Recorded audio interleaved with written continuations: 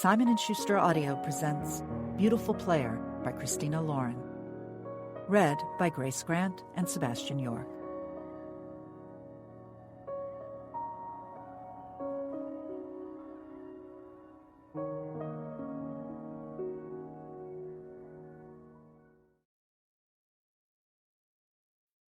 Prologue. We were in the ugliest apartment in all of Manhattan. And it wasn't just that my brain was especially programmed away from art appreciation. Objectively, these paintings were all hideous. A hairy leg growing from a flower stem, a mouth with spaghetti pouring out. Beside me, my oldest brother and my father hummed thoughtfully, nodding as if they understood what they were seeing. I was the one who kept us moving forward. It seemed to be the unspoken protocol that party guests should make the circuit, admire the art, and only then feel free to enjoy the appetizers being carried on trays around the room. But at the very end, above the massive fireplace and between two garish candelabras, was a painting of a double helix, the structure of the DNA molecule, and printed across the entire canvas was a quote from Tim Burton. "We all know interspecies romance is weird." Thrilled, I laughed, turned to Jensen and Dad. "Okay, that one is good." Jensen sighed. "You would like that." I glanced to the painting and back to my brother. "Why?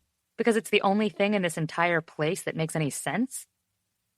He looked at Dad and something passed between them, some permission granted from father to son.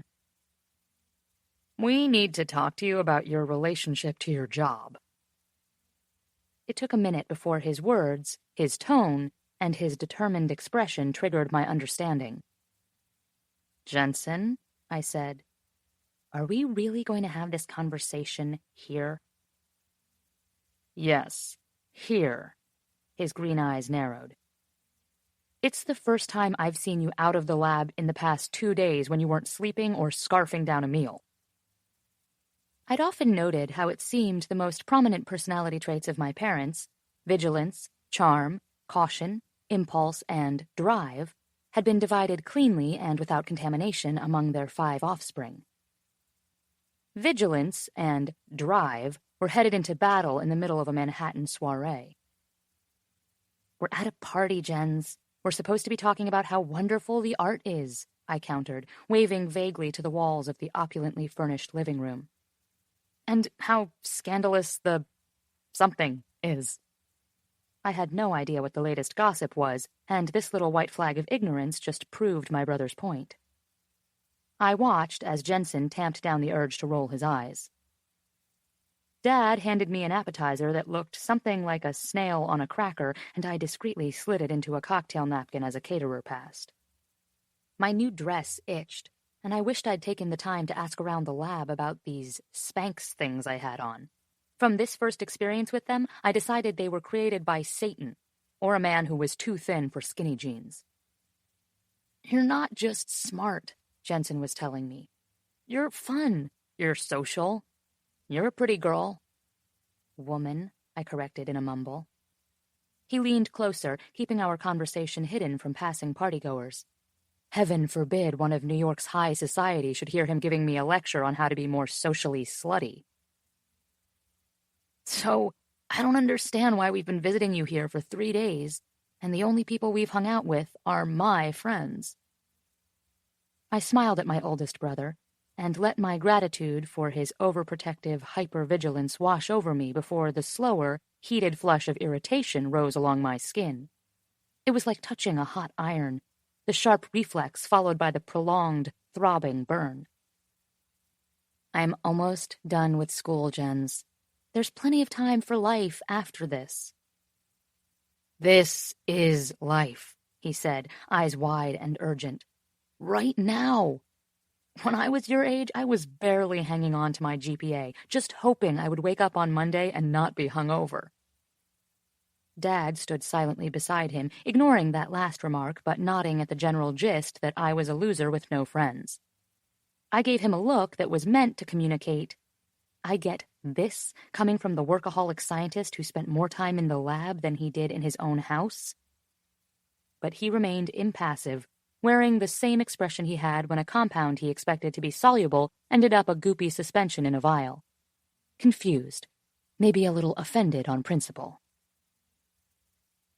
Dad had given me drive, but he always assumed Mom had given me even a little charm, too. Maybe because I was female, or maybe because he thought each generation should improve upon the actions of the one before. I was meant to do the whole career-life balance better than he had.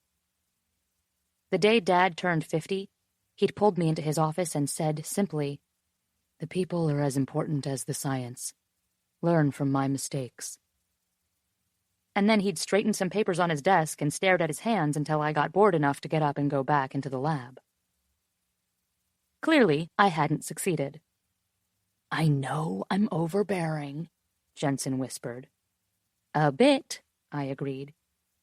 "And I know I meddle." I gave him a knowing look, whispering, "You're my own personal Athena Polias." "Except I'm not Greek and I have a penis." I try to forget about that. Jensen sighed, and finally, Dad seemed to get that this was meant to be a two-man job. They'd both come down to visit me. And although it had seemed a strange combination for a random visit in February, I hadn't given it much thought until now. Dad put his arm around me, squeezing. His arms were long and thin, but he'd always had the vice-like grip of a man much stronger than he looked. "Ziggs, you're a good kid." I smiled at Dad's version of an elaborate pep talk. "Thanks," Jensen added. "You know we love you." "I love you too, mostly." "But consider this an intervention. You're addicted to work. You're addicted to whatever fast track you think you need your career to follow. Maybe I always take over and micromanage your life. Maybe," I cut in, "you dictated everything from when Mom and Dad took the training wheels off my bike to when my curfew could be extended past sunset. And you didn't even live at home anymore, Jens. I was 16. He stilled me with a look. "I swear I'm not going to tell you what to do, just..."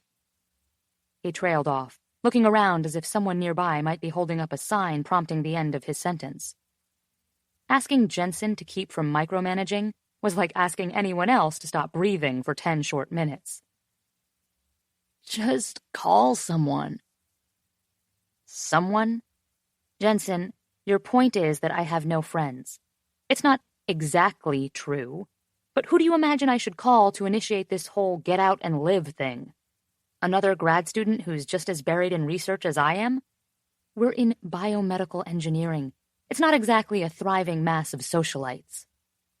He closed his eyes, staring up at the ceiling before something seemed to occur to him. His eyebrows rose when he looked back to me, hope filling his eyes with an irresistible brotherly tenderness. "What about Will?"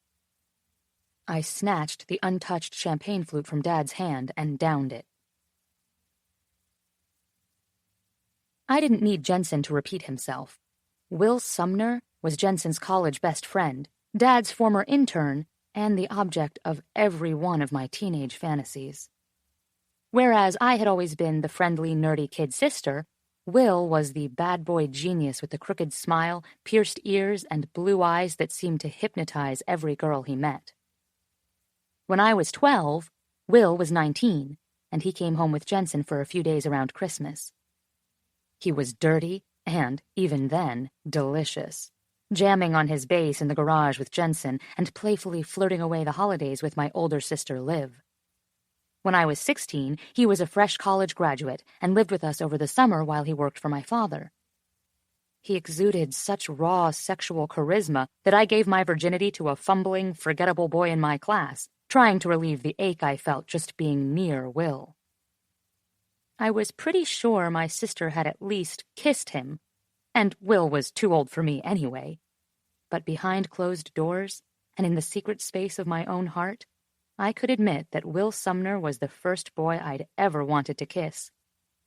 And the first boy who eventually drove me to slip my hand under the sheets, thinking of him in the darkness of my own room.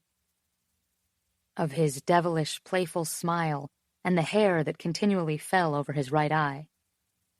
Of his smooth, muscled forearms and tan skin. Of his long fingers and even the little scar on his chin. When the boys my age all sounded the same, Will's voice was deep and quiet. His eyes were patient and knowing. His hands weren't ever restless and fidgety. They were usually resting deep in his pockets. He licked his lips when he looked at girls, and he made quiet, confident comments about breasts and legs and tongues. I blinked, looking up at Jensen. I wasn't 16 anymore. I was 24, and Will was 31.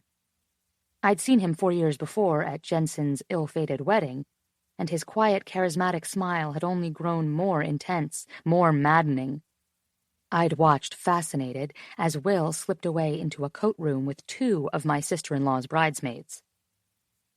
"Call him," Jensen urged now, pulling me from my memories. "He has a good balance of work and life. He's local. He's a good guy. Just get out some, okay? He'll take care of you." I tried to quell the hum vibrating all along my skin when my oldest brother said this. I wasn't sure how I wanted Will to take care of me. Did I want him to just be my brother's friend, helping me find more balance? Or did I want to get a grown-up look at the object of my filthiest fantasies?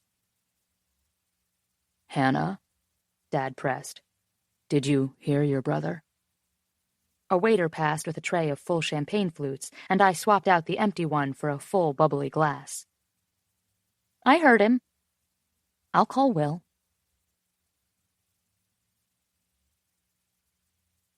Chapter 1. 1 ring, 2. I stopped pacing long enough to pull back the curtain and peek out the window, frowning up at the sky. It was still dark out, but I reasoned it was bluer than black and starting to smudge pink and purple along the horizon. Technically, morning. It was 3 days after Jensen's lecture, and, fittingly, my 3rd attempt to call Will. But even though I had no idea what I would say, what my brother even expected me to say, the more I thought about it, the more I realized Jens had been right. I was almost always at the lab, and when I wasn't, I was home sleeping or eating. Choosing to live alone in my parents' Manhattan apartment instead of somewhere closer to my peers in Brooklyn and Queens didn't exactly help my social options. The contents of my refrigerator consisted of the odd vegetable, questionable takeout, and frozen dinners. My entire life to this point had revolved around finishing school and launching into the perfect research career. It was sobering to realize how little I had outside of that. Apparently, my family had noticed, and, for some reason, Jensen seemed to think the solution to saving me from impending spinsterdom was Will. I was less confident. Much less. Our shared history was admittedly scant, and it was entirely possible he wouldn't remember me very well. I was the kid's sister. Scenery. A backdrop to his many adventures with Jensen and his brief fling with my sister. And now I was calling him to... what? Take me out? Play some board games? Teach me how to... I couldn't even finish that thought. I debated hanging up. I debated climbing back into bed and telling my brother he could kiss my ass and find a new improvement project. But, halfway through the 4th ring, and with the phone clenched so tightly in my hand I'd probably still feel it tomorrow, Will picked up. "Hello?" His voice was exactly how I remembered, thick and rich, but even deeper. "Hello?" he asked again. "Will?" He inhaled sharply, and I heard a smile curl through his voice when he said my nickname. "Ziggy?" I laughed. Of course he'd remember me that way. Only my family called me that anymore. No one really knew what the name meant. It was a lot of power to give then 2-year-old Eric nicknaming the new baby sister, but it had stuck. "Yeah, it's Ziggy. How did you—" "I heard from Jensen yesterday. he explained. He told me all about his visit and the verbal ass-kicking he gave you. He mentioned you might call. Well, here I am, I said lamely. There was a groan and the whispering rustle of sheets. I absolutely did not try to imagine what degree of naked was on the other end of the line. But the butterflies in my stomach flew into my throat when I registered he sounded tired because he'd been asleep. Okay, so maybe it wasn't technically morning yet. I chanced another look outside. I didn't wake you, did I? I hadn't even looked at my clock, and now I was afraid to. It's fine. My alarm was about to go off in... He paused, yawning. An hour. I bit back a groan of mortification. Sorry, I was a little... anxious. No, it's fine. I can't believe I forgot you lived in the city now. Here you've holed up over at P&S, pipetting in a safety hood for the past 3 years. My stomach flipped slightly at the way his deep voice grew husky with his playful scolding. You sound like you're on Jensen's side. His tone softened. He's just worried about you. As your big brother, it's his favorite job. So I've heard. I returned to pacing the length of the room, needing to do something to contain this nervous energy. I should have called sooner. So should I. He shifted and seemed to sit up. I heard him groan again as he stretched, and closed my eyes at the sound. It sounded exactly, precisely, and distractingly like sex. Breathe through your nose, Hanna. Stay calm. Do you want to do something today? I blurted. So much for calm. He hesitated, and I could have smacked myself for not considering that he'd already have plans, like work, and after work maybe a date with a girlfriend, or a wife. Suddenly I was straining to hear every sound that pushed through the crackling silence. After an eternity, he asked, What did you have in mind? Loaded question. Dinner? Will paused for several painful beats. I have a thing, a late meeting. What about tomorrow? Lab. I already scheduled an 18-hour time point with these cells that are really slow-growing, and I will legitimately stab myself with a sharp tool if I mess this up and have to start over. 18 hours? That's a long day, Ziggs. I know. He hummed before asking, What time do you need to go in this morning? Later, I said, glancing at the clock with a wince. It was only 6. Maybe around 9 or 10? Do you want to join me at the park for a run? You run? I asked. On purpose? Yes, he said, outright laughing now. Not the I'm being chased running, but the I'm exercising running. I squeezed my eyes closed, feeling the familiar itch to follow this through, like a challenge, a damn assignment. Stupid Jensen. When? About 30 minutes. I glanced out the window again. It was barely light out. There was snow on the ground. Change, I reminded myself. And with that, I closed my eyes and said, Text me directions. I'll meet you there. It was cold. Ass-freezing cold would be a more accurate description. I reread Will's text, telling me to meet him near the engineer's gate at 5th and 90th in Central Park, and paced back and forth, trying to stay warm. The morning air burned my face and seeped through the fabric of my pants. I wished I'd brought a hat. I wished I'd remembered it was February in New York and only crazy people went to the park in February in New York. I couldn't feel my fingers, and I was legitimately worried the cold air combined with the wind chill might cause my ears to fall off. There were only a handful of people nearby, overachieving fitness types, and a young couple huddled together on a bench beneath a giant spindly tree, each clasping to-go cups of something that looked warm and delicious. A flock of gray birds pecked at the ground, and the sun was just making an appearance over the skyscrapers in the distance. I'd hovered on the edge between socially appropriate and rambling geek most of my life, so of course I'd felt out of my element before. When I got that research award in front of thousands of parents and students at MIT, almost any time I went shopping for myself, and, most memorably, when Ethan Kingman wanted me to go down on him in the 11th grade and I had absolutely no idea how I was supposed to do so and breathe at the same time. And now, watching the sky brighten with each passing minute, I would have gratefully escaped to any one of those memories to get out of doing this. It wasn't that I didn't want to go running. Actually, yes, that was a lot of it. I didn't want to go running. I wasn't even sure I knew how to run for sport. But I wasn't dreading seeing Will. I was just nervous. I remembered the way he'd been. There was always something slow and hypnotic about his attention. Something about him that exuded sex. I'd never had to interact with him one-on-one before, and I worried that I simply lacked the composure to handle it.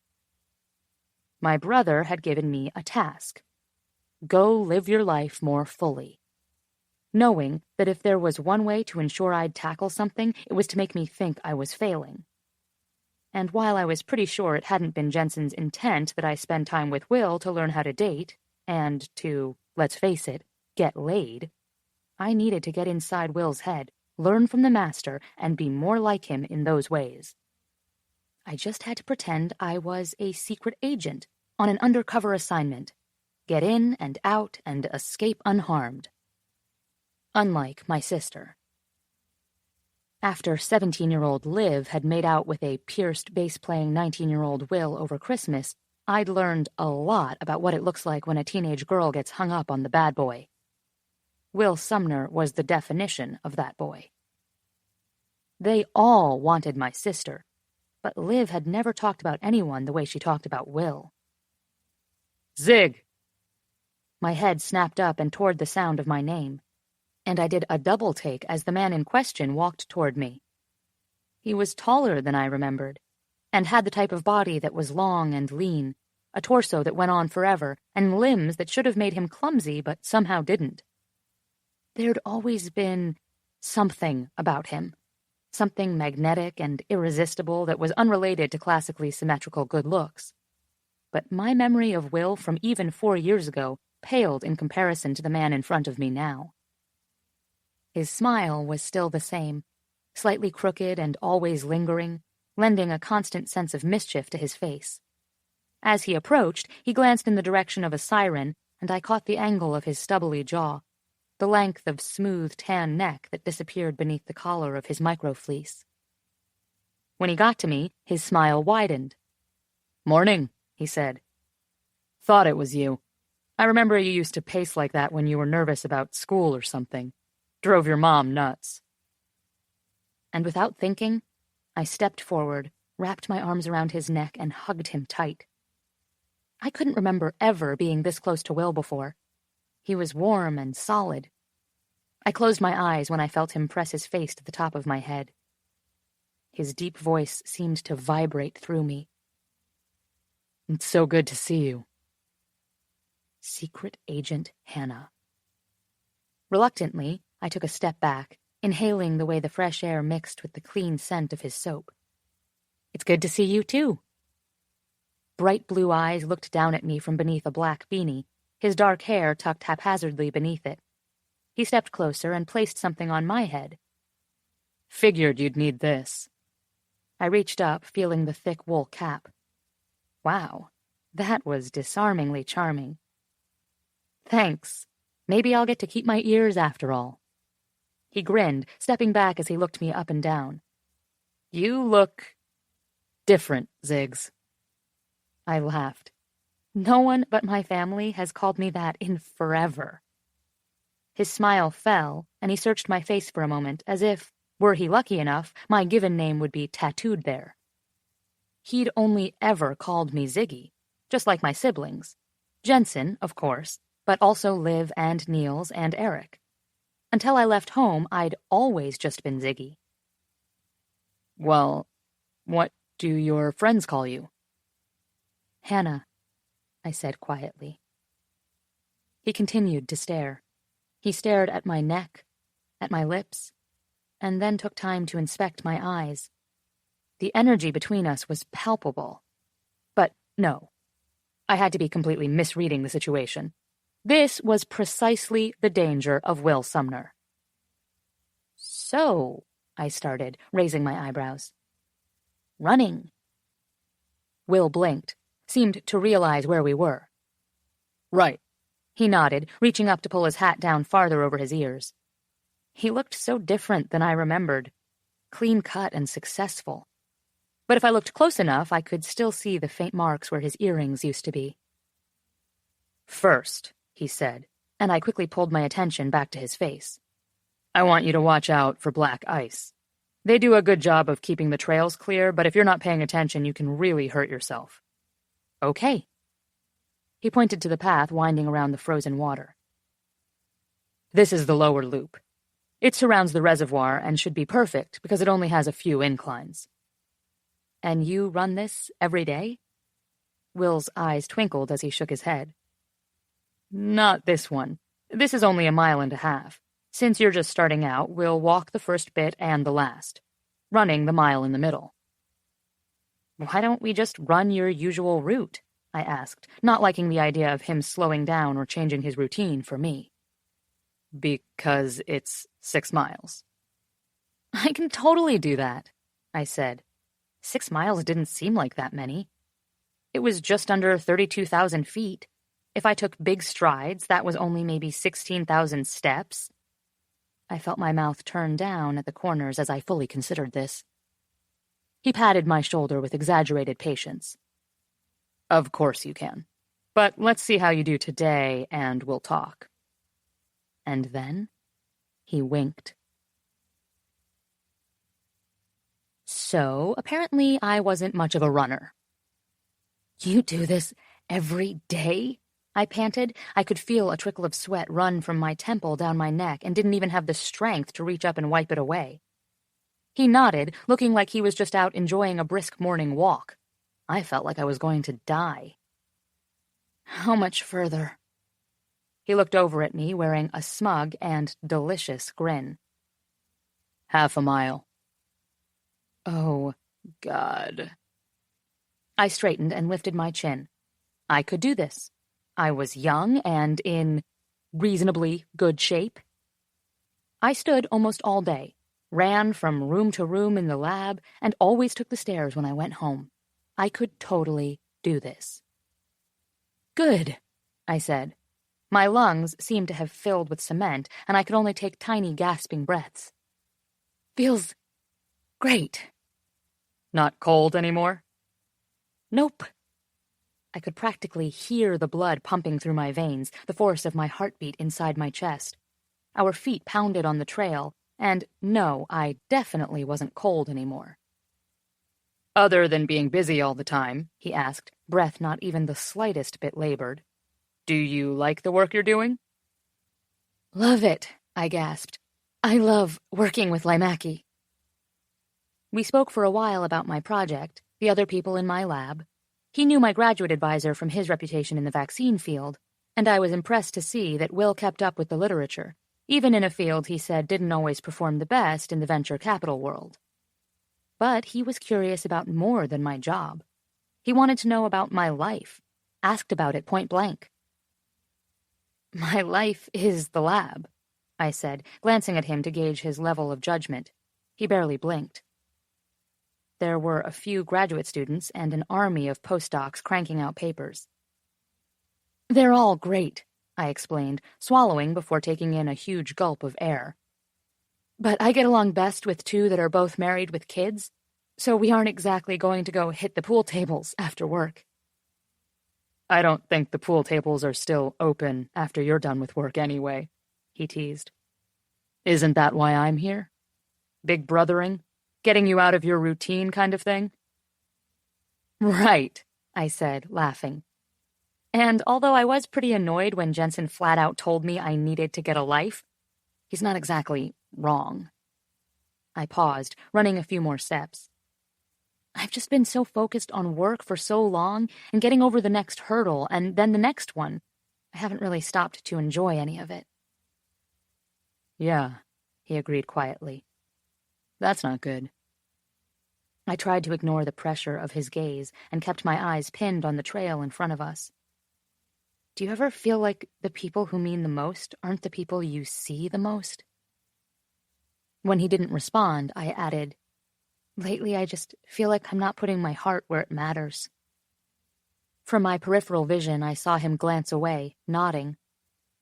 It took forever for him to reply, but when he did, he said, Yeah, I get that. A moment later, I looked over at the sound of Will laughing. It was deep, and the sound vibrated through my skin and into my bones. What are you doing? He asked.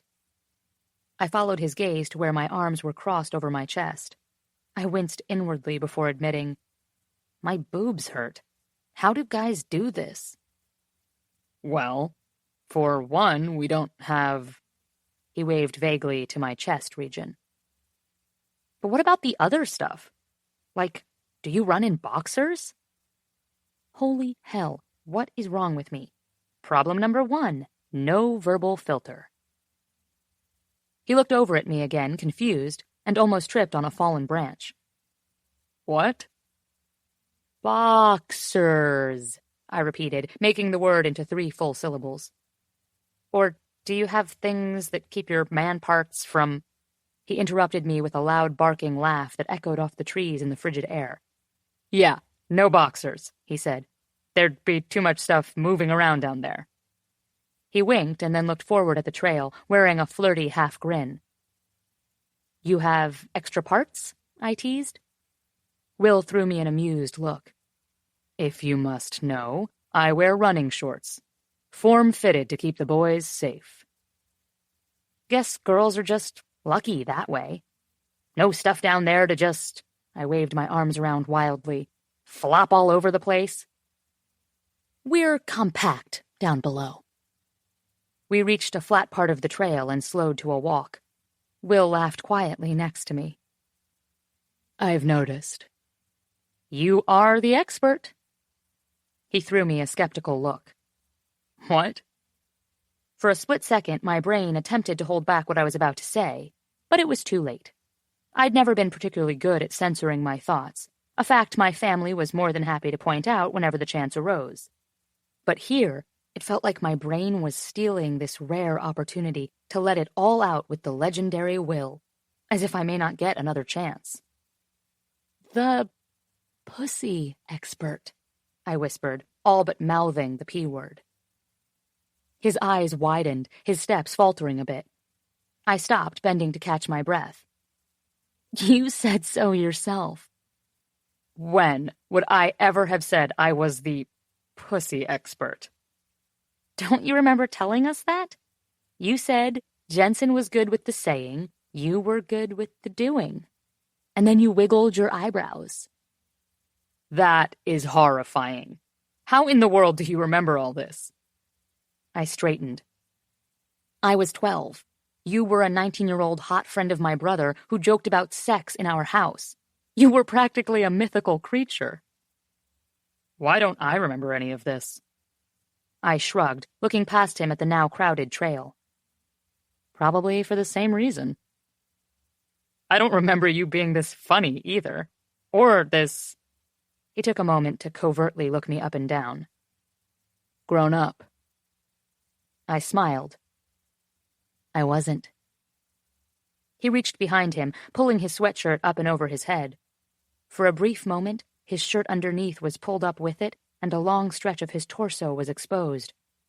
I experienced a full body clench at the sight of his flat stomach and the dark hair that trailed from his navel down into his shorts. His running pants hung low enough for me to see the carved lines of his hips, the enticing suggestion of man parts, and man legs, and... Holy crap, Will Sumner's body was unreal. When he tugged the hem of his shirt back down, he broke my trance, and I looked up to take in the rest of him, arms now bare below the short sleeves of his shirt. He scratched his neck, oblivious to the way my eyes moved over his forearm. I had a lot of memories of Will from the summer he'd lived with us while working for Dad. Sitting on the couch with him and Jensen while we watched a movie, passing him in the hallway at night wearing nothing more than a towel around his hips, inhaling dinner at the kitchen table after a long day at the lab. But only from the evil influence of dark magic could I have forgotten about the tattoos. Seeing them now, I could remember a bluebird near his shoulder, a mountain and the roots of a tree wrapped up in vines on his bicep. But some of these were new. Swirls of ink formed a double helix down the center of one forearm. The etching of a phonograph peeked out from beneath his sleeve on the other. Will had grown quiet, and I looked up to find him smirking at me. "Sorry," I mumbled, smiling sheepishly. "You have new ones." His tongue darted out to lick his lips, and we turned to start walking again. "Don't be sorry. I wouldn't have them if I didn't want people to look." "And it's not weird? With the business job and everything?" Shrugging, he murmured, "Long sleeves, suit jackets. Most people don't know they're there." The problem with what he said was it didn't make me think about the most people who remained ignorant to his tattoos. It made me wonder about the ones who knew each and every line of ink on his skin. The danger of Will Sumner, I reminded myself. Everything he says sounds filthy, and now you're thinking of him naked. Again. I blinked away, searching for a new topic. "So what about your life?" He eyed me, wary. "What do you want to know?" "Do you like your job?" "Most days." I acknowledged this with a smile. "Do you get to see your family often? Your mom and sisters are in Washington, right?" I remembered that Will had two much older sisters who both lived close to their mother. "Oregon," he corrected. "And, yes, a couple of times a year." "Are you dating anyone?" I blurted. He furrowed his brows as if he hadn't quite understood what I'd asked. After a moment, he answered, "No." His adorably confused reaction helped me forget how inappropriate my question had been. "Did you have to really think about it?" "No, smartass. And no, there is no one I would introduce to you by saying, 'Hey, Ziggy, this is so-and-so, my girlfriend.'" I hummed, studying him. What a very specific evasion. He pulled his hat from his head, running his fingers through his hair.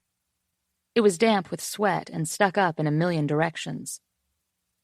"No one woman has caught your eye?" "A few have." He turned his eyes on me, refusing to shrink from my interrogation. I remembered this about Will. He never felt the need to explain himself, but he didn't shy away from questions either.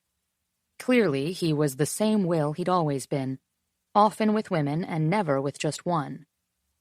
I blinked down, looking at his chest as it widened and retracted with his slowly steadying breaths, at his muscular shoulders leading to a smooth tan neck. His lips parted slightly and his tongue peeked out to wet them again. Will's jaw was carved and covered in dark stubble. I had a sudden and overwhelming urge to feel it on my thighs. My eyes dropped to his toned arms. The large hands relaxed at his sides. Holy shit, what those fingers probably knew how to do. His flat stomach, and the front of his running pants that told me Will Sumner had plenty going on below the belt. Good sweet baby Jesus, I wanted to bang the smirk off this man. Silence ticked between us, and awareness trickled in. I wasn't living behind a damn two-way mirror, and I'd never had a poker face. Will could probably read every single thought I'd just had.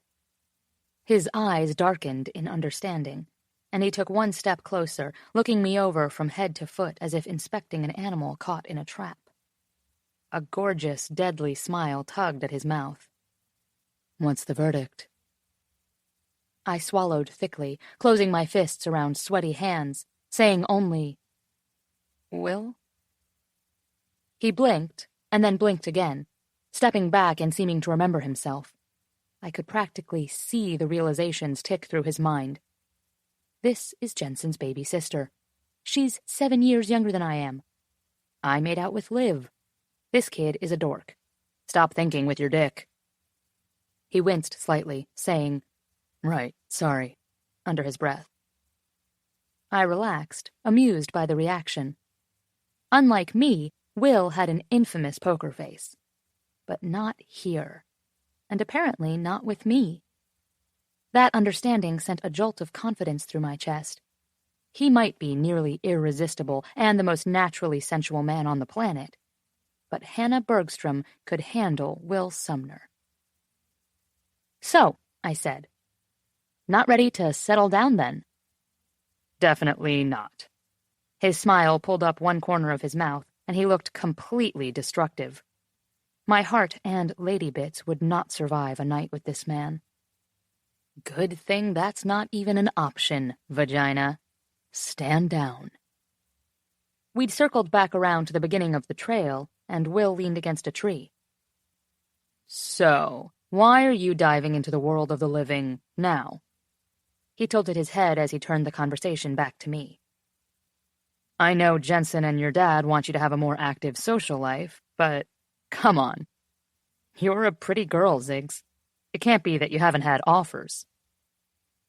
I bit my lip for a second, amused that, of course, Will would assume that for me this was about getting laid. The truth was, he wasn't entirely wrong. And there was no judgment in his expression, no weird distance around such a personal topic. It's not that I haven't dated. It's that I haven't dated well, I said, remembering my most recent, completely bland encounter. I know it might be hard to tell behind all this smooth charm, but I'm not very good in those kinds of situations. Jensen's told me stories. You managed to get through your doctorate with top honors and what sounds like a whole lot of fun. Here I am, in a lab with people who seem to consider social awkwardness a field of study. Not really that many jumping in the boat, if you know what I mean. You're young, Ziggs. Why are you worrying about this now? I'm not worried about it, but I'm 24. I have functioning body parts, and my mind tends to go to interesting places. I just want to explore.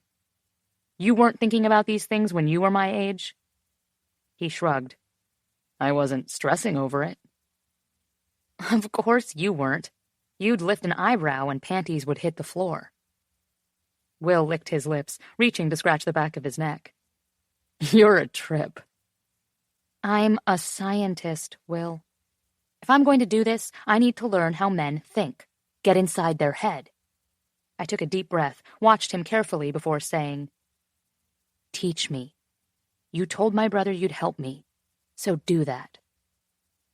Pretty sure he didn't mean, hey, show my kid sister the city, make sure she isn't paying too much for rent, and by the way, help her get laid. His dark brows pulled together as something seemed to occur to him. Are you asking me to set you up with a friend? No. God. I wasn't sure whether I wanted to laugh or crawl into a hole and hide for the rest of forever. Despite his DEFCON 5 degree of hotness, what I needed was for him to help me bang the smirk off other men. Maybe then I'd be properly de-geeked and socialized. I want your help to learn...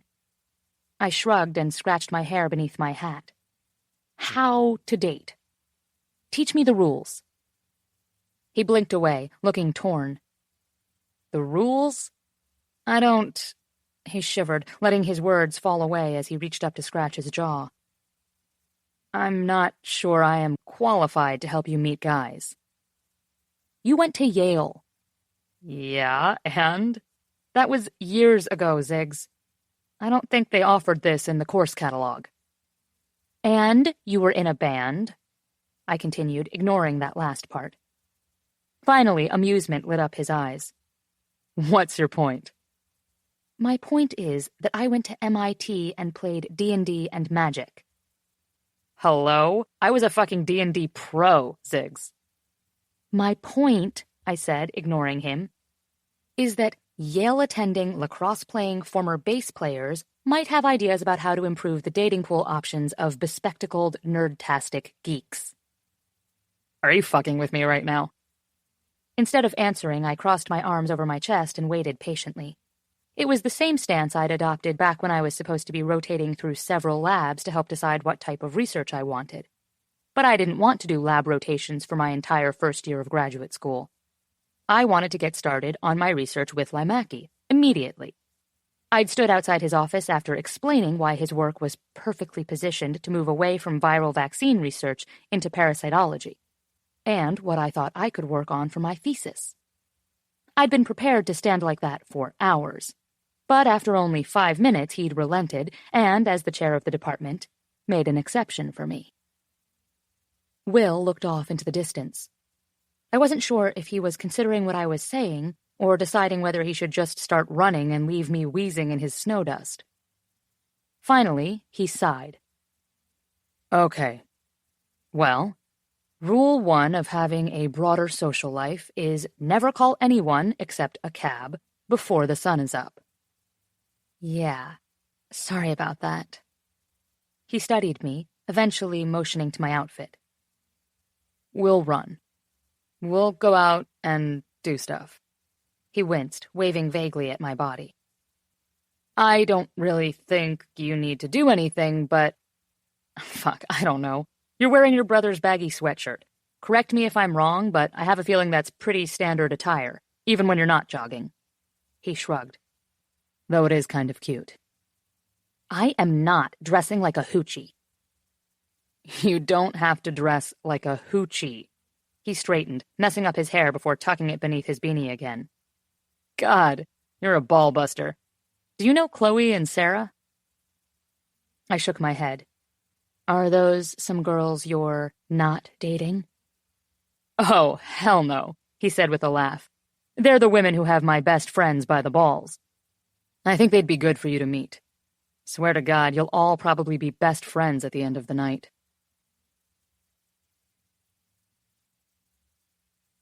Chapter 2. So wait, Max said, pulling out his chair to sit down. Is this Jensen's sister you shagged?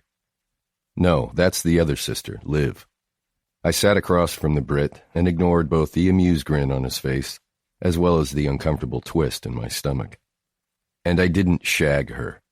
We just hooked up a little. The youngest sister is Ziggy. She was only a kid that first time I went home with Jensen for Christmas. I still can't believe he took you home for Christmas and you made out with his sister in the backyard. I'd kick your ass. He reconsidered, scratching his chin. Fuck that. I wouldn't have given a shit. I looked at Max, felt a small grin pull at my mouth. Liv wasn't there when I came back a few years later for the summer. I behaved myself the second time around. All around us glasses clinked and conversation carried on in a quiet murmur. Tuesday lunch at Les Bernardins had become a routine for our group in the past 6 months. Max and I were usually the last ones to the table, but apparently the others had been held up in a meeting. I suspect you won an award for that, Max said, studying his menu before closing it with a snap. Truthfully, I'm not sure why he even bothered to open it in the first place. He always got the caviar for his first course and the monkfish for the main course. I'd recently surmised that Max kept all of his spontaneity for his life with Sarah. With food and work, he was a quiet creature of habit. You just forget what you were like before Sarah, I said. Stop acting like you lived in a monastery. He acknowledged this with a wink and his big, easy smile. So, tell me about this little sis. She's the youngest of the 5 Bergstrom kids and in grad school here at Columbia. Ziggy's always been this ridiculous brain. Finished undergrad in 3 years and now works in the Limaki lab, the one who does the vaccine work. Max shook his head and shrugged as if to say, "The fuck are you talking about?" I continued. It's a very high-profile operation over at the med school. Anyway, last weekend in Vegas, when you were off chasing your pussy to the blackjack tables, Jensen texted to let me know he was coming to visit her. I guess he gave her a come to Jesus about not living among the test tubes and beakers for the rest of her life. The waiter came back to fill our water glasses, and we explained that we were waiting on a few more people to join the table. Max looked back to me. So you have plans to see her again, yeah? Yeah. I'm sure we'll go out and do something this weekend. I think we'll run together again. I didn't miss the way his eyes widened. Letting someone in your private little running headspace? That seems like it would be more intimate than sex to you, William. I waved him off. Whatever. So it was fun then, catching up with the little sis and all. It had been fun. It hadn't been wild or even anything all that special. We'd gone for a run, of all things. But I still felt a little shaken by how unexpected she had been. I'd gone in thinking there had to be a reason for her isolation, other than her long work hours. I'd expected she would be awkward, or hideous, or the poster child for inappropriate social behavior. But she'd been none of those things, and she definitely didn't seem anything like someone's little sister. She was naive and a bit unfiltered at times, but really she was simply hard-working and had found herself trapped in a set of habits she didn't enjoy anymore. I could relate. I'd first met the Bergstroms over Christmas, my sophomore year in college. I hadn't been able to afford to fly home that year, and Jensen's mother had such a fit at the idea of me staying alone in the dorms that she drove down from Boston 2 days before Christmas to pick me up and bring me home for the holidays. The family was as loving and loud as one would expect, with 5 kids spaced almost exactly 2 years apart. True to form for that stage in my life, I'd thank them by secretly fooling around with their oldest daughter in the shed out back. A few years later, I'd interned for Johann and lived at the Bergstrom house. Most of the other kids had moved out or stayed near college for the summer, so it was just me and Jensen and the youngest daughter, Ziggy. Theirs had come to feel like a second home to me. Still, even though I'd lived near her for 3 months and had seen her a few years ago at Jensen's wedding, when she'd called yesterday, it had been hard to even remember her face. But when I saw her at the park, more memories than I realized I'd had came flooding in. Ziggy at 12, her freckled nose hidden behind books. She'd offer only the occasional shy smile across the dinner table, but otherwise avoided contact with me. I'd been 19 and nearly oblivious anyway. And I remembered Ziggy at 16, all legs and elbows, her tangled hair cascading down her back. She spent her afternoons wearing cut-off shorts and tank tops, reading on a blanket in the backyard, while I worked with her father. I'd checked her out, like I'd checked out every female at the time, as if I were scanning and cataloging body parts. The girl was curvy, but quiet, and obviously naive enough about the art of flirting to earn my scornful disinterest. At the time, my life had been full of curiosity and kink, younger and older women who were willing to try anything once. But this afternoon, it felt as though a bomb had gone off in my head. Seeing her face was, strangely, like being home again, but also like meeting a beautiful girl for the first time. She didn't look anything like Liv or Jensen, who were tow-headed and gangly, almost carbon copies of one another. Ziggy looked like her father, for better or worse. She had the paradoxical combination of her father's long limbs and her mother's curves. She inherited Johann's gray eyes, light brown hair, and freckles, but her mother's wide-open smile. I'd hesitated when she stepped forward, wrapped her arms around my neck, and squeezed. It was a comfortable hug, bordering on intimate. Other than Chloe and Sarah, I didn't have a lot of females in my life who were strictly friends. When I hugged a woman like that, close and pressing, there was generally some sexual element. Ziggy had always been the kid sister, but there in my arms it fully registered that she wasn't a kid anymore. She was a 20-something woman with her warm hands on my neck and her body flush to mine. She smelled like shampoo and coffee. She smelled like a woman, and beneath the bulk of her sweatshirt and pathetically thin jacket, I could feel the shape of her breasts press against my chest. When she stepped back and looked me over, I'd immediately liked her. She hadn't dressed up, hadn't put on makeup or expensive workout gear. She wore her brother's Yale sweatshirt, black pants that were too short, and shoes that definitely looked like they'd seen better days. She wasn't trying to impress me. She just wanted to see me. "She's so sheltered, man," Jensen had said when he'd called a little over a week ago. "I feel like I let her down by not anticipating she had Dad's work obsession genes. We're going down to visit her. I don't even know what to do." I blinked back into awareness when Sarah and Bennett approached the table. Max stood to greet them, and I looked away as he leaned over to kiss Sarah just beneath her ear, whispering, "You look beautiful, Petal." "Are we waiting on Chloe?" I asked, once everyone was seated. Bennett spoke from behind his menu. "She's in Boston until Friday." "Well, thank fuck," Max said, "because I'm starving, and that woman takes forever to decide what she wants." Bennett laughed quietly, sliding his menu back on the table. I was relieved, too, not because I was hungry, but because I was fine occasionally having a break from the role of fifth wheel. My 4 coupled-up friends were 2 steps away from smug and had long ago skipped past overly invested in Will's dating life. They were convinced that I was 2 breaths away from having my heart ripped out by the woman of my dreams and were eager for the show. And, only increasing this obsession, upon returning from Vegas last week, I'd made the mistake of casually mentioning that I was feeling detached from my 2 regular lovers, Kitty and Christy. Both women were happy to meet regularly for no-strings fucking, and didn't seem to mind the existence of the other, or the occasional new fling I might have. But lately, I felt like I was just going through the motions. Undress, touch, fuck, orgasm, maybe some pillow talk, a kiss goodnight, and then I was gone, or they were. Had it all become too easy? Or was I finally getting tired of just sex? Sex? And why the fuck was I thinking about all of this again now? I sat up, scrubbed my face with my hands. Nothing in my life had changed in a day.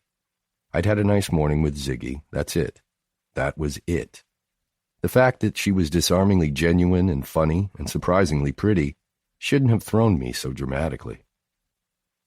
"So what were we discussing?" Bennett asked, thanking the waiter when he'd slid a gimlet on the table in front of him. "We were discussing Will's reunion with an old friend this morning," Max said, and then added in a stage whisper, "A lady friend." Sarah laughed. "Will saw a woman this morning? Why is this news?" Bennett held up his hand. "Wait, isn't tonight, Kitty? And you had another date this morning?" He sipped his gimlet, eyeing me. In fact, Kitty was the exact reason I'd suggested to Hanna that we meet up this morning instead of tonight. Kitty was my late meeting.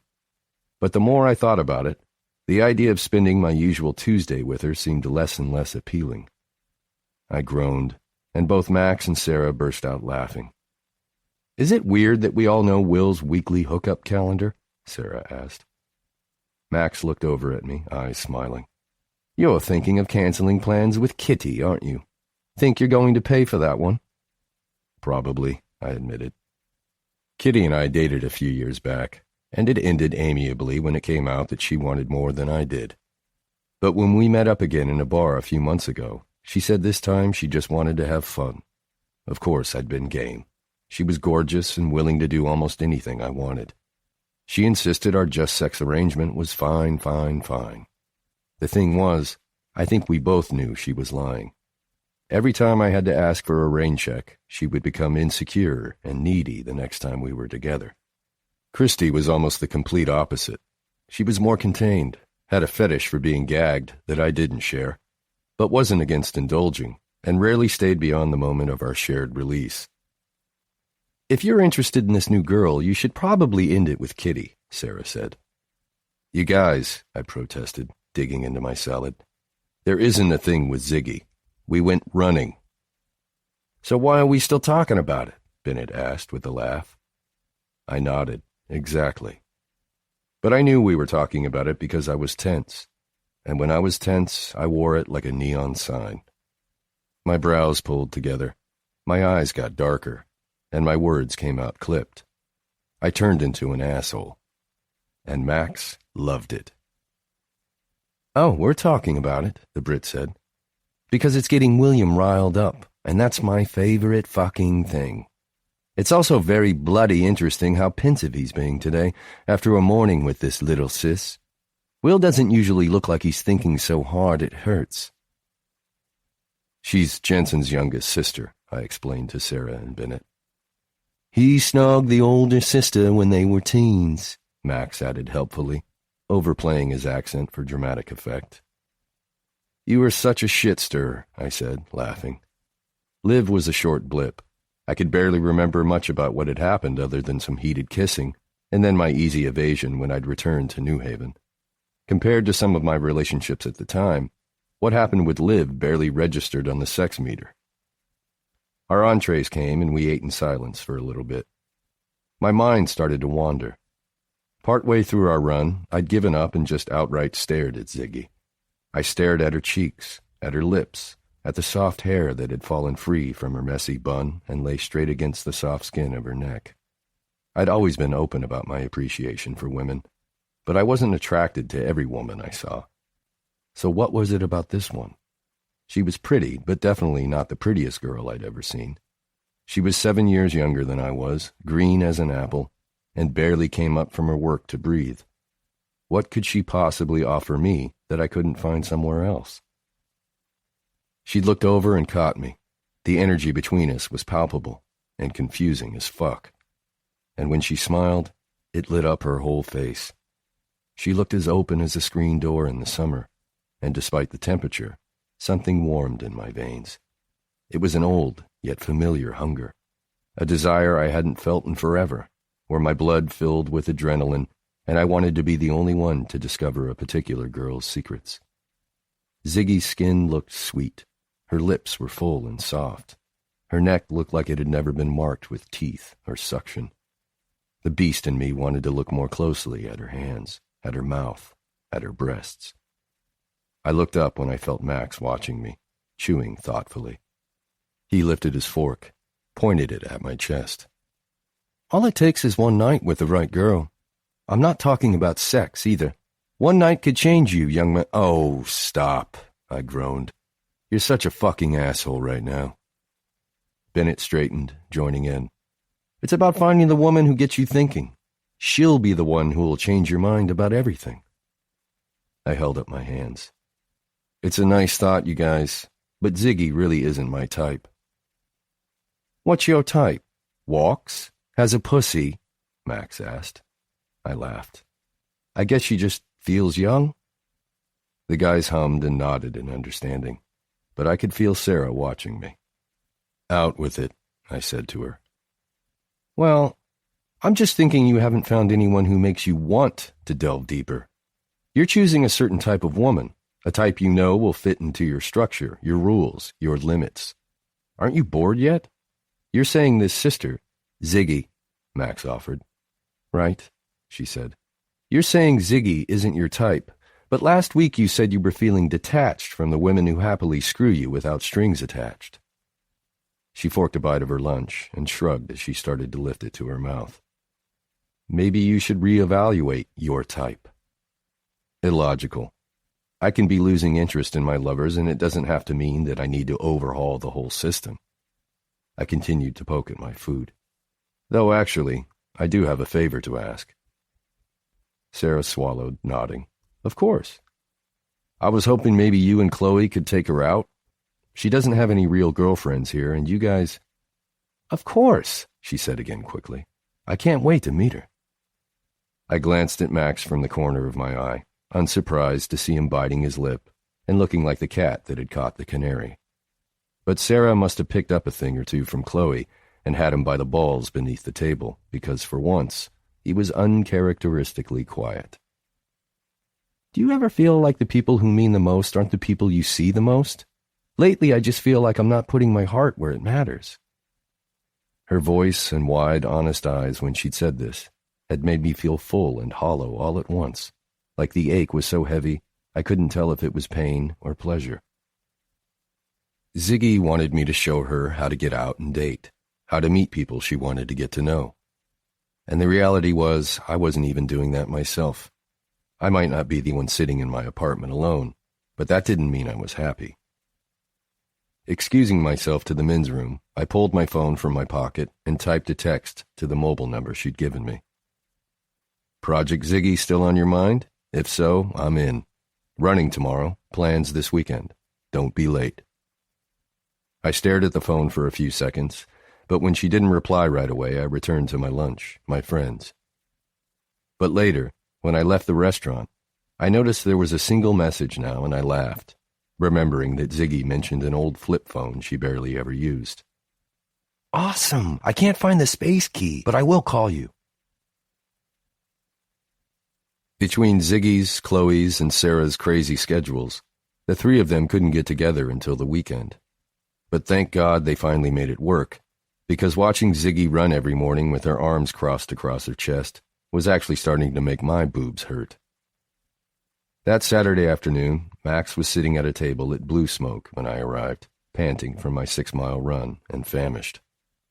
As always seemed to happen with this group, a plan was formed without any of my help, so I woke to a text from Chloe that I was supposed to have Ziggy meet them for breakfast and shopping, meaning I'd be running by myself for the first time in days.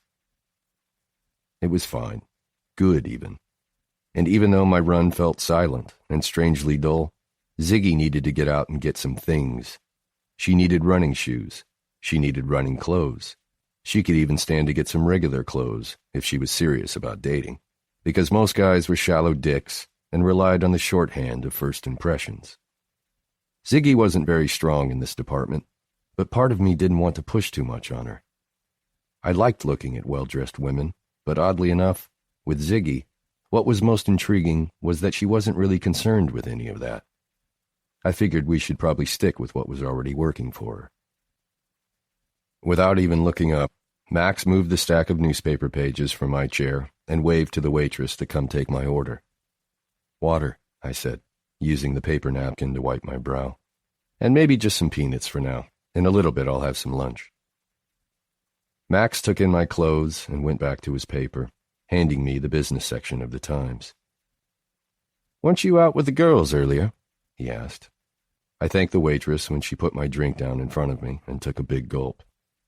"I dropped Ziggs off this morning. I wasn't sure she would be able to navigate her way around anything past the Columbia campus." "Such a loving mother hen, you." "Oh, in that case, I should lovingly let you know that Sarah accidentally texted a picture of her ass to Bennett." There was virtually nothing I loved more than giving Max shit about his and Sarah's kinky photo obsession. He looked at me over the top of his paper, and his face relaxed when he saw that I was kidding. "Tossa," he mumbled. I flipped through the business section for a few minutes before turning my attention to science and technology. Behind his wall of newspaper, Max's phone rang. "Hey, Chloe." He paused, putting the paper down on the table. "No, it's just me and Will here getting a bite. Maybe Ben's on a run?" He nodded and then handed the phone to me. I took the call, surprised. "Hey, everything okay?" "Hanna is adorable," Chloe said. "She hasn't bought new clothes since college. I swear we aren't treating her like a doll, but she's the cutest thing I've ever seen. Why didn't you bring her around sooner?" I felt my stomach tighten. Chloe hadn't been at the lunch where we discussed Ziggy. "You know she's not a girlfriend, right?" "I know, you're just banging. Whatever, Will." I started to interrupt, but she continued on. "Just wanted to let you know we're all good. She looks like she would get lost in this Macy's if we didn't keep track of her." That's exactly what I said. "Okay, that's all I got. Was just calling to see if Max knew where Bennett was. More shopping." "Hey, wait," I said, before I really considered what I was about to ask. I closed my eyes and remembered jogging with Ziggy the past few days. She was relatively slim, but damn, there was a lot up front. "If you're shopping, make sure Ziggs gets some—" I glanced up at Max, confirming he was absorbed in his newspaper before I whispered, "Make sure she gets some bras, like for jogging, but maybe also just regular ones too, okay?" I felt, rather than heard, the silence on the other end of the line. It was leaden and pressed down on my chest as the awkwardness grew and grew. When I chanced to look up, Max was staring at me, wearing an enormous shit-eating grin. "You are so lucky I'm not Bennett right now," Chloe said, finally. "The amount of crap I would give you is on the planetary scale." "Don't worry, Max is here, and I can tell he's enjoying this enough for the both of them." She laughed. "We're on it. Bras to support the supple breasts of your non-girlfriend. God, you are a pig." "Thanks." She hung up and I handed the phone back to Max, avoiding his eyes. "Oh, Victoria," he said, giddy. "Do you have a secret? Do you have a fondness for helping women find well-fitting ladywear?" "Fuck off," I said through a laugh. His expression was as if Leeds United had just won the fucking World Cup. "She's been joining me on my morning run, and she wears these, whatever. They're not sports bras. And her bras do that," I gestured to my chest, "that weird four-boob thing up front. I just figured if they were out shopping already." Max leaned his chin on his fist and smiled at me. "Christ, you're precious, William. You know how I feel about breasts. It's no joking matter." And, I didn't add, Ziggy was stacked like a pin-up girl. "Indeed not," he agreed, lifting his paper again. "I just like how you're pretending you wouldn't cream your panties for a girl with 4 tits." About half an hour later, the door behind Max opened, and I looked up as a tangle of shiny hair and shopping bags careened toward our table. Max and I stood, helping Ziggy unload her loot on one of the chairs. She wore a pale blue sweater, dark-fitted jeans, and green flats. She wasn't dressed like she was coming off a runway, but she looked comfortable, stylish. Her hair was different. I narrowed my eyes, studying it, as she slipped her messenger bag from her shoulder. She'd cut it. Or maybe it was that she just had it down instead of confined to her trademark messy bun. It fell past her shoulders, thick and straight and smooth. But despite the changes in her clothes and hair, she, fortunately, still looked like Ziggy. A tiny bit of makeup, bright smile, sun-kissed freckles. She reached her hand out for Max's, smiling. "I'm Hanna. You must be Max." Grasping her hand, he said, "Nice to meet you. I trust you had a good morning with the 2 crazy women." "I did." She turned to me, wrapping her arms around my neck, and I tried not to groan when she squeezed. I both loved and hated her hugs. They were tight, almost smothering, but disarmingly warm. When she let go, she collapsed into a chair. "That Chloe likes her lingerie, though. I think we spent an hour in that section alone." "Let me find my surprised face," I murmured, discreetly checking out Ziggy's chest as I sat back down. The girls looked fantastic, full and high, just perfectly in place. She must have purchased some lingerie herself. "On that note," Max stood, slipping his wallet into his back pocket, "I think it's time for me to find the petal and see how successful her shopping ventures were. Nice to meet you, Hanna." He patted my shoulder, winking at her. "Have a nice lunch." Ziggy waved to Max, and then turned to me, eyes wide. "Wow, he's hot. I met Bennett earlier, too. You guys are like the hot men's club of Manhattan." "I don't think that's a thing. And anyway, do you really think we'd let Max in?" I said, grinning. "You look great, by the way." Her head shot to me, eyes surprised, and I quickly added, "I'm glad you didn't let them cover you up with makeup. I would miss your freckles." "You would miss my freckles?" she asked in a whisper, and I winced inwardly at how forward I sounded. "What man says that? Are you trying to make me have an orgasm right now?" Whoa. I no longer felt like I'd been too forward. I worked very hard to not look at her chest again when she said that. I was still getting used to the way she seemed to let out every thought she had. Glancing down at her shopping bags, I softly redirected. Looks like you bought plenty of running shoes." Bending, she rummaged through a few things, and I blinked up to the ceiling, ignoring the view of her full cleavage. "I think I got everything," she said. "I've never shopped like that. Liv is probably going to pop some champagne when she hears." When I finally looked back down, her eyes were scanning my face, my neck, my chest, as if she were just now seeing me. "Did you go for a run this morning?" "And a bike ride." "You're so disciplined." She leaned forward with her hands on her chin and batted her lashes at me. "It does really nice things for your muscles." Laughing, I told her, "It calms me, keeps me from—" I searched for words, feeling my neck heat. "From being stupid." "That isn't what you were originally going to say," she said, sitting up. It keeps you from what? Like getting into bar fights? Release of tension and man angst? I decided to test her a little. I had no idea where the urge came from, but she was a confusing mix of inexperienced and wild. She made me feel reckless and a little drunk. It keeps me from wanting to fuck all the time. She barely skipped a beat. Why would you want to run instead of fuck? She tilted her head, considering me for a beat. Besides, exercise increases testosterone and blood flow. I think, if anything, you're having better sex because you exercise. Talking about this with her felt dangerous. It was tempting to look at her a little too long, and Ziggy didn't shrink under my inspection. She would look right back at me. I have no idea why I told you that, I admitted. Will, I'm neither a virgin nor a woman trying to get into your pants. We can discuss sex. I'm not sure that's such a good idea. I lifted my juice to my lips, taking a sip while I watched her drink some of her water, her eyes locked on mine. She wasn't trying to get into my pants? Not even a little?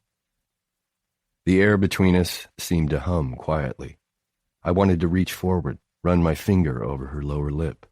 Instead, I put my juice down and curled my hands into fists. I'm just saying, she said. There's no need to sugarcoat with me.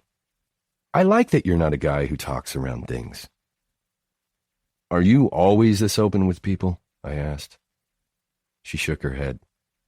I think this might be you specific. I say a lot of things, really, but I especially feel stupid around you, and I can't seem to shut up. I don't want you to shut up. You've always been so obviously sexual and open about it. You're this hot player guy who doesn't apologize for enjoying women. I mean, if I noticed that about you when I was 12, it was obvious. Sex is natural. It's what our bodies do. I like that you are who you are.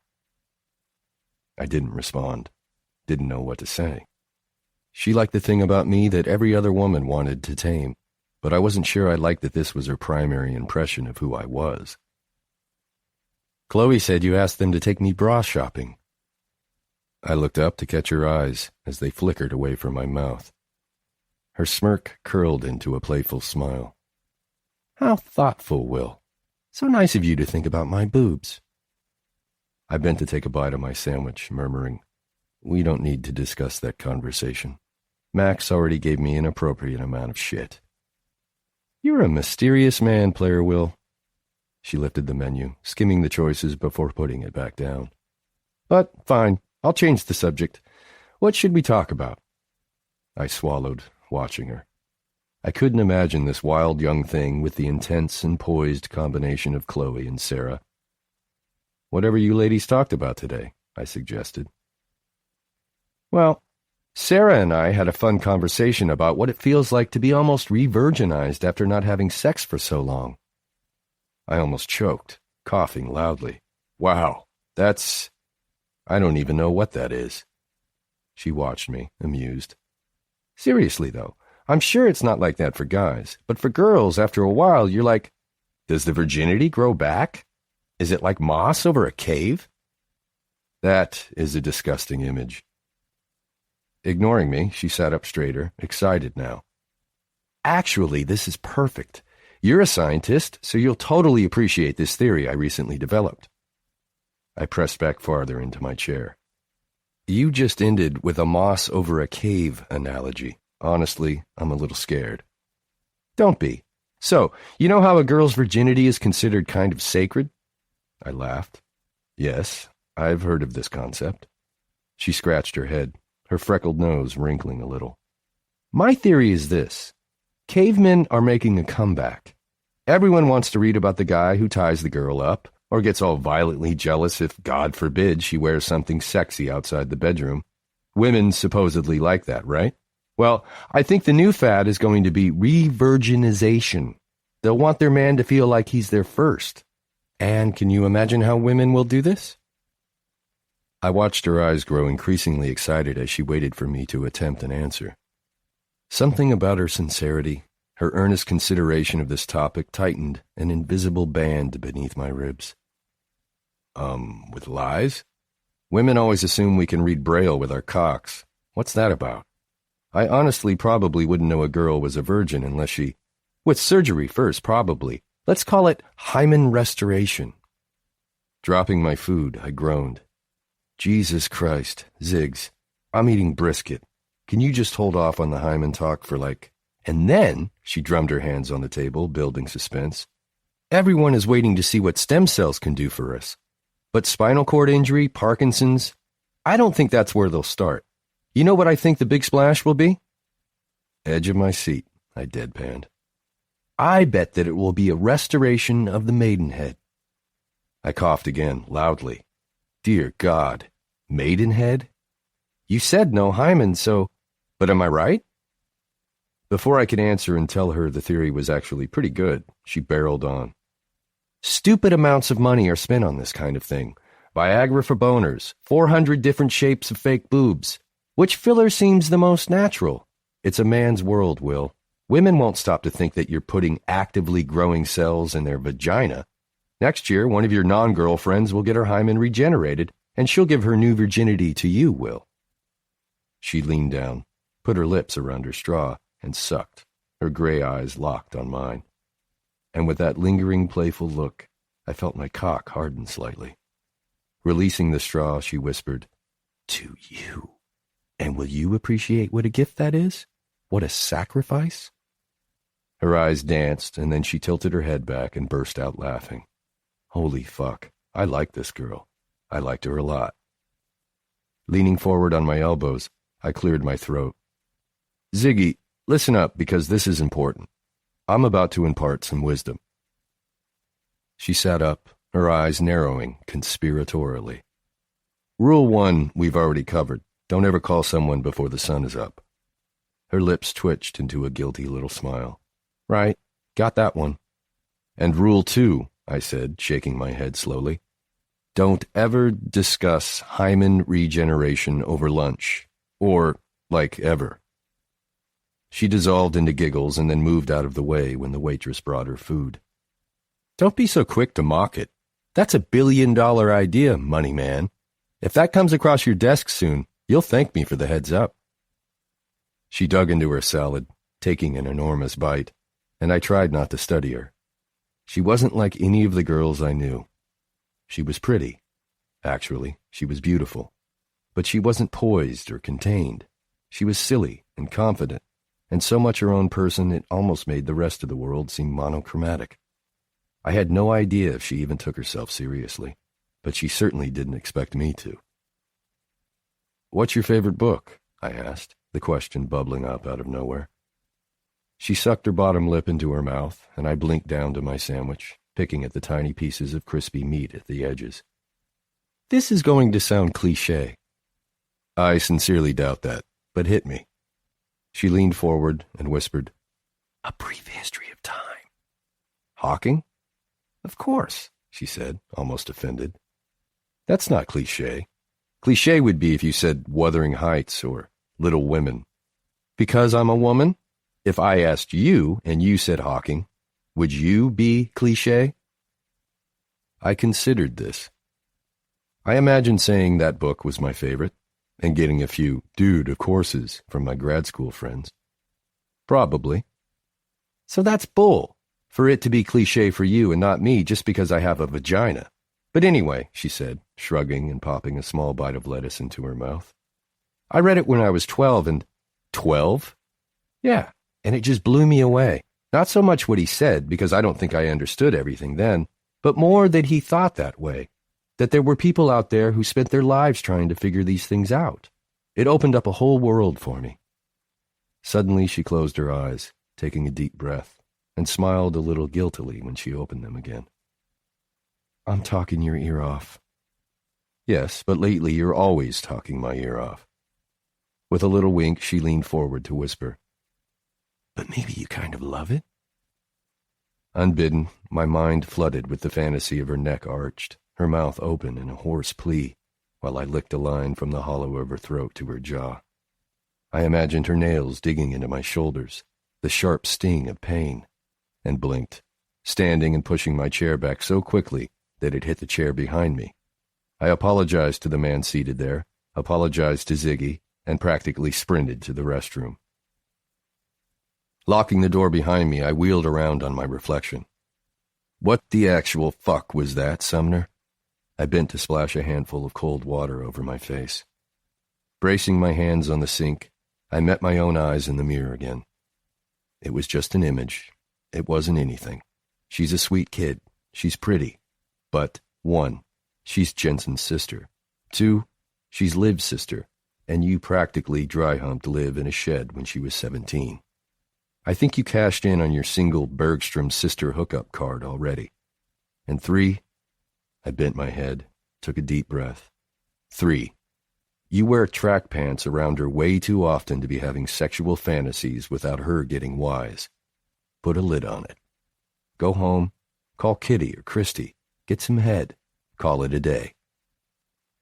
When I returned to the table, Ziggy had nearly polished off her salad and was watching people move down the sidewalk. She looked up when I sat down, concern etching her features.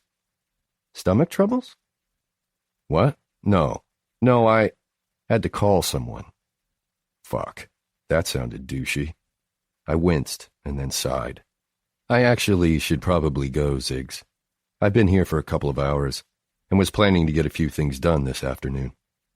Damn it, that sounded even douchier. She pulled her wallet from her purse and put down a few 5s. Of course. God, I have a ton to do too. Thanks so much for letting me meet you here, and thanks so much for hooking me up with Chloe and Sarah. With one more smile, she stood, hitched her bag over her shoulder, collected her shopping bags, and walked to the door. Her sandy hair shone and fell most of the way down her back. Her spine was straight, her gait steady. Her ass looked fucking amazing in the jeans she wore. Holy fuck, Will. You are so goddamn screwed. Chapter 3. This running thing really wasn't getting any easier. This running thing will get easier, Will insisted, looking down at where I sat, slumped over in a whiny pile on the ground. Have some patience. I pulled a few blades of brown grass from the frost, mumbling to myself exactly what Will could do with his patience. It was early, the sky was still dull and gray, and not even the birds seemed willing to venture out into the cold. We'd run together almost every morning for the past week and a half, and I was sore in places I didn't even know I owned. And stop being a brat, he added. Looking up at him, eyes narrowed, I asked, What did you say? I said, get your ass up here. I stood, lagging behind a few steps before jogging to catch up. He glanced over at me, assessing. Still stiff? I shrugged. A little. As stiff as you were on Friday? I considered this, rolling my shoulders and stretching my arms over my head. Not really. And does your chest still feel like, how did you put it, like someone doused your lungs in gasoline and lit them on fire? I glared at him. No. See? And next week it'll get easier. And the week after that, you'll crave running the way I bet you sometimes crave chocolate. I opened my mouth to lie, but he quieted me with a knowing look. This week we'll call and get you with someone who'll keep you on track. And before you know it, what do you mean we'll get me with someone? We moved into a jog, and I lengthened my stride to match his. He gave me a brief glance. Someone to run with you, like a trainer. The bare trees seemed enough to insulate us because, though I could see the tops of buildings and the skyline in the distance, the sounds of the city felt miles away. Our feet pounded over fallen leaves and bits of loose gravel in the path, and it narrowed just enough that I had to adjust my steps. My shoulder brushed against his, and I was close enough to smell him, the scent of soap and mint, and a hint of coffee clinging to his skin. I'm confused. Why can't I just run with you? Will laughed, drawing an arc with his hands as if the answer were suspended in the air around us. This isn't really running for me, Ziggs. Well, of course not. We're barely jogging. No, I mean I'm supposed to be training. I looked at our feet and up at his face, my eyes full of meaning. And this isn't training?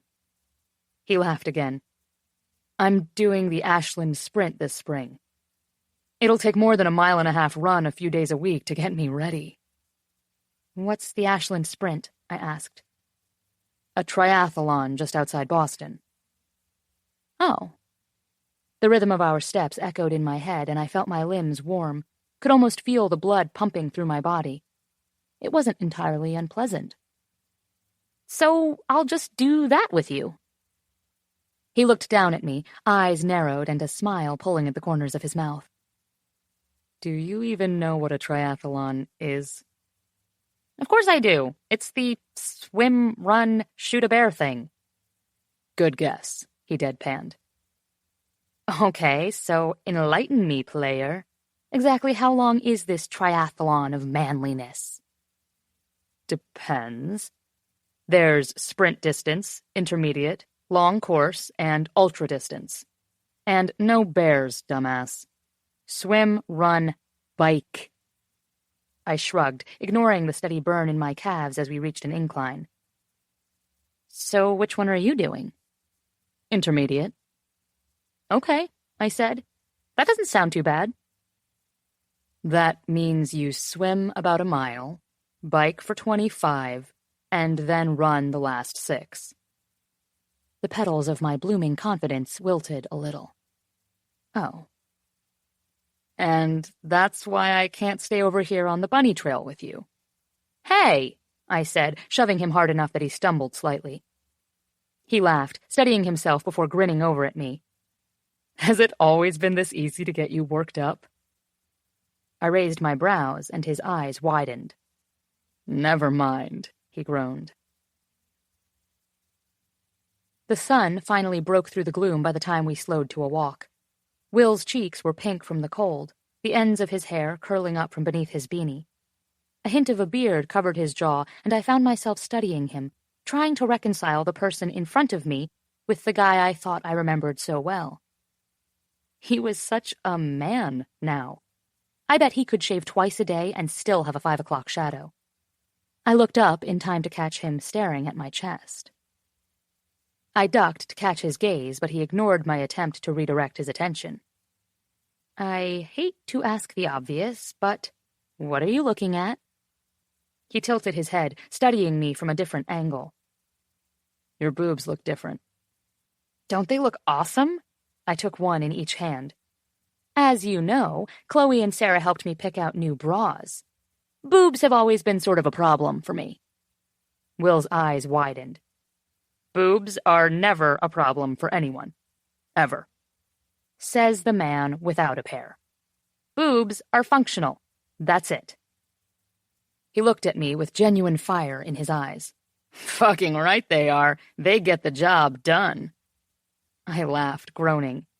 They aren't functional for you, frat boy. Wanna bet? See, the problem with boobs is if you have big ones, you can never look thin. You get these burns on your shoulders from bra straps and your back hurts, and unless you're using them for their intended purpose, they're always in the way. In the way of what? My hands? My face? Don't you blaspheme in here. He looked up to the sky. She didn't mean it, Lord. Promise. Ignoring him, I said, That's why I had a reduction when I was 21. Which is when his expression morphed into one of horror. You'd have thought I told him I made an amazing stew from tiny babies and puppy tongues. Why on earth would you do that? That's like God giving you a beautiful gift and you kicking him in the nuts. I laughed. God? I thought you were agnostic, Professor. I am. But if I could motorboat perfect tits like yours, I might be able to find Jesus. I felt my blush warm my cheeks. Because Jesus totally lives in my cleavage? Not anymore, he doesn't. Your boobs are now too small for him to be comfortable in there. He shook his head, and I couldn't stop laughing. So selfish, Siggs, he said, grinning so widely that I actually stumbled a little. We both snapped around at the sound of a voice. Will! I glanced from the perky redhead jogging toward us to Will, and back again. Hey, he said awkwardly, waving as she passed. She turned to run backward, calling out to him, "Don't forget to call me. You owe me a Tuesday." She gave him a flirty little smile before continuing down the path. I waited for an explanation, but none came. Will's jaw was tight, his eyes no longer smiling as he focused on the trail ahead of us. "She was pretty," I offered. Will nodded. "Was she a friend?" "Yeah, that's Kitty. We hang out." Hang out. Right. I spent enough time on college campuses to know that 95% of the time the phrase hanging out was boy code for doing it. So, not someone you would introduce as a girlfriend.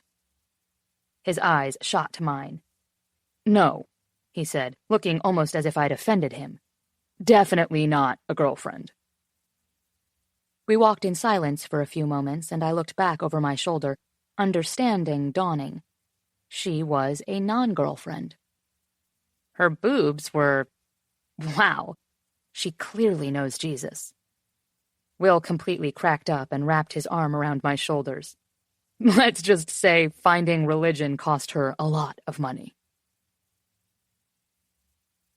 Later, when we were done, and Will was stretching on the ground next to me, reaching for his toes, I peeked over at him and said, "So, I have this thing tonight." And then I winced.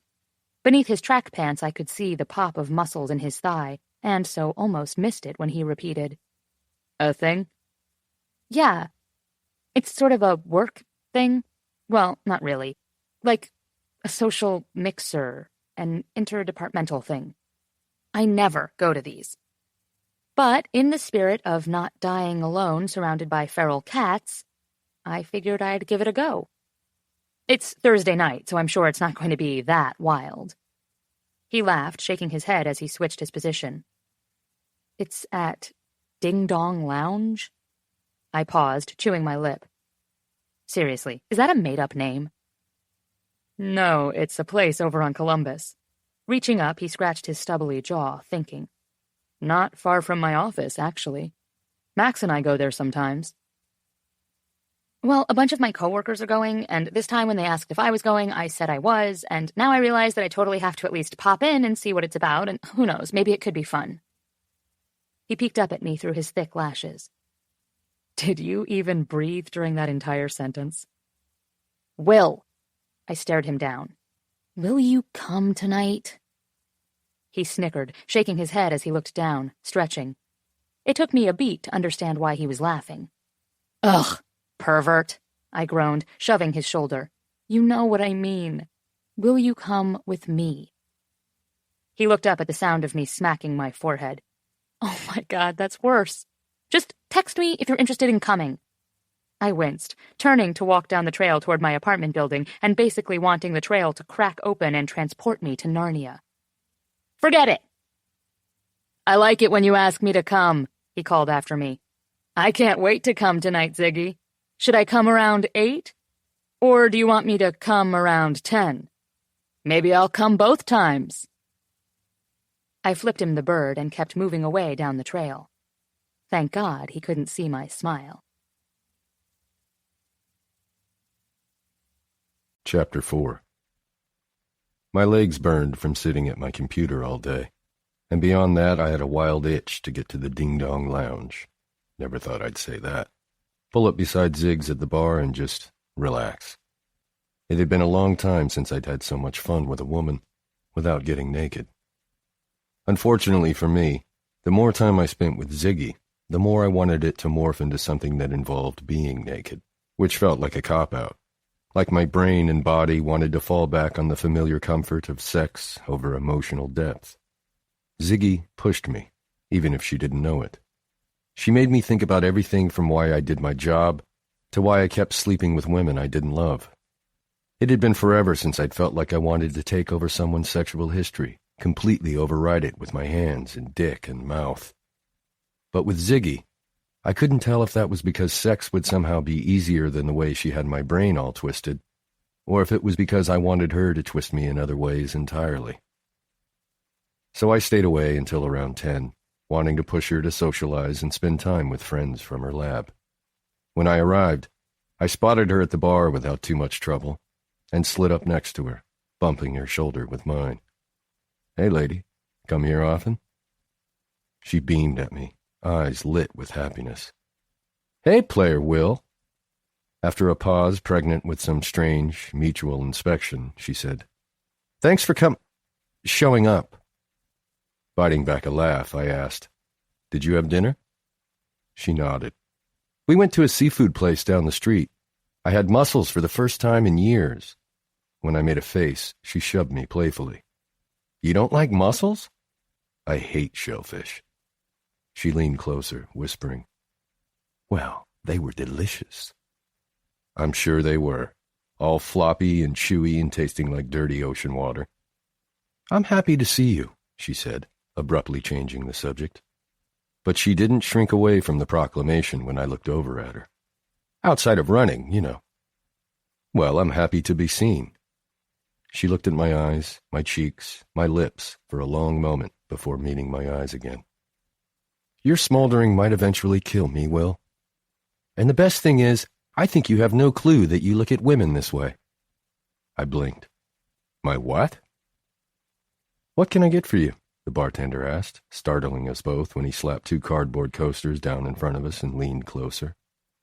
It seemed like Ziggy's lab friends had left, and the ding-dong was uncharacteristically quiet. Usually the bartenders here took my drink order from halfway down the bar, while pouring someone else's beer. "Guinness," I said, then added, "and a shot of Johnny Gold." The bartender looked to Ziggs.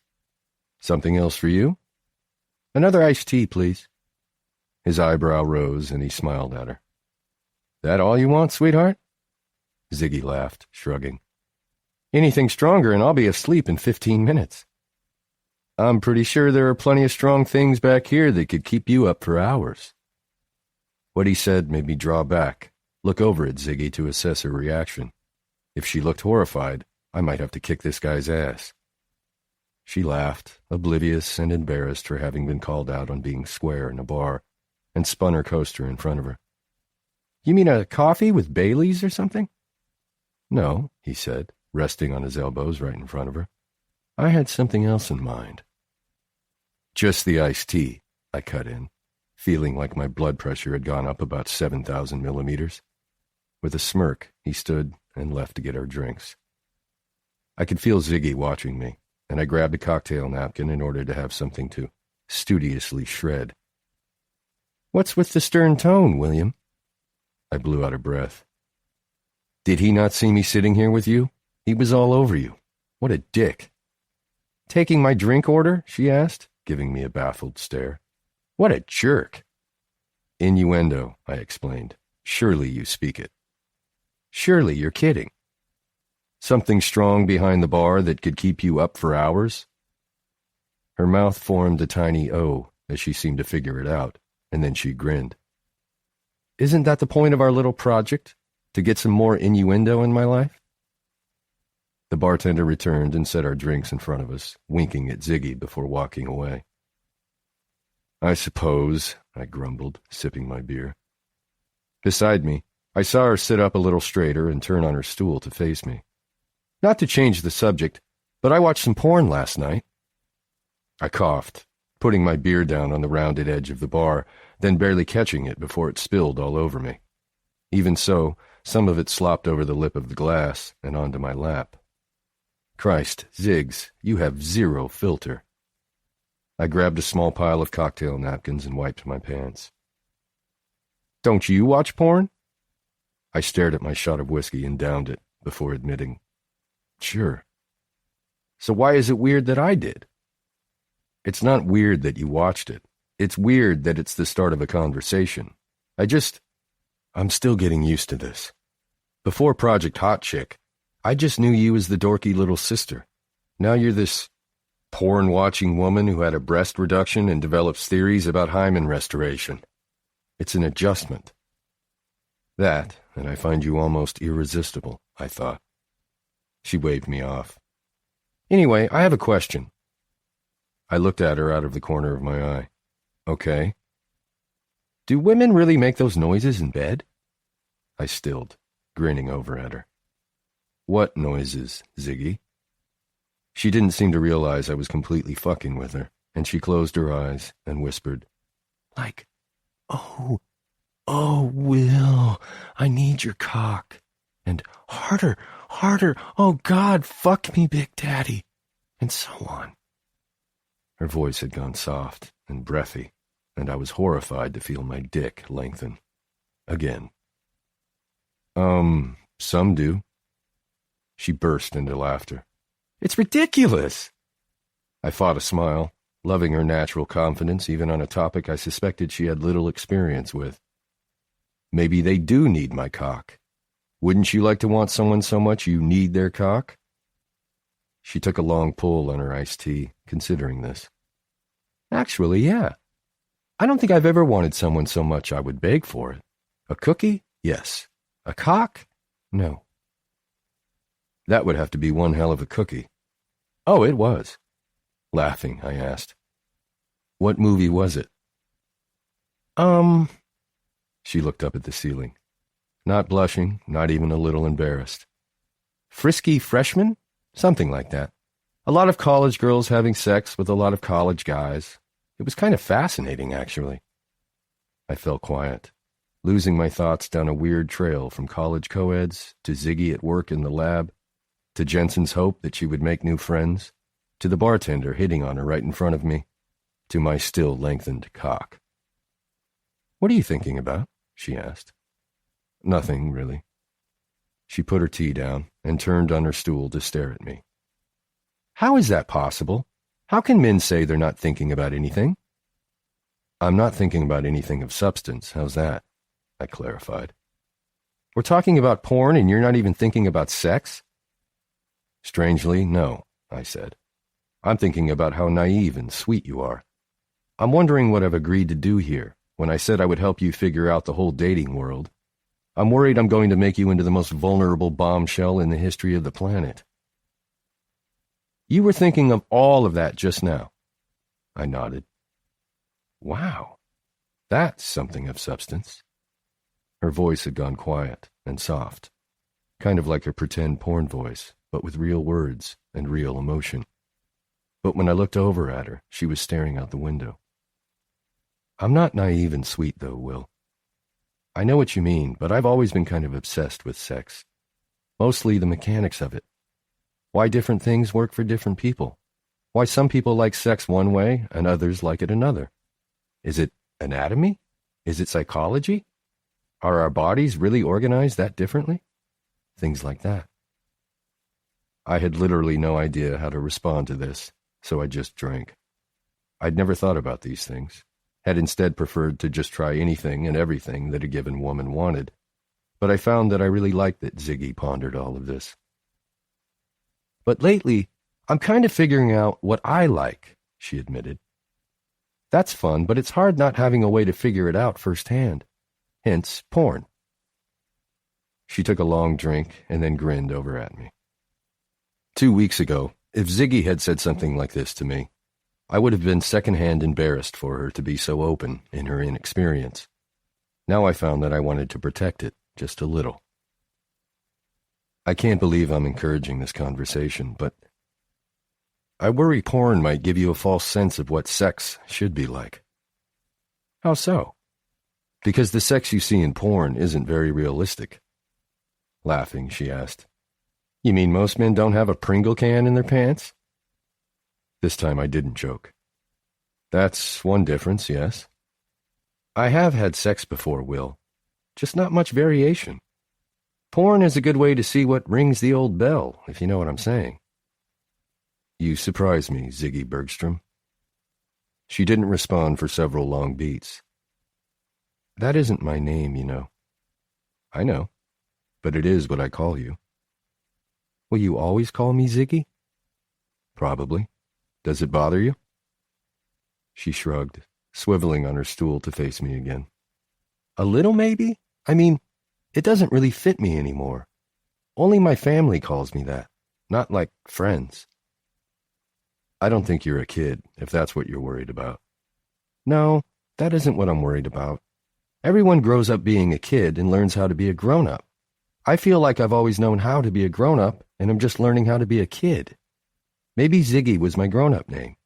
Maybe I want to let loose a little. I tweaked her ear, and she squealed, pulling away. So you start to let loose by watching porn? Exactly. She studied the side of my face. Can I ask you some personal things? You need my permission now. She giggled, shoving my shoulder. I'm serious. I slid my empty pint glass down the bar a little and turned to meet her eyes. You can ask me anything you want if you buy me another beer. She raised her hand, catching the bartender's attention immediately. Pointing, she said, Another Guinness, before turning back to me. Are you ready? I shrugged. Leaning forward, she asked, Guys really like the anal, don't they? I closed my eyes for a beat, holding in a laugh. It's just called anal, not the anal. Don't they? She repeated. Sighing, I rubbed my face. Did I even want to go there with her? I guess. I mean, yeah. So you've done it. Seriously, Ziggy? And you don't think about how you're in... I held up a hand. No. You don't even know what I was going to say. I do. I know you, Ziggs. I know exactly what you were going to say. She made a face, turning back to the television above the bar, where the Knicks were killing the Heat. Guys can just turn off their brains. I don't even get that. Then you haven't had sex worth turning off your brain for. I think you turn your brain off even for mediocre sex. Laughing, I admitted. Probably. I mean, you had mussels for dinner. That's like sinewy, chewy sea shit. But still, you could give me a blowjob and I wouldn't be thinking about how you just swallowed mussels. I detected a hint of a blush beneath her cheeks. You'd be thinking about my awesome blowjob skills. I stared at her. What? She started laughing, shaking her head at me. See? You're already speechless and I haven't even done anything yet. Men are so easy. It's true. Guys would fuck every orifice they could. Every fuckable orifice. Turning on my seat to face her, I asked, What? Well, not every orifice is fuckable, like a nose or an ear. You obviously haven't heard the man from Nantucket. No. She wrinkled her nose, and I glanced at her freckles. Tonight her lips seemed especially red, but I could tell she wasn't wearing makeup. They were just flushed. Everyone has heard this. It's a dirty limerick. With me? She pointed to her chest, and I struggled not to look down. This doesn't increase the odds. There once was a man from Nantucket, whose dick was so long he could suck it. He said with a grin, with some cum on his chin, If my ear was a cunt, I could fuck it. She regarded me steadily. That's kind of gross. I loved that this was her first reaction. Which part? The cum on his chin or the ear fucking? Ignoring that, she asked, Would you suck your own dick if you could? I started to say there is no way in hell, but then reconsidered. If it was even possible, I probably would at least once, just out of curiosity. I guess. Would you swallow? Jesus, Ziggs, you're really making me think here. You have to think about it?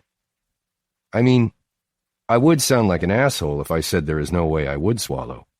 But there is really no way I would swallow. We're talking about a hypothetical situation where I'm sucking my own dick, and I like it when girls swallow. Not every girl swallows, though. My heart picked up. Not only faster, but harder, as if it were punching me from the inside. This conversation felt like it was careening quickly out of control. Do you? Ignoring that, she asked, But guys don't really like going down on girls, do they? I mean, if you're being totally honest. I like going down on some girls, not everyone I'm with, and not for the reason you're thinking. It's intimate, and not every woman is totally relaxed about it, which makes it hard to have fun. I don't know, for me a blowjob is like a hand job, but feels way better. But giving a girl head, I feel like that's a little farther into a relationship. It requires trust. I've never done either. They both seem pretty intimate to me. I stopped, quietly thanked the bartender when he put the beer down in front of me, but had no idea how to restrain the weird victory surging in my blood. What was that even about? It wasn't like I was going to be her first head. It wasn't like I could go there with her. Besides, Ziggy was so upfront about what she wanted.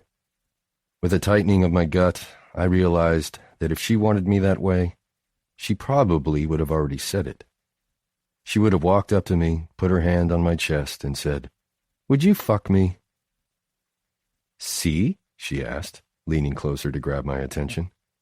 "What are you thinking about now?" Tilting my bottle to my lips, I said, "Nothing." "If I was a violent woman, my palm would be smacking your cheek right now." This made me laugh. "Fine. I was just thinking that it's a little unusual for you to have had sex before but not giving anyone oral sex, or been on the receiving end."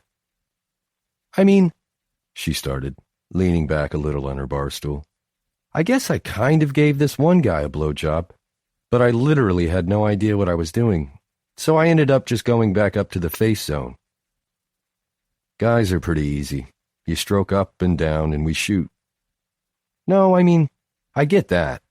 I just mean for me, how to do it and breathe and not worry that I would bite him. Have you ever walked through a china section at a fancy store and you have that panic moment when you're totally sure you're going to flail suddenly and break all of the Waterford crystal?" I leaned over, laughing. This girl was fucking unreal. "So you're worried when you have a dick in your mouth you're just going to bite?" She started laughing too, and then before I knew it, we were doubled over at the prospect. But almost at the same time, we died down a little, and I realized she was staring at my mouth. "Some guys like teeth," I said quietly.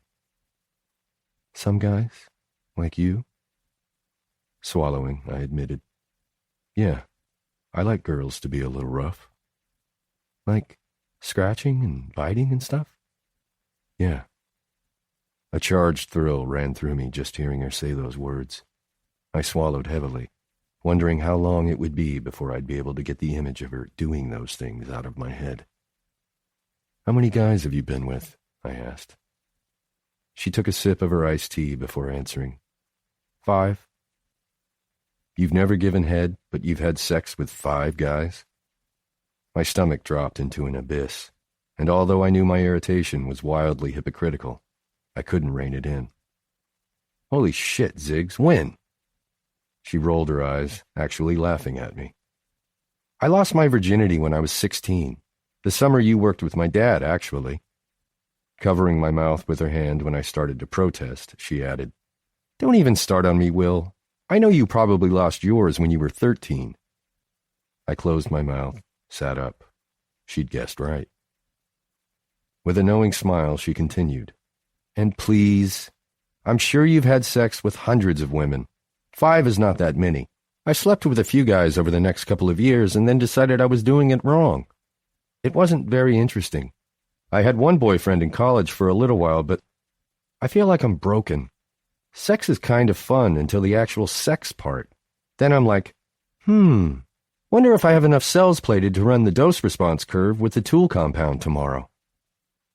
That's pathetic. I know. Sex is not boring. She studied me and then shrugged. I don't think it's supposed to be boring. I think it's boring because most guys my age have no idea what to do with the female body. She looked away, and I almost told her to come back. I was growing addicted to the buzz I felt when she was looking directly at me. "I'm not blaming them. That's some complicated stuff down there." She waved a hand over her lap. "It's just been so long since I met anyone who made me want to see what the big fuss is about." She looked at my lips before blinking away and studying the wall of draft beers on tap. I blinked down to my beer in front of me, turned it in little circles on the coaster. Of course she was right, and so many women I knew had sex for reasons other than getting off. Kitty once told me she felt close to me after we fucked. She said it right as I'd begun mentally cataloging my fridge. I felt so much closer to Hanna right now than I'd ever felt to Kitty before, during, or after sex. Something about her made me feel hungry, like I wanted to be as honest and calm about everything in my life as she was. I wanted to know Hanna, to hear her thoughts on everything. I paused, my fresh beer partway to my lips, and registered that I'd thought of her as Hanna. It sort of felt like letting out a long-held breath. Ziggy was Jensen's sister. Ziggy was the kid I never knew. Hanna was this uninhibited, self-possessed woman in front of me, who I was pretty sure was going to effectively wreck my world. Chapter 5. I'd come to a decision. If I was going to monopolize Will's time and insist on training with him, then I would have to actually, train for something. I'd decided to get serious, to stop thinking of it as a game and start really treating it like an experiment. I started going to bed at a decent hour, so I could get up and run with him and still get to the lab early enough for a full day of work at the bench. I expanded my running wardrobe to include some quality workout gear and an extra pair of shoes. I stopped thinking of Starbucks as a food group and cut back on the complaining. And with much flailing on my part and much reassurance on his, we signed up for a half marathon in mid-April. I was terrified. But it turned out Will was right. It did get easier. Just a few weeks in and my lungs had stopped burning, my shins had stopped feeling like they were made of brittle sticks, and I no longer felt like vomiting by the time we reached the end of the trail. In fact, we'd actually been able to increase our distance and move to his normal trail along the outer loop. Will said if I could handle the 6 miles a day and get up to 8-mile runs twice a week, he wouldn't need to train additionally without me. It wasn't just that it started to feel good. I'd started to see a difference, too. Thanks to genetics, I'd always been relatively thin, but never what you'd call fit. My stomach was a tad soft, my arms did that weird jiggle thing when I waved, and there was always this damn little pooch over the top of my jeans if I didn't keep that shit sucked in. But now, things were changing, and I wasn't the only one who noticed. "So, what's happening here?" Chloe asked, eyeing me from inside my closet. She pointed a finger at me and swept it around. "You look different." "Different?" I asked.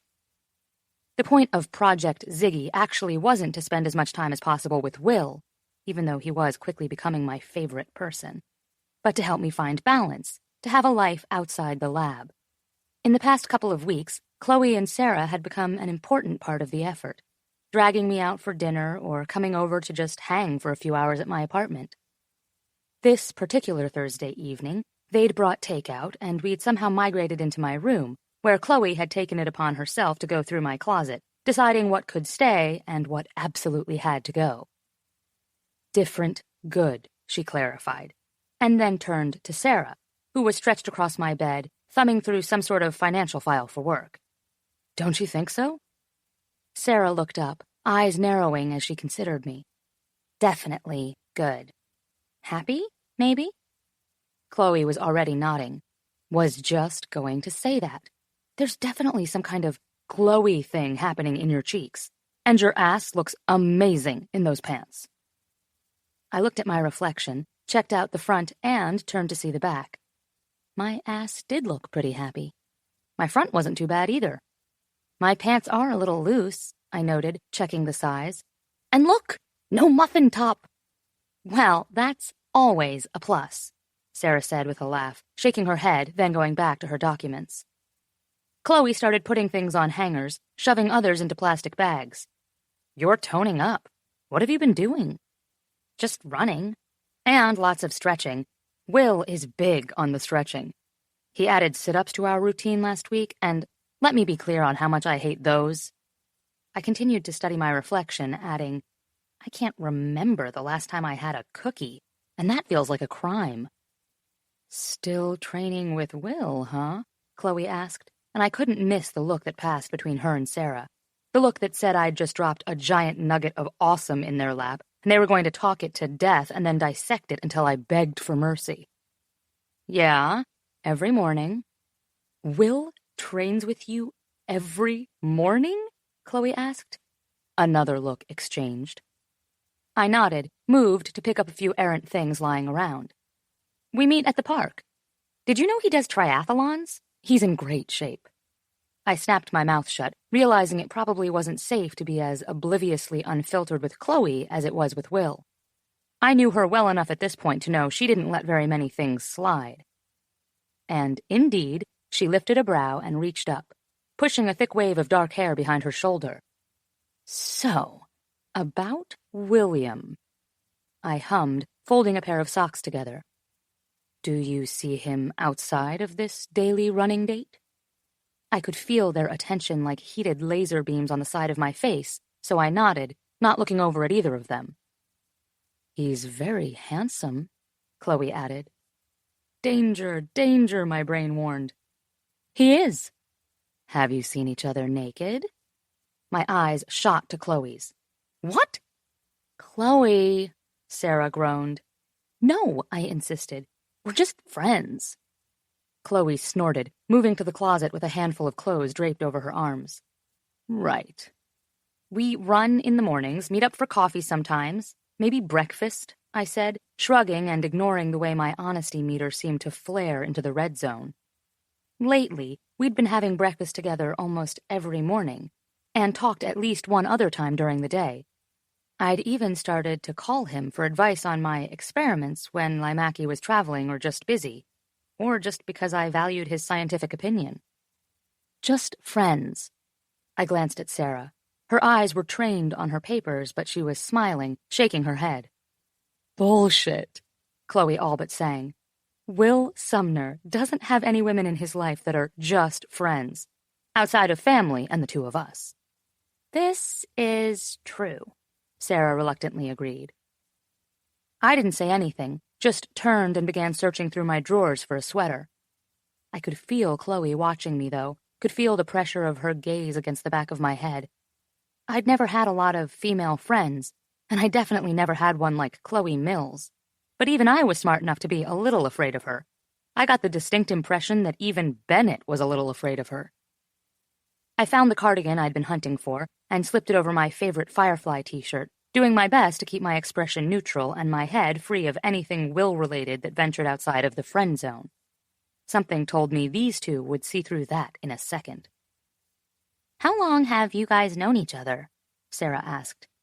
He and Max go way back, but I've only known him since I moved to New York. Same here, Chloe added. Spill, Bergstrom. He's too smug, and we need some ammo. I laughed, grateful for the semi-shift in topic. What do you want to know? Well, you knew him when he was in college. Was he a giant dork? Please say he was in the chess club or something, Chloe said, hopeful. Ha, no. I'm pretty sure he was the guy who turned 18 and all of the moms wanted to bang. I frowned, considering. Actually, I think I might have heard that exact story from Jensen. Max said something about him dating your sister? Sarah asked. I chewed on my lip and shook my head. They hooked up once over a holiday, but I think they just made out. He met my oldest brother, Jensen, on their first day of college. And then he lived with us and worked with my dad after graduation. I'm the youngest, so I didn't really hang around with them that much other than at meals. Stop evading, Chloe said, narrowing her eyes. You have to know more. I laughed. Let's see. He's the youngest, too. He has two sisters who are way older than him, but I've never met them. I get the feeling he was sort of mothered a lot. I remember hearing him talk one time about how his parents are both physicians, and they divorced long before he was born. Years later, they met up at a medical conference, got drunk, and reconnected for one night. And boom, Will, Sarah guessed. I nodded slowly. Yeah, but his mom raised him. So his sisters are 12 and 14 years older than he is. He was their little baby. Well, that would explain why he thinks women were put on this earth to cater to him, Chloe added, flopping on the bed next to Sarah. That didn't sit right with me, and I sat down shaking my head. I don't know if it's that. I think he just really, really likes women. And they seem to like him too, I added. He grew up surrounded by women, so he knows how they think. what they want to hear. He definitely knows how to play the game, Sarah said. God, some of the stuff Max has told me. I thought back to Jensen's wedding and watching Will slip off otherwise unnoticed with 2 women at once. I was pretty sure that wasn't the first or last time something like that had happened. Women have always loved him, I said. I can remember overhearing some of my mom's friends talk about him when he worked for Dad. Jesus, the things they would have done to that boy. Cougars, Chloe squealed, delighted. I love it. God, every girl was in love with him. I pulled a pillow to my chest, remembering. I had a few girlfriends in school. I was 12 the first time he came home with Jensen, and they would find all these crazy reasons to need to come over. One of them pretended like she had to return my sweater on Christmas Eve, and it was her sweater she gave me. I mean, picture Will now, but as a 19-year-old guy, playful, clearly wise to the ways of the female body, and with that damn cheeky smile. He was in a band, had tattoos. He was walking sex. Then, when he lived with us over the summer, he was 24 and I was 16. It was unbearable. It was like it offended him to wear a shirt in the house, and he had to show off all that smooth, perfect man skin. I broke out of my memory to see both of them grinning at me. What? Those were some very lascivious descriptions, Hanna, Sarah said. Glancing over at her, I asked, Did you just use the word lascivious? She most certainly did, Chloe said, and I agree. I feel like I just watched something dirty. I groaned, getting up off the bed. So, clearly teenage Hanna had a bit of a crush on Will, Sarah said.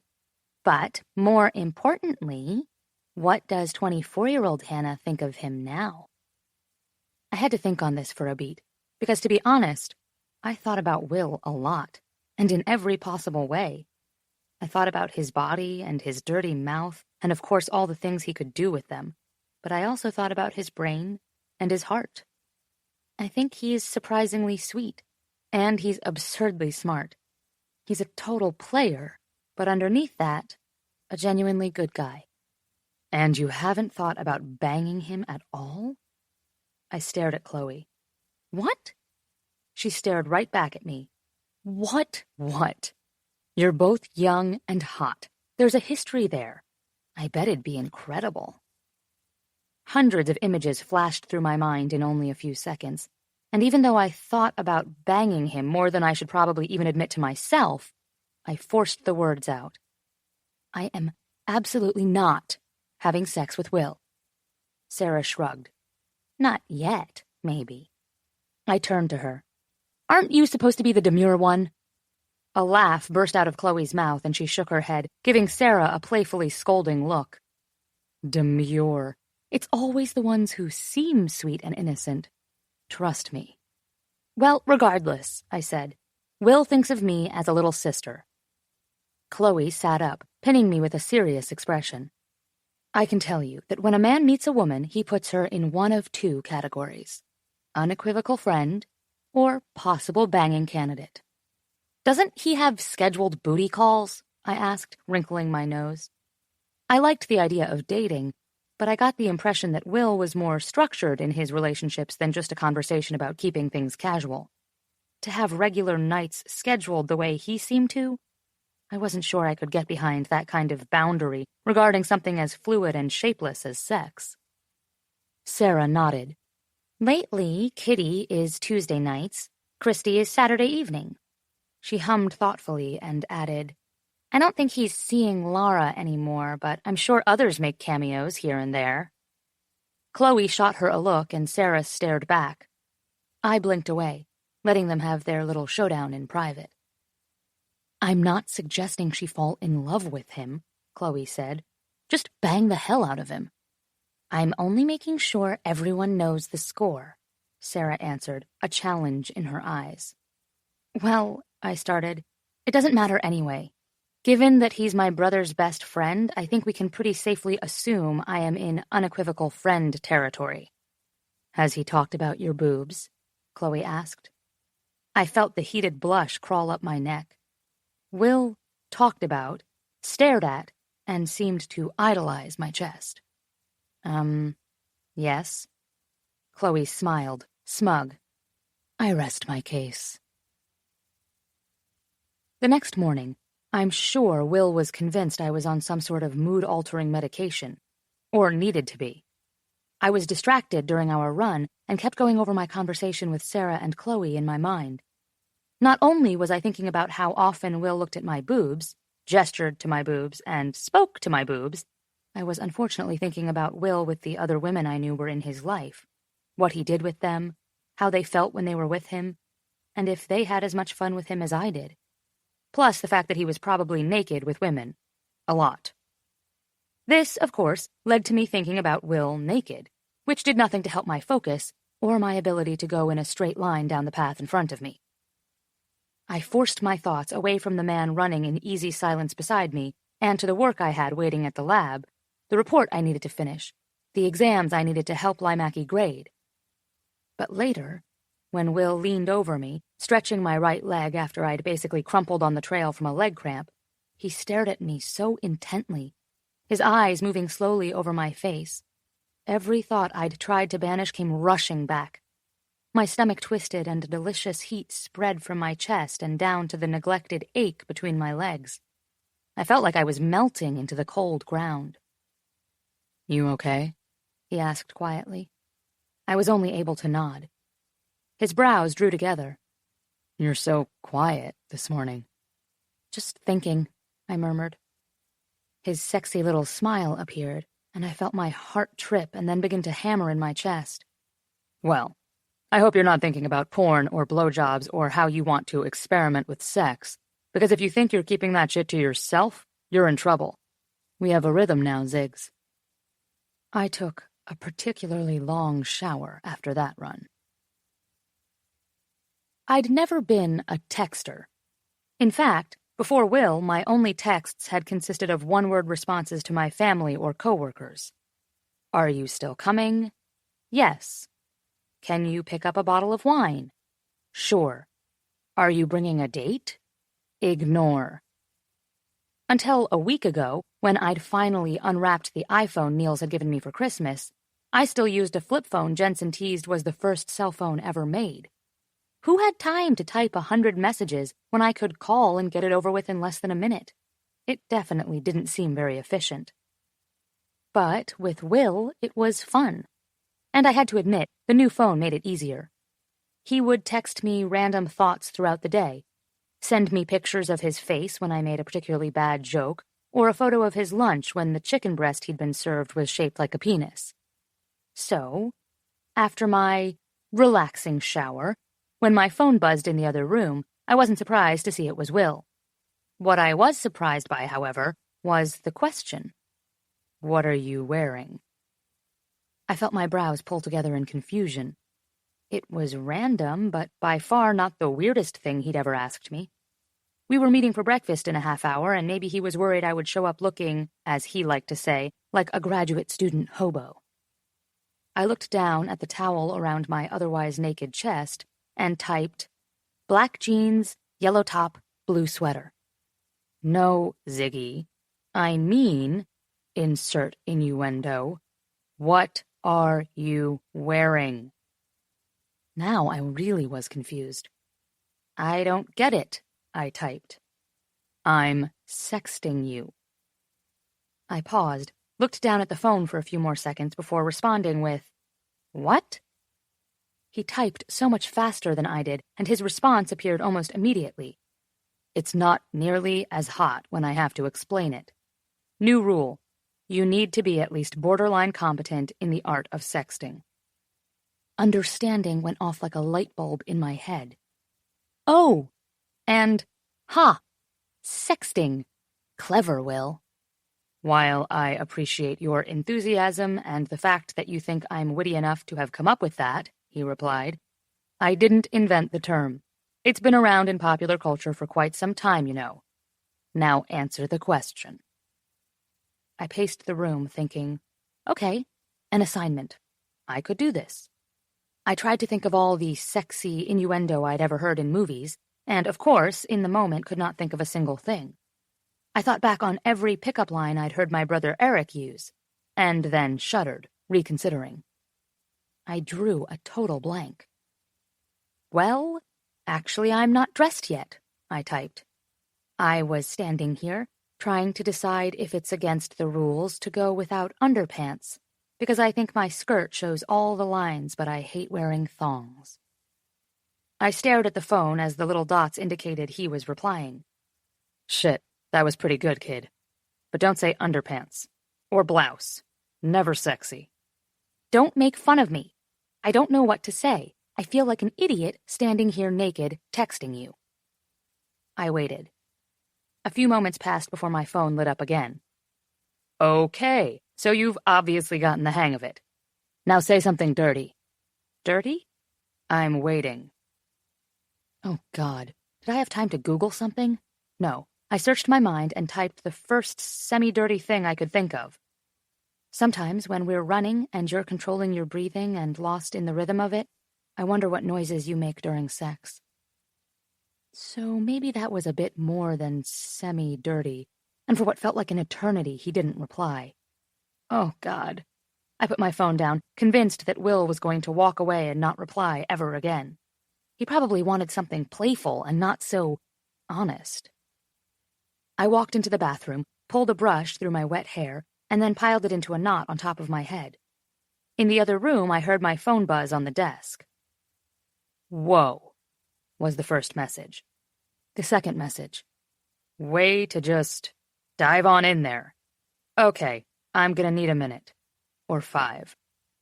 "OMG, I'm so sorry," I typed, with stupid fumbling fingers and completely ready to climb into a hole and die. Sorry, I can't believe I said that." "You're kidding me," he replied. "That was like Christmas. Clearly, I need to up my game. Hold on, I might need to stretch first." I rolled my eyes. "Waiting." "Your tits looked great today." "That's all you got?" I typed. Honestly, he'd said more perverted things to my face. To my boobs. Did he really think he was schooling me and being sexy right now? "Really? You're completely unimpressed?" Zzz. "Can I see your tits next time?" Well, I felt a little warmth in my cheeks, but there was no way I was admitting that. Yawn. I smiled like an idiot at my phone. The little text bubble appeared in the window to show that he'd started typing. I waited. And waited. Finally, "Can I touch them? Taste them?" I hitched my towel up higher over my breasts and swallowed, shaking. My face wasn't the only thing that was warm now. I replied, "That was a little better." "Can I lick them and then fuck them?" I dropped my phone and scrambled to pick it up. "Pretty good," I typed with shaking hands. I closed my eyes, struggling to push away the image of Will's hips moving over my chest, his cock sliding over the skin between my breasts. I could almost feel his determination through the phone when he said, "Let me know when you need a minute of alone time. Are you ready?" No, absolutely not. "Yes." "You were wearing this shirt the other day, the pink one. Your tits looked fucking phenomenal, full and soft. I could see your nipples when the wind picked up. All I could think about was what you'd feel like in my hands, your nipples against my tongue, what my cock would look like against your skin, and how it would feel to come all over your neck." Holy shit. "Will, can I just call you?" "Why?" "Because it's hard to type with one hand." He didn't reply for a minute, and I let myself imagine he'd dropped his phone this time. But then he replied, "Yes! Are you touching yourself?" I laughed, typing, "Gotcha," and then threw my phone to the side and closed my eyes. Because yes, I absolutely was.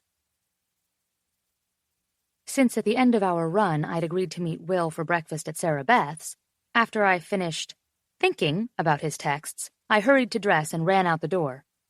Despite the temperature, and the snow starting to fall, I felt the heat of my blush all the way to 93rd, and wondered if it was possible to sit across from him and not have him figure out I'd just masturbated to his texts.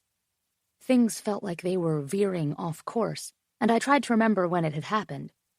Was it the run earlier this morning when he'd hovered over my body, looking as if he were climbing on top of me? Or was it a couple of weeks back at the bar when we'd started talking about porn and sex? Maybe it was even before that. The first day we went running together, and he'd slipped a hat on my head, giving me a smile that made me feel like I'd just been fucked against a wall. This was not going well. Friends, I reminded myself. Secret agent assignment. Learn the ways of the ninja and escape unharmed. I kept my head down as I crunched through the thin layer of snow, cursing the March weather as snowflakes tangled in my loose hair. A young couple was just leaving the restaurant, and I managed to slip in through the open door as they passed. "Zig," I heard, and looked up to see Will smiling down at me from the loft seating area.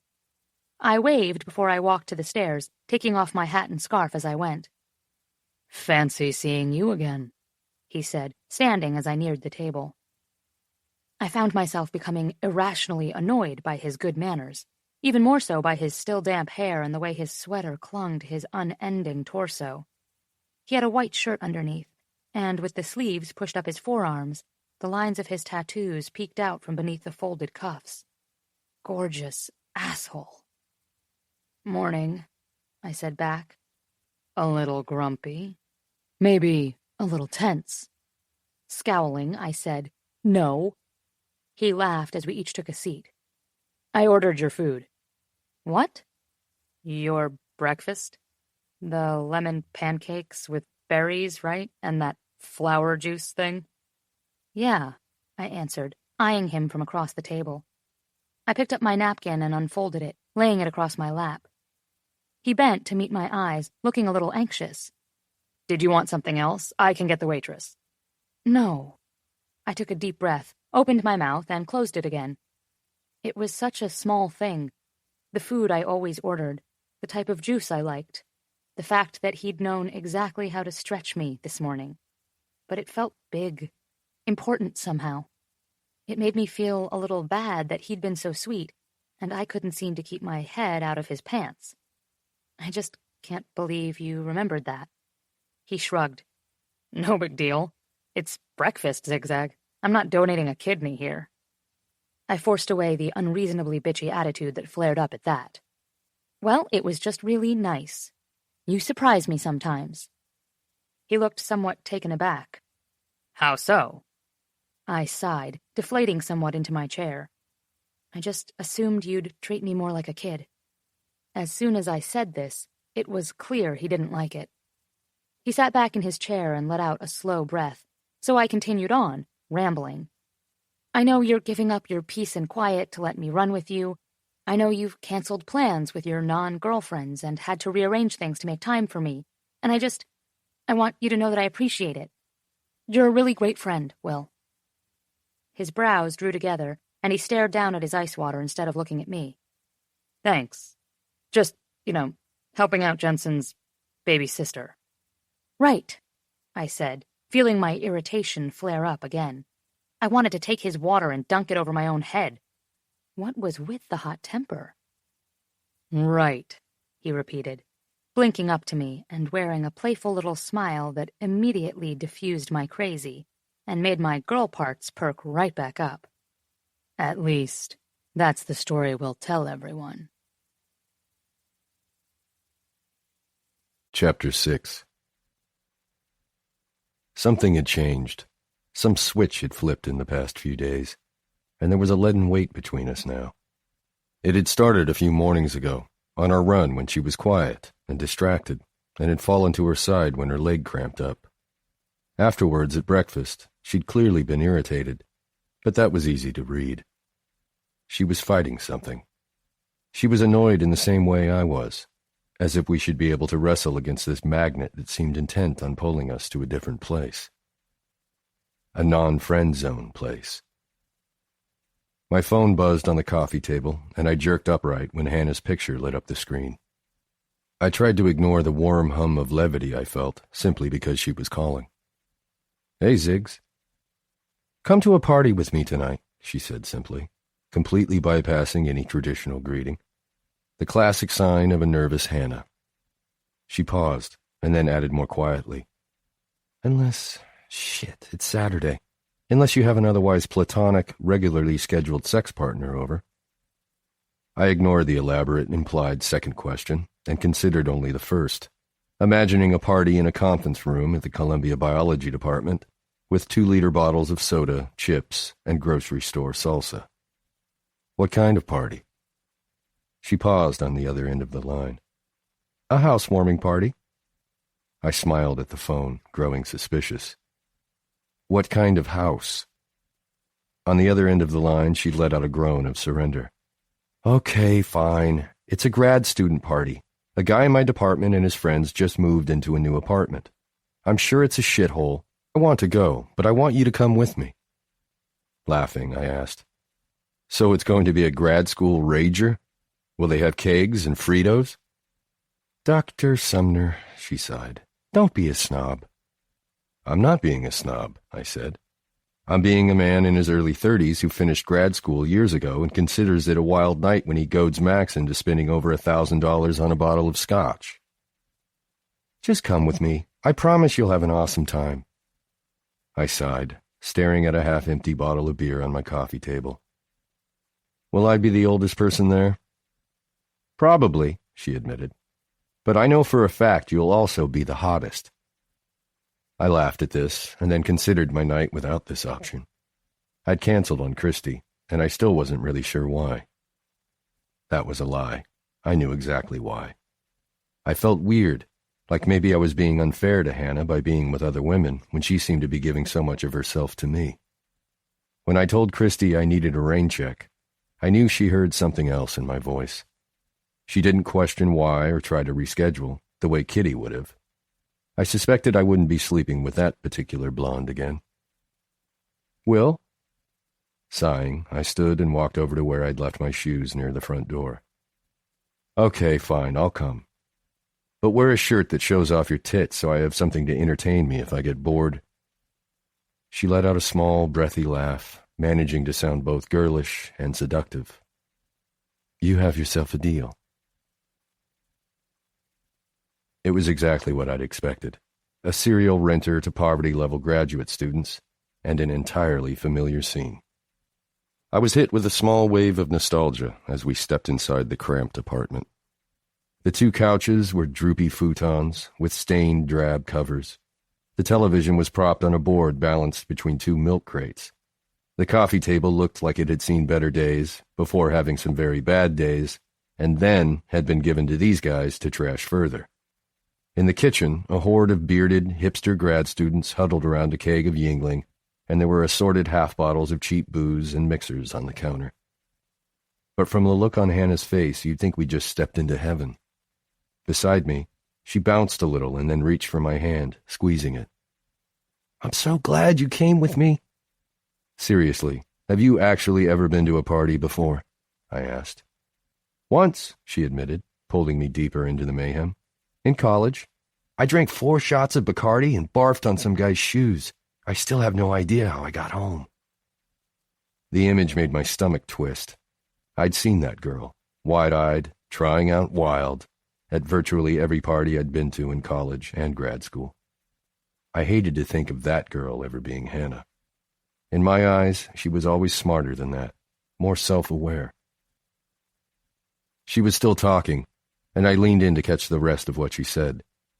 Wild nights were mostly spent playing Magic in our dorm lounge and sipping ouzo. Well, everyone else would be drinking ouzo. I can barely smell it without wanting to puke. She looked back at me over her shoulder, clarifying. My roommate was Greek. Hanna introduced me to a couple of people, mostly guys. There was a Dylan, a Hal, an Aaron, and what I think was an anal. One of them handed Hanna a cocktail made with a trendy plum sake and fizzy soda water. I knew Hanna wasn't much of a drinker, and my protective instincts kicked in.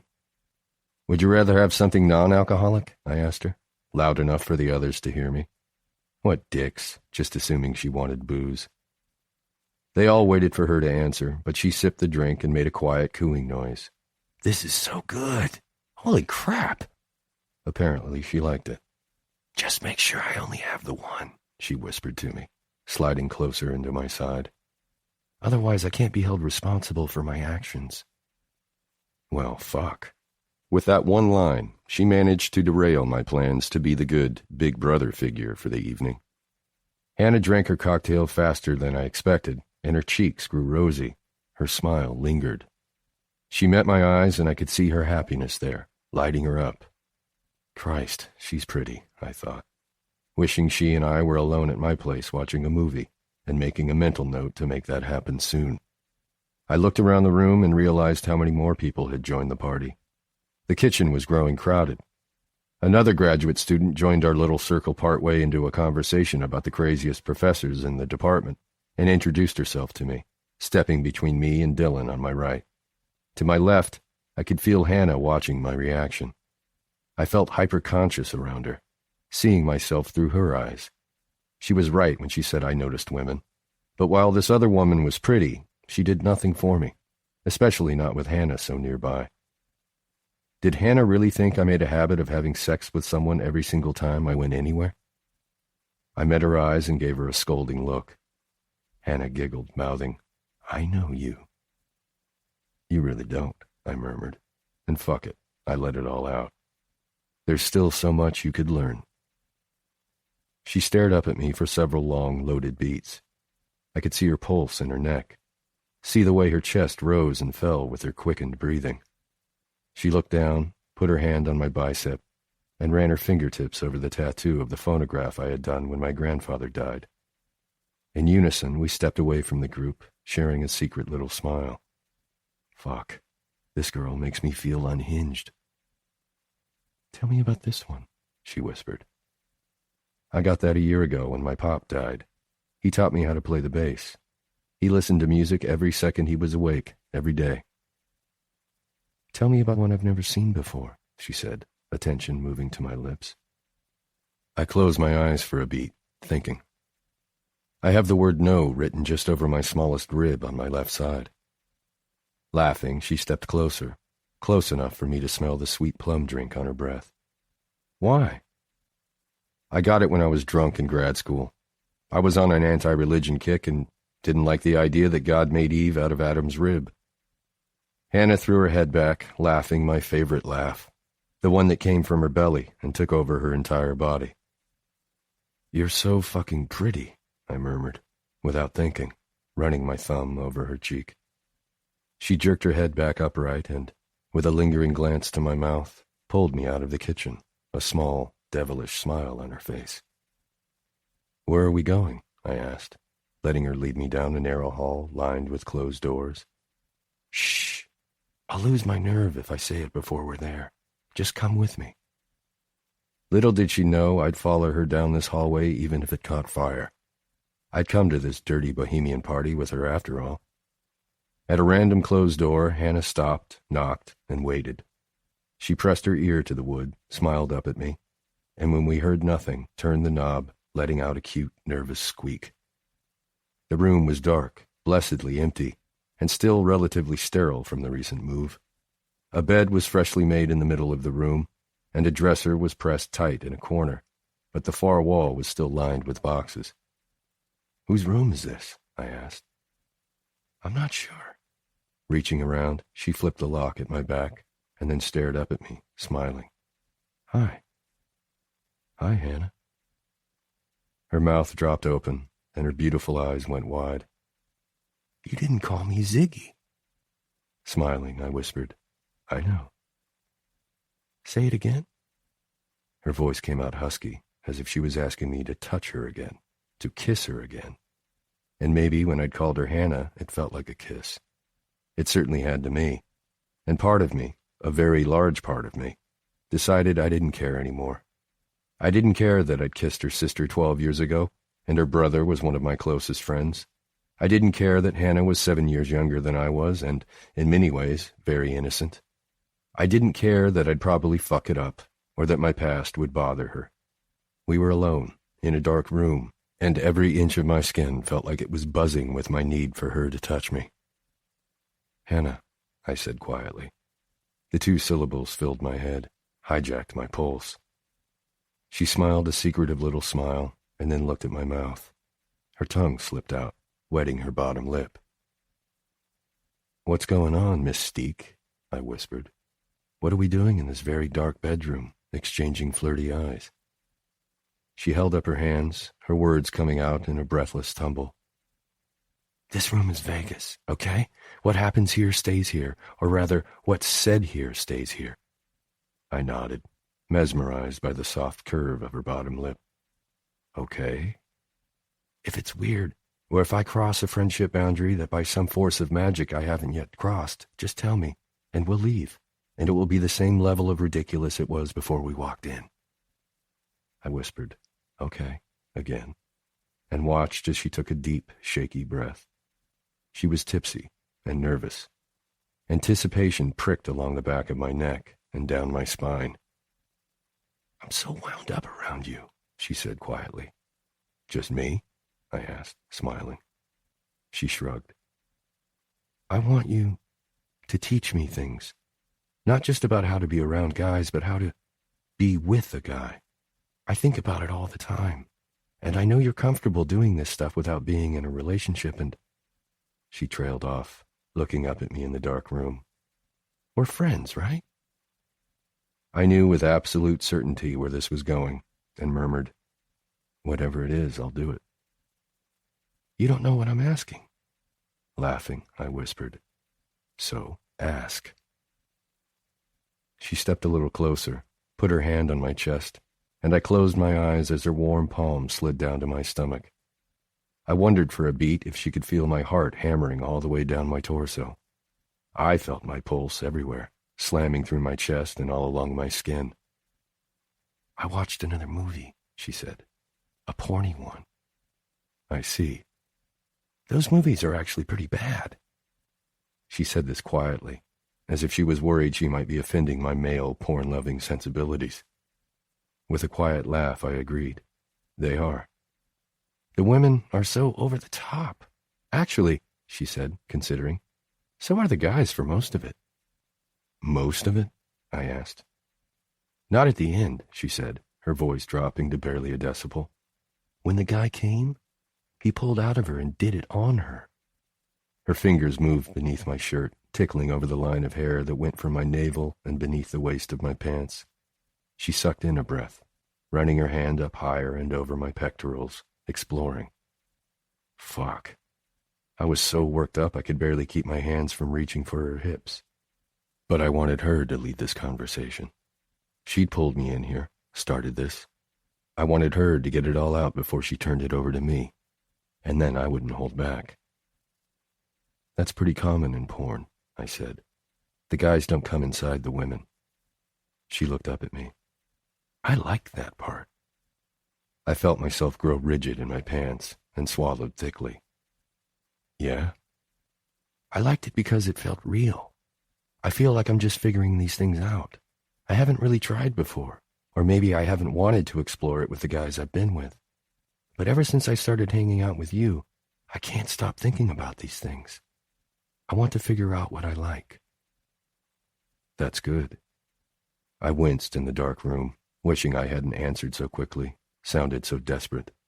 I wanted more than anything for her to ask me to carry her over to the bed and fuck her so loud the entire party knew where we'd gone and what she was getting. "I don't really know what feels good to men. I know you say guys are easy, but they aren't. To me, they aren't." She took my hand, and with her eyes trained on my face, she brought it to her breast. Beneath my palm, she was exactly how I'd imagined 100 fucking times. So full and soft, all lush curves and creamy skin. It was all I could do to keep from lifting her and crushing her between my body and the wall. "I want you to show me how," she said. "What do you mean, show you how?" She closed her eyes for a beat, swallowing. "I want to touch you and make you come." I took a deep breath and glanced over at the bed in the middle of the room. "Here?" She followed the path my eyes had taken and shook her head. "Not there. Not a bed yet. Just..."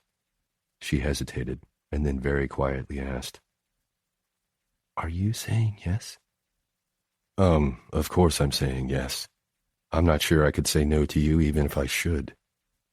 She bit back a smile, slid my hand down to her hip. You want to give me a hand job? Is that what you're asking? I bent my knees to look her in the eyes. I felt like an asshole being so blunt, and this whole conversation felt completely surreal. But I had to be clear what was actually happening before I let go of my tenuous self-control and took it too far. I'm just making sure I understand. She swallowed again, suddenly shy, and nodded. Yeah. I stepped closer, and when the light botanical smell of her shampoo hit me, I grew aware of how amped up I was. I'd never been nervous before, but right then I was terrified. I didn't care so much how good it was for me. It could be awkward and fumbling, too slow or fast, too soft or too hard. I knew I'd fall apart in her hands. I just wanted her to keep feeling this open with me, every second. I wanted sex to be fun for her. It's okay to touch me, I told her, trying to carefully balance my need to be gentle with my tendency to be demanding. She reached for my belt, unfastening it, and I moved my fingers from her hips, sliding up her waist to the top button of her shirt. Her smile was giddy, and she tried to duck her head to hide it but failed.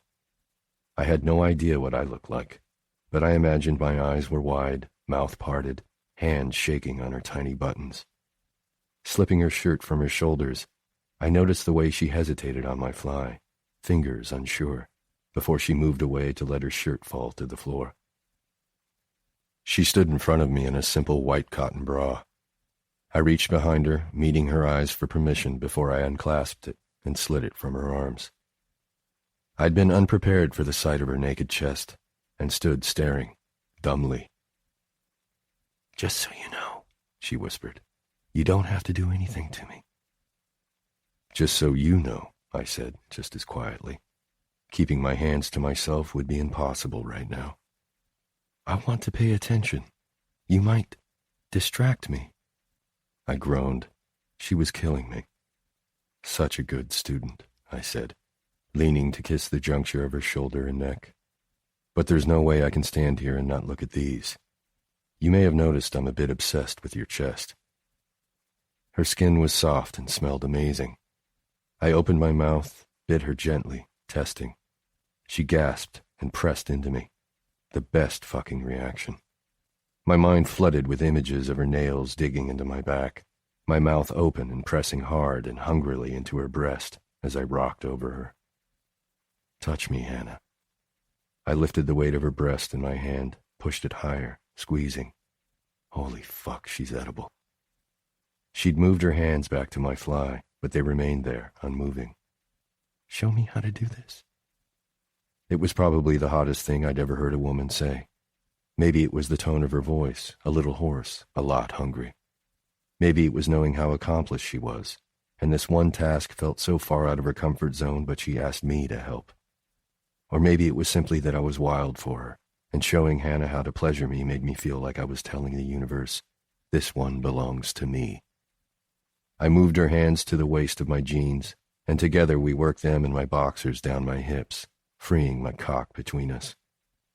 I let her look at me while I lifted both hands to slide her hair behind her neck, leaning in to kiss her throat. You taste so fucking good.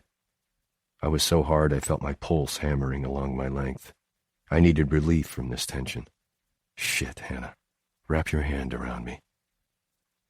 Show me, Will, she pleaded, running both hands over my stomach and down, just barely touching where the tip of my cock strained, erect.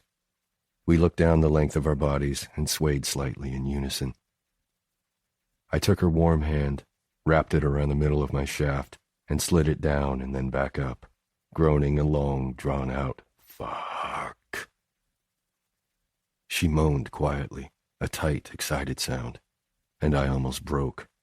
Instead, I squeezed my eyes shut, leaned down again to kiss a line up her neck, and guided her. It was so slow.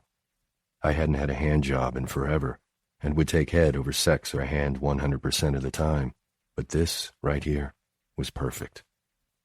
Her lips were so fucking close to mine. I could feel her breath, could taste her candy-sweet plum drink. Is it weird that I'm touching you here and we haven't even kissed yet? She whispered. I shook my head, looking down to where her fingers wrapped around me. I swallowed, could barely think. There's no right or wrong here. No rules. She lifted her eyes from where she'd been staring at my mouth. You don't have to kiss me. I gaped at her. I'd wanted to kiss her for weeks now. Shit, Hanna, yes I do. Her tongue slipped out to wet her lips. Okay. I bent low, hovering so close, moving her hand up and down my length, and just taking her in. Her lips were a breath away from mine, her little sounds coming out whenever she reached the head of my cock, and I let out a grunt. It felt too good to be just a hand job, and all of this was suddenly too intimate to be just friends. I looked at her eyes and then her mouth before moving that last inch to kiss her. She was so fucking sweet and warm. Our first kiss was unreal.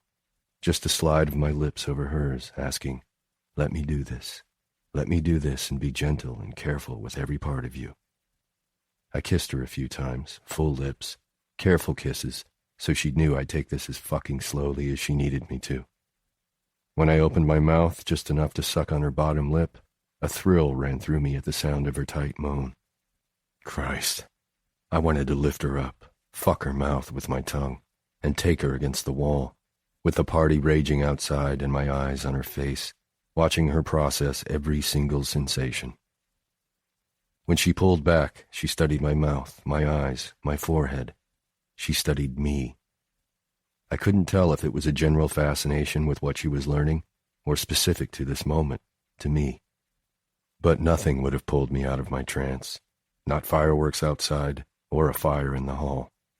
My need to someday be inside her, to completely possess her, spiked through me and planted beneath my ribs, pressing. You'll tell me if this is lame, right? She asked, voice quiet. I laughed, wheezing. Oh, it's not lame. It's so fucking good. And it's just your hand. Looking unsure, she asked, do others not do this? I swallowed thickly, hating the mention of other women right now. Before, I'd almost wanted them to be a lingering presence, a reminder to all parties what was and wasn't happening in a moment like this. With Hanna, I wanted to wipe their shadows from the wall. Shh. I mean, do you usually just have sex? I like what we're doing. I don't want something else right now. Will you just focus on the dick in your hand? She laughed, and I pulsed in her palm, loving the sound. Fine, she whispered. I just have to start with the basics. I like that you want to learn how to touch me. I like touching you, she murmured against my mouth. I like that you're showing me. We were moving faster together now. I showed her how hard to squeeze, letting her know it was okay to hold on tight, and then I needed it to start getting faster and harder than she'd expected. Squeeze it, I whispered. I like it pretty hard. It doesn't hurt? No, it's fucking killing me. Let me try, she whispered, gently pushing my arm away with her free hand. It freed me to cup her breasts, and I bent down to suck one nipple into my mouth, blowing lightly over the peak. She moaned, her rhythm slowing for a moment before she sped up again. Can I keep doing this until you finish? She asked. I laughed quietly into her skin. She had me practically vibrating, struggling to not lose it every time she slid her hand down and over the head of my cock. I was kind of counting on that. I sucked on her neck, closing my eyes and wondering if she'd let me mark her there so I could see it tomorrow. So everyone could. All around me the world seemed to spin. Her hand felt good, of course, but the reality of her absolutely rocked me. The smell and taste of her smooth, firm skin, her sounds of pleasure simply from touching me. She was sexual and responsive and curious, and I wasn't sure I'd been this turned on in a long, long time. The familiar tension built deep in my belly, and I began to rock forward in her grip. Hanna. Oh, shit. Just a little faster, okay?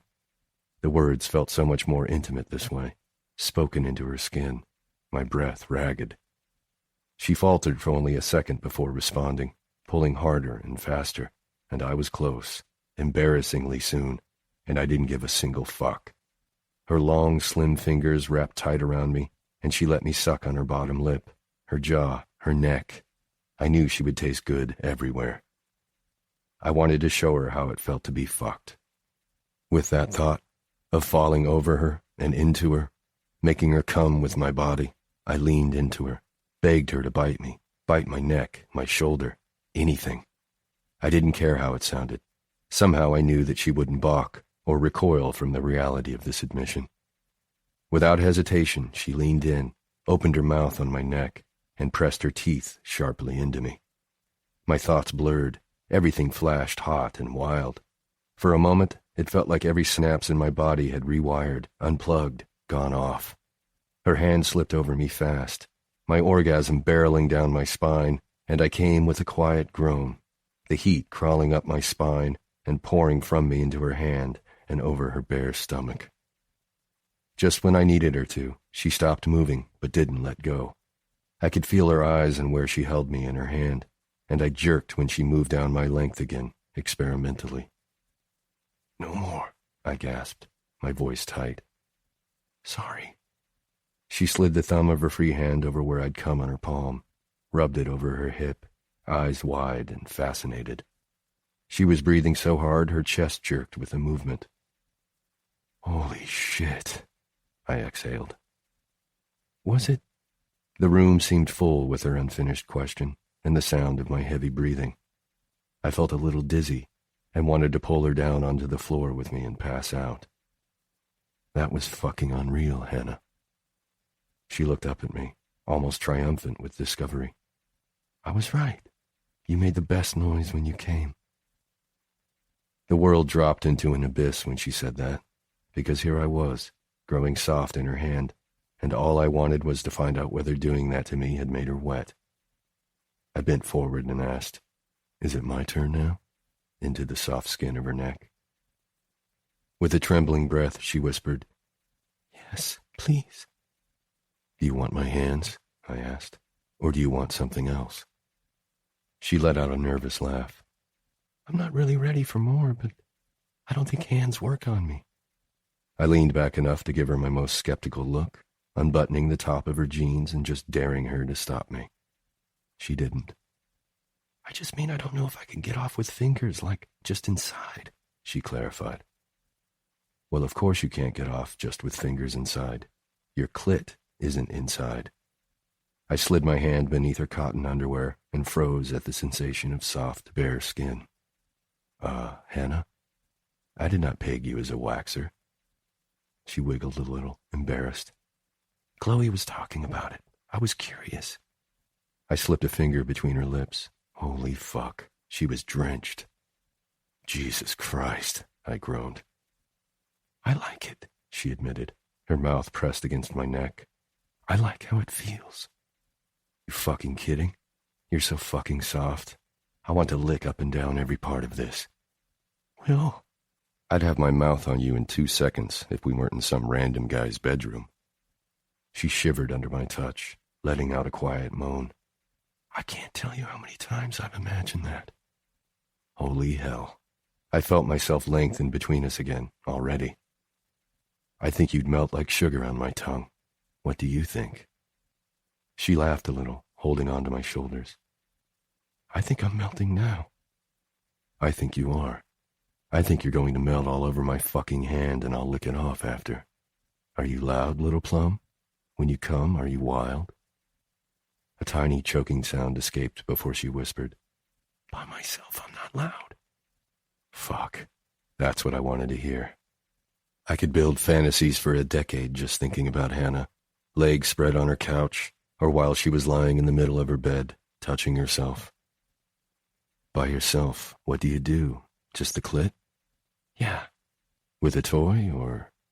"Sometimes." "I bet I can make you come like this," I said, and slid 2 fingers carefully inside, feeling her squeeze me. I brushed my nose against hers. "Tell me, do you like my fingers here? Fucking you?" "Will, you're so dirty." I laughed, nibbling at her jaw.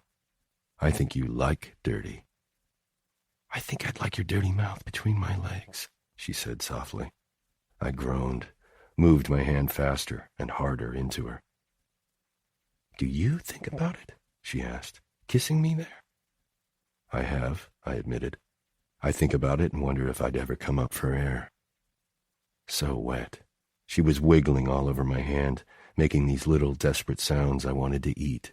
I pulled my fingers out, ignoring her angry little growl, and with them painted a wet line up her chin and across her lips, following almost immediately with my tongue, covering her mouth with mine. Fuck. She tasted all woman, soft and heady, and her tongue was still sticky sweet from her girly drink. She tasted like plum, ripe and soft and small in my mouth, and I felt like a fucking king when she begged me to touch her more. Again. Please, Will, I was close. Returning to her, I shoved her pants and underwear all the way down her legs, waiting as she stepped out of them. She was completely naked and my arms were shaking with the need to slide inside her perfect, warm heat. She reached for my wrist, pulling my hand back between her legs. Greedy girl. Her eyes went wide, embarrassed. Shh. I quieted her with my mouth on hers, sucking on her lip and licking her sweet tongue. Pulling back, I whispered, "I like it. I want to make you explode." "I will." She jerked in my hand when I slid my fingers between her legs and over her clit. "I've never felt this." So wet. Her mouth opened in a sharp gasp when I slid my fingers back inside her. She stared at my lips, my eyes, my every reaction. I loved that she was so curious she couldn't even look away. "Do me a favor," I asked. She nodded. "When you're close, tell me. I'll know, but give me the words." "I will," she gasped. I will. Just, please." "Please what, Plum?" She weaved slightly against me. "Please don't stop." I slid my fingers deeper, faster, pressing my thumb up against her clit and working it there in tighter, smaller circles. Yes. Holy shit, she's so close. I was hard again, rubbing over her bare hip where I had already come on her only minutes ago, and close again myself. "Grab my dick, okay? Just hold on. You're so fucking wet, and your sounds. Holy fuck, And then she was there, holding on to me tight enough to fuck her fist, and every thought became about how smooth she was around my fingers and the fruit plumpness of her lips and tongue. She started to dissolve, her body completely losing it. She was quietly gasping the same thing over and over. "Oh my God," which I was thinking too. "Say it." "I'm going," she hiccuped, tightened her hold on my length as I fucked her fist. "Fucking say it." "Will, my God." Her thighs started to shake and I wrapped my free arm around her waist to keep her from falling. "I'm coming." And with a wild jerk of her hips, she did, shaking and wet. Her orgasm rippled along the lengths of my fingers as she cried out, digging her nails into my shoulders. It was exactly what I needed. How did she fucking know? With a loud groan, I felt my second orgasm surge forward, hot and liquid, into her hand. Fuck. My legs shook and I leaned into her, pinning her to the wall. We'd been loud. Too loud? We were far down the hall, separated from the raging party by a number of rooms, but I still had no sense what the outside world had done while mine had melted in Hannah's arms. Her breath came out warm and sweet on my neck, and I carefully pulled out my fingers, rubbing along her sex to relish in her warm, sensitive skin.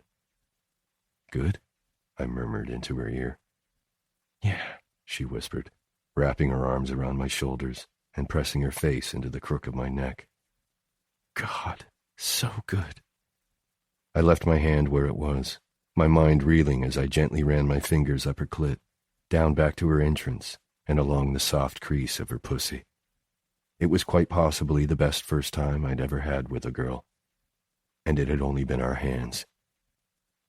"We should probably get back out to the party," she said, her voice muffled by my skin. Reluctantly, I pulled my hand away and immediately winced as she turned on the light switch behind her back. As I pulled up my pants, I stared at her, completely naked in the bright room. Well, fuck. She was smooth and toned, with lush breasts and gently curved hips. Her skin was still flushed from her orgasm, and I relished the sight of the blush that spread up her neck and across her cheeks as I studied the moisture on her stomach for my orgasm. "You're staring," she said, bending to reach for a box of tissues on the dresser. She looked down, cleaning herself up, and then tossing the tissue into a trash can. I buckled my belt and then sat at the edge of the bed, watching her put her clothes back on. She was unbelievably sexy, and she had no fucking idea. The room smelled like sex, and I knew she could feel my attention on her, but she didn't rush. In fact, she seemed perfectly content to let me look at every angle, every curve, as she slid on her panties, shimmied into her pants, put her bra on, slowly buttoned her shirt. Looking over at me, she licked her lips and my heart tripped as I registered she could taste herself from my fingers. I wondered if I'd be remembering her taste until the end of time. "What now?" I asked, standing. "Now?" She reached for my arm, tracing the double helix from my elbow to my wrist. "We go back out there and have another drink." My blood cooled a bit, hearing her voice return to steady. No longer breathy and excited, no longer tentative and hopeful. She was back to her regular bubbly self, the same Hanna everyone else saw, no longer mine. "Works for me." She looked at my face for several long moments, at my eyes and cheeks, chin and lips. "Thanks for not being weird." "Are you kidding?" I bent down and kissed her cheek. "What's there to be weird about?" "We just touched each other's private parts," she whispered. I laughed, fixing the collar of her shirt. "I noticed that." "I think I could totally do the friends with benefits thing. It feels so easy, so relaxed. We're just going to head back out there," she said, grinning widely up at me. With a little wink, she added, "And we're the only ones who know you just came all over my stomach, and I just came all over your hand." She turned the knob, opened the door, and let in the roar of the party. No way would anyone have heard us. We could pretend it didn't even happen. I'd done this before, scores of times. Hooked up with a woman and then returned to the throes of a party, blending into the room and losing myself in another form of fun. But despite the genuinely nice crowd of people, I couldn't ever lose track of where Hanna was and what she was doing.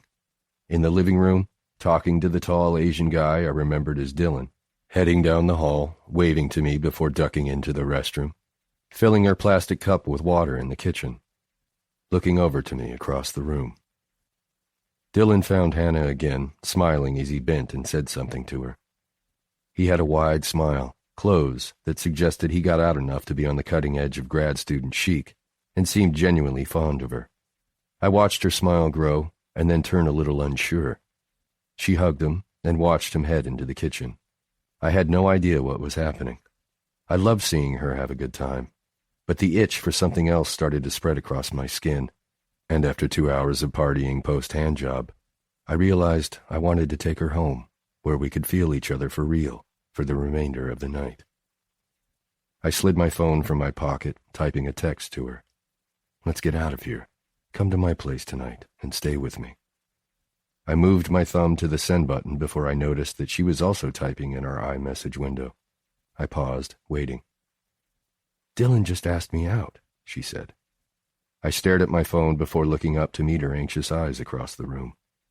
Deleting what I'd written, I typed instead, "What did you tell him?" She looked down when her phone buzzed in her hand and then replied, "I told him we could figure it out on Monday." She was looking for guidance, maybe even looking for permission. Only a month ago, I was regularly having sex with 2 to 3 different women every week. I had no idea where my head was concerning Hanna. My own thoughts were too jumbled and complex to help her translate hers right now. My phone buzzed again, and I glanced down. "Is this really weird after what we just did? I don't know what to do, Will." This is what she needs, I told myself. Friends, dates, a life outside of school. You can't be the only thing in it. For once, I was looking for complicated, and she was trying on simple. "Not at all," I typed back. "This is called dating." Chapter 7. If I'd ever wondered what a cat in heat sounded like, now I knew. The noises, The meows, the whining, the howls had started about an hour ago and had only gotten worse until the sexually frustrated animal was practically screeching outside my bedroom window. I knew exactly how it felt. Thanks, life, for giving me the living, breathing metaphor for how I was feeling. With a groan, I rolled to my stomach, reaching blindly for a pillow to drown out the sound, or to use to smother myself. I hadn't decided. I'd been home from my date with Dylan for 3 hours and hadn't gotten even a few minutes of sleep. I was a mess, having tossed and turned since I'd climbed into bed, staring up at the ceiling as if the secret to all my problems lay hidden in the mottled plaster overhead. Why did everything feel so complicated? Wasn't this what I'd wanted? Dates, a social life, to have an orgasm in the company of another person? So what was the problem? The way Dylan tripped my only a friend vibe was the problem. The fact that we'd gone to one of my favorite restaurants and I'd been completely zoned out, thinking about Will when I should have been swooning over Dylan, was an even bigger one. I wasn't thinking about Dylan's smile as he'd picked me up, the way he'd opened my door and the adoring way he'd looked at me all through dinner. Instead, I was obsessing over Will's teasing smile, the look on his face as he'd watched me touch his cock, his flushed cheeks, how he'd told me exactly what to do, the way he'd sounded when he came, and how it had looked on my skin. Annoyed, I flopped onto my back and kicked off the blankets. It was March, light snow had been falling all day, and I was sweating. It was 2 o'clock in the morning, and I was wide awake and frustrated. Really, really frustrated. The hardest part to wrap my head around was how sweet Will had been at the party, how gentle and caring, and how I knew, without a doubt, how easily all of that would translate into sex.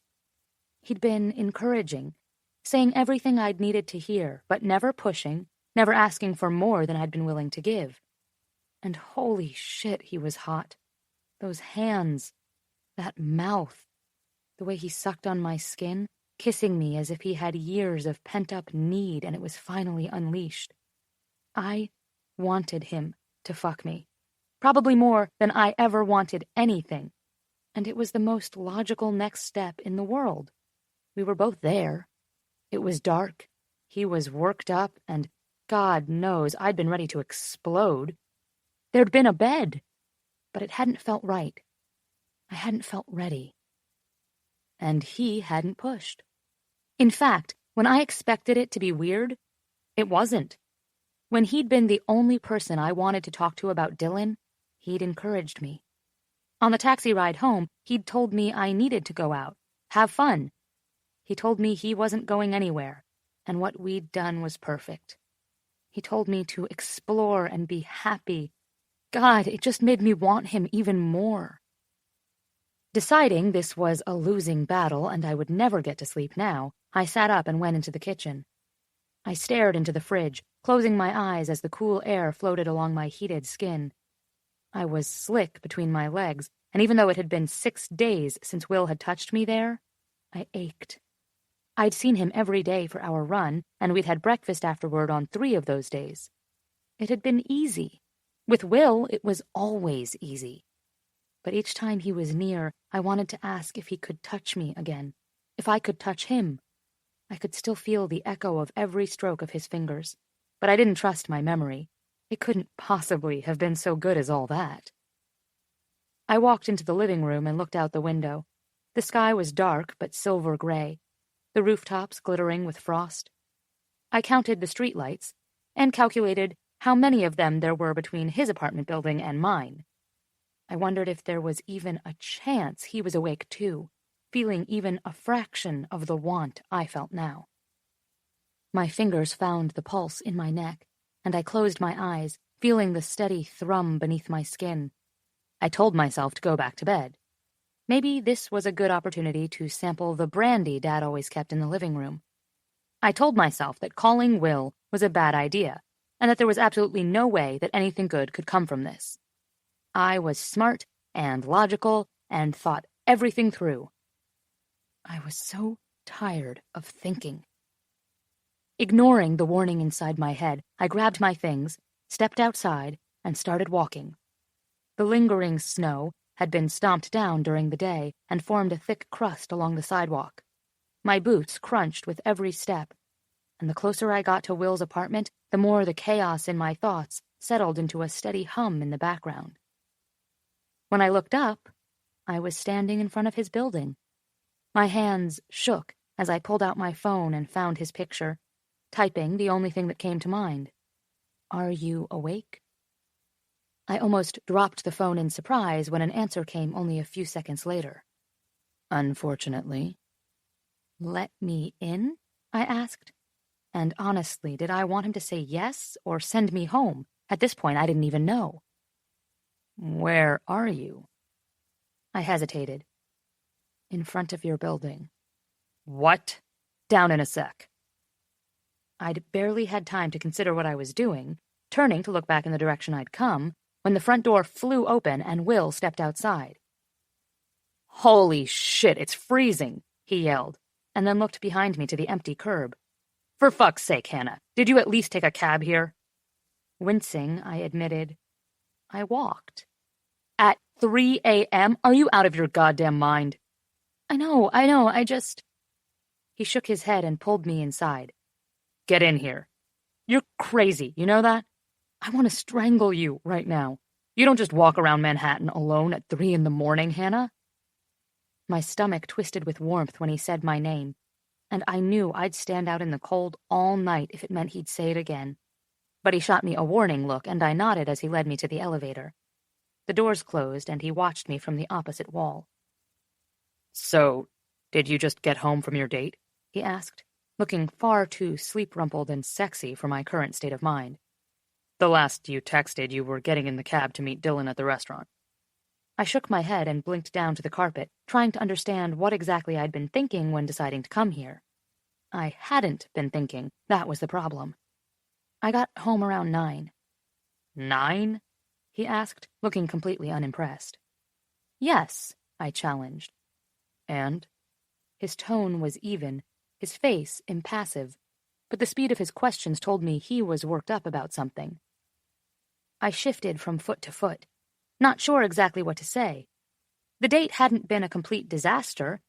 Dylan was sweet and interesting, but I'd been totally checked out. I was saved from answering when we reached Will's floor. I followed him out of the elevator and down the long hallway, watching his back and shoulders flex with every step. He wore blue pajama bottoms, and the outlines of some of his darker tattoos were visible through his thin white t-shirt. I had to push down the urge to reach out and trace them with my fingertip, to take off his shirt and see them all. There were obviously more than there had been all those years ago, but what were they? What stories hid beneath the ink on his skin? "So, are you going to tell me?" he asked. He'd stopped in front of his door, and my eyes shot up to his. "What?" I asked, confused. "Date, Hanna." "Oh," I murmured, blinking away and trying to make some order of the chaos inside my head. "It was dinner and blah, blah, blah. I took a cab home. You're sure I didn't wake you?"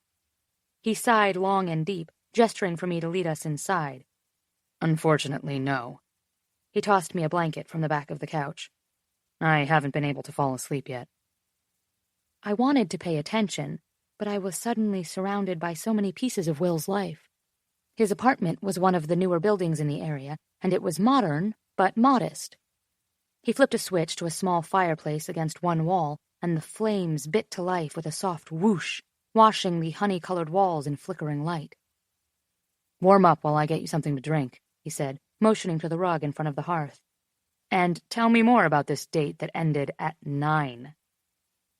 The kitchen was visible from the living room, and I watched as he opened and closed cupboards, filling an ancient-looking kettle before setting it to heat on the stove. His place was smaller than I'd have imagined, with wood floors and bookcases packed to the brim with dog-eared novels, thick genetics texts, and an entire wall dedicated to what looked like a rather impressive collection of comic books. 2 leather couches dominated the living room, and simple framed art lined the walls. There were magazines in a basket on the floor, a stack of mail tucked into the mantel, a glass full of bottle caps resting on a shelf. I tried to focus on what he was asking, but every object in his apartment was a fascinating puzzle piece to the story of Will. "There's really not much to tell," I said distractedly. "Hanna." I groaned, taking off my jacket and folding it over the back of a chair. "My head just wasn't in the game, you know?" I said, and stopped at the expression on his face. His eyes were wide, his mouth open as his gaze moved slowly down my body. "What? What are you—" he coughed. "You came all the way over here in that." I looked down and, if possible, became even more mortified than I'd been before. I'd gone to bed in shorts and a tank top, only taking time to throw on a pair of pajama pants, my fuzzy boots, and Jensen's giant old coat. My shirt left nothing to the imagination, and my nipples were hard, completely visible beneath the thin material. "Oh, oops." I crossed my arms over my chest, trying to hide the fact that it was obviously very, very cold outside. "I probably should have paid more attention, but I wanted to see you. Is that weird? It's weird, isn't it? I'm probably breaking about 12 of your rules right now." He blinked. I think there's a clause in there to make an exception for any rule breaking while wearing an outfit like that," he said, managing to pull his eyes from my chest long enough to finish up in the kitchen. There was an unfamiliar sense of power in being able to fluster him, and I tried not to look too smug as he walked out carrying 2 steaming mugs.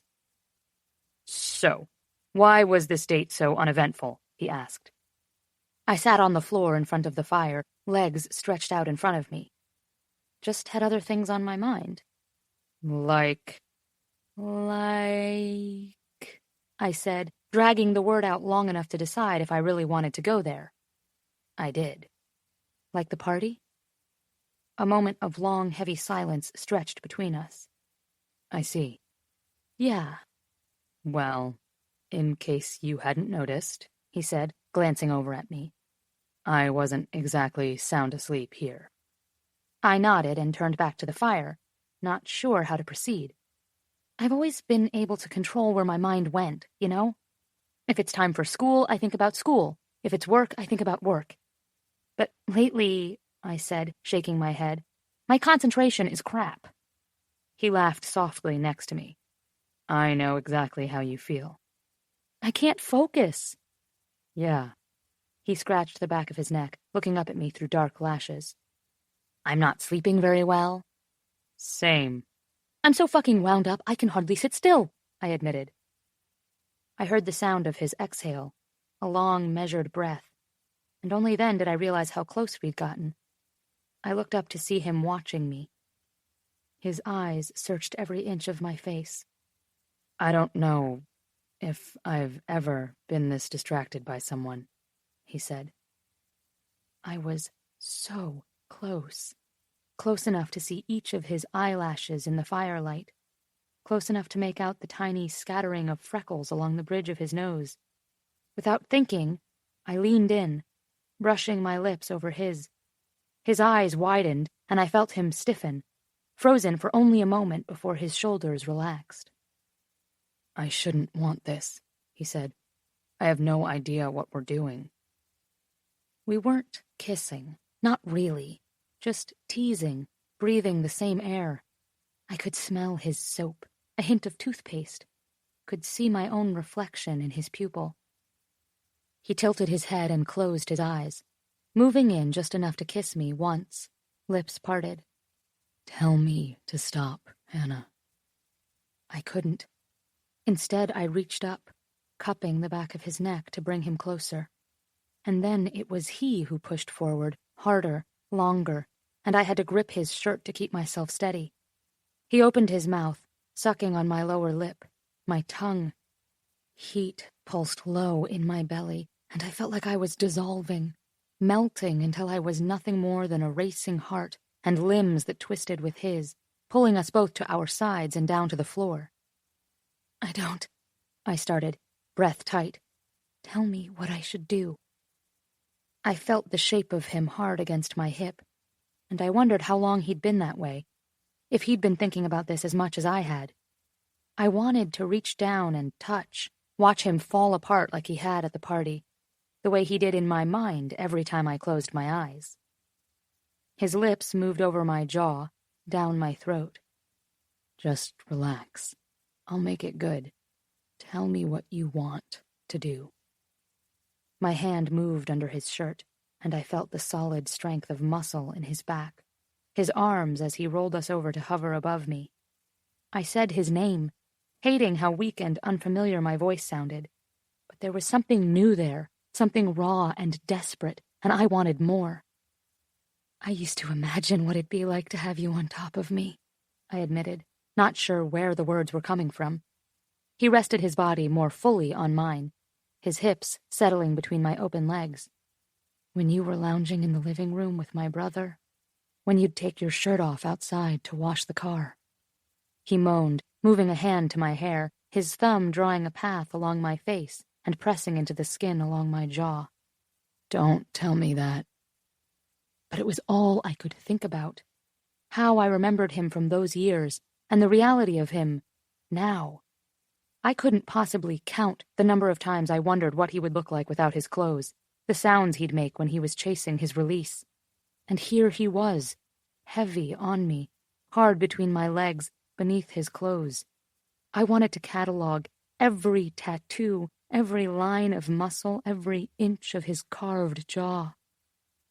"I used to watch you from my window," I said, gasping as he shifted so that the length of him pressed directly over my clit. "God, when I was 16, you starred in every one of my dirty dreams." He pulled back just enough to meet my eyes. He was clearly surprised. I swallowed. "Should I not have told you that?" He began and licked his lips. "I don't know." He looked dazed and conflicted. I couldn't look away from his mouth. "I know I shouldn't think that's hot, but Christ, Hanna, if I come in my pants, you have no one to blame but yourself." I could do that? His words lit a fuse in my chest, and I wanted to tell him everything. "I would touch myself under the covers," I admitted in a whisper. "Sometimes I could hear you talking, and I would pretend, wonder what it would be like if you were there. I used to make myself come and pretend it was you." He swore, dipping back down to kiss me again, deeper and wetter, his teeth dragging along my bottom lip. "What would I say?"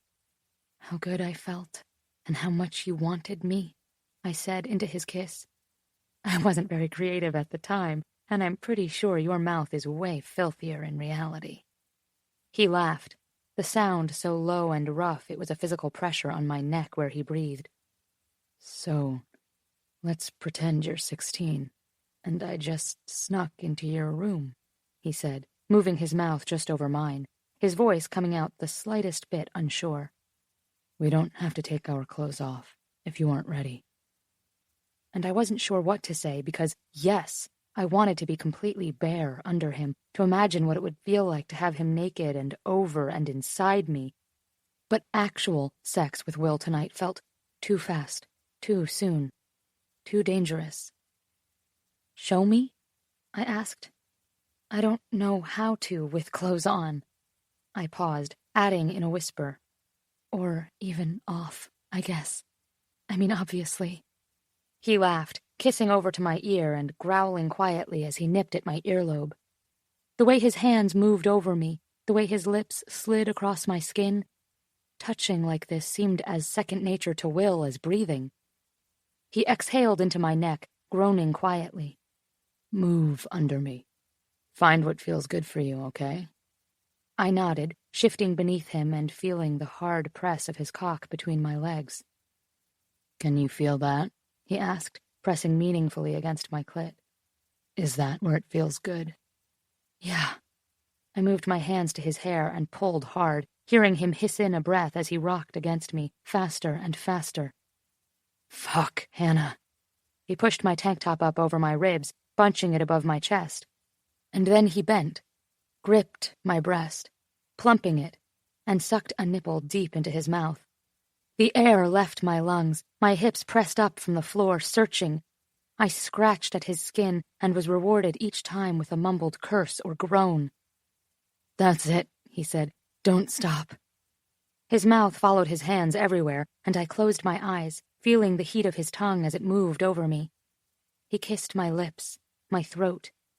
The ache between my legs grew, and I could feel how wet I was, how empty, how much I wanted his mouth against me, his fingers inside, his cock. We slid along the floor, and I felt something wedge beneath my back, but didn't care. All I wanted was to chase down this feeling. "So close," I gasped, surprised to find him looking down at me, lips parted and hair falling across his forehead. His eyes widened, blazing with thrill. "Yeah?" I nodded, the rest of the world blurring as the feeling between my legs grew, becoming hotter and more urgent. I wanted to claw at my skin and beg him to take off my clothes, to fuck me, to make me beg. "Fuck, don't stop what you're doing," he said, rocking his hips forward against me, the perfect drag of heat and pressure exactly where I needed. "I'm almost there." "Oh," I said, my fingers twisting in the thin fabric of his shirt as I felt myself start to fall, closing my eyes as my orgasm moved down my spine to explode between my legs. I cried out, calling his name and feeling him speed up as he moved against me.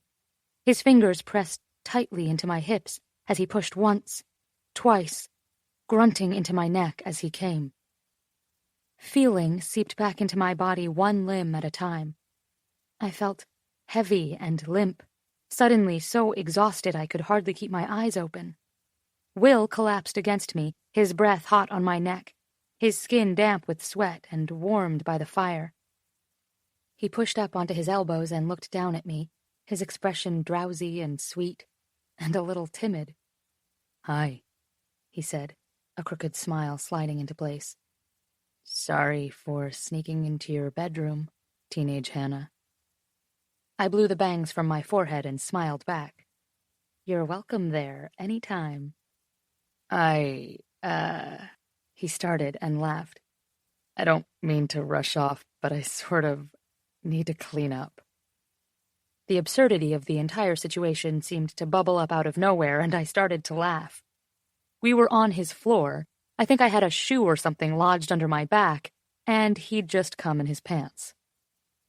"Hey," he said, "don't laugh. I said it'd be your fault."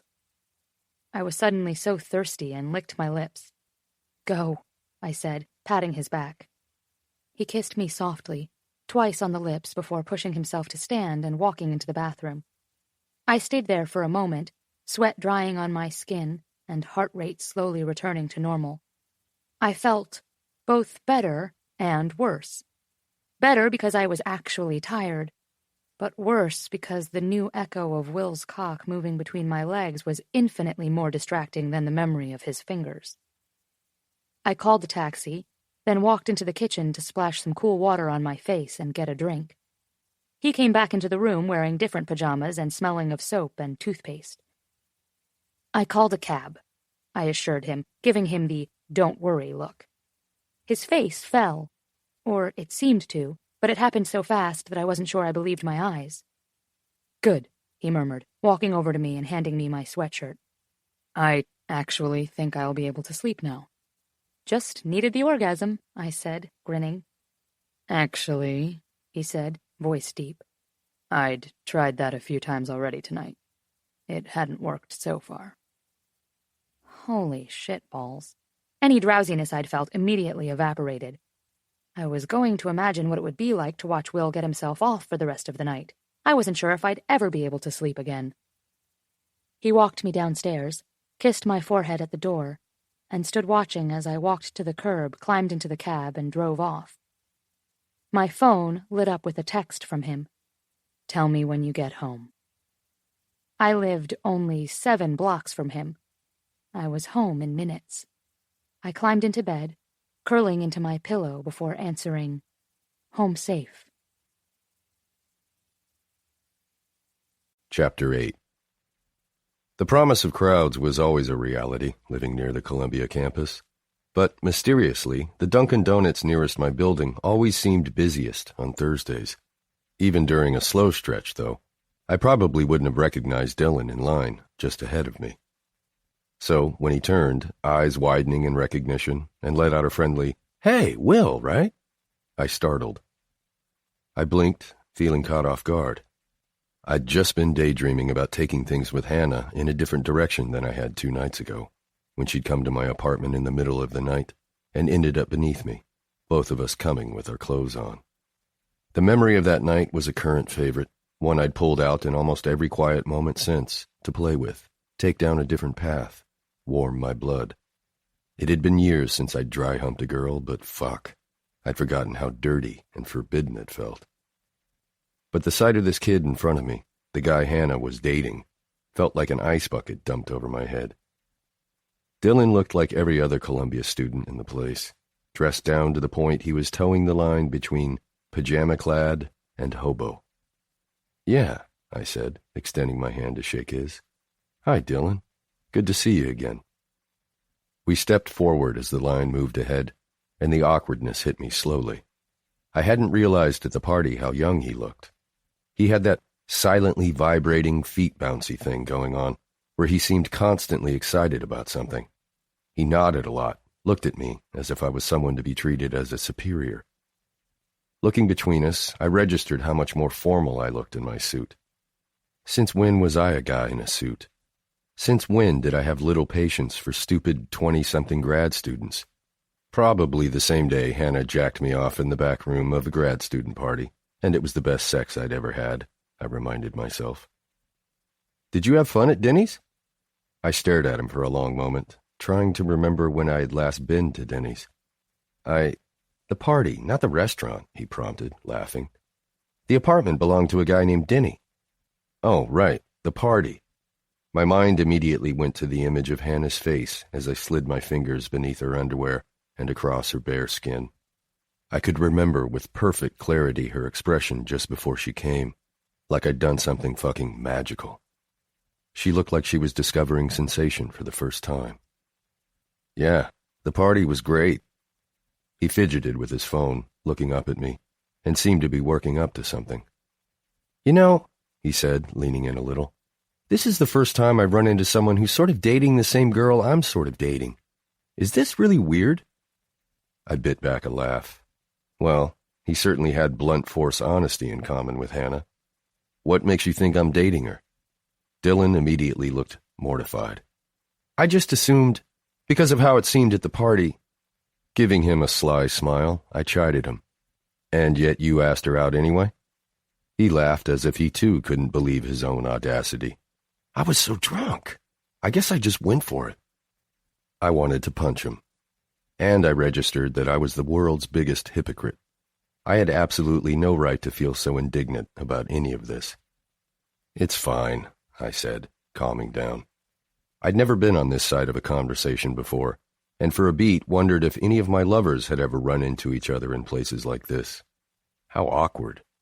I tried to imagine what Kitty or Laura, all sparkles and sunshine, and Natalia or Christy, who would barely crack a smile even in the best of moods, would do if they were put in this kind of situation. Shrugging, I told him, "Hanna and I go way back, that's all." He laughed, nodding as if this answered all of his unasked questions. "She said she's just dating right now. I get that. She's a really fun girl. I've been wanting to ask her out for ages, so I'll take whatever I can get, you know?" I stared at the cashier, silently begging her to ring up customers just a little faster. Unfortunately, I knew exactly what he meant. "Yeah." He nodded again, and I was tempted to tell him the rule of silence. Sometimes an awkward silence is actually far less awkward than forced conversation. Dylan stepped up to order his coffee, and I could return to the safety of distraction via smartphone. I didn't meet his eye again as he paid and walked away, but I felt like my gut was made of lead. What the fuck was I doing? With every step to my office, I felt more and more uncomfortable. In the past near decade, the lines were drawn with each of my sexual partners before the sex even happened. Sometimes the conversation occurred as we left an event together. Other times it came up organically when they asked if I had a girlfriend, and I could simply say, "I'm dating, but not seeing one person exclusively right now." In the few cases when the sex turned into something more, I'd always made a point to be clear about where I stood, find out where they stood, and discuss, openly, what we both wanted. I hadn't registered how blindsided I'd been by the appearance of Dylan. In my world, and more importantly, in Hanna's. For the first time ever, I'd made the assumption that when she pulled me to that back room, she would want to explore sex with me, and only me. Karma was clearly a bitch.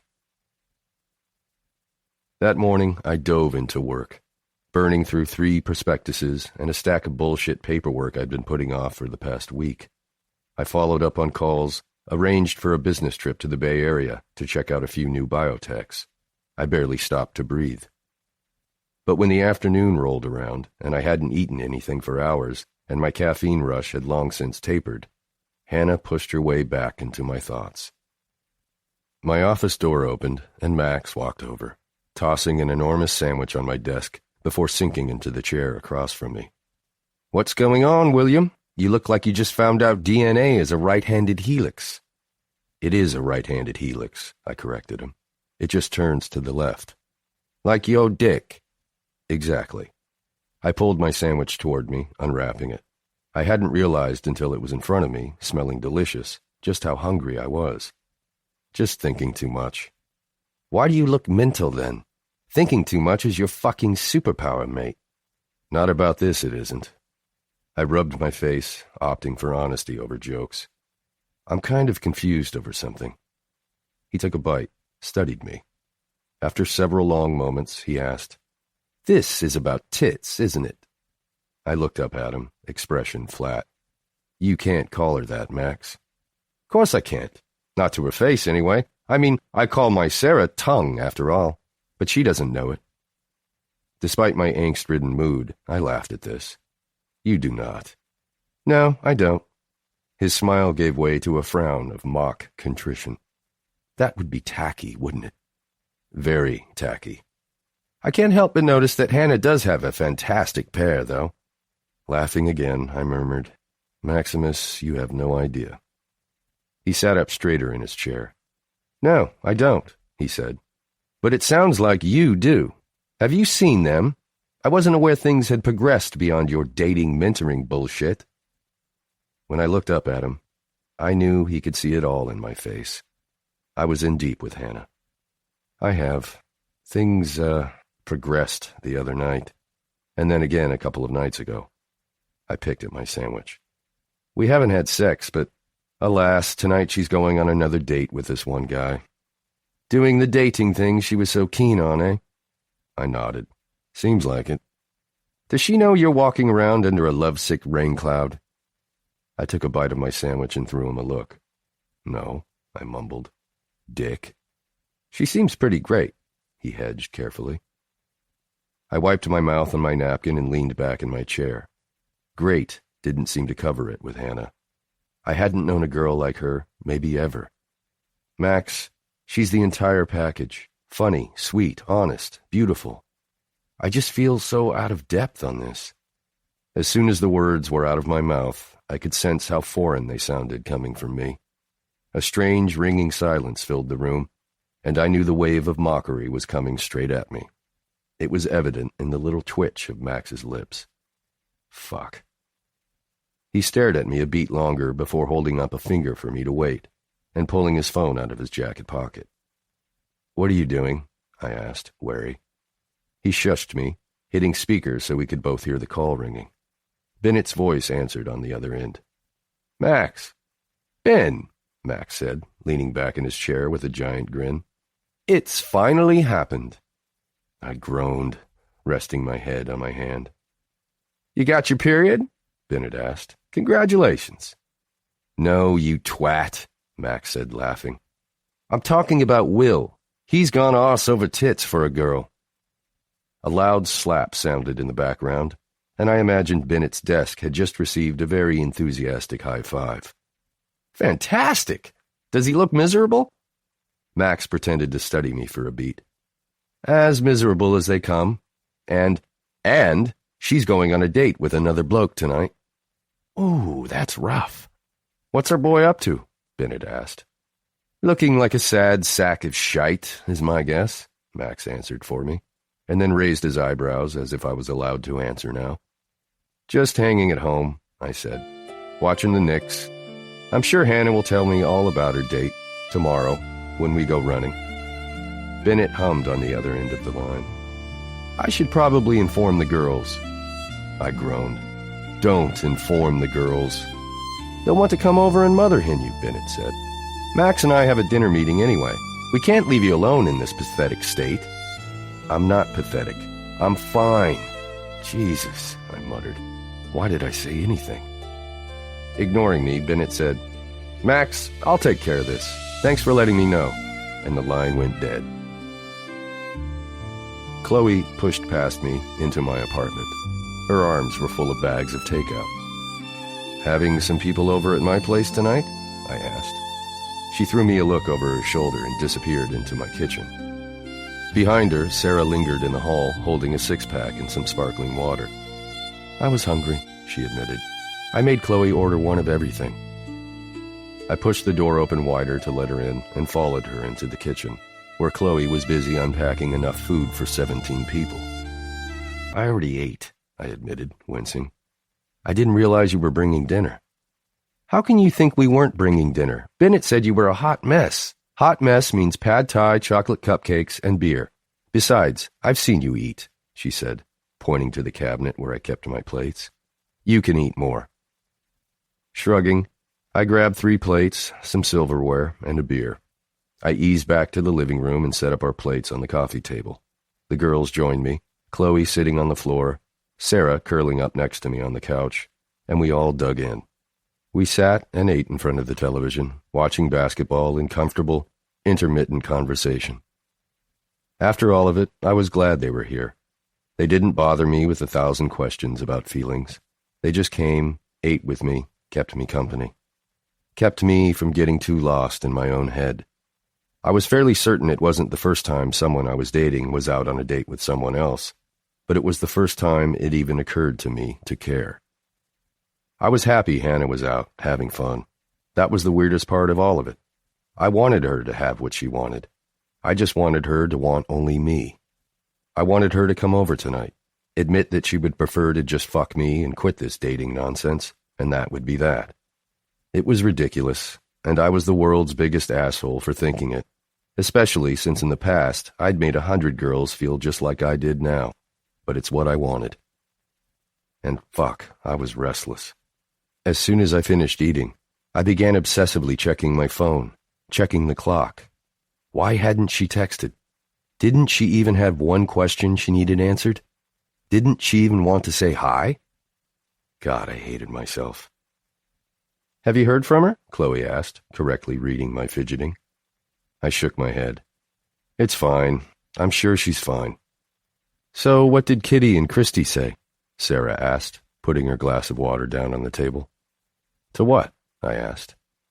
Silence filled the space between us, and I blinked, confused. To what? I asked again. When you ended things with them, Sarah prompted. Fuck. Oh, I said, scratching my jaw. I haven't technically ended things. So, you're hung up on Hanna, but you haven't let your other 2 lovers know that you have sincere feelings for someone else. I picked up my beer, stared down into it. It wasn't just the hassle of going through the awkward, let's end this conversation with Kitty and Christy. If I was honest with myself, it was also partly about the security of the distraction they could provide if this whole thing with Hanna went downhill. That sounded like a dick move even to me. Not yet, I admitted. It's all so casual. Who knows if a conversation is really needed? Chloe leaned forward, setting her bottle down and waiting until I looked her in the eye. Will, I love you. I really do. You are going to be a part of our wedding. You will be a part of our family. I want the best things in the world to happen to you. She narrowed her eyes at me, and I felt my balls crawl up into my body. But I still wouldn't tell a girlfriend of mine to take a chance with you. I'd tell her she should let you fuck her brains out, but keep her emotions out of it, because you are a clueless little shit. I winced, kind of chuckled, and shook my head. That's refreshingly honest. I'm being serious. Yes, you're always open with your sex buddies. No, you don't have anything to hide. But what's your thing against relationships? Throwing my hands in the air, I said, I don't have anything against relationships. Sarah jumped in, saying, "You assume from day one that you won't want anything more than convenient sex," before continuing more gently. "And let me tell you, from a woman's point of view, when you're younger, you want the boy who knows how to play the game. But when you're older, you want the man who knows when it's not a game anymore. You don't even know that yet, and you're what, 31? Hanna may be young in years, but she's an old soul, and she's going to quickly figure out that your model isn't the right one for her. You're teaching Hanna how to balance multiple lovers, but you should be teaching her what it feels like to be loved." I smiled at her, and then rubbed my face with both hands, groaning. "Did you guys come over here to lecture me?" Sarah said no, at the same time that Chloe said yes. Finally, Sarah laughed and said yes. She leaned forward to put her hand on my knee. "You're just so clueless, Will. You're like our adorable derpy mascot."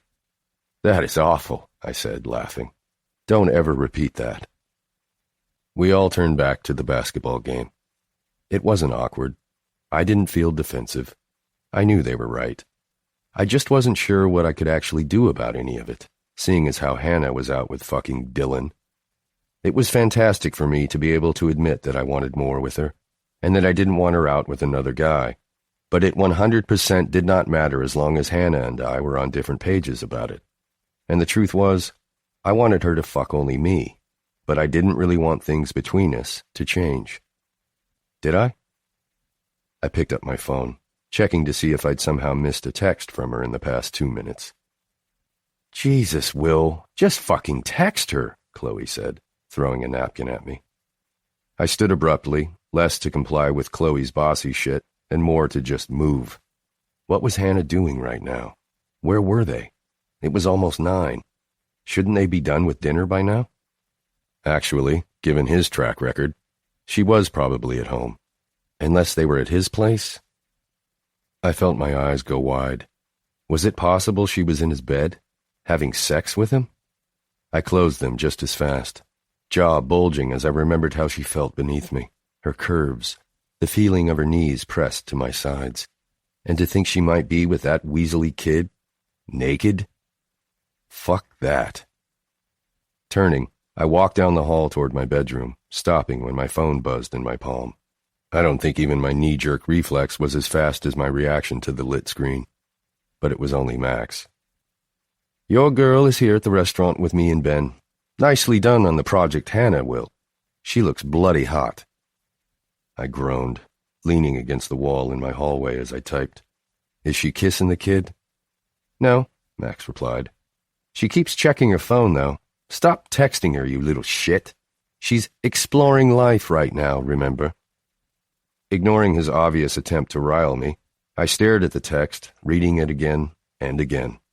I knew I was the only person who regularly texted Hanna, and I hadn't sent her anything all night. Was it possible she was checking her phone as obsessively as I'd been checking mine? I moved down the hall, slipping into the bathroom under the ruse of actually using it for its intended purpose, and instead sitting on the edge of my tub. It wasn't a game with her. Sarah was wrong there. I knew it was a game. It wasn't even fun right now. My time away from Hanna oscillated wildly between exhilaration and obsessive anxiety. Is this what it was about? Taking this kind of risk? Opening up and gambling on someone else's ability to tread carefully with your feelings?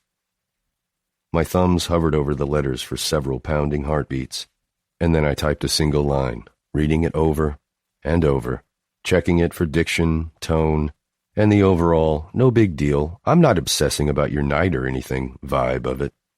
Finally, I closed my eyes and hit send.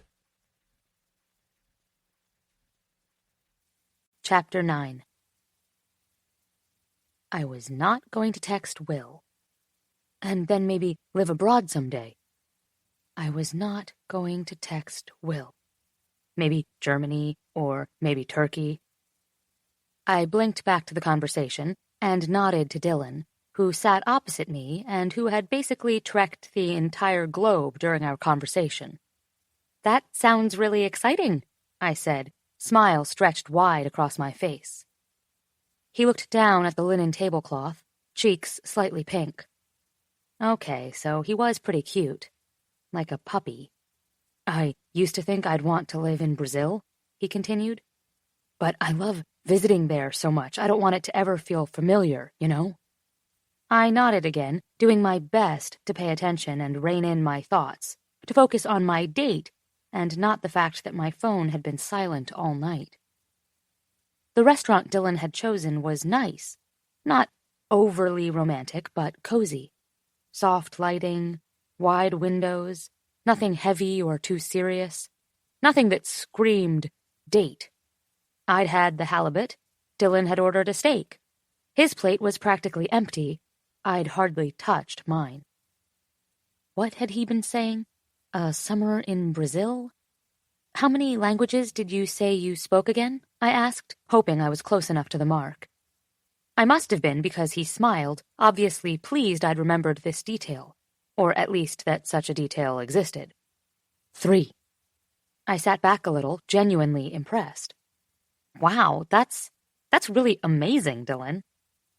And that wasn't even stretching the truth. He was amazing. Dylan was good-looking and smart and everything an intelligent girl would be looking for. But when the waiter stopped at our table to refill our drinks, none of those things kept me from glancing quickly down to my phone again and frowning at the blank screen. No messages, no missed calls, nothing. Damn. I swiped a finger over Will's name and reread a few of his texts from earlier in the day. Random thought. I'd like to see you stoned. Pot amplifies personality traits, so you'd probably talk so much your head would explode, though I don't know how you could possibly say even crazier things than you do now. And another. Just saw you on 81st in Amsterdam. I was in a cab with Max and watched you cross the street in front of us. Were you wearing panties under that skirt? I plan on filing that away in the old spank bank, so whatever you do, just say no. The timestamp on his last message was just after 1 this afternoon, almost 6 hours ago. I scrolled through a few more before pressing the box to type, my thumb hovering over the keyboard. What could he possibly be doing? The phrase, or who, crept into my thoughts and I felt my frown deepen. I started typing out a message and deleted it just as quickly. I will not text Will, I reminded myself. I will not text Will. Ninja. Secret agent. Get the secrets and get out unharmed. Hanna? I looked up again. Dylan was watching me. His brows drew together for a moment before he laughed a small, uncertain sound. Are you okay tonight? You seem a bit distracted. Yeah, I said, horrified to have been caught. I lifted the phone from my lap. Just waiting for a text from my mom, I lied, horribly. But everything's good? Absolutely. With a small, relieved sigh, Dylan pushed his plate away and leaned forward, resting his forearms on the table. So, what about you? I feel like I've done nothing but talk. Tell me about the research you're doing. For the first time all night, I felt the grip on my phone lessen. This I could do. Talk about my work and school and science. Hell yes.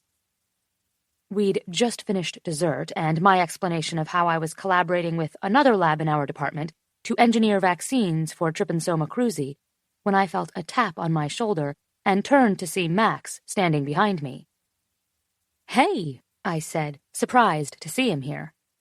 He was about 10 feet tall, and yet when he bent to kiss my cheek, he didn't look awkward at all.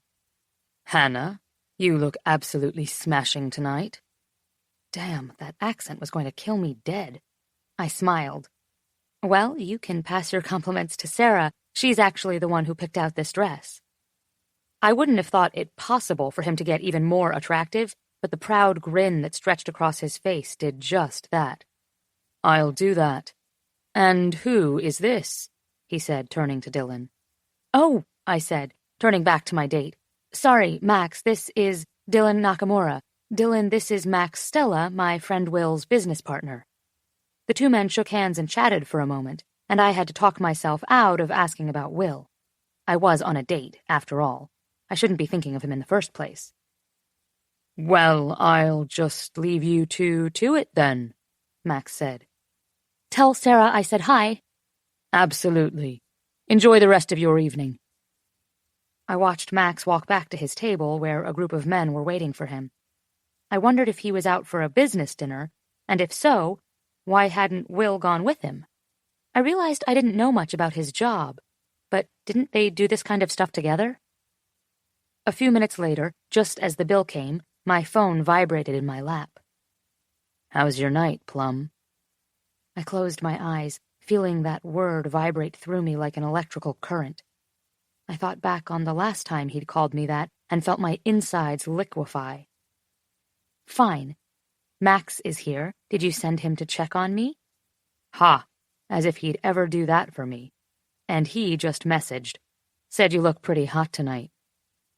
I'd never known I was much of a blusher before Will, but I felt the heat as it flashed through my cheeks. He looked pretty hot himself. "Not funny, Hanna." "You home?" I hit send and then held my breath. What would I do if he said no? "Yes." I was really going to have a talk with myself. Knowing Will was home and texting me should not have made me quite so damn happy. "Running tomorrow?" I asked. "Of course." Quickly wiping the smile from my face before Dylan noticed, I tucked my phone away. Will was home, and I could rest easy and attempt to enjoy the rest of my night. "So how was your date?" he asked, stretching beside me. "Good," I said. "Fine." "Fine?" "Yeah." I shrugged, unable to get it up for a more enthusiastic response. "Fine," I said again. "Good." I felt decidedly worse about my Will codependency this morning than I did last night. I would need to get my act together and remember, secret agent, like a ninja, learn from the best. He shook his head. "What a glowing review." I didn't respond, instead walking to retrieve the water bottle I'd stowed against a nearby tree. It was cold. So cold the water had turned to slush and sloshed around as I tried to force it open. We were at the post-workout stage of our run, where Will would give me a pep talk and say something inappropriate about my boobs, and I would complain about the cold or the lack of easily accessible bathrooms in Manhattan. And I really wasn't sure I wanted to have this conversation today, or admit that while I actually liked Dylan, I didn't daydream about kissing him or sucking on his neck or watching him come on my hip, like I did a certain someone else. I didn't want to tell him I was constantly distracted on our dates and having a hard time becoming invested. And I also refused to admit that I was failing at this whole dating thing, and might never learn how to keep things casual, enjoy life, be young, and experience things the way Will could. He ducked to meet my eyes, and I registered that he was repeating a question. "What time did you get back?" "A little after 9, I think." "9?" he said, laughing. "Again?" "Maybe a little later. Why is that so funny?" 2 dates in a row, and at 9 o'clock? Is he your grandfather? Did he take you out for the early bird special?" "For your information, I had to run into lab early this morning. And what about your wild night, player? Partake in any orgies? Maybe a rave or two?" I asked, intent on changing the subject. "Kind of did the Fight Club thing," he said, scratching his jaw. "Except without the guys or the punching." At my confused stare, he clarified. "Basically, I had takeout with Chloe and Sarah at my place." "Hey, you sore today?" I immediately remembered the delicious ache his fingers had left me with after Denny's party, and the way my pelvic bone felt almost bruised from grinding against him on the floor of his apartment. "Sore?" I repeated, blinking quickly back to him. He smiled knowingly. "Sore from yesterday's run? Jesus, Hanna, get your mind out of the gutter. You were home by 9. What else could I possibly have been talking about?" I took another pull from my water bottle and winced at the cold on my teeth. "I'm good." "Another rule, Plum. You can only use the word good so many times in a conversation before it becomes disingenuous. Find better adjectives to describe your state of mind post-dates." I wasn't exactly sure how to handle Will this morning. He seemed a little edgy. I'd thought I had him figured, but my thoughts, too, seemed to be all over the place, a growing problem when we were together. Or, judging by last night, when we were apart, too. Did he care at all that I'd been out with Dylan? Did I want him to care? Ugh, this dating thing was way too complicated, and I wasn't even sure whether Will and I were technically dating. It seemed to be one of the only questions I couldn't ask him. Well, he said, sliding his gaze to me with a teasing little smile. Just so you're clear on the meaning of the word dating, maybe you should go out with someone else, just to see how it all works. What about another one of the guys at the party? Aaron, or Hao? Hao has a girlfriend. Aaron, he nodded encouragingly. He seemed pretty fit. He's fit, I agreed, hedging. But he's sort of SN2? Will's brows pulled together in confusion. SN2? You know, I said, waving my hands awkwardly. Like when the CX bond is broken and the nucleophile attacks the carbon at 180 degrees to the leaving group. The words came out in a breathless rush. Oh, my God. Did you just use an OChem reference to tell me Aaron looks better from the back than the front? I groaned and looked away. I think I just broke some sort of nerd record. No, that was amazing, he said, sounding genuinely awed. I wish I thought of that about 10 years ago. His mouth turned down at the corners when he considered this. But honestly, it's awesome when you say it. If I said it, I would just sound like a giant dick. I swallowed, most definitely not glancing down at his shorts. Despite the dropping temperatures and early hour, more people than usual had decided to brave the cold. A cute pair of college guys kicked a soccer ball back and forth, dark beanies pulled down over each of their heads, and styrofoam cups of rapidly cooling coffee in the grass nearby.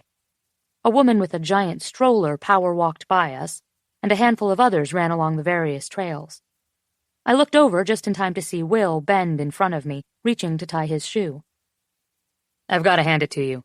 I'm really impressed with how hard you're working, he said to me over his shoulder. Yeah, I mumbled, moving to stretch my hamstrings the way he'd taught me, and most definitely not look at his ass. Hard. What was that? Hard work, I repeated. Really hard. He straightened, and I followed the movement, forcing myself to blink away before he turned. Not going to lie to you, he said, stretching his back. I was surprised you didn't punk out that first week. I should have glared and been annoyed that he'd assumed I'd give it up so quickly. But instead I nodded, attempting to look pretty much everywhere other than that strip of stomach that showed when he stretched his arms over his head, or the line of muscle that cut down both sides of his abdomen. Might even place in the top 50 at the race if you keep it up. My eyes darted across that small sliver of skin and the landscape of muscle beneath it. I swallowed, immediately recalling what it felt like under my fingertips. Definitely keeping it up, I mumbled, giving up and staring outright at his exposed skin. Clearing my throat, I turned away from him and began walking back down the trail because, honestly, that body was just obscene. So, what time's your date tonight? He asked, jogging to catch up. Tomorrow, I said. He laughed beside me. Okay, what time's your date tomorrow? 6? I scrunched my nose, trying to remember. No, 8. Shouldn't you be sure? I slid my eyes to him, giving a guilty smile. Probably. Are you excited? I shrugged. I guess. Laughing, he wrapped his arm around my shoulder. What does he do again? Drosophila stuff, I mumbled. He'd given me an opening to talk about science, and I couldn't even get it up for that this morning. I was a mess. A genetics man, he said in a playfully booming voice. Thomas Hunt Morgan gave us the chromosome, and now labs across the country give other labs tiny, escapee fruit flies all over the building. He was trying to be jovial, but his voice was so deep and sexual, even when he geeked out, he only made my bones rattle, my limbs go all liquid. And Dylan is nice, funny, great in bed? Sure. Will stopped, his look thunderous. Sure? I looked up at him. I mean, of course he is. And then his words sunk in. Well, except the great in bed part. I haven't sampled the goods. Will turned to keep walking, staying silent, and I chanced another look over at him. Speaking of which, can I ask you a question? He glanced at me from the corner of his eye, wary. Yes, he said slowly. What exactly is third date etiquette? I Googled it. You Googled it? Yes, and the consensus seems to be that the third date is the sex date. He stopped, and I had to turn to face him. His face had gone red. Is he pressuring you to have sex? What? I stared at him, bewildered. Where did he get that idea? Of course not. Then why are you asking about sex? Calm down, I said. I can wonder what the expectations are without him having to be pushy about it. Good Lord, Will, I just want to be prepared. He exhaled and shook his head. You drive me insane sometimes. Likewise. I stared off into the distance, thinking out loud. It just seems there's like some sort of progression chart. Dates 1 and 2 seemed pretty much the same, but how does one go from that to sex date? A cheat sheet would definitely make this less confusing. You don't need a cheat sheet, Jesus. He pulled his beanie from his head, pushed his hair back. I could practically see the wheels turning in his head. Okay, so the first date is sort of like the interview. He's scanned your resume. He looked at me meaningfully and lifted his brows, eyes moving directly to my chest. And now it's time to see if you live up to that. There's the field trip portion, the Q&A, the could this person be a serial killer thought process, and of course the do I want to have sex with this person elimination decision. And let's be honest, if a man has asked you out, he already wants to have sex with you. Okay, I said, eyeing him skeptically. I tried to imagine Will in this scenario, meeting a woman, taking her out, deciding if he wants to have sex with her or not. I was 97% sure I didn't like it. And date 2? Well, the second date is the callback. You've passed the preliminary screening, so the other party obviously likes what you bring to the table. And now it's time to follow up. To take it to human resources and see if your charming answers and sparkling personality were all just a fluke. And also to see if they still want to have sex with you, which, again, he said, and shrugged as if to say, duh. And the third date? I asked. Well, this is where shit gets real. You've gone out twice and obviously still like the other person. They've met all your requirements. So this is where it's all put to the test. You're compatible on some level, and usually this is where you get naked to see if you can work well together. Guys usually up the stakes. Flowers, compliments, romantic restaurant. So, sex. Sometimes, but not always, he stressed. You don't have to do anything you don't want to, Hanna. Ever. I will remove the balls of any man who pressures you. My insides went warm and fluttery. My brothers had said almost the same thing to me on different occasions, and I can assure you, it sounded very different coming out of Will Sumner's mouth. I know that. Do you want to have sex with him? He asked, attempting to sound casual but failing miserably. He couldn't even look at me, and instead stared down where he was pulling at a string in the hem of his shirt. I felt a shiver move down my spine at the hint that he wasn't entirely okay with this. I took a deep breath, thought about it. My first instinct was to rush to an automatic no, but instead I just shrugged, non-committal. Dylan was cute, and I'd let him kiss me goodnight at my doorstep, but it was nothing compared to what I'd experienced with Will. And that was 100% of my problem. I was pretty sure the reason Will made me feel good was that he was experienced. But that was exactly why he was off limits. Honestly, I admitted, I'm not even sure. I guess I'll just have to see how I feel when the time comes. Any doubts I may have had about Will's third date protocol were quickly put to rest as soon as Dylan and I stepped inside the restaurant I had chosen. Dylan had wanted to take me somewhere I'd never been before. Not hard, considering I'd been in New York 3 years and barely left the lab to eat. He smiled proudly when the cab pulled up and deposited us at Daniel at Park and 65th. If I'd been asked to draw you a picture of a romantic eatery, it would have looked exactly like this. Cream walls, silvery grays and chocolate browns, arches and Grecian columns that skirted the main dining area, round tables draped in sumptuous linens, vases of greenery everywhere, and all of it set beneath giant glass light fixtures. The complete opposite of our second date place. The stakes had been raised. I was not prepared. Dinner started off well enough. We selected appetizers, and Dylan ordered a bottle of wine, but it had gone downhill from there. I'd promised myself that I wouldn't text Will, but near the end, when Dylan excused himself to go to the bathroom, I caved.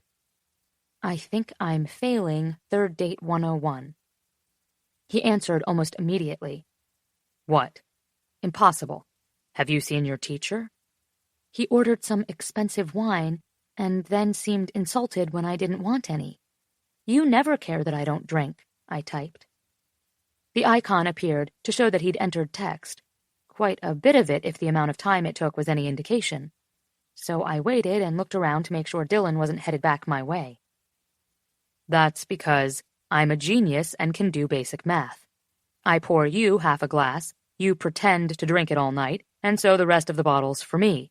Boom. Smartest man alive. Pretty sure he doesn't see it that way, I typed. So tell him you're much more fun when you're actually awake and not drooling into your soup. Why are you texting me, BTW? Where's Prince Charming? Bathroom. We're leaving. A full minute elapsed before he answered. Oh? Yeah, my place. He's coming back. I'll let you know how it goes. The ride back to my apartment was awkward. Stupid dating rules and expectations and Google and stupid Will for getting in my head in the first place. I didn't understand what was happening.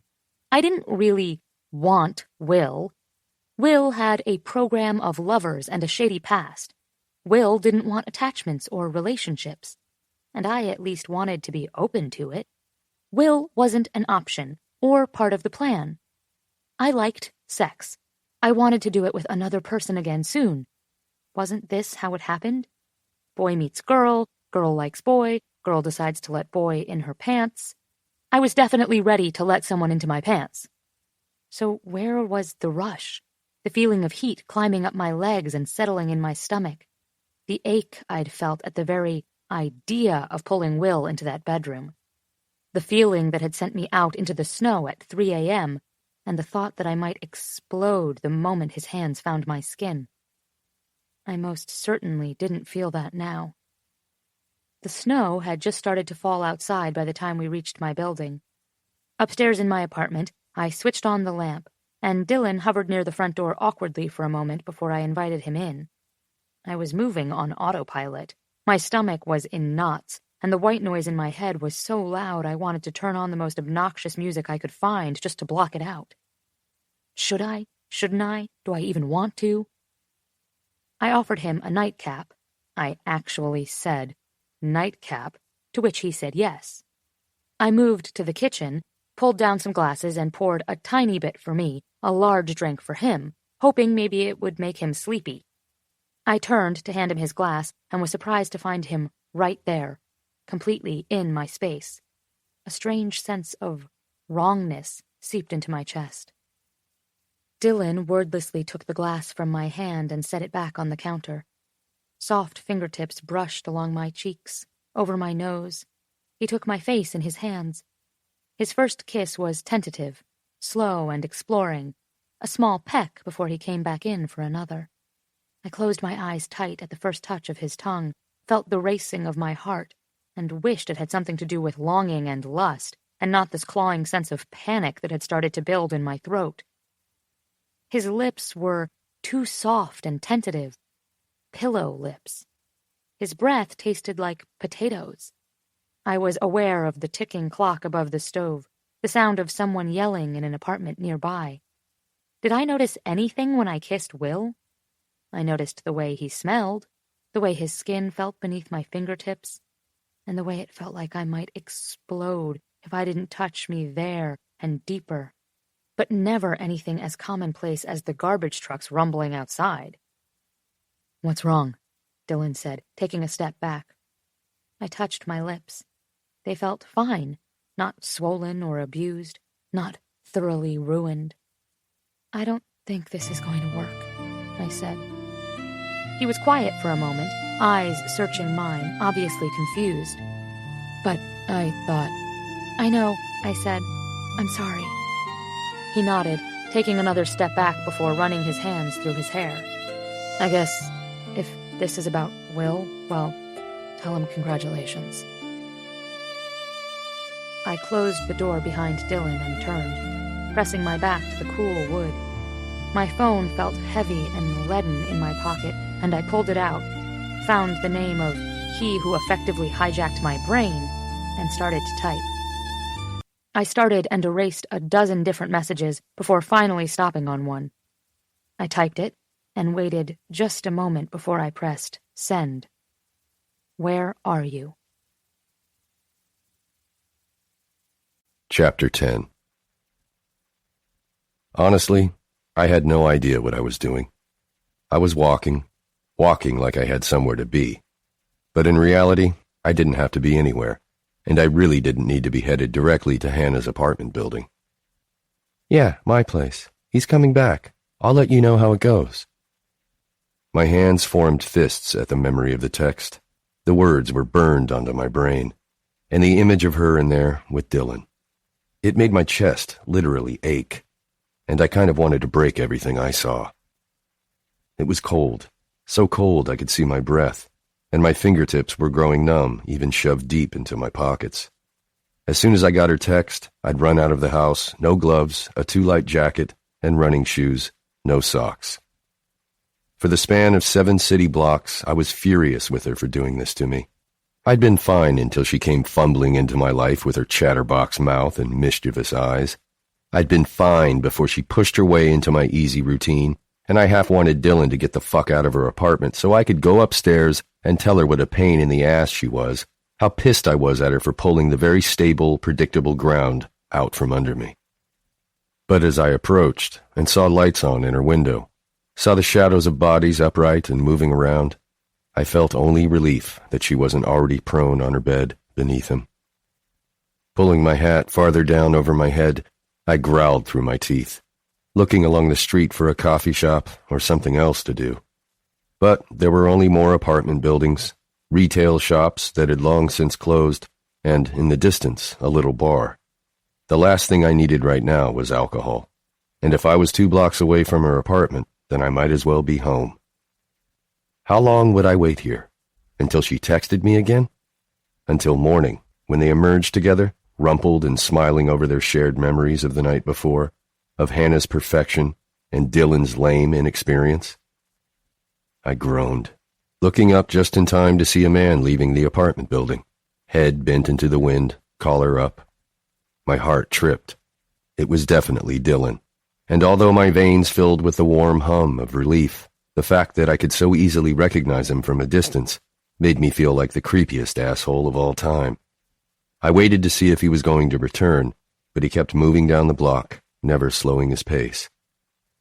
That's it, I told myself. You've crossed a line and need to find your way back to the other side.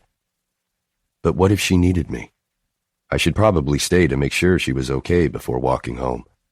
I stared at my phone, brows drawn. If I left here, I was going for a run. I didn't care that it was almost 11 at night and freezing out. I was going to run for fucking miles. I was so buzzed with relief and frustration and nervous energy that I could barely steady my thumb long enough to click on the icon and open our text thread. I exhaled when I saw that she was already typing something to me. It felt like minutes, entire minutes, during which I gripped my phone, staring intently and waiting for her message to appear. Finally, it delivered, and instead of the paragraphs I was expecting, it said only, "Where are you?" I laughed, dragging my hand through my hair, and took a deep breath. "Okay, don't kill me," I typed. "I'm outside your apartment." Hanna came out of the building wearing a heavy down jacket over a silky blue dress, bare legs, and Kermit the Frog slippers. She shuffled toward me, and I couldn't move, could barely breathe. "What are you doing here?" she asked, stopping in front of where I sat, perched on a fire hydrant. "I don't know," I murmured. I reached for her, pulling her closer and spreading my hands over her hips. She winced a little when I squeezed. What the fuck is going on with me? But instead of stepping away, she leaned closer. Will? Yeah? I asked, finally looking up at her face. She was fucking beautiful. She'd put on the smallest amount of makeup, had let her hair dry in soft, loose curls. Her eyes were heavy with the same look I'd seen when I'd been braced over her on the floor of my living room, or when I'd slid my fingers over the soft rise of her clit. When my attention focused on her mouth, her tongue peeked out, wetting her lips. I really need to know why you're here. Shrugging, I leaned forward, resting my forehead against her collarbone. I wasn't sure you were really into him, and it was bothering me knowing he came back here with you. She slid her fingers under the collar of my jacket, stroking the back of my neck. I think Dylan thought we were going to have sex tonight. Without meaning to, I dug my fingers deeper into the flesh, just above her hips. I'm sure he did, I mumbled. And I don't know how to handle this, because it should be easy, right? It should be easy to enjoy being with people I like. I mean, I find him attractive. I have fun with him. He's nice and thoughtful. He's funny, and he's good-looking. I remained silent, trying not to howl. But when he kissed me, I didn't feel lost in him the way I get lost in you. Pulling back, I looked up at her face. She shrugged, looking almost apologetic. He was nice to me tonight, she whispered. Good. And he didn't even seem mad when I asked him to go. Good, Hanna. If he gave you grief, I swear to God, Will... I closed my mouth, calmed by her interruption, and waiting to hear what she needed. I would do anything she wanted, even if she asked me to crawl. If she asked me to leave, I would. If she asked me to help her zip her jacket, I'd do that too. Come upstairs with me? My heart climbed into my throat. I watched her for a few seconds more, but she didn't take it back by breaking eye contact or laughing at herself. She just studied me, waiting for my answer. I stood, and she moved back to give me space, but not too much space, because I was almost pressed against her once I was upright. She ran her hands down my sides, letting them come to rest on my hips. If I go up with you, I started. She was already nodding. I know. I don't know if I can be slow. Her eyes darkened, and she pressed against me. I know. A light was out on one side of the elevator, casting the space in a strange half-shadow. Hanna leaned into the corner, watching me from where she stood at the dark end. What are you thinking? She asked. Always such a little scientist, trying to dissect me. I was thinking everything, wanting everything and panicking, wondering if I was cutting the last thread of control I had over my emotions. I was thinking about what I was going to do to this woman when we got up to her bed. A lot of things. Even in the shadows, I could see her smile. You want to be more specific? I don't like that guy came up to your apartment tonight. She tilted her head, assessing me. I thought that was part of dating. Sometimes guys will come up to my apartment. I get that, I murmured. But you did ask what I was thinking. I'm telling you. He's a nice guy. I'm sure he is. He can be a nice guy who doesn't get to kiss you. She stood up a little straighter. Are you jealous? I stared at her, nodded. Of Dylan? I don't relish the thought of anyone else having you.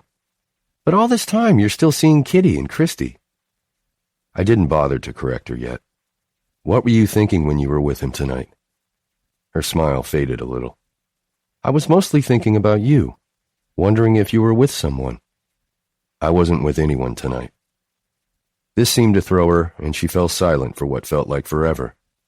We reached her floor, the doors opened, hovered, and then closed with a small ding. The elevator car fell quiet and wouldn't move again until it was called. Why? She asked. It's Saturday. That's your night with Christy. Why do you even know that? I asked, tamping down the white-hot frustration with whoever told her this information. And I was with you the last 2 Saturdays. She looked down at her feet, thinking for a beat, and then back at me. Tonight, I thought about what I wanted you to do to me, she said, adding, and what I wanted to do to you, and how I didn't want any of those things with Dylan. I took a step closer into the darkness, ran a hand up her side and over the curve of her breast. Tell me what you want now. Tell me what you're ready for me to do. I could feel the rise and fall of her chest as she breathed faster. I ran the pad of my thumb over the tight peak of her nipple. You go down on me, she said, voice shaking a little. You do it until I come. Obviously, I whispered, laughing a little. When I do it, you'll come more than once. Her lips parted, and she wrapped her hand around my wrist, pressing my palm more firmly against her breast. You lean over me on the couch, jerking off, and come on my chest. I was already so hard, and fuck, that was a good visual. What else? Shaking her head, she finally shrugged and looked away. Everything else. Sex in all kinds of places on my body. How you like me to bite you, and how good it feels to do it. We're having sex, and I'm doing everything you want, and it isn't just good for me. It's good for you, too. I lost my words for a beat, surprised by this. Does that worry you? That I'm somehow humoring you? She looked up, met my eyes. Of course, Will. I stepped even closer, so I was pressed against her, and she had to tilt her head back to maintain eye contact. Angling my hips, I pushed the rigid shape of my erection into her stomach. Hanna, I don't know if I've ever wanted something more than I want you. I really don't think I have, I said. I think about just kissing you for fucking hours. Do you know that kind of kissing? Where it's enough for you so long you don't even think of doing anything else? She shook her head, breath coming out against my neck in short, sharp bursts. I don't know about that kind of kissing either, because I've never wanted just that before. Hanna slid her hands under my jacket and beneath my shirt. Her hands were warm, and the muscles of my abdomen jumped and tensed beneath her fingers. I think about having you spread over my face, I said, and taking you on the floor just inside my apartment because I can't wait long enough to get us anywhere more comfortable. I don't want to be with anyone else lately, and it means I spend an awful lot of time going for runs at random hours or with my hand on my own dick wishing it was yours instead. Let's get out of the elevator, she said, pushing me gently through the opening doors and into the hallway. She fumbled slightly with the key to her place, and my hand shook as I reached for her sides, ran my palms from her waist to her hips. It took every ounce of self-control I had left to not take it from her and shove it into the lock myself. When she finally got the door open, I pushed her inside, slamming it closed behind us and pressing her into the wall just a few steps in. I bent, sucking her neck, her jaw, running my hands under the skirt of her dress to feel the smooth skin of her thighs. You're going to have to tell me to stop if I move too fast. Her hands shook as she slid them into my hair, dug her nails into my scalp. I won't. I kissed up her chin to her mouth, sucking and licking, tasting every millimeter of her soft lips and sweet, hungry tongue. I wanted her to lick me, suck marks into my chest, and feel the bite of her teeth on my hips, my thighs, my fingers. I felt a little like a criminal unchained, sucking and biting at her, stepping away from her only long enough to pull our jackets off, tug my own shirt over my head, unzip her dress, and push it to the floor. With a flick of my fingers, her bra came undone, and she shrugged out of it, stepping into my arms. Her breasts pressed against my skin, and I just wanted to rub on her, wild and fucking inside her already. She pushed me back, taking my hand and leading me down the hall to her bedroom, throwing me a little smile over her shoulder. Her room was tidy, sparse. A king bed was positioned against one wall, which, other than Hanna, was basically all I saw. She stood in only her panties, hair loose and soft around her shoulders as she looked from my chest, up my neck, to my face. The room seemed to tick in the silence. I've thought about this so many times, she said, hands running up my stomach, and then lightly tickling through the hair on my chest. She traced the patterns of the tattoo on my left shoulder, trailed her fingers down my arm. God, it feels like I've been thinking about this forever. But actually having you here, I'm nervous. You have no reason to be nervous. It helps when you tell me what to do, she admitted in a small voice. I cupped her breast, lifting it and bending my head to suck the tight peak into my mouth. She gasped, hands sliding into my hair. I smiled into a sharp bite at the full curve below her nipple, You could start by taking off my pants. She unfastened my belt, tugged the buttons free on my jeans. I'd grown obsessed with the memory of the way her hands shook when she was excited like this, a little nervous, too. I studied her almost naked body in the dim streetlight filtering in from outside. Her neck and breasts, the dip of her waist, curved hips and long, soft legs. I reached forward, ran 2 fingers down her navel and between her thighs, gliding over the fabric of her underwear. Sliding a knuckle between the lace and through the heady slickness there, I whispered, "I love your skin. Love feeling your wet." "Step out of your pants," she said coyly. "You can touch me all night." I blinked, realizing my jeans were pulled around my ankles and I stood only in my boxers. She hadn't taken those off. Whether she was nervous still or just wanted one more chance to remove something, it was all fine with me. I pulled my feet free and walked her backward to her bed, urging her down. She inched back, pushing toward the headboard as I crawled over her. Hannah's gray eyes were wide and clear, my thrilled, breathless prey. Her panties were light blue, accentuating the creamy color of her skin, making her look like she was made of blown glass. Only the tiny freckle on her navel hinted that she was even remotely real. "Did you wear those for him?" I asked, before my brain had time to think better of it. She looked down at the lace, and I moved my eyes up to her full, plump breasts as she said, "I didn't even let him take my shirt off, so I don't think I wore them for him." I kissed down her belly to the elastic hem of her underwear. Hanna had never been timid or flighty, but this was all new. She was propped on her elbows, watching. Beneath where I was braced over her, she was trembling, her heart beating so fast I could see the trip of her pulse in her neck. This didn't feel like our standard game of how to play sex bomb, didn't have that veneer. This felt too real, and Hanna looked too perfect lying almost naked in front of me.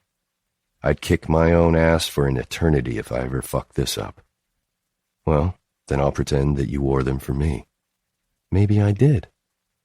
I pulled at the elastic with my teeth, releasing it with a sharp snap against her hip.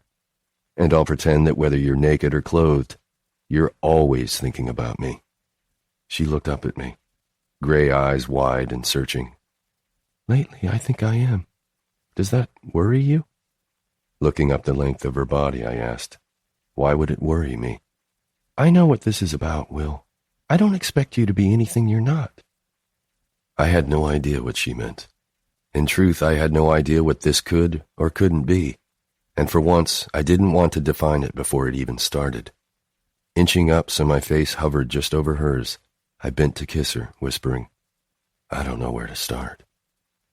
I felt wild and a little rough, wanting to eat her and fuck her and feel those lips around me.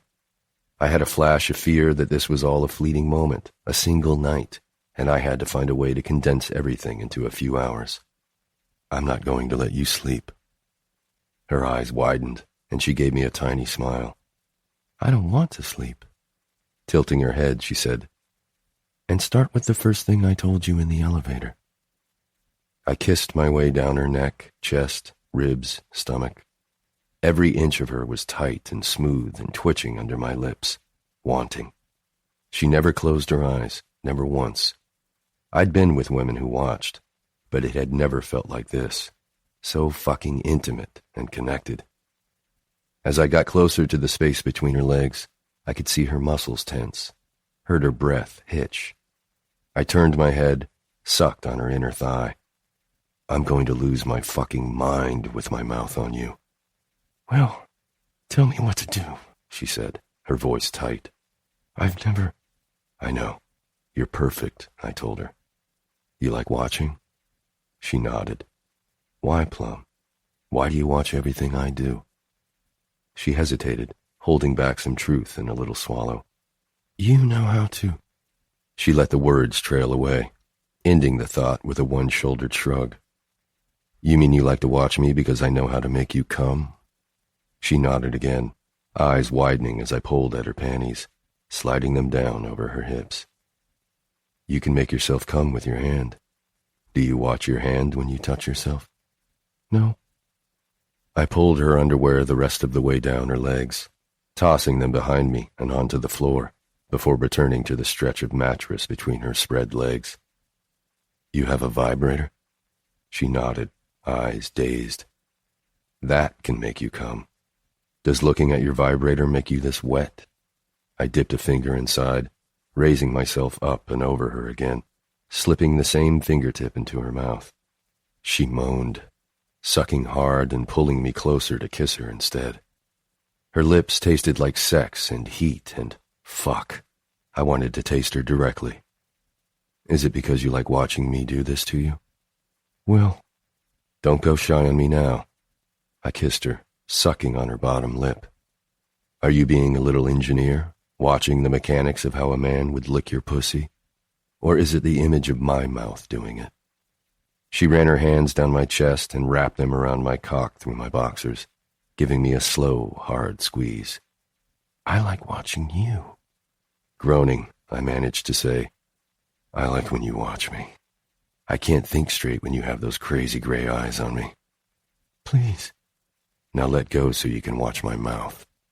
Well, she said, voice shaking. Yeah? After this? Please don't break me. I paused, searching her expression. She'd sounded scared, but her face was only hunger. I won't, I said, kissing down her neck, over her breasts, sucking, nipping. I moved farther down her body, and her thighs shook as I pushed them apart, blowing a soft stream of air across her heated flesh. She propped herself up on her elbows again, and I gave her one more smile before dipping my head and opening my mouth over her sweet slide of skin. My eyes rolled closed at the heat of her, and I groaned, sucking gently. With a shaky cry, her head fell back, hips arching from the bed. Oh, God! I smiled into her, licking up one side and down the other before covering her clit with my tongue, circling over and over and over. Don't stop, she whispered. I wouldn't. I couldn't. I added my fingers, sliding them lower to where she was wettest and sweetest, and the heavy drag of my touch as I pushed 2 fingers into her caused her to fall back, reach blindly for the headboard. As I watched, she turned her head, pulled the pillowcase between her teeth, tugging. Tiny sounds of pleading misery and pleasure slipped from her lips, and I did everything I could to not let up on the intensity of it for a single fucking second. She was right there, hovering at the edge. Fucking her with 2 fingers, I pushed them deep, sucking her so hard my cheeks hollowed, staring up the length of her body at her fucking perfect breasts and long neck. With a twist of my wrist, she arched off the mattress, pushing into my mouth. Hanna let out a cry again and again as she contracted around my fingers. 1. I was so hard I was practically fucking the mattress, and I could feel the tightening of the tendons in her thighs, relish the way her sounds became strained and higher, and her hands reached down, threading into my hair, and fuck. She started to rock into me, legs wide and hips fast, unself-consciously fucking my face for several long, perfect minutes. Oral sex had never felt so much like fucking as it did with this woman, and I gave in to it, wild and wide open, roughly devouring her.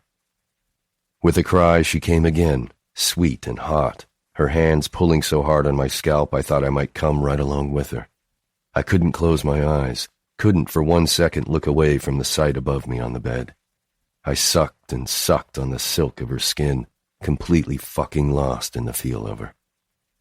Please, she gasped, legs shaking and eyes as dark and heavy as I'd ever seen them. She pushed up on one elbow, leaving the other pulling at my hair. Come up here.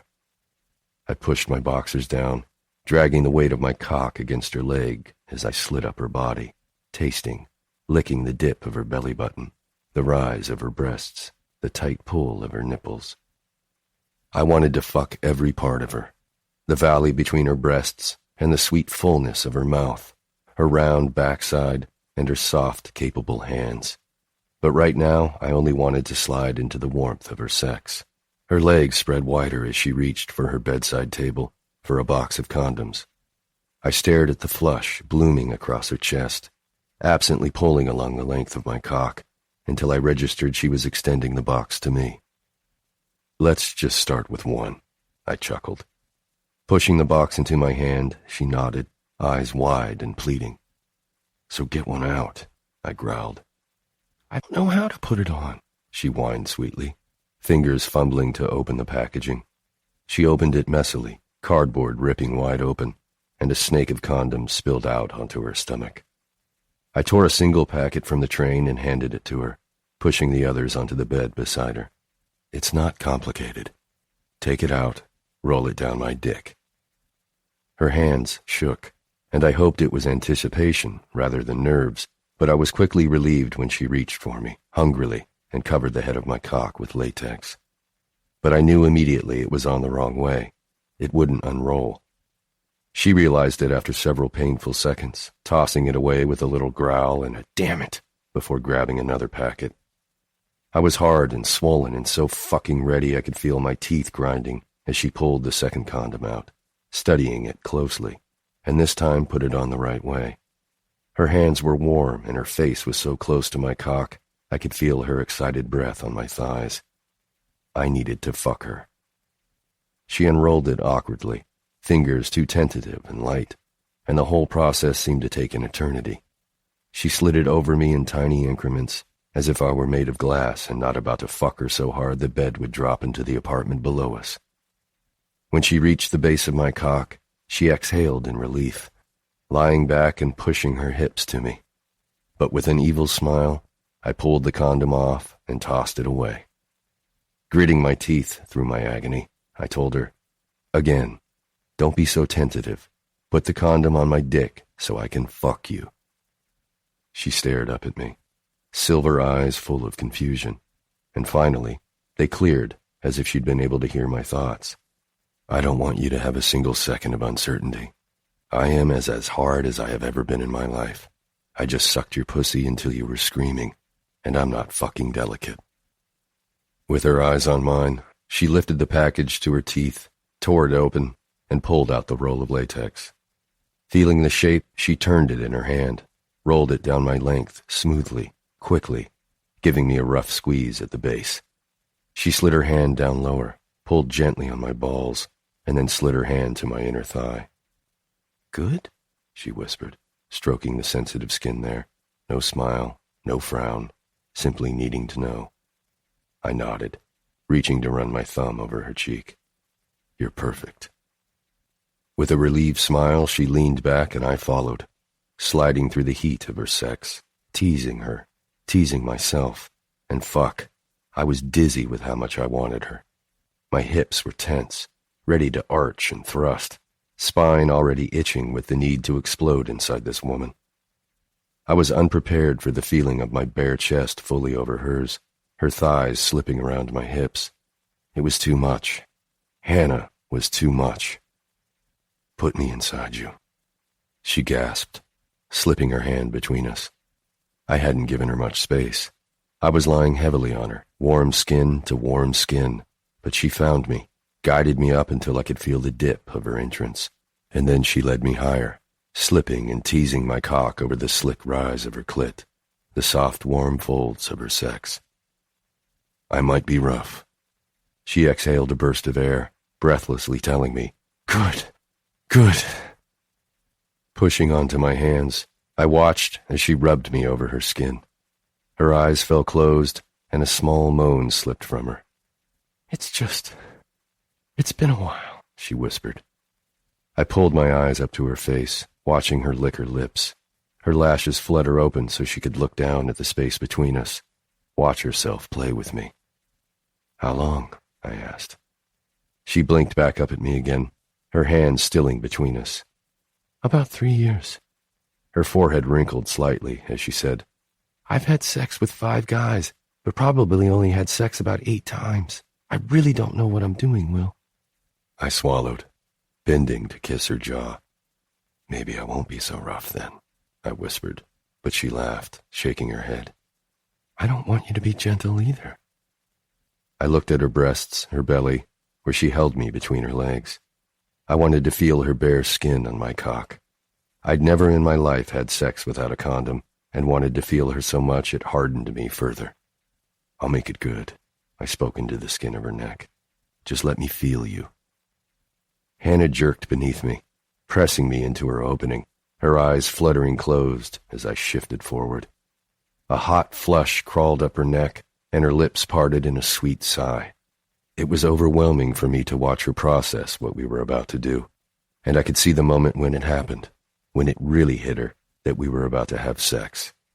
She opened her eyes again, and her gaze fell to my lips and went softer, calmed momentarily from the frenzy. She ran her hands up my chest and cupped my neck, whispering, "Hey." That look, that tenderness in her eyes, made me realize for the first time what was happening to me. I was falling in love. "Hey," I rasped, bending to kiss her. It was a relief so enormous it wrung the air from my lungs, and I deepened the kiss, wondering whether she could feel from my touch that I'd just put a name to what we were doing, making love, or if she simply tasted her sex on my tongue and didn't understand that my entire world had just spun free of its programmed orbit. I pulled my face back but pushed my hips forward, aching to feel the softness of her body fully pressed to mine. I just wanted to get inside her and stay deep. Fuck. Good, hot, holy fuck. She looked up at me as I slid deeper, but she no longer seemed to be able to see my face. Her eyes were glazed, overwhelmed, and tiny little inward gasps accompanied her every inhale. A tight twinge of pain passed over her face. I was only a few inches in, and it was tight, but it was so fucking good. I heard my own voice come out, but it sounded far away. "Open up for me, Plum. Move with me." Hanna relaxed, lifting her legs higher up her side so I slid in deeper, and we both let out a taut moan. She gave her hips an experimental roll, pulling me fully inside, and the sensation of her warm thighs pressed to my hips caused me to let out a loud grunt. "I can't believe we're doing this," she whispered, stilling below me. "I know." I kissed her jaw, her cheek, the corner of her lips. She nodded, pushing up, unconsciously telling me with her body that she needed me to move. I pulled back, starting an easy rhythm, getting lost in the feel of her warmth. I would pick up my pace, sucking savagely on her neck, growing wild and heated, and then slow, and eventually stop, kissing her deeply, relishing the way her hands explored my back, my ass, my arms, my face. "You okay?" I asked, moving, but slowly, again. "Not too sore?" "I'm good," she whispered, turning into my hand when I swept some damp hair off her forehead. "You look so fucking perfect under me." I wanted to build the need in her, make her go off like a bomb when she finally came with me inside her like this. She started to shake when I sped up, but growled in tight frustration when I slowed again. But I knew she trusted me, and I wanted to show her how fucking good it could be if there was no rush, no need to do anything but this for hours and hours. I kissed her, sucked on her tongue, stole every one of her sounds into my mouth, swallowing them like a greedy fucking bastard.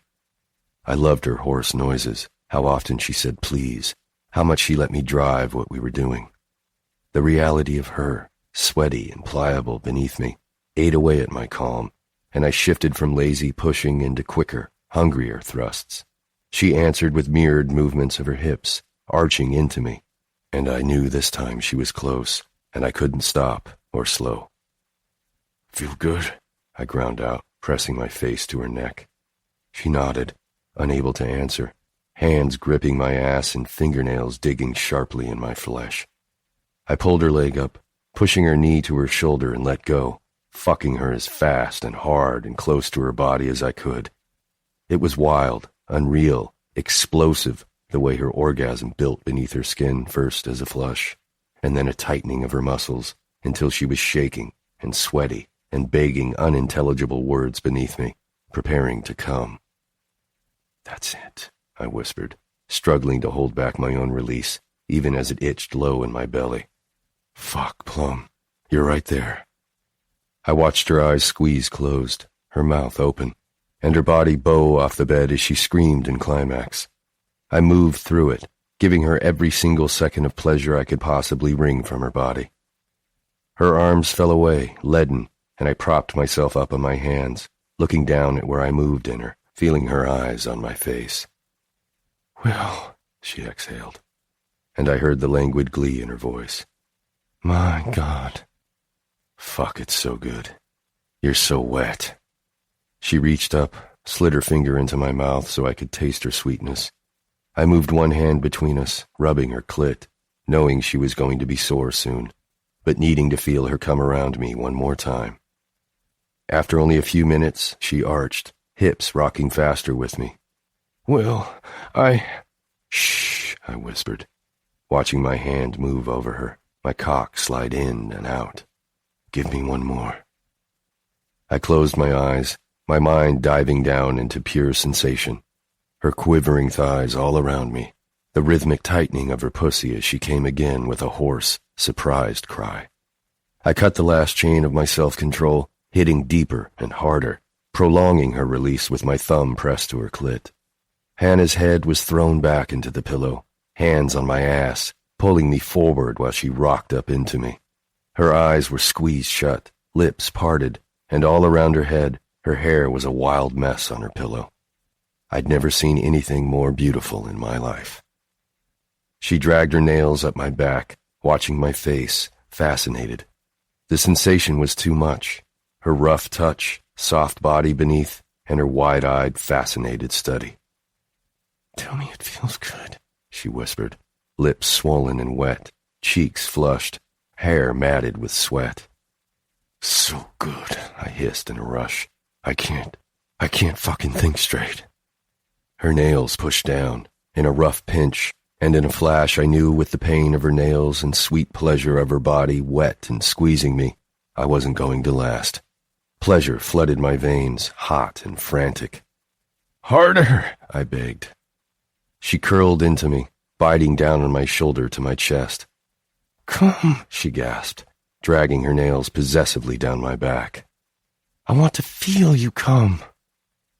It was as if I'd been plugged into an outlet, every inch of my skin alive and buzzing with heat. I stared down at her, breasts moving with the force of my thrusts, skin sweaty and perfect, angry red bite marks from my teeth all over her neck, shoulders, and jaw. But when I looked up and met her eyes, I lost it. She was staring at me, and it was her, Hanna, this girl I saw every morning and fell in love with a little bit more every single time she opened her mouth. It was so fucking real.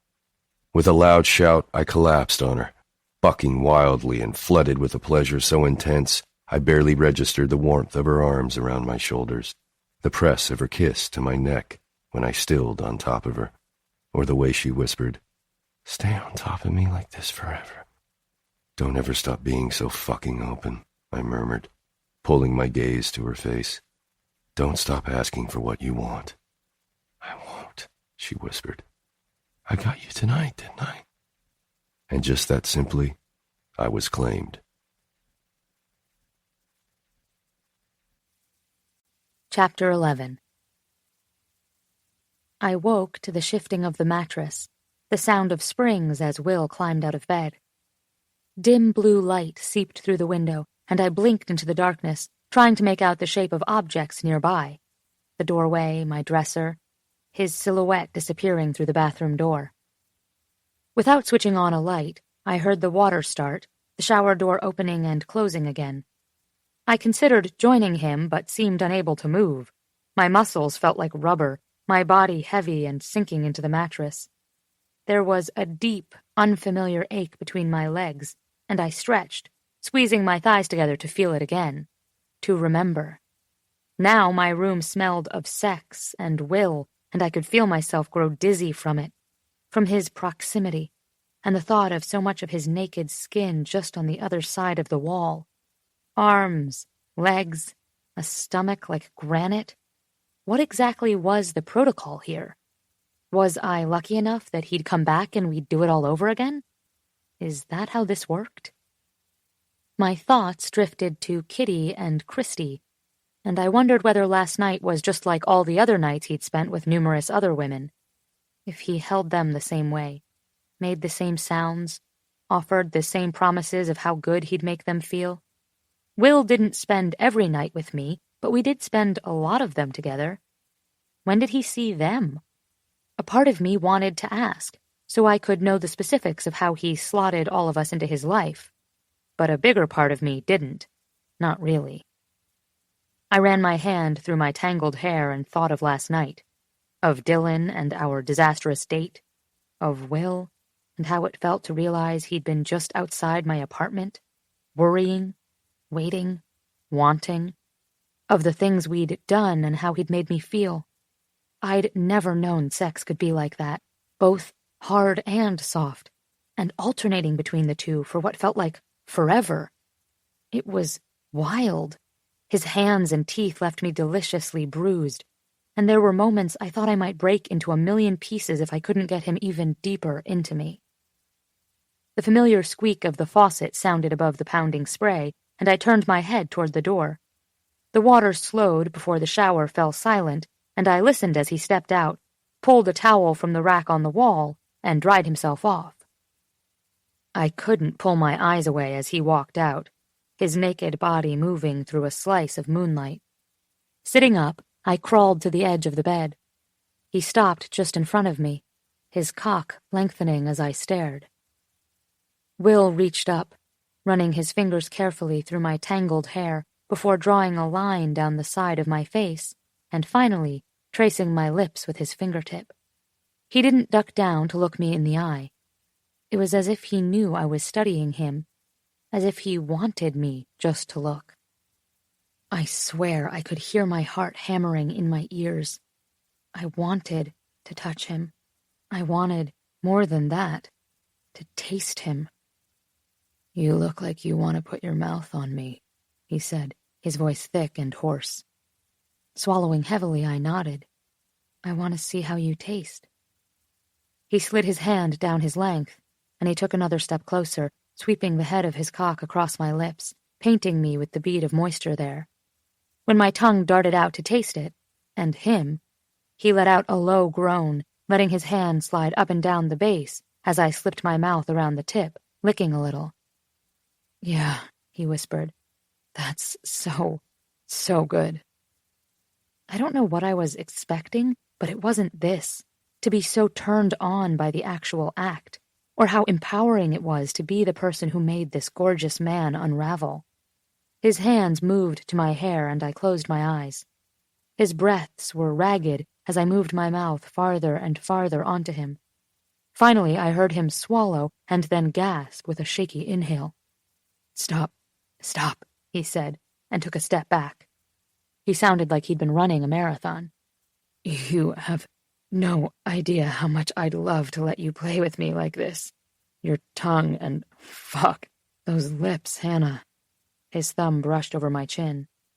"But I want to be careful with you the first time you take me in your mouth, and right now I feel too wild and too fucking greedy." I knew exactly how he felt. My body hummed. My pulse hammered in my neck, and I squeezed my thighs together again, feeling the sweet, impatient ache grow with every second. He leaned down, kissed me, and whispered, "Roll over, Plum. I want to fuck you face down." I could only nod, moving to lie on my stomach, my mind too hazy to even come up with a response. The bed dipped, and I felt him behind me, settling between my parted legs. His hand moved along the back of my thighs, over my ass. He gripped my hips, fingertips burning into my skin as he pulled me to my knees, and farther down the bed, closer to where he wanted. I could feel how wet I was, feel it on his fingers as he moved them against me, on my thighs.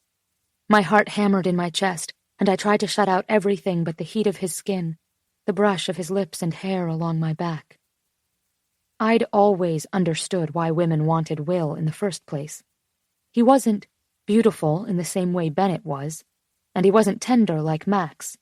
He was visceral and imperfect, dark and knowing.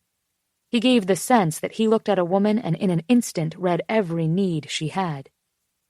But now I knew why women truly lost their mind over him, because in the end, he did actually know every need a woman had. that I had. He'd ruined me for any other man even before the first touch. And when he leaned in behind me, dragging his lips across the shell of my ear, not a kiss, not exactly, and asked, "You think you'll scream when you come this time too?" I was lost. He reached across me, pulling a condom from the pile. I heard the foil tear, the sound of it as he rolled it over himself. I could still remember what it looked like, that thin piece of rubber stretched impossibly tight around the length of him. I wanted him to hurry, needed him to hurry and fuck me, make this ache go away. "I can go deeper this way," he said, bending to kiss my back again. "But tell me if I hurt you, okay?" Nodding frantically, I pushed back into his hands, wanting him to quell the frantic hunger inside me. His palm was surprisingly cool, and I gasped in surprise when he pressed it to my lower back, steadying me. Was I shaking? In the darkness, I could see my hand against the stark white of the sheet, see the fabric twisted in my grasp, wound tight just like every part of me. "You just feel," he said, as if reading my thoughts, his voice so deep it was more vibration than sound. "I just want to take right now, okay?" I felt the solid muscle of his legs moving between mine, the tip of his cock as he positioned himself. With every slide of our skin across each other, I arched back, lifting my ass to change the angle and hoping that this time, he might slip inside. I felt his mouth along my shoulder, down my back and around my ribs. It was still early, still cold in my room, and I shivered as the air landed on skin he'd just kissed, tasted, scraped with his teeth. And when he whispered against the shell of my ear how amazing I looked from his vantage, how badly he needed me, it seemed like my heart might burst through my ribs. It was so different like this when he was behind me, out of sight. I couldn't rely on his overwhelmed expressions and the reassurance of his steady gaze on my face. I had to close my eyes and pay attention to his hands, how they shook, how rigid he felt when he slid forward against my clit. I listened to his choppy breathing and tiny grunts, pressed back into him, and felt my chest twist in pleasure when the contact between his thighs and my ass made him moan. He was so thick, so stiff, and my breath caught as he shifted back so he could position himself against my tender skin and, finally, slowly inch inside. "Oh," I said, a sound that felt like it must have been torn from my throat because it was the only word I could think. Oh, I didn't know it would feel like this. Oh, it hurts, but in the most delicious way. Oh, please don't ever stop. More, more. As if I'd said those words aloud, Will nodded against my skin, moving slower, deeper. We'd only just started, but it was already too good, too perfect. I felt the drag of him deep inside, so close to that place that brought me to the edge of a tiny explosion. "Okay," he asked, and I nodded, overwhelmed. He started to move, small stabs of his hips that pushed me farther up the mattress, pushed me closer to that point where everything inside me threatened to shatter. Fuck, look at you. I felt his hand on my shoulder and then in my hair, fingers wrapping in the strands to brace me, keep me just where he wanted. "Spread your legs wider," he grunted. "Drop to your elbows." Immediately I did what he said, crying out at the depth of the position. Heat settled in my stomach and between my legs at the idea of him using my willing body to get off. I was positive I'd never felt sexier in my entire life. "Knew it would be like this," he said, and I couldn't even comprehend the words. I felt like I might collapse, and I slid my arms down farther, face pressed to the pillow and my ass in the air as he continued to fuck me.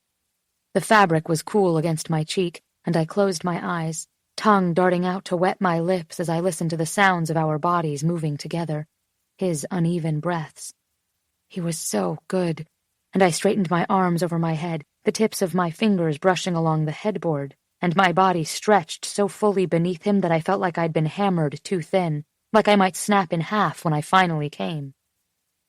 His damp hair tickled along my back, and I imagined what he must look like, hovering above me, arms supporting his weight as he leaned over my shaking body, pushing into me again and again, the bed rocking beneath us. I remembered when I used to hide under my blankets and imagine this very thing touching myself, tentative and unpracticed until I came. It felt the same, every bit as dirty and forbidden, but even better now, better than all the fantasies and all the secret dreams combined. "Tell me what you want, Plum," he managed to say, his voice so hoarse it was almost inaudible. "More," I heard myself say. "Go deeper." "Touch yourself," he rasped. "I'm not going without you." I slipped my hand between the mattress and my sweaty body and found my clit, smooth and swollen. He was so close to me, close enough that I could feel the heat of each exhale and the slick of his skin. I could feel the tremble of muscle, note the way his breath changed and his sounds grew louder as he shifted the angle of his hips, drove so deep my spine arched sharply, involuntarily.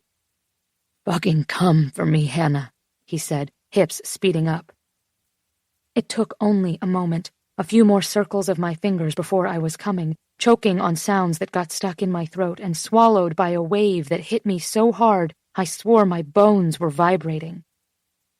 White noise filled my ears, but I felt the slap of his skin against mine and the way he stiffened behind me, muscles growing tense before he groaned, low and long into my neck. I was exhausted, limbs loose and joints feeling as if they might come apart at the seams. My skin was prickly with heat, and I was so tired I couldn't bring myself to open my eyes. I felt Will reach for the base of the condom, grabbing it securely before pulling out. There was a shuffle before he climbed from the bed and moved to the bathroom, and then the sound of water again. When the mattress dipped and the heat of him returned, I was barely conscious. I opened my eyes to the smell of coffee, the sound of the dishwasher opening, and the clank of dishes. I blinked up to the ceiling, the final remnants of sleep slipping from my brain as the reality of last night hit me. He's still here, was my first thought, followed by, what the hell happens now? Last night had come easily. I'd shut off my brain and done what felt good, what I'd wanted. What I'd wanted was him, and somehow he'd wanted me in return. But now, with the sun pouring through the windows and the world awake and breathing outside, I was filled with uncertainty, unsure what our boundaries were or where we stood. My body was stiff, sore in the most random places. I felt like I'd done 1,000 sit-ups. My thighs and shoulders ached, my back was stiff, and between my legs I was throbbing and tender, as if Will had driven into me for hours and hours in the black of night. Imagine that. I eased myself off the bed, tiptoed to the bathroom, and carefully closed the door, hissing at the way the latch seemed to click too loudly. I didn't want things to be weird between us, or to ruin the easy comfort we'd always had. I didn't know what I'd do if we lost that. So, with my teeth brushed and hair smoothed, I slipped into a pair of boy shorts and a tank and made my way out to the kitchen, intent on letting him know I could do this and that things didn't have to change. He was standing in front of the stove in nothing but black boxers, his back to me, flipping what looked to be pancakes. "Morning," I said, crossing the room and making a beeline straight for the coffee pot. "Morning," he said, grinning down at me. He leaned over and twisted the fabric of my shirt in his hand, using it to pull me toward him for a quick kiss on the lips. I ignored the tiny girlish flutter in my stomach and reached for a mug, careful to keep a long stretch of counter between us. My mother had cooked breakfast for us every Sunday we spent on vacation in this kitchen and had insisted the room be large enough to accommodate her ever-expanding family. The space was twice the size of any other in the building, with gleaming cherry cabinets and warm tile. Wide windows that overlooked 101st Street took up one wall, a large counter with enough stools for all of us filled another. The wide marble expanse of counter had always felt too big for the apartment, and a waste of space now that it was just me using this as a home. But with the memory of last night playing on a loop in my head, and with so much of his perfectly naked skin on display, I felt like I was in a shoebox, like the walls were closing in and pushing me closer and closer in this strange, sexy man's direction. I definitely needed some air. "How long have you been up?" I asked. He shrugged, the muscles of his shoulders and back flexing with the movement. I could see the edge of the tattoo that wrapped around his ribs. "A while." I glanced at the clock. It was early. Too early to be awake on a Sunday with no plans, especially after the night we'd had. Couldn't sleep? He flipped another pancake, placed 2 others on a plate. "Something like that."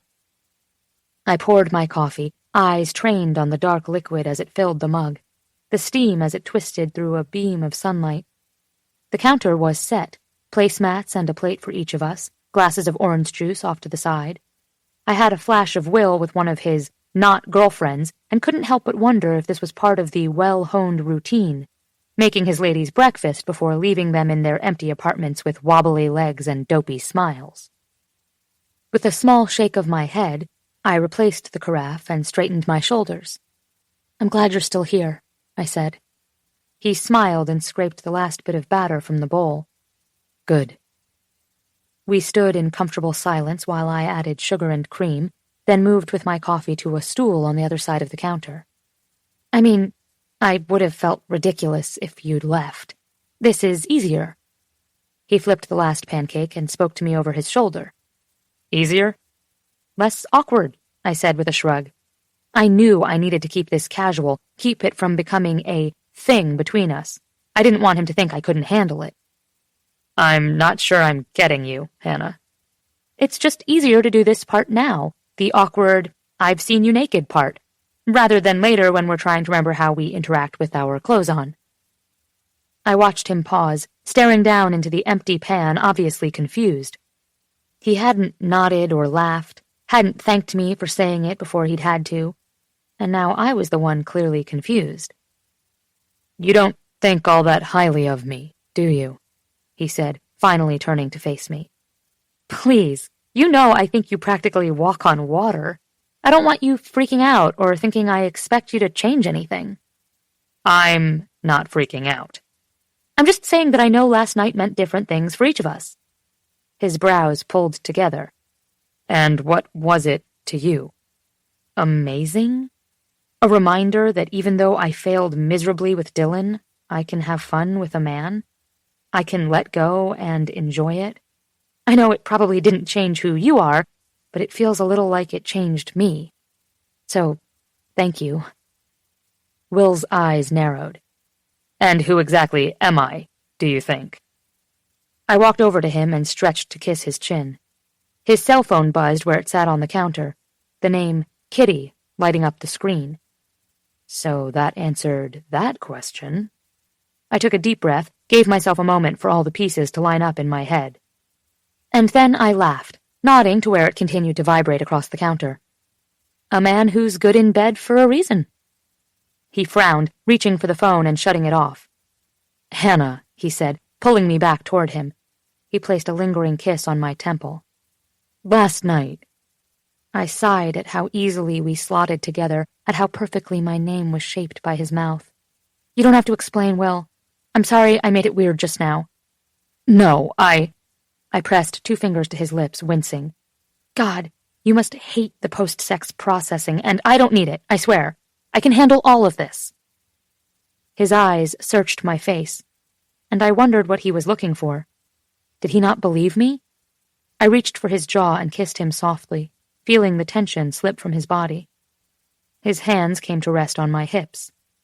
"I'm glad you're okay with this," he said finally. "I am, I promise. No weirdness." "No weirdness," he repeated. Chapter 12. The only reason I ever skipped a run was if I was deathly ill or on a plane headed somewhere. So Monday morning, I hated myself a little for shutting off my alarm and rolling back over into the pillow. I just had no interest in seeing Hanna. But as soon as I had the thought, I had to consider its accuracy. I didn't want to see Ziggy, bouncing and chatting away as if she hadn't blown me apart 2 nights ago with her body and words and needs in the guise of Hanna. And I knew if Ziggy showed up this morning, acting like Saturday night never happened, it would wreck me a little. I'd been raised by a single mother, with 2 older sisters who didn't give me any choice but to understand women, know women, love women. In one of the 2 serious relationships in my life, I talked to my girlfriend about the possibility that this comfort with women worked out pretty well for me when I hit puberty and ended up wanting to have sex with every girl I met. I think that girlfriend had been trying to not so subtly hint that I manipulated women by pretending to listen. I didn't probe the issue much. We broke up pretty soon after that. But whatever my comfort with the opposite sex, it didn't seem to help me at all with Hanna. She felt like a separate creature, a separate species. She threw all my experience out the window. Somehow, when I fell back asleep, I started dreaming about fucking her on a giant pile of sports equipment. A lacrosse stick dug into my back, but I didn't care. I just watched her rock on top of me, eyes clear and locked to mine, her hands moving up and around my chest. My phone buzzed beneath me, wedged into my spine, and I woke with a start. Glancing at my clock, I realized I'd overslept. It was nearly 8:30. I answered without looking, assuming it was Max asking me where the fuck I was for our Monday morning meeting. "Yeah, man, I'll be there in an hour." "Will?" "Fuck. Oh, hey."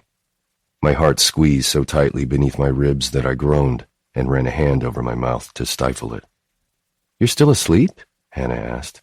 She sounded out of breath. "I was, yeah." She paused, and the wind on the other end whipped through the phone line. She was outside and out of breath. She'd gone running without me. "Sorry to wake you." I closed my eyes, pressing a fist to my forehead. "Don't worry about it." She stayed quiet for a few long, painful seconds, and in that time we had several different conversations in my head. One where she told me I was being a dick. One where she apologized for implying that I could be so cavalier about the intense night we had.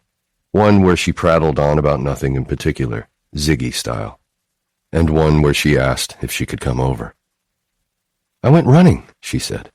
"I thought you'd started and maybe I'd see you on the trail." "You thought I started without you?" I asked, laughing. "That would be rude." She didn't answer, and I realized too late that what I had done, not shown up, not even bothered to call, was just as bad. "Shit, Ziggs, I'm sorry." She sucked in a sharp breath. "So I'm Ziggy today. Interesting." "Yeah," I mumbled, and then hated myself immediately.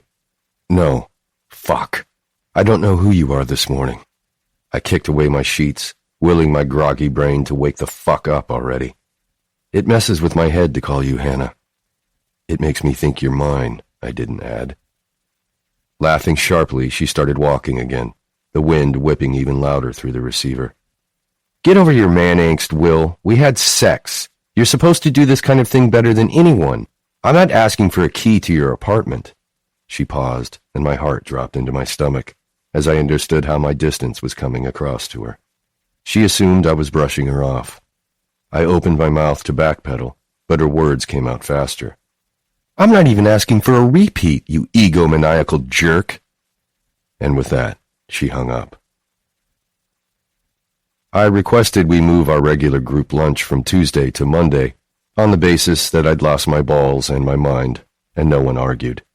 It seemed that I'd reached a level of moony lovesickness that made giving me shit a lot less fun for my friends. We met at Les Bernardins, ordered whatever we always ordered, and life seemed to move on as it had for the past 9 months. Max kissed Sarah until she batted him away. Bennett and Chloe pretended to hate each other over the salad she insisted they split for lunch, in some confusing form of flirty foreplay. The only thing that seemed different was that I drank my alcoholic lunch beverage in less than 5 minutes, and then earned a raised eyebrow from our regular waiter when I ordered another. "I think I'm the kitty," I said once the waiter left. When conversation came to a screeching halt, I registered that my friends had been happily babbling on about whatever the fuck, while my brain was practically melting next to them. "With Hanna," I clarified, searching each of their faces for any sign of understanding. "I'm the kitty. I'm the one saying I'm fine with just fucking around, but I'm not.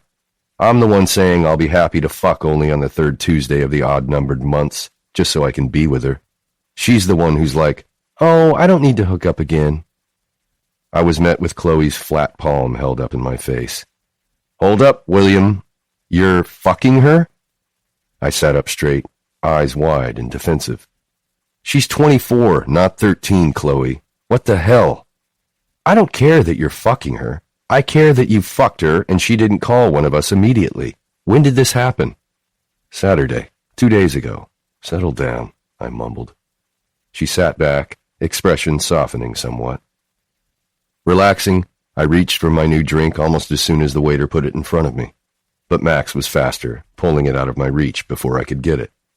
We have an afternoon meeting with Albert Samuelson, and I need you sharp. I nodded, bending to rub my eyes. I hate all of you. For being right, Bennett correctly surmised. I ignored him. Have you actually ended things with Kitty and Christy? Sarah asked, gently.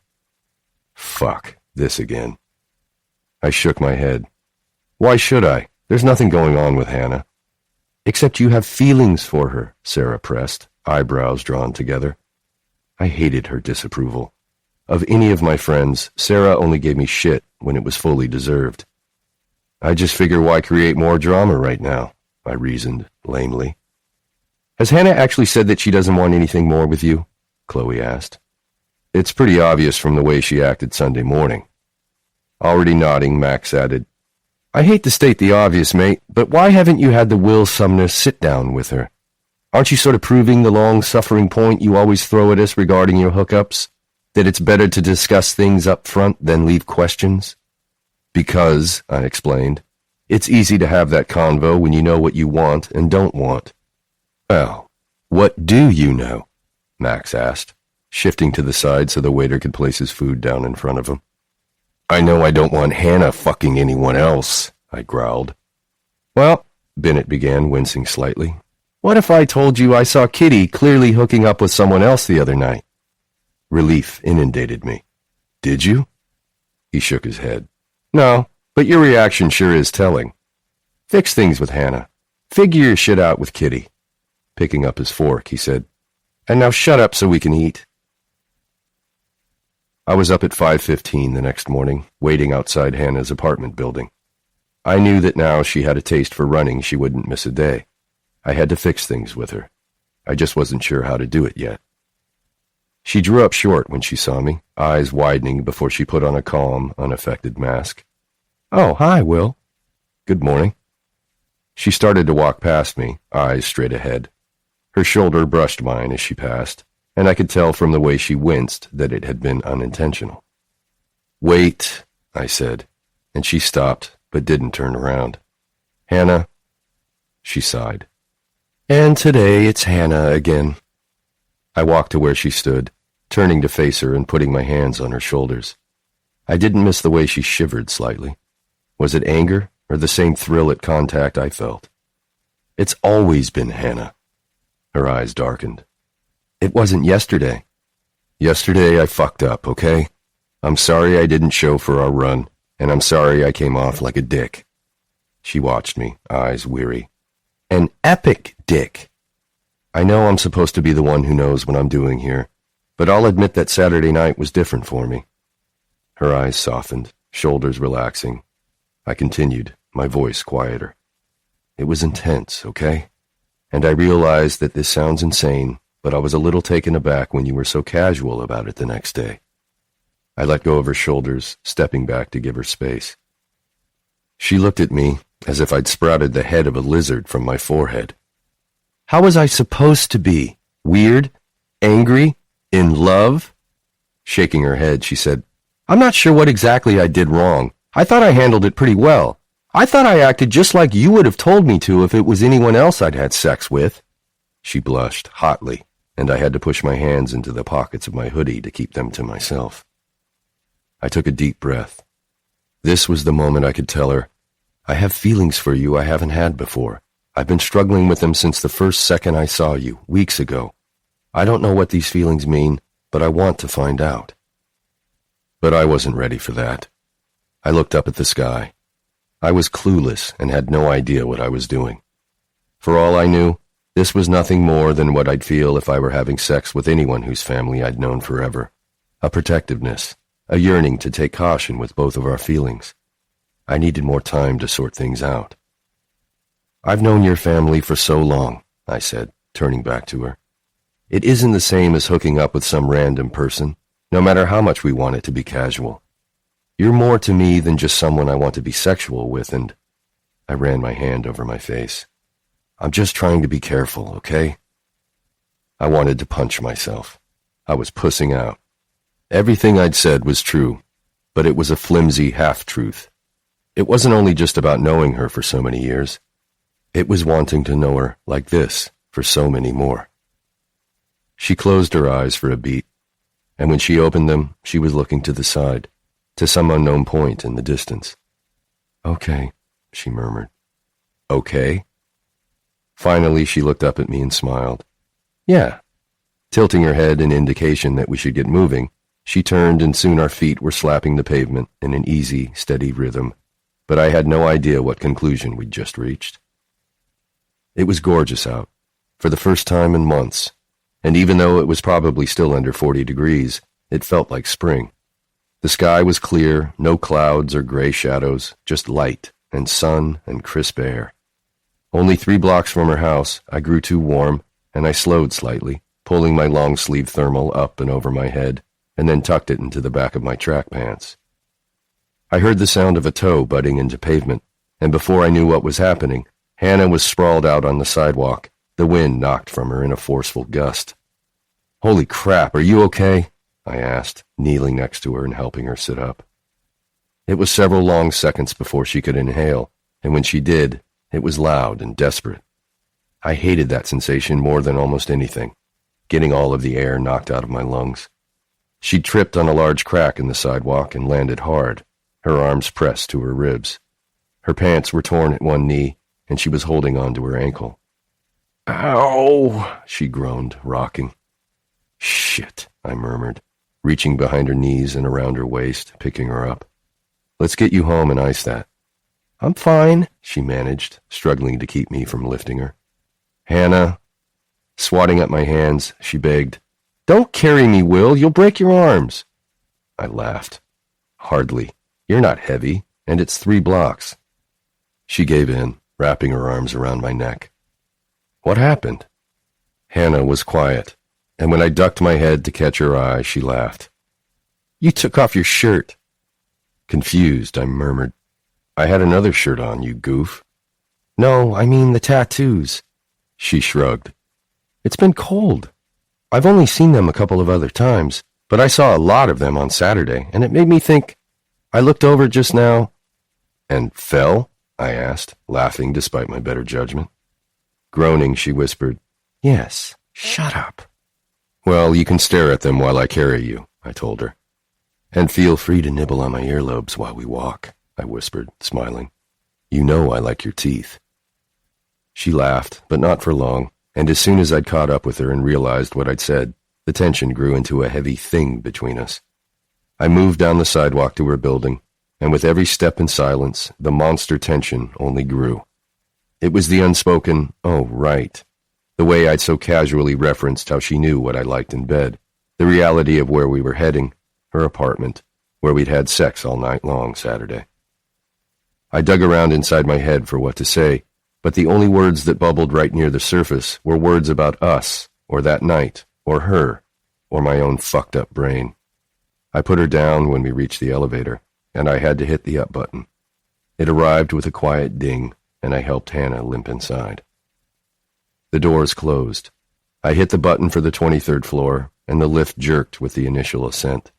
Hanna settled into the same corner she'd been in the last time we were in here together.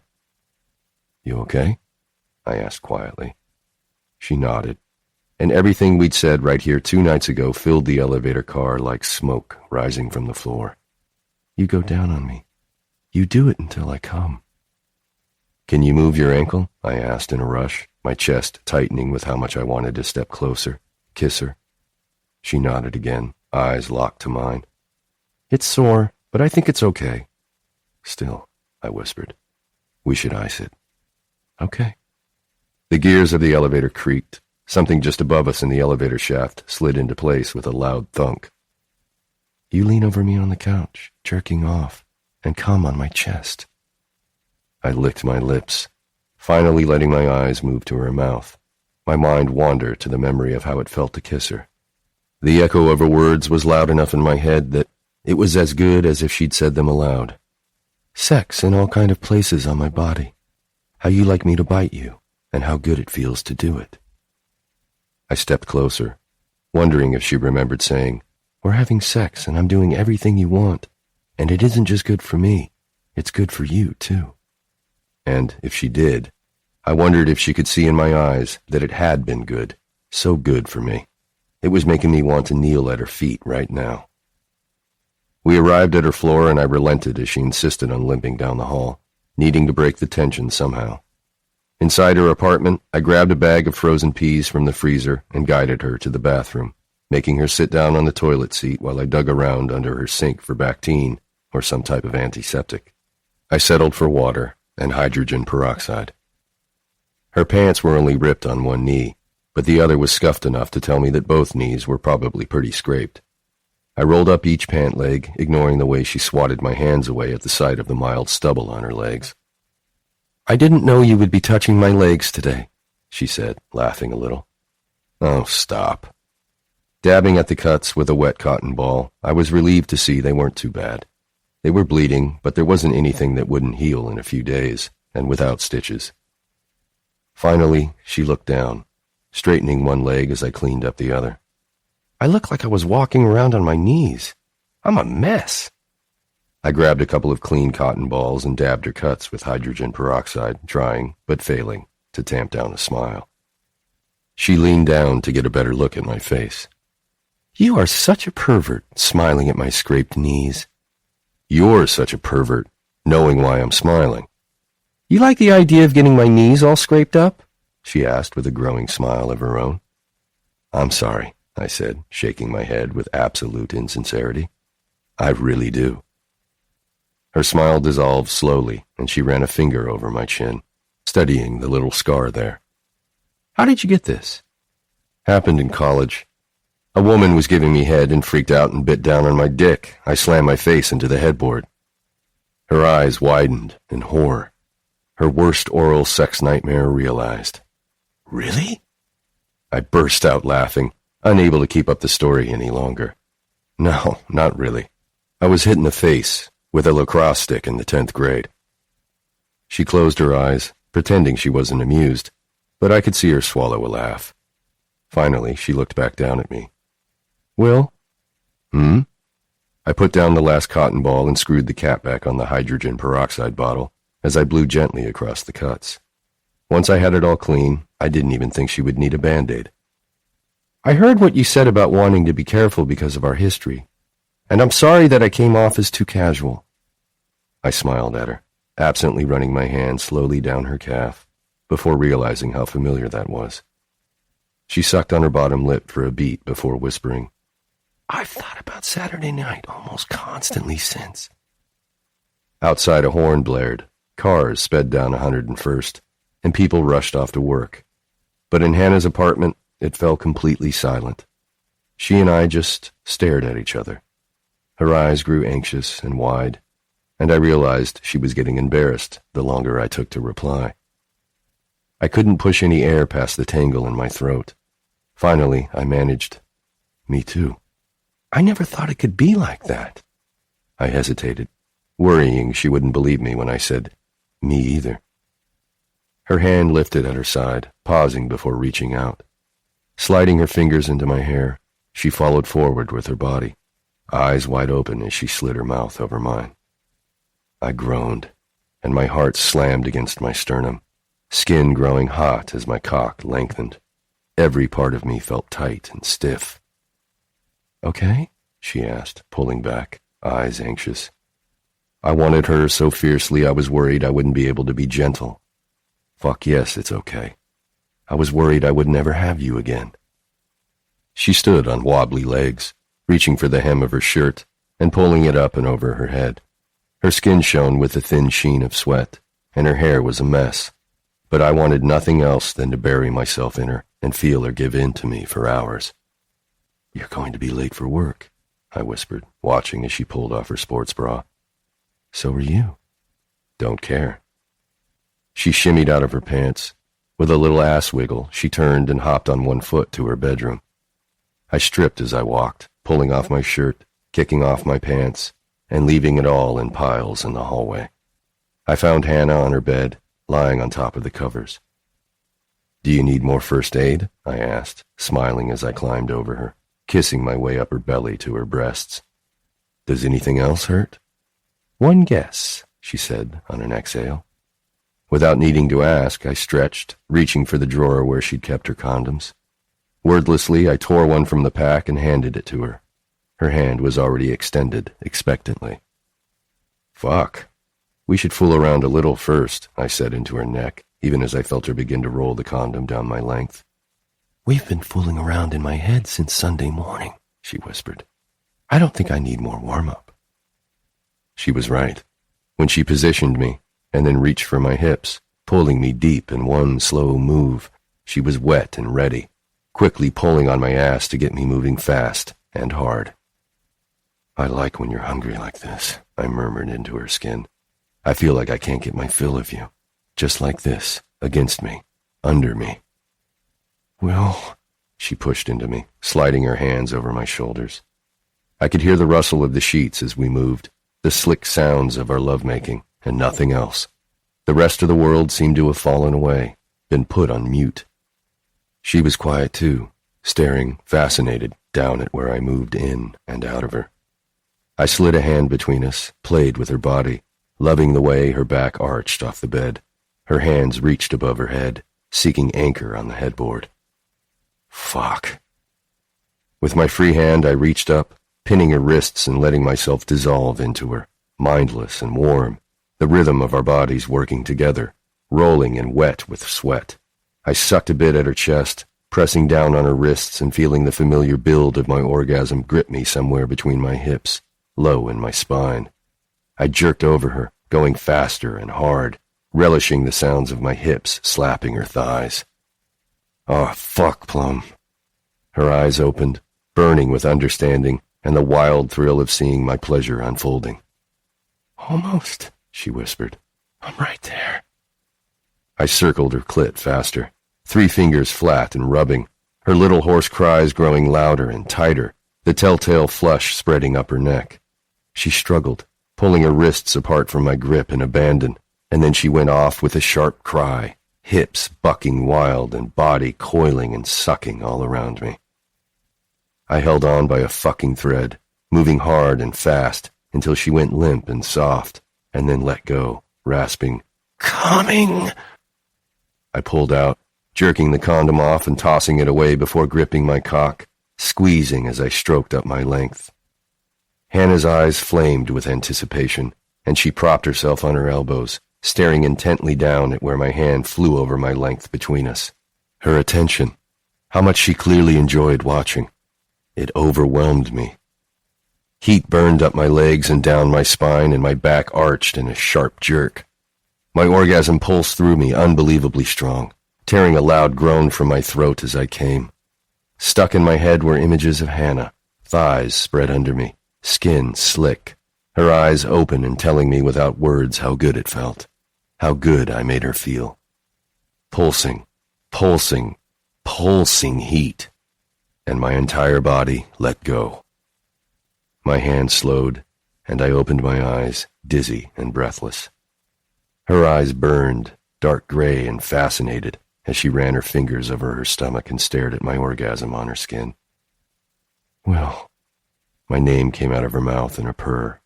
No way were we done here. I propped one hand on the pillow beside her head, staring down at her. "Did you like that?" She nodded, her bottom lip trapped viciously between her teeth. "Show me. Touch yourself for me." She initially looked uncertain, but then it transformed into determination. I watched as she ran her hand down her torso, reaching briefly for my still erect cock, her fingers first on me and then herself. She slid 2 fingers down over her clit, arching into her touch. I ghosted my hand up her side and over her breast, bending to suck at the tight peak before telling her, "Make yourself come."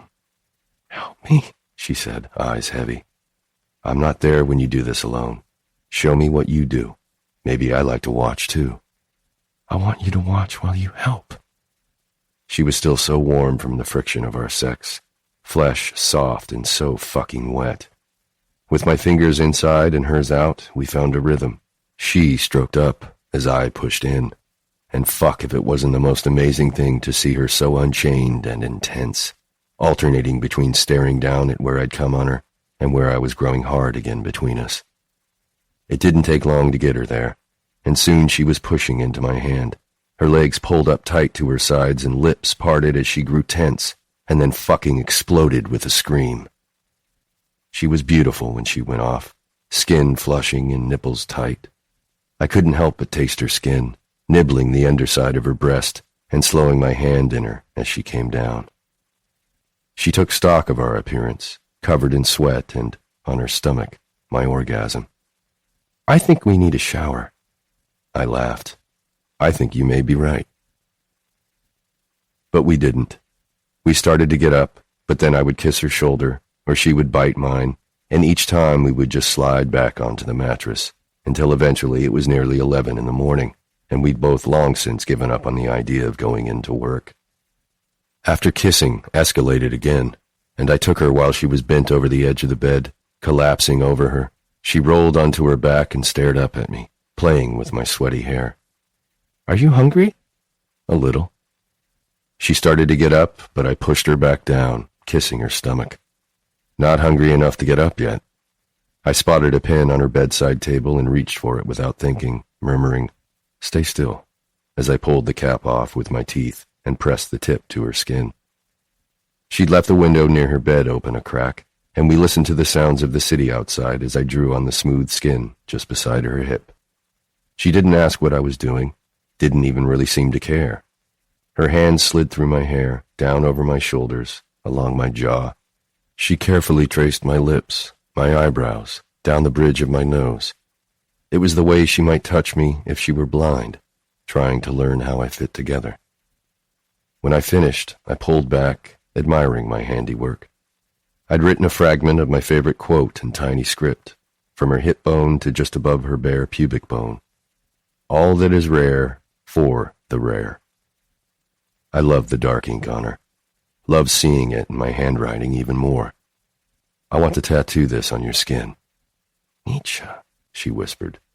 Overall a good quote, actually. Actually, I repeated, rubbing my thumb over the unmarked skin below, considering all the things I could put there. He was a bit of a misogynist, but came out of it with a few decent aphorisms. Holy fuck, the brain on this woman. Like what? I asked, blowing across the drying ink. Sensuality often hastens the growth of love so much that the roots remain weak and are easily torn up, she quoted. Well, I looked up in time to catch her teeth release her lip, her eyes shining with amusement. That was interesting. What else? She ran a fingertip across the scar on my chin and studied my face carefully. All that glitters is not gold. A soft sheen characterizes the most precious metal. I felt my smile falter a little. In the end, one loves one's desire and not what is desired. She tilted her head, running her hand through my hair. Do you think that one is true? I swallowed thickly, feeling trapped. I was too wrapped up in my own tangled thoughts to figure out whether she was selecting meaningful quotes about my past or just quoting some classic philosophy. I think it's sometimes true. But all that is rare for the rare, she said quietly, looking down at her hip. I like it. Good. I bent to even out one letter, darken another, humming. You've been singing that same song the entire time you wrote on me, she whispered. I have? I hadn't realized I'd even made a noise. I hummed a few more bars of it, trying to remember what it was I'd been singing. She talks to angels. An oldie but a goodie, I said, blowing a stream of air on her navel to dry the ink. I remember hearing your band cover it. I looked up at her, searching for her meaning. A recording? I don't even think I have that. No, she whispered. Live. I was visiting Jensen in Baltimore the weekend your band covered it. He said you guys always covered a different song at every show, so you'd never play it again. I was there for that one. There was something restrained behind her eyes when she said this. I didn't even know you were there. We said hi before the show. You were on stage adjusting your amp. She smiled, licking her lips. I was 17, and it was right after you came to work for Dad, over fall break. Oh, I said, wondering what 17-year-old Hanna had thought of that show. It was one I still thought about, even just over 7 years later. We had played tight that night, and the crowd had been amazing. It was probably one of our best shows ever. You were playing bass, she said, drawing small circles with her fingers on my shoulders. But you sang that one. Jensen said you didn't often sing. No, I agreed. I wasn't much of a singer, but with that one I didn't care. It was more about emotion anyway. I saw you flirting with this goth girl up front. It was funny how I felt jealous then when I never had before. I think it was because you lived in our house. I felt a little like you belonged to us. She smiled down at me. God, that night I wanted to be her so bad. I watched her face as she walked through the memory, waiting to hear how this night ended for her. And me. I couldn't remember seeing Hanna when I lived in Baltimore, but there were a million nights like this, at a bar with the band, some goth girl or preppy girl or hippie chick up front, and later in the night, under or over me. She licked her lips. I asked if we were meeting up with you later, and Jensen just laughed. I hummed, shaking my head and trailing my hand up her thigh. I don't remember what happened after that show. Too late. I realized how awful it sounded. But the reality was, if I wanted to be with Hanna, she would eventually know the truth of just how wild I'd been. Was that the kind of girl you liked? She paints her eyes as black as night now? I sighed, climbing up her body so we were face to face. I liked all kinds of girls. I think you know that. I tried to emphasize the past tense, but realized I'd failed when she whispered, You're such a player. She said it with a smile, but I hated it. I hated the tight edge to her voice, and knowing that was exactly how she saw me. Fucking anything that moved, and now her, in this conglomeration of limbs and lips and pleasure. In the end, one loves one's desire, and not what is desired. And I had no defense. It had been mostly true for so long. Rolling closer, she wrapped her hand around my semi-erect cock, stroking up, squeezing. What's your type now? She was giving me an out. She didn't want it to be true anymore either. I leaned in, kissed her jaw. My type is more along the lines of a Scandinavian sex bomb named Plum. Why did it bother you when I called you a player? I groaned, rolling away from her touch. I'm serious. I threw my arm over my eyes, trying to collect my thoughts. Finally, I said, What if I'm not that guy anymore? What if it's been 12 years since I was that guy? I'm open with my lovers about what I want. I don't play anyone. She pulled back a little and looked at me, wearing an amused smile. That doesn't make you receptive and deep, Will. No one says a player has to be an asshole. I rubbed my face. I just think the word player has a connotation that doesn't fit me. I feel like I try harder than that to be good to the women I'm with, to talk about what we're doing together. Well, she said, you haven't talked to me about what you want. I hesitated, my heart exploding in a wild gallop. I hadn't, and it was because it felt so different with her from every other time I'd been with a woman. Being with Hanna wasn't just about intense physical pleasure. It also made me feel calm and thrilled and known. I hadn't wanted to discuss this because I hadn't wanted either of us to have the chance to limit it. Taking a deep breath, I murmured, That's because with you, I'm not really sure if what I want is sex. She pulled away, sat up slowly. The sheets slid off her body, and she reached for a shirt at the end of the bed. Okay, this is awkward. Oh, shit. That hadn't come out right. No, I said, sitting up behind her and kissing her shoulder. I pulled her shirt from her hands, dropping it on the floor. I licked down her spine, slipping my hand around her waist and sliding up, resting my palm over her heart. I'm trying to find a way to say I want it to be more than sex.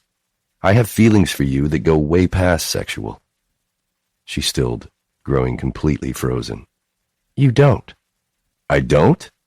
I stared at her rigid back, my pulse picking up from anger rather than anxiety. What do you mean, I don't? She stood, wrapping the sheet around her body. Ice slid into my veins, cooling every part of me. I sat up, watching her. What are you doing? I'm sorry, I have some stuff to do. She walked over to the dresser, began pulling things from a drawer. I need to get to work. Now? Yes, she said. So I tell you I have feelings and you're kicking me out. She spun around to face me. I need to go right now, okay? I can see that, I said, and she limped into the bathroom. I was humiliated and furious, and I was terrified this was it. Who would have thought I'd fuck it up with a girl by falling for her? I wanted to get the hell out of there, and I wanted to climb out of the bed, pull her back. Maybe we both needed to think about a few things. Chapter 13. I closed the door behind me and took a few deep breaths. I needed some space. I needed a minute to wrap my head around what the hell was going on. This morning I thought I'd been discarded like one of Will's many conquests, and now he was saying he wanted more? What the fuck? Why was he complicating this? One of the things I loved about Will was that people always knew where they stood with him. Good or bad, you always knew the score. Nothing about him had ever been complicated. Sex, no complications. End of story. It was easier when I didn't have the option to consider more. He'd been the bad boy, the hot guy my sister fooled around with in a shed in the backyard. He'd been the object of my earliest fantasies. And it wasn't that I'd spent my youth pining over him. The opposite, in fact, because knowing I could lust for him, but never actually stood a chance, made it easier somehow. But now, being able to touch him and have him touch me, hearing him say that he wanted more when there was no way he could actually mean it, complicated things. Will Sumner didn't know the meaning of more. Hadn't he admitted to never having even a single long-term monogamous relationship? Having never found anyone who kept him interested long enough? Didn't he get a text from one of his non-girlfriends the morning after we first had sex? No thanks. Because as much as I loved spending time with him, and as fun as it was to pretend I could learn from him, I knew that I would never be a player.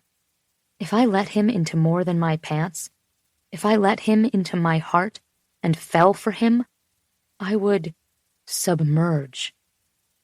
Deciding I actually did need to get to work, I started the shower, watching as steam filled the bathroom. I moaned as I stepped under the spray, letting my chin drop to my chest and the sound of water drown out the chaos in my thoughts. I opened my eyes and looked down at my body, at the smeared black ink on my skin. All that is rare for the rare. The words he'd drawn so carefully across my hip were now bleeding into each other.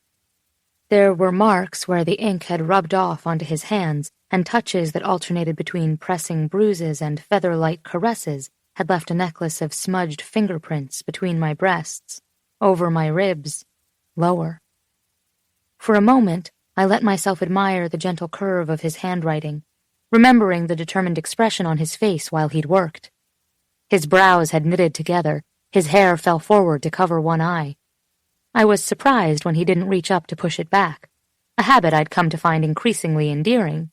But he was so focused, so intent on what he'd been doing, he'd ignored it and continued meticulously inking the words across my skin. And then he'd ruined it by losing his mind. And I'd freaked out. I reached for the loofah and covered it in way too much body wash. I began scrubbing at the marks, half of them gone already from the heat and pressure of the spray, the rest dissolving into a sudsy mess that slipped down my body and into the drain. With the last traces of Will and his ink washed from my skin, and the water growing cold, I stepped out, dressing quickly and shivering in the cool air. I opened the door to find him pacing the length of the room, running clothes back in place and a beanie on his head. He looked like he'd been debating leaving. He whipped off his hat and spun to face me. "Fucking finally," he muttered. "Excuse me?" I said, temper flaring again. "You're not the one who gets to be mad here," he said. My jaw dropped. What? "You left," he spit out. "To the next room," I clarified. "It was still fucked up, Hanna." "I needed space, Will," I said, and as if to further illustrate my point, walked out of the bedroom and down the hall. He followed. "You're doing it again," he said. "Important rule. Don't freak out and walk away from someone in your own house. Do you know how hard that was for me?" I stopped in the kitchen. "You? Do you have any idea what kind of a bomb that was to drop? I needed to think." "You couldn't think there?" "You were naked." He shook his head. "What?" "I can't think when you're naked," I shouted. "There was too much." I motioned to his body, but quickly decided that was a bad idea. "It was just, I freaked, okay?" "And how do you think I felt?" He glared at me, the muscles of his jaw flexing. When I didn't answer, he shook his head and looked down, shoving his hands into his pockets. That was a bad idea. The waist of his track pants slipped lower, the hem of his shirt moved up, and, oh, that little slice of toned stomach and hip bone was most definitely not helping. I forced myself back into the conversation. "You just told me you don't know what you want, and then you said you had feelings that went past sexual. I have to be honest, it doesn't seem like you have a very good grasp on anything that's going on here. The first time we had sex, you basically brushed me off, only to now tell me you want more?" "Hello," he yelled. "I didn't brush you off. I told you it was jarring to have you be so cavalier." "Will," I said, voice firm. "For 12 years, I've lived with the stories of you and my brother. I saw the aftermath of you hooking up with Liv. She was hung up on you for months, and I bet you had no idea. I've seen you sneak off with bridesmaids or disappear at family gatherings, and nothing's changed. You've spent the majority of your adult life acting like a 19-year-old guy, and now you think you want more? You don't even know what that means." "And you do? Suddenly you know everything? Why would you assume that I knew this thing with Liv was so monumental? Not everyone discusses their feelings and sexuality and whatever comes to mind as openly as you do. I've never known a woman like you before." "Well, statistically speaking, that's really saying something." I didn't even know where all this was coming from, and the minute the words left my mouth, I knew I'd gone too far. All at once the fight seemed to leave him, and I watched his shoulders fall, the air leave his lungs. He stared at me for a long beat, eyes losing their heat until they were just flat. And then he left. I paced the old rug in the dining room so many times I wondered if I was wearing a track in it. My head was a mess, my heart wouldn't stop pounding.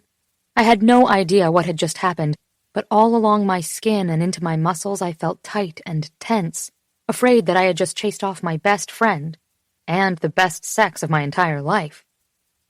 I needed something familiar. I needed my family. The phone rang 4 times before Liv picked up. "Ziggy," my sister said. "How's the lab rat?" I closed my eyes, leaning into the doorway between the dining room and the kitchen. "Good, good. How's the baby maker?" I asked, quickly adding, "And I was most definitely not talking about your vagina." Her laugh burst through the line. "So the verbal filter hasn't grown in yet. You're going to confuse the hell out of some man one day, you know that?" She didn't know the half of it. "How are you feeling?" I asked, steering the conversation to safer waters. Liv was married now, and very pregnant with the first oft-heralded Bergstrom grandchild. I was surprised my mother ever left her alone for more than 10 minutes at a time. Liv sighed, and I could imagine her sitting at the dining room table in her yellow kitchen, her giant black Labrador moving to lie down at her feet. "I'm good," she said. "Tired as hell, but good." "Kiddo treating you okay?" "Always," she answered, and I could hear this smile in her voice. "This baby's going to be perfect. Just wait." "Of course it is," I said. "I mean, Look at its aunt." She laughed. "My thoughts exactly." "You guys picked a name yet?" Liv was thoroughly set on not knowing the sex of their incoming package until it was born. It made spoiling my new niece or nephew a lot more difficult. "We may have narrowed it down." "And?" I asked, intrigued. The list of gender-neutral names my sister and her husband had come up with was bordering on comical. "Nope, not telling you." "What? Why?" I whined. "Because you always find something wrong with them." "That's ridiculous," I gasped. Though she was right. So far, her name choices were terrible. Somehow, she and her husband Rob had decided that tree names and types of birds were gender-neutral and fair game. "Now, what's new with you?" she asked. "How has your life improved since your epic showdown with the boss man last month?" I laughed, knowing of course she meant Jensen and not Dad or even Limaki. "I've been running and getting out more. I mean, we came to sort of a compromise?" Liv didn't miss a beat. A compromise? With Jensen? I'd spoken to Liv a few times in the past weeks, but had steered clear of my growing friendship, relationship, whatever ship with Will, for obvious reasons.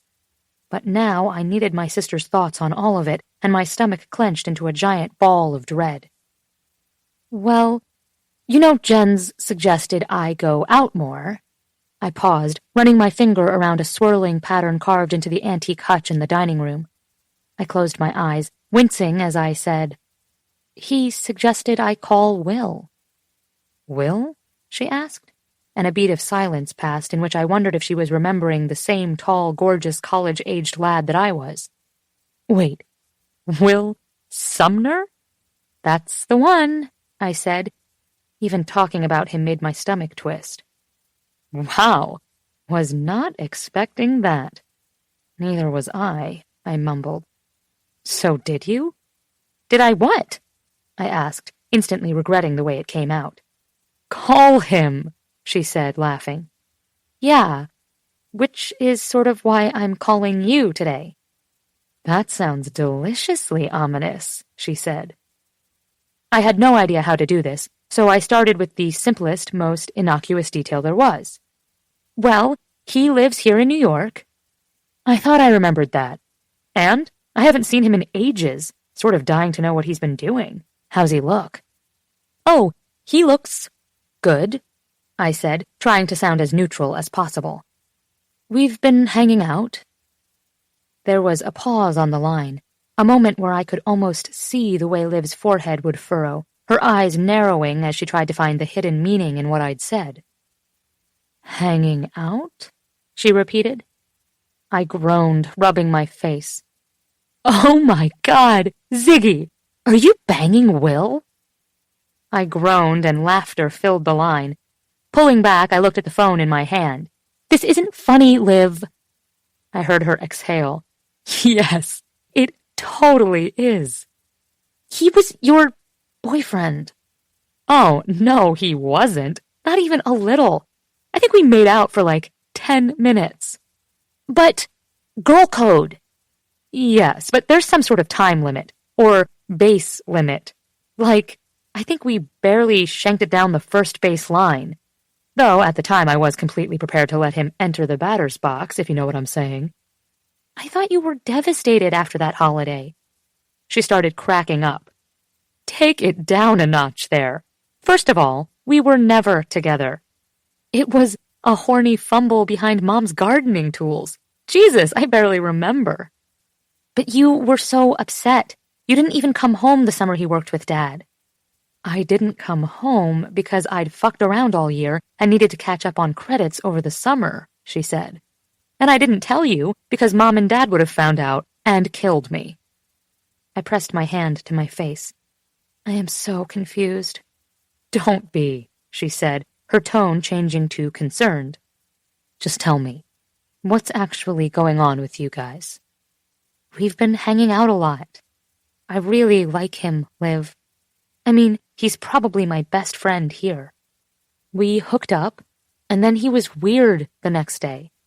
Then he started talking about feelings, and it just seemed like he was using me as a test subject in some sort of weird emotional expression experiment. He didn't exactly have the best track record with Bergstrom girls. So, you ripped him a new one because in your 12-year-old memories, he was the man of my dreams and left me broken-hearted and alone. I sighed. That was part of it. What was the rest of it? That he's a whore? That he doesn't remember a fraction of the women he's been with, and less than 24 hours after brushing me off, he's telling me he wants more than just sex? Okay, she said, considering. Does he? Do you? I sighed. I don't know, Liv. But even if he did, if I did, how could I trust him? I don't want you to be an idiot, so I'm going to do a little overshare here. Ready? Not even a little bit, I said. She went on anyway. Before I met Rob, he was a giant slut. I swear to God, his penis had been everywhere. But now, different man, worships the ground I walk on. Yes, but he wanted to get married, I said. You weren't just banging him. When we first got together, it was definitely just banging. Look, Ziggy, a lot of stuff happens to a person between the ages of 19 and 31. A lot changes. I'll believe that, I mumbled, imagining Will's even deeper voice, his expertly wicked fingers, his broad, solid chest. I'm not just talking about the developing male body, you know, she paused, adding, though, that too.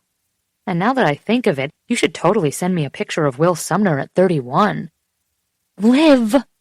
I'm kidding, she laugh-yelled through the phone and then paused. No, I'm serious, actually. Send me a picture. But I really would hate for you to pass up a chance to spend time with him just because you expect him to always act like a 19-year-old man whore. The truth is, don't you feel like you've changed a lot since you were 19? I didn't say anything, just chewed on my lip and continued to trace the carving on my mother's antique hutch. And that was only 5 years ago for you. So think how he feels. He's 31. There's a lot of wisdom to be gained in 12 years, Ziggs.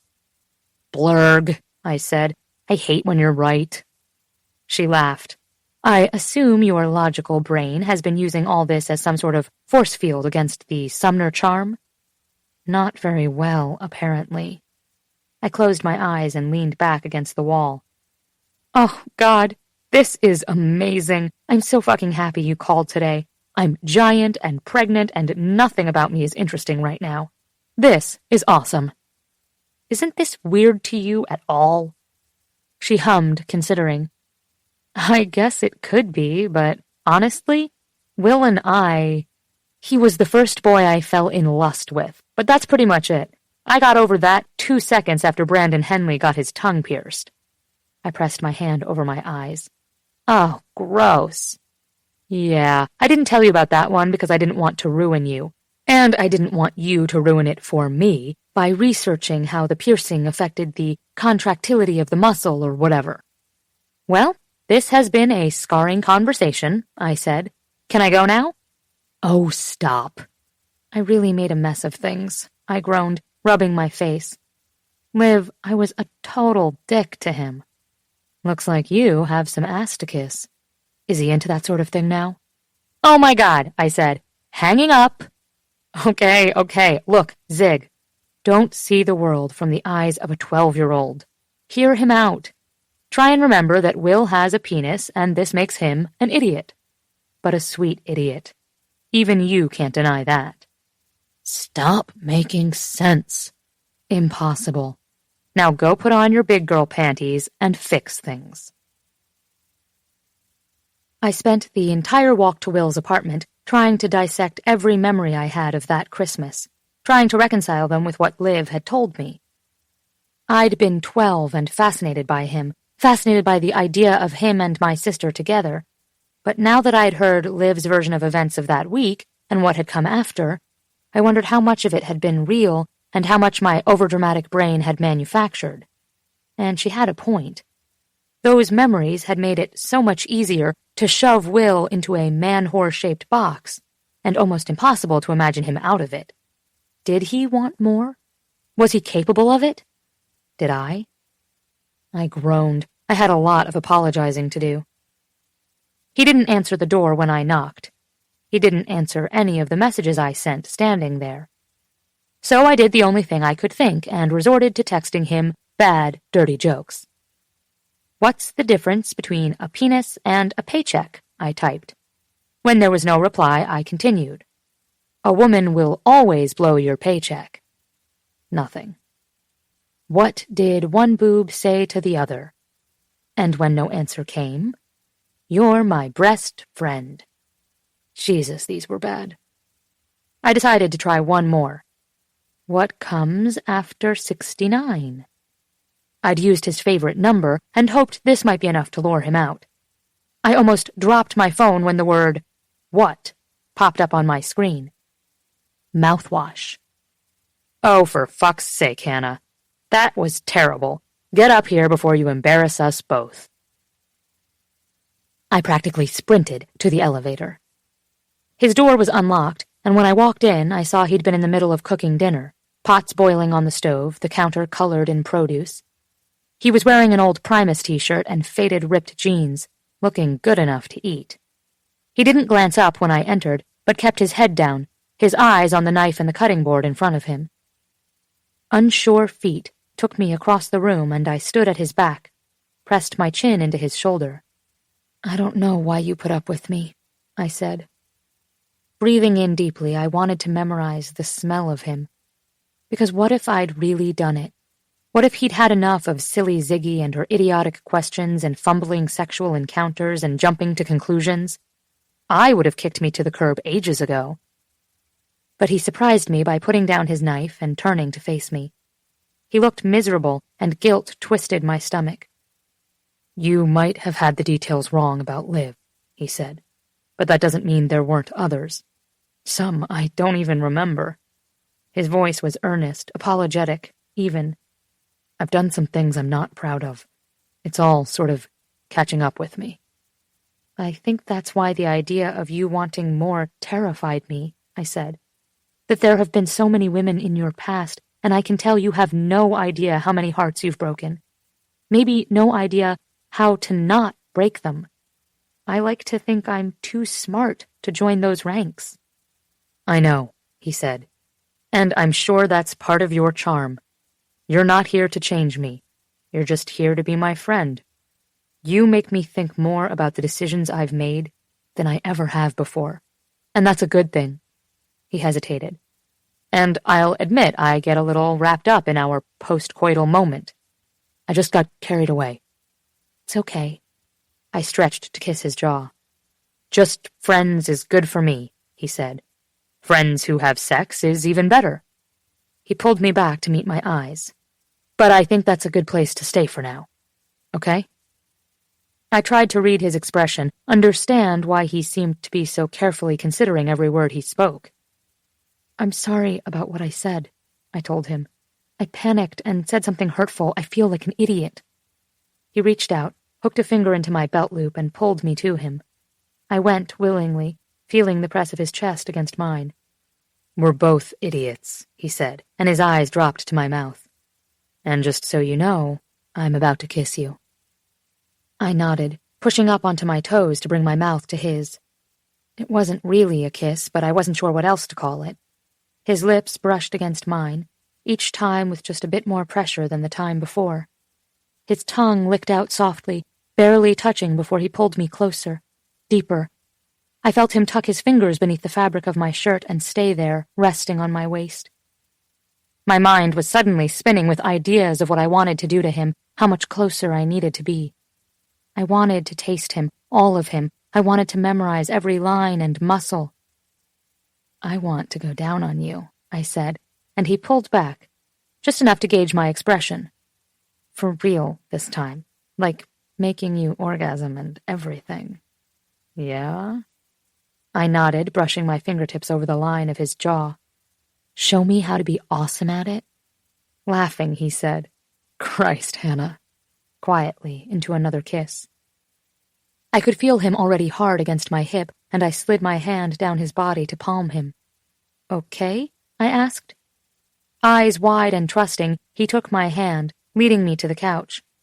He hesitated for a moment before sitting. "I might pass out if you keep looking at me like that." "Isn't that the point?" I didn't wait for an invitation and kneeled on the floor between his legs. "Tell me how you want me to do it."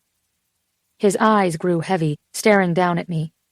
He helped me with his belt, helped push his pants down his hips, and watched as I bent and kissed the tip.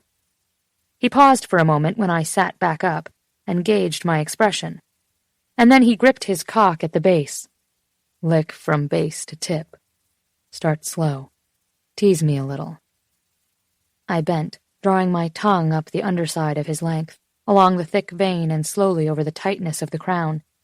He leaked a little at the top, and it surprised me with its sweetness. I kissed the tip, sucking for more. He groaned. "Again. Start at the bottom and suck it a little at the top again." I kissed his cock, whispering, "So specific," with a smile. But he seemed unable to smile back. His blue eyes turned stormy with intensity. "You asked," he growled. "I'm telling you, step by step, what I've imagined 100 times." I started again, loving it, loving to see him like this. He looked a little dangerous, and at his side his free hand had formed a fist. I wanted him to unleash himself, digging hands into my hair, and start pushing hard into my mouth. "Now, suck." He nodded as I surrounded him with my lips, then my mouth, using my tongue to stroke a little. "Suck more, hard." I did what he asked, closing my eyes for a beat and trying not to panic at the thought of choking on him and losing control. Apparently, I did it right. "Oh, fuck, yes, like that," he groaned when I sealed my lips around him. "Be sloppy. Use a little teeth on the shaft." I looked up at him for confirmation before letting my teeth graze his skin. He grunted, hips jerking so he hit the back of my throat. "That's it, Jesus. Everything you do feels so fucking good." It was just the compliment I needed to take over, suck him harder and let go, unleash myself. "Yes, oh." His hips moved harder, rougher. His eyes were fixed on my face, his hands pushed into my hair just the way I'd wanted. "Show me how much you like it." I closed my eyes, humming around him, sucking in earnest now. I could feel small noises escaping my throat, and all I could think was yes and more and fall apart. His deep grunts and choppy breaths were like a drug to me, and I felt my own ache build as his pleasure grew and grew. We fell into a rhythm, my mouth and fist working him in tandem with the movements of his hips, and I could tell he was holding back, making it last. "Teeth," he reminded me in a hiss, and then groaned in relief when I complied. With one hand, he used his fingertip to trace my lips around him, and the other hand remained threaded in my hair, guiding me and eventually holding me in place while he carefully thrust up. Against my tongue he swelled, and his hand in my hair formed a tight fist. "Coming, Hanna, coming." I could feel the muscles of his stomach jump and tighten, his thighs tensing. I gave his cock one last long suck before I pulled off, taking him in my hands and sliding up fast and rough, ripping him the way he liked, squeezing. "Oh, fuck," he warned, hissing in a breath as he came, warm on my hands. I worked him through it, continuing to pull in slow drags until it was too much, and he batted me away, smiling as he pulled me up to him. "Fuck, you're a fast learner," he said, kissing my forehead, my cheeks, the corners of my mouth. "Because I have an excellent teacher." He laughed, pressing his smile to mine. "I can assure you I didn't learn that from experience." He pulled away, eyes traveling over every inch of my face. "Stay and have dinner with me?" I curled into his side and nodded. There wasn't anywhere I'd rather be. Chapter 14. It had been so long since I'd cuddled on my couch with a woman, I forgot how awesome it was. But with Hanna, it was borderline blissful to simultaneously enjoy a beer, a basketball game, some nerdy science talk, and a nice lady with curves at the ready.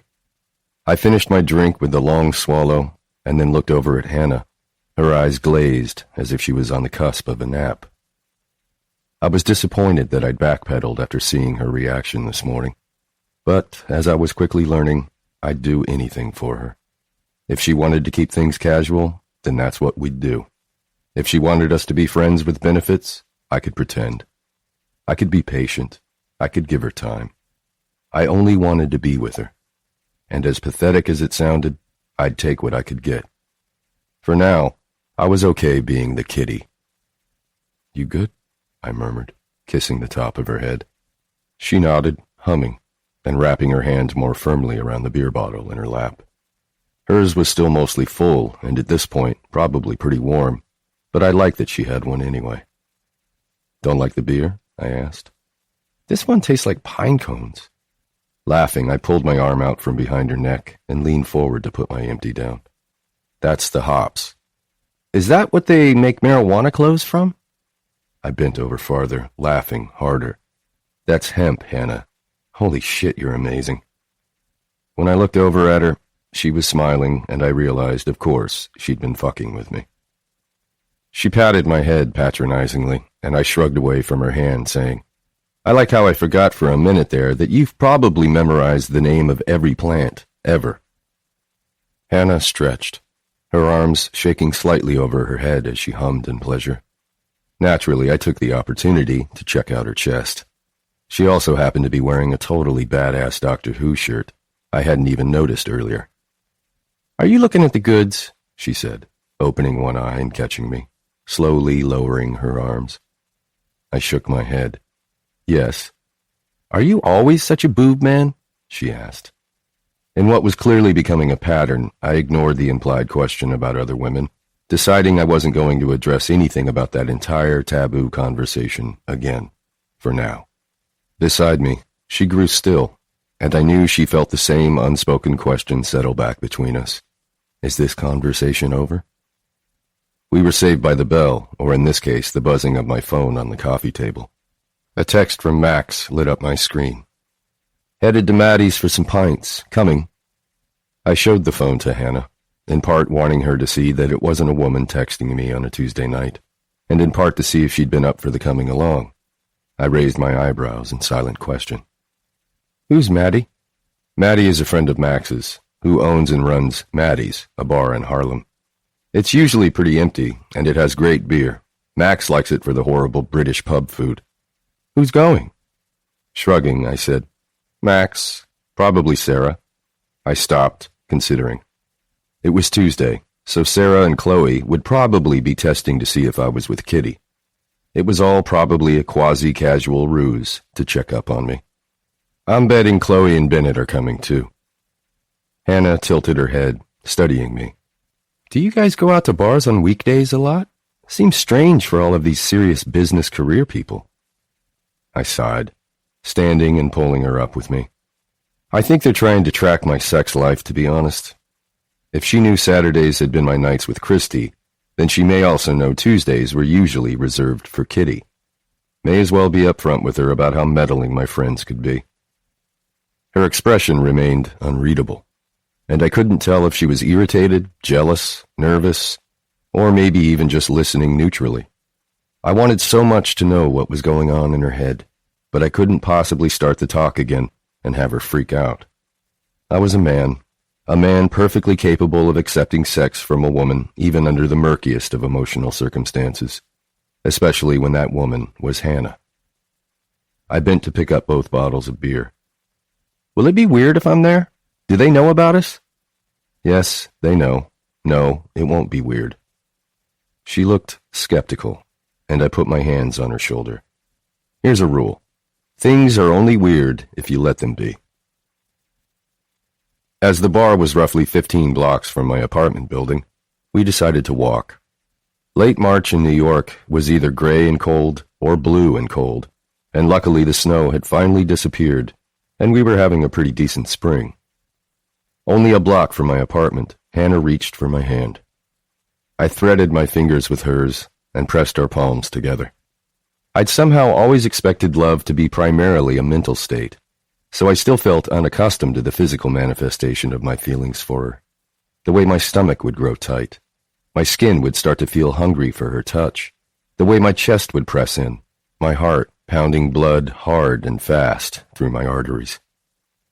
She squeezed my hand, asking, "Do you actually like doing 69? I mean, really?" I blinked over to her, laughing, and falling even harder for her. "Yeah, I love it. But, and I know you're going to hate it when I'm about to say, you're going to ruin it for me, aren't you?" She looked up at me, tripping slightly on a crack in the sidewalk. "Is that even possible?" I considered this. Probably not. Opening her mouth, she started to speak and then closed it again. Finally, she blurted, "Your face is basically in someone's ass." "No, it isn't. Your face is on someone's cock or someone's pussy." She was already shaking her head. "No, let's say I'm on top of you and—" I like this hypothetical. I kept waiting for her to take charge and ride me. In fact, I wanted it so much that as soon as I pictured it, I had to take a moment to discreetly adjust myself in my jeans with my free hand. Ignoring my hint, she continued, "So that means you're under me. My legs are spread over your face, so my ass is... it's like eyeball level." "Fine with me." "It's my ass, by your eyes." I let go of her hand and reached up to tuck a stray hair behind her ear. "This won't surprise you, but I have zero aversion to asses. I think we should try it." "It's not awkward?" Pulling up short, I turned her to face me. "Have we done anything yet that feels awkward?" Her cheeks went pink, and she blinked down the street, mumbling, "No." "And you believe me when I say I'll make everything good for you?" She looked back up at me, eyes soft and trusting. "Yeah." I took her hand in mine again, and we continued walking. It's settled then. There will be some 69 in your future. We walked in silence for several blocks, listening to the birds, the wind, the sound of traffic in bursts organized by the streetlights. "You think I'll ever teach you something?" she asked, just before we reached the bar. I smiled down at her, growling, "Without a doubt." And then I opened the door to Maddie's for Hanna, gesturing that she lead us inside. My friends, seated at a table just to the side of the little dance floor, saw us as soon as we walked in. Chloe, facing the door, noticed us first, her mouth forming a tiny, surprised O that she almost immediately tucked away. Bennett and Sarah turned in their seats, each of them deftly hiding any reaction. But fucking Max had an enormous, shit-eating grin spreading from ear to ear. "Well, well," he said, standing to walk around the table and give Hanna a hug in greeting. "Look who's here." Hanna smiled, greeting everyone alternately with little hugs and waves, and then pulled up a chair to the end of the table. I made Max move down so I could sit next to her, and didn't miss his amused laugh, and under his breath, a guffawed, "Smitten." Maddie herself approached our table, tossing down a couple more coasters in front of us and asking what we wanted to drink. She listed the beers on tap, and because I knew she wouldn't like any of them, I leaned close to tell Hanna, "They also have regular bar drinks, or sodas." "Soda is expressly forbidden," Max chided. "If you don't like beer, there is whiskey." Hanna laughed, making a face. "Would you drink a vodka and a 7-Up?" she asked, anticipating our usual routine, where she ordered the drink, and I was the one who actually drank it. I shook my head and made a face, leaning into her, our foreheads practically touching. "Probably not." Humming, she thought about it some more. "Jack and Coke?" "I'd drink that." I looked up at Maddie and said, "Jack and Coke for the lady, and I'll have a green flash." "Ooh, what's that?" Hanna asked. "It's a really hoppy beer," I told her, kissing the corner of her mouth. "You wouldn't like it." Once Maddie left us, I pulled away from Hanna and glanced around the table, finding 4 very interested faces looking back at us. "You two look rather cozy," Max said. With a little wave of her hand, Hanna explained, "It's our system. I'll only have a few sips of my drink and then he'll finish it. I'm still learning what he orders."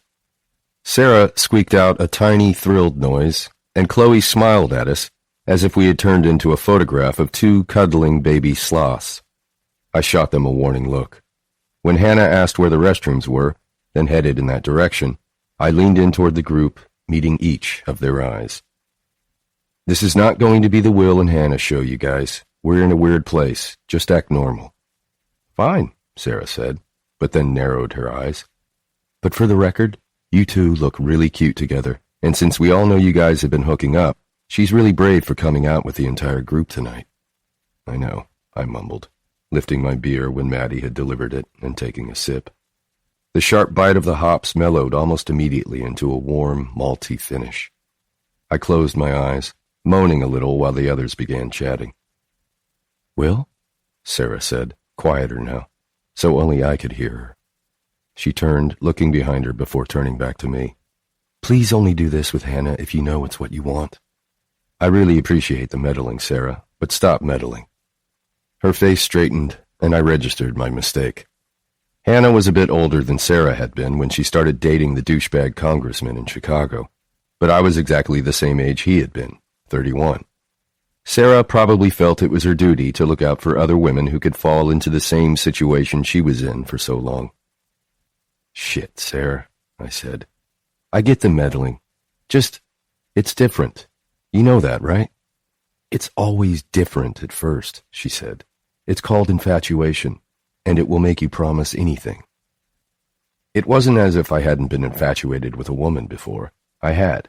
But I'd always kept my head about me, knowing how to let myself take as much as I could physically, while taking the emotional side more slowly, or pushing it aside entirely. What was it about Hanna that made me want to shed that model and dive straight to the bottom, where things were the most tender and terrifying? Hanna returned, smiling at me before sitting down and taking a sip of her drink. She coughed and looked up at me, eyes wide and watery, as if her throat were on fire. "Right," I said, laughing. "Maddie makes the drinks on the strong side. I should have warned you." "Keep drinking," Bennett advised. "It gets easier once your throat is numb." "That's what he said," Chloe quipped. Max's laugh boomed across the table, and I rolled my eyes, hoping Hanna stayed oblivious to their banter. She seemed to be, taking another sip and coming out of it with a more normal reaction. "It's fine, I'm fine. Holy crap, you guys must feel like you're watching someone have her first drink." "I promise you I drink sometimes, just not very capably," I finished, laughing. Below the table, Hanna's palm covered my knee and slid up to my thigh. She found my hand there and curled her fingers around it. "I remember the first drink I ever had," Sarah said, shaking her head. "I was 14 and I went up to the bar at my cousin's wedding. I ordered a Coke, and the woman next to me ordered a Coke but with some kind of booze in it. I accidentally took hers and went back to my table. I had no idea what was wrong with my drink and why it tasted so funny. But let me tell you, it was the first time this white girl ever tried to bust out some breakdancing moves." We all laughed, particularly of the image of sweet, reserved Sarah doing the robot or some spin, drunk. Once our humor died down, it seemed as though our thoughts all drifted to the same topic, because we all turned to Chloe almost in unison. "How's the wedding planning going?" I asked. "You know, Will," she said, wearing a sly smile, "I think that's the first time you've ever asked about the wedding." "I spent 4 days in Vegas with these sad bastards," I nodded to Bennett and Max. "It's not like I don't know what's happening. Do you want me to tie ribbons on the flower arrangements or some shit?" "No," she said, laughing. "And the planning is going fine." "Mostly," Bennett muttered. "Mostly," Chloe agreed. They shared a knowing look, and she started laughing again, leaning into his shoulder. "What does that mean?" Sarah asked. "Is this about the caterer again?" "No," Bennett said, before taking a sip of his beer. "The caterer is settled." "Thank God," Chloe interjected. Bennett continued. "It's just unbelievable the things that families do around weddings. All kinds of drama comes out of the woodwork. Swear to God, if we manage to pull this off without a quadruple homicide, we will both deserve a fucking medal." Reflexively, I gripped Hanna's hand tighter. After a small pause, she squeezed back, turning to look at me. Her eyes searched mine, and then lightened into a little smile. I was thinking about her and me. I was thinking about her family and how, over the past 12 years, they'd become my surrogate East Coast family, and how in this tiny, desperate breath, I could even see this future, falling in love, getting married, deciding to start a family, for myself down the road. I released her hand, rubbing my palm on my thigh, and feeling my pulse explode in my neck. Holy fuck, what happened to my life? In only a couple of months, almost everything had changed. Well, not everything. My friends were still the same. My finances were fine. I still ran almost daily, still caught basketball on TV whenever I could. But I'd fallen in love. How often does anyone see that coming? "You okay?" she asked. "Yeah, I'm good," I whispered. I couldn't say anything. We'd agreed on just friends. I told her it was what I wanted too. "It's just crazy to see friends going through this," I said, gesturing to Chloe and Bennett, covering myself up that way. "I totally can't relate." And with that, everyone was looking back to us, eyes soft and fucking invested in every single look or touch that passed between me and Hanna. I glared at each of them quickly and then stood. My chair squeaked across the floor, making my awkwardness even more evident. I was okay with being the center of attention within this group, whether I was teasing one of them or the other way around. But this felt different. I could laugh off the jokes about my scheduled hookups or colorful past with women, but right now I felt fucking vulnerable in this new place with Hanna, and wasn't used to being on this side of the knowing looks. I wiped my sweaty palms on the thighs of my jeans. I don't know. I looked around the bar helplessly. We should have stayed on my couch, maybe fucked again out there in my living room. We should have stayed put until things were slightly less up in the air between us. Hanna looked up at me, amused expression in place. Let's dance."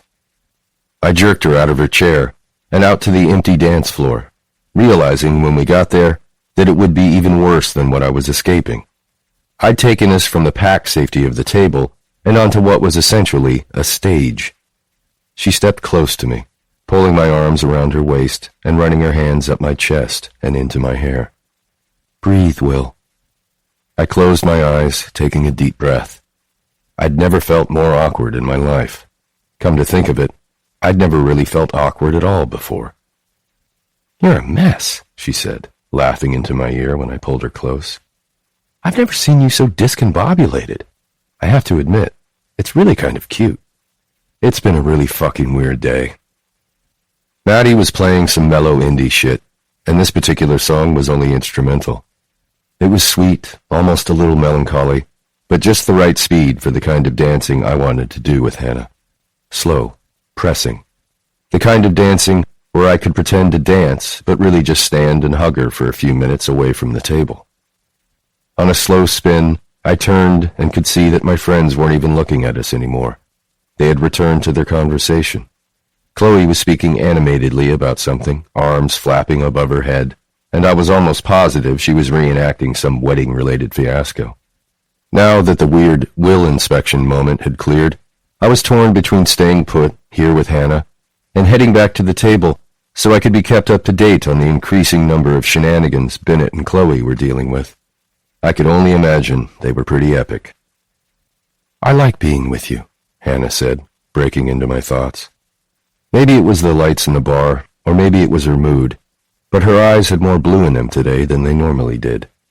It made me think of spring being released full bore into New York City. I wanted winter gone. I think I needed everything around me to transition, so it didn't feel like I was the only one going through something. She paused, and her eyes focused on my lips. "I'm sorry about earlier." Laughing, I whispered, "You said that already. You apologized with words, and then with your mouth on my dick." She laughed, tucking her head into my neck, and I could pretend we were alone, just dancing in my living room or bedroom. Only, if we were there, we wouldn't be dancing. I clenched my jaw, trying to keep my body from reacting to this fresh reminder that she was pressed against me, had given me the blowjob of my life earlier, and that it might be possible to convince her to come back to my place again later. Even if she just wanted to curl up and sleep, I'd be completely down for that. After all the drama of the day, I didn't really want her to go home after this. "I guess I don't really know what to do," she admitted. "I know we talked earlier, but things still feel kind of weird." I sighed. Why is it complicated, though? The lights from the dance floor ran shadows across her face, and she looked so fucking beautiful, I felt like I was losing my mind. The question filled my throat like smoke until I felt too full. Isn't this good? I smiled so she might think I knew it was. Maybe she would believe for a second that I didn't actually need the reassurance. "It's actually amazing how good it is," she whispered. "I feel like I didn't know you at all before, even though I thought I did. You're this brilliant scientist with these really amazing, meaningful tattoos. You run triathlons and have this close, sweet relationship with your sisters and your mom." Her nails scratched lightly down my neck. "I know you've always been sexual, really sexual. From the first time I met you when you were 19 to now, 12 years later. I really like spending time with you for that reason too, because you're teaching me things I didn't know about my body and what I like. I think what we have right now is actually really perfect." I was a second away from kissing her, running a hand up her side to feel the shape of her ribs and her spine. I wanted to pull her down onto the floor and feel her under me. But we were at a bar. Fucking idiot, Will. I looked away and inadvertently over at my group of friends behind her. All four of them were back to watching us. Bennett and Sarah had actually turned their chairs so they could see us without having to crane their necks. But as soon as they noticed I had noticed them, they snapped their attention elsewhere. Max to the bar, Sarah up at the ceiling, Bennett down at the watch on his wrist. Only Chloe continued to stare, a big smile on her face. "This was a bad idea, coming here," I said. Hanna shrugged. "I don't think so. I think it was good to get out of the house and talk a little." "Is that what we did?" I asked, smiling. "Talked about how we don't need to talk about it?" Her tongue peeked out to wet her lips. "Sure, but I think I just want to go back to your place and do things while we talk." I pulled my keys from my pocket, sifting through them to locate the right one. "You're not coming up here to grab a cup of tea and then head home." She nodded. "I know, but I do need to go to lab tomorrow. I don't think I've ever just not shown up like I did today." I unlocked my front door, pushing it open and letting her lead us inside. She headed straight for the kitchen. "Wrong way." "I won't leave after tea," she said over her shoulder. "But I do want some. That drink made me sleepy." "You had 2 sips." We'd left her mostly full Jack and Coke on the table, while Bennett and the rest did their best to convince us to stay and not only finish the one, but have another. "I think there was the equivalent of 7 shots in those 2 sips. Stepping up to the stove, I grabbed the kettle and then turned to fill it with water. "Then you're a pretty boring drunk. If I had 7 shots, I would have been stripping on the table." She laughed, opening my fridge, rooting around, and finally pulling out a carrot. She walked over to my counter and hopped up on it, swinging her legs. Even though this was so new, it seemed like she'd been coming over here for years. Her hair had started to come undone, and a few pieces fell in small curls next to her face and down the back of her neck. The warmth of the bar, or maybe the 2 sips of her drink, had left her cheeks flushed, her eyes bright. She blinked slowly as she looked over at me, and I smiled. "You look pretty," I said, leaning against the counter beside her. She snapped into the carrot. "Thanks. Think I might fuck you senseless in a few minutes." Shrugging and pretending to look nonchalant, she murmured, "Okay." But then she reached out with her legs and pulled me closer between her thighs. "Despite that whole work thing I mentioned, I think you could probably keep me up all night again, if you really wanted." I reached forward with one hand and slipped the top button of her shirt free. "What do you want me to do to you tonight?" "Anything." I lifted an eyebrow. "Anything?" She reconsidered, whispering, "Everything." "I love this," I said, stepping closer and running my nose up the column of her neck. "This kind of sex where I get to learn everything you like. I discover all of your sounds." "I don't know," she trailed off, waving her carrot in a vague circle next to my head. "Isn't sex with someone you've been with forever the best kind, though? Like she's in bed, falls asleep, he comes in, and she just instinctively rolls to him, you know? And it's like her face in his warm neck and his hands all up and down her back. Then her pants come off and he's pushing inside her before her shirt is even off. He knows what's under there. Maybe he can't wait to be inside her first. He doesn't have to take things off in order anymore." I pulled back and stared at her as she snapped another bite of her carrot. She had quite the vivid image of such a moment. I personally would never have said familiar sex is the best kind. A good kind, sure. But the way she said it, the way her voice dropped and her eyes kind of closed. Fuck yes, it sounded like the best kind. I could see that life with Hanna, where we shared a bed and a kitchen and finances and fights. I could see her getting angry with me, and me coming to find her later and making it up to her in whatever sneak attack ways I had learned over time, because she was mine, and, being Hanna, she couldn't help but let every thought and desire slip out of her mouth. Damn. She wasn't sexy in any of the ordinary ways.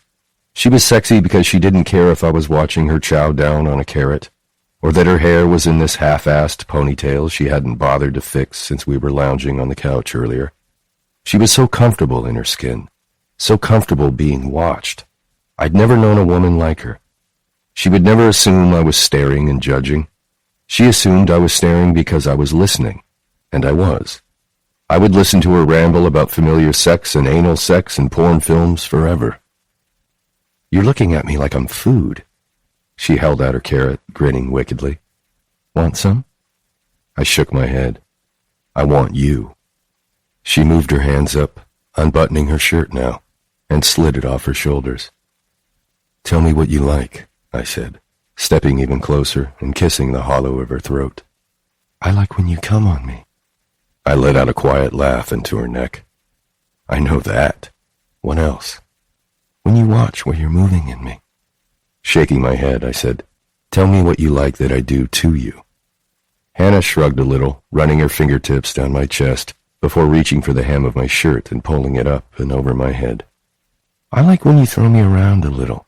Have your way with me. I like when you act like my body is yours. The tea kettle whistled, screeching in the quiet kitchen, and I moved away just long enough to grab her mug and pour some hot water over a tea bag. When I'm touching you, I told her, putting the kettle down, your body is mine. Mine to kiss and fuck and taste. She lifted her eyebrow and smiled at me. Well, when I'm touching you, your body is mine too, you know. My mind went completely, directly into the gutter when she leaned across the counter, reached for the honey, and drizzled some into the mug. Taking the honey wand from her, I swiped some excess on the lip of the jar, then ran the stickiness across the top swell of her breast. She watched me, her tea apparently forgotten. So take control, I told her, kissing her jaw. Tell me what to do next. She hesitated for only a beat. Suck it off. I groaned at the quiet command, licking across the honey before sucking her skin into my mouth with such force I left a small red mark. What else? Her hand slipped behind her, unlatching her bra just as I ran my tongue over her skin. I moved to her nipple, blowing lightly across the peak, before sucking her into my mouth. Gasping, she whispered, "Make it wet." I leaned forward, doing exactly what she asked, licking her breasts, sucking them deeply, laving her skin with my tongue until it glistened. These will be fucked soon. "Teeth," she whispered. "Bite me." With a groan, I closed my eyes, biting small circles into the swell of her breasts, finding small traces of honey remaining on her skin. My hand slid lower to her jeans, and I worked them and her underwear down her hips so she could kick them to the floor. Her hands ran over my shoulders, legs spread open. "Will?" I teased down her ribs, lifting both breasts in my hands.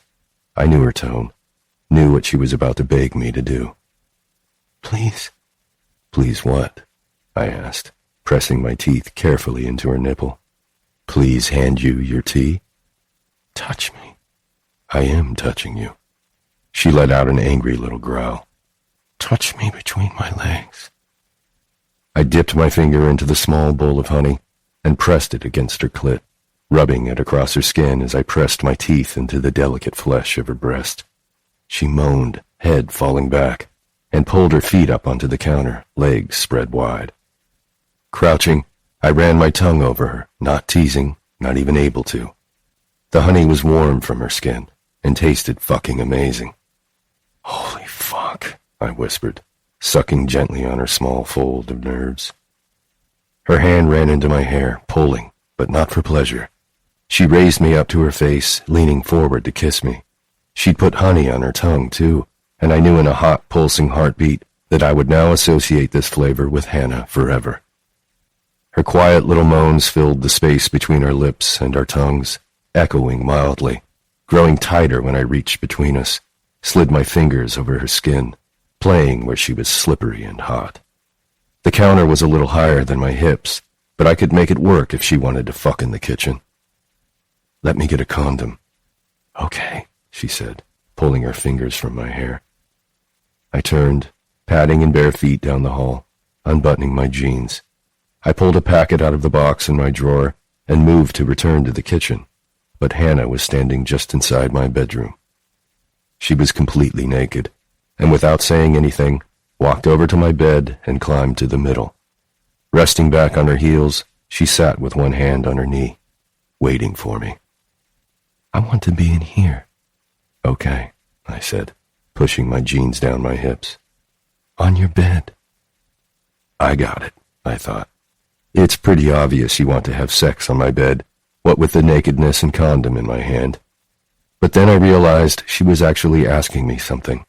She was wondering whether my bed was off limits, whether I was that kind of playboy who never brought girls home and took them into the inner sanctum of the bedroom. Would it always be like this? Her unspoken questions, uncertainty about what I was giving her that was new and special. Wasn't it enough that I was secretly giving her the chance to break my heart? I joined her on the bed, beginning to tear the condom packet open with my teeth before she reached up and took it from me. "Fuck," I mumbled, watching her duck down to run a tentative tongue across the tip of my dick. "Holy hell, I just love your fucking mouth." She kissed the tip, running her tongue up and over me, drawing me into her mouth. "I like watching you," I babbled. I was so fucking tight, and the vision of her doing this, I wasn't sure I could hold out. "I feel like I'm going to come." "I'm barely touching you," she said, clearly proud of herself. "I know, it's a lot." She took the condom and rolled it over me, laid back on the bed. "Ready?" I hovered over her, looking down the length of our bodies before I positioned myself to slide into her. She was so warm, so slippery, and I wanted to last. Draw this moment out just a tiny bit longer. I pulled my hips back slightly, tapping my cock gently against her clit. "Will," she whined, hips arching up. "Do you realize how wet you are?" With a shaky hand, she reached between us, touching herself. "Oh, God." "Is that because of me? Plum, I don't know if I've ever been this hard." I felt my pulse reverberating down my length, pounding. She gripped me then and inhaled sharply, whispering, "Please." "Please what?" Her eyes opened and she whispered, "Please, inside." I smiled, enjoying her sweet, urgent agony. "Does your pussy ache a little?" "Well." Beneath me she moved, searching with her hands and hips. I brought her fingers to my mouth, sucked each into my mouth to taste her sweetness. Then I reached between us, circling a finger around her slick opening. "I asked you, does it ache right here?" "Yes." She tried to push up, to get even my finger inside, but I slid it up and over her clit, making her moan loudly. I dragged my finger back down, dipping into the unbelievable wetness. "Does it ache in your thighs? Are these sweet little petals right here?" I bent, sucking her nipple into my mouth and playing a little with my tongue. "Are they tight and aching too?" Fuck, her breasts. So fucking soft and warm. "God, Plum," I whispered, feeling desperate. "I'm going to make it so good tonight. I'm going to make you feel so fucking good." She arched off the bed, hands in my hair, down my neck, scratching along my back. Drawing my finger down across her pussy and lower, I pressed it against her backside. "I bet I could make you do anything right now. I could fuck you right here." "Anything," she agreed. "Just, please." "Are you begging me?" She nodded urgently and then blinked up to my face, eyes wide and wild. Her pulse thrummed in her throat. "Will, yes."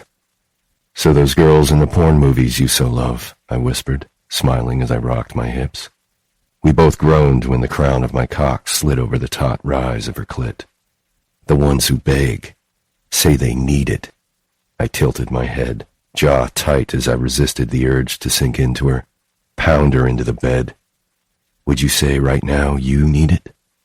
She groaned, fingernails digging into my chest just below my collarbones, and dragging down so roughly she left a trail of fire-red marks from my sternum to my navel.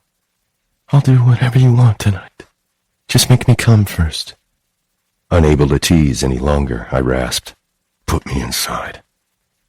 Her hands flew to my cock, wrapping around me and rubbing over herself before sliding me inside, pushing her hips off the bed to take me deeper.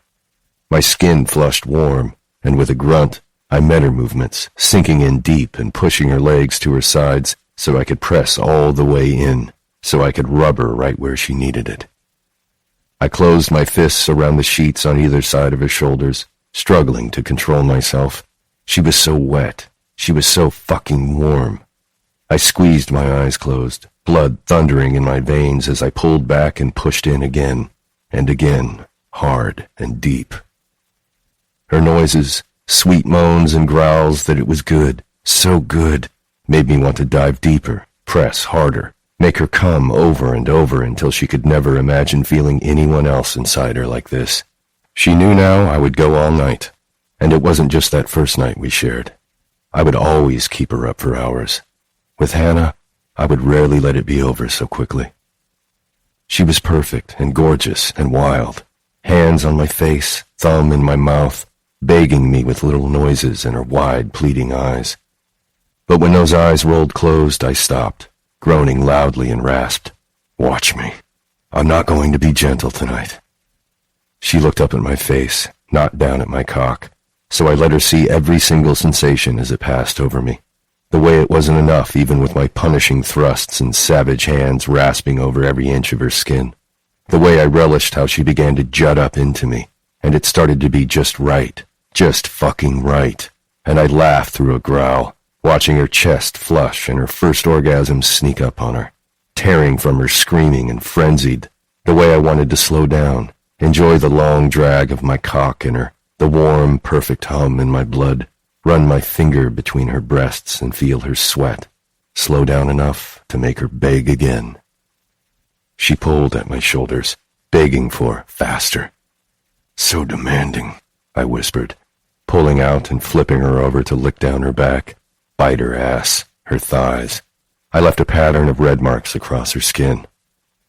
I pulled her down to the edge of the bed, bending her over the mattress, and sank back into her, so goddamn deep it made us both cry out. I closed my eyes, needing that sense of distance. Before, with every woman, I had watched everything. I'd needed that layer of visual stimulation when I was ready to come. But with Hanna, it was too much. She was too much. I couldn't watch her when I was close like this. The way her spine arched, or how she'd look at me over her shoulder, eyes full of question and hope, and that sweet adoration that spiked me right between my ribs. I felt her begin to tighten around me, and lost myself in the way she got even wetter when I gripped her hair, roughly gripped her breasts in my hungry hands, and smacked her ass to hear a sharp crack, which was followed by her eager moan. Her sounds morphed from sharp cries to tiny gasps of breath as I bit her shoulder and told her to fucking come, Plum. And when she started to, I tried to hold on, tried to block out the image of us together, the way we must look. My hand tightened on her hip, the other on her shoulder as I pulled her forcibly onto me with every thrust until I was so close, could feel it barreling down my spine. She said my name, pushed back into me, and suddenly it felt like I was falling, spinning into darkness. My eyes flew open, both my hands gripping her tightly for support as I came, filling the condom with a groan. I continued to thrust into her, fucking her through her orgasm as my head swam, my legs on fire. I felt like I was made of rubber and could barely hold myself up. I pulled out and discarded the condom, watched as she slid down onto the mattress. She looked so fucking perfect in my bed, her hair a mess, her skin bite-marked and flushed and sweaty, a glint here and there from the honey that still clung to her. I climbed on the bed, collapsing behind her, and wrapping my arms around her waist. There was something so familiar about this. It was the first time she'd slept in my bed, and yet it felt like she'd always been there. Chapter 15. I woke the next morning to the feel of unfamiliar sheets and the smell of Will still clinging to my skin. The bed was a disaster. The sheets were dislocated from the mattress and twisted around my body. The pillows had been shoved to the floor. My skin was covered in bite marks and fingertip bruises, and I had no idea where my clothes were. A glance at the clock told me it was just after 5, and I rolled over, pushing the tangled hair from my face and blinking into the dim light. The other side of the bed was empty, and bore only the telltale indentation of Will's body. I looked up at the sound of footsteps to see him walking toward me, smiling and shirtless, carrying a steaming mug in each hand.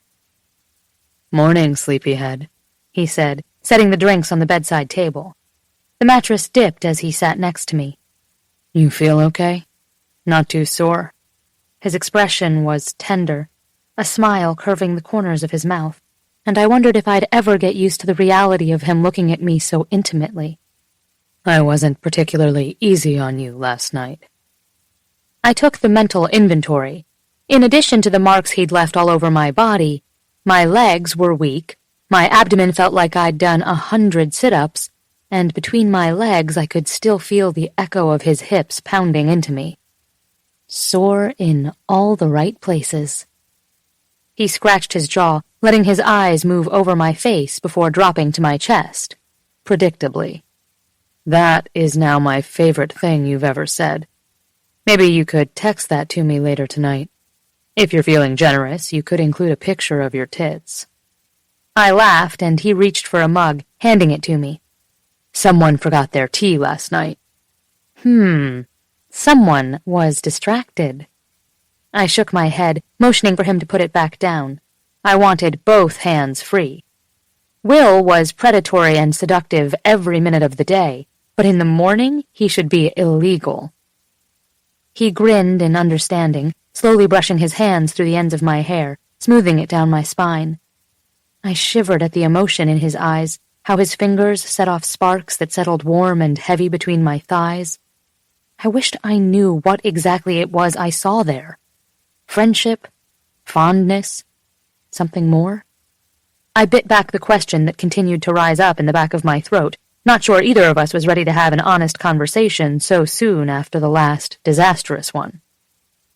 The sky that peeked through the window was still purple and hazy, making each inked line across his skin seem sharper, each tattoo stark against his skin. The bluebird looked almost black. The words that wrapped around his ribs seemed as if they'd been carved there in delicate script. I reached to touch them, to press my thumb into the groove formed by his obliques, the flat planes of his stomach, and lower. He hissed in a breath when I slipped a finger just under the waistband of his boxers. "I want to draw on you," I said, and blinked quickly back to his face to gauge his reaction. He looked surprised, but more than that, he looked hungry, his blue eyes heavy and hidden in shadow. He must have agreed, because he leaned over to search the small table next to the bed and returned with a black marker. He climbed over me and lay down on his back, stretching out long and sculpted in the middle of his bed. I sat up, feeling the sheet slip down my body, the cool air reminding me just how completely naked I was. I gave myself no time to think about what I was doing or how I looked as I crawled over and straddled him, my thighs bracketing his hips. The air in the room seemed to condense, and Will swallowed, eyes wide as I took the marker from him and removed the cap. I could feel the length of him starting to harden against my backside. I bit back a moan at the way he flexed his thighs and rocked his hips upward the tiniest bit in an attempt to rub against me. I looked down, not even sure where to start. "I love your collarbones," I said, brushing my fingers along them to the little hollow below his throat. "Collarbones, huh?" he asked, voice warm and still raspy. I ran my fingers down his chest, biting back a triumphant smile over the way his breathing spiked, jagged and excited under my touch. I love your chest. He laughed, murmuring, "Likewise." His was perfect, though, defined but not bulky. His chest was broad, with smooth skin leading from his muscular shoulders to his pectorals. I traced a line with my index finger. He didn't shave or wax his chest like the men in magazines, or on my rare night zoning out in front of mindless television. Will was a man, with a smattering of dark hair on his chest, smooth, bare stomach, and the soft trail leading from his navel to his... I bent down, dragging my tongue down his happy trail. "Good," he grunted, shifting impatiently beneath me. "Oh, God, yes." "And I love this spot right here," I said, veering my mouth away from where he wanted me and over to his hip. Pulling his boxers down just an inch, I drew an H just inside his hip bone, a B below. I sat back to examine it, smiling wide. "I like that." He lifted his head to see where I'd written my initials on his skin and blinked up to me. "Likewise." I remembered the smudged words and drawings I'd scrubbed from my body the other day and brought the marker to my thumb, scribbling across the pad until it was wet with ink. I pressed it to his skin, right below where his hip bone jutted out, pushing hard enough that he sucked in a breath, and then pulled my hand away, leaving my thumbprint. I sat back and admired it. "Fuck," he hissed, eyes fixed on that black mark. "That's probably the hottest thing anyone's ever done to me, Hanna." His words plucked at something raw inside my chest, a resurfacing of the knowledge that there were others who had done hot things, others who made him feel good. I blinked away from his pressing gaze, not wanting him to see the thoughts that simmered steadily in the back of my mind, the non-girlfriend thoughts. Will had been good for me. I felt sexy and fun. I felt wanted. I wouldn't bog it down with worries of what happened before me or, inevitably, what would happen after. Hell, what probably happened on those days we weren't together? He'd never said anything about ending things with the other women. I saw him most nights of the week, but not every night. If I knew anything about Will, it was that he valued variety, and was pragmatic enough to always have a backup plan. Distance, I reminded myself. Secret agent, in and out, unharmed. Will sat up beneath me, sucking on my neck before moving his mouth to the shell of my ear. "I need to fuck you." I let my head fall back. "Didn't you do that last night?" "That was hours ago." Goosebumps exploded across my body, and my tea was forgotten again. The air was still cool, but it was starting to feel like spring. There were leaves and blossoms, birds chattering in trees, and the blue-skied promise of better weather to come. Central Park in the spring always rocked me. It was amazing how a city of such size and industry could hide a jewel of color, water, and wildlife in its very heart. I wanted to think about what I had to do that day, or the upcoming Easter weekend, but I was sore and tired, and having Will running beside me was proving only more distracting with time. The rhythm of his feet on the pavement, the cadence of his breath, all I could think about was sex. I could remember the hard bunch of muscles beneath my hands, the quiet teasing way he asked me to bite him, as if he was doing it for me, knowing I needed to tear something loose in him, too, and that maybe I'd find it buried beneath his skin.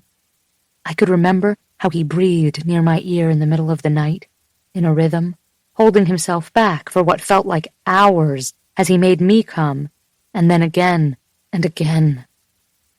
He lifted his shirt and wiped his forehead as he continued to run, and my mind flashed hot and sharp back to the way his sweat felt on my stomach, his cum on my hip at the party. He dropped his shirt, but I couldn't seem to tear my eyes from where he'd just exposed his stomach. "Hanna." Finally, I managed to snap my eyes to the trail in front of us. "What's up? You have this sort of glazed look on your face." I took a gulping breath and squeezed my eyes shut for only a beat. "Nothing." His feet stopped, and the cadence of sex and his hips thrusting over and into me halted abruptly. but the tenderness between my legs didn't go away at all when he bent to meet my gaze. "Don't do that." I filled my lungs, the words escaping with my exhale. "Fine, I was thinking about you." Blue eyes scanned my face before taking stock of the rest of me. Nipples pebbled beneath his too big t-shirt I wore, stomach in tangles, legs on the verge of collapsing, and between them, muscles coiled so tight I clenched harder just to relieve the ache. A tiny smile skittered across his face. "Thinking of me, how?" This time, when I closed my eyes, I kept them closed. He said my strength was in my honesty, but it was really in how he made me feel when I told him everything. I've never been distracted by someone like this before. I'd always only been drive. Right now, I was lust, want, desire, insatiable student. He was quiet for too long, and when I looked again, I found him watching me, considering. I needed him to joke or tease, to say something filthy and bring us back to the baseline of Hanna and Will. "Tell me more," he whispered, finally. I opened my eyes, looked up at him. I've never had a hard time focusing before, staying on task. But I think about you. I stopped abruptly. Sex with you, all the time. Never before had my heart felt like such a thick organ, beating with heavy, squeezing pulses. I loved these reminders he gave me that my heart was a muscle, and my body was made, in part, for being raw and animalistic, fucking. But not emotions, definitely not those.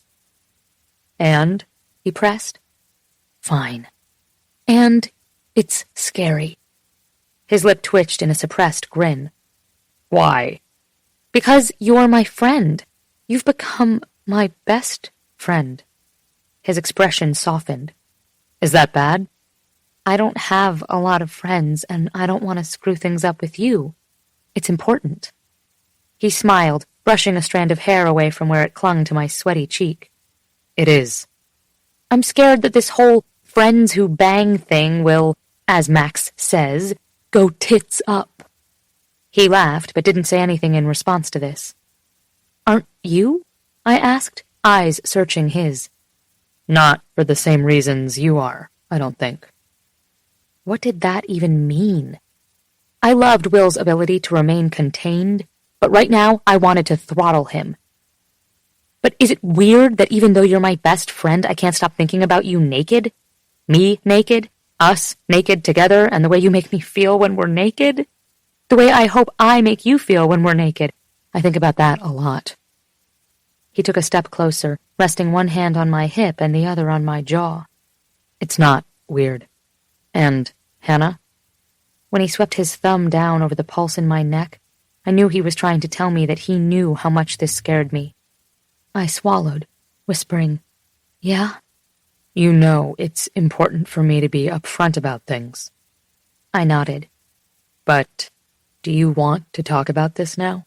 "We can, if you want to, but," he said, squeezing my hip in reassurance, "we don't have to." A tiny spike of panic went through me. We'd had this conversation before, and it hadn't gone well. I'd panicked, and he'd taken it back. Would it be different this time? And how would I respond if he said he wanted me, but he didn't want only me? I knew what I would say. I would tell him it wasn't working for me anymore, that eventually I'd walk away from this. Smiling, I shook my head. "Not yet."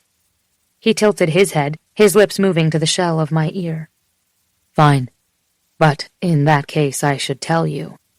Nobody makes me feel like you do." He said each word carefully, as if each one were placed on his tongue and he had to inspect them before he could let them go. "And I think about sex with you, too. A lot." It wasn't exactly that it surprised me he thought about sex with me. That was fairly clear, given his ongoing commentary. But I suspected he wanted to be with me in some clarified, almost contract-oriented way, as he did with all of his women, where it was discussed and laid out in some sterile mutual agreement. I simply wasn't sure whether for Will that meant committed fucking or less committed fucking. After all, if nobody made him feel the way I did, then obviously someone else was out there trying, right? I realize you may have plans for this weekend, I started, and his brows pulled together in frustration or confusion, I couldn't tell, but I barreled on. But if you do, but you don't want to have plans, or if you don't have plans but would like to have plans, then you should come home with me for Easter. He pulled back just enough to see my face. What? I want you to come home with me. Mom always does an amazing Easter brunch. We can head up Saturday and head home Sunday afternoon. Do you have plans? No, he said, shaking his head. No plans. You're serious? Would it be weird for you? I asked. Not weird. It would be great to see Jensen and your folks. Mischief lit up his eyes. I realize we probably won't be telling the family about our recent sexcapades, but do I get to see your boobs while I'm there? In private? I asked. Maybe. He tapped his chin, pretending to consider this. This is going to make me sound totally creepy, but... In your room? My childhood room? You are a pervert, I said, shaking my head. But perhaps. Then I'm in. That's all it took? Boobs? You're that easy?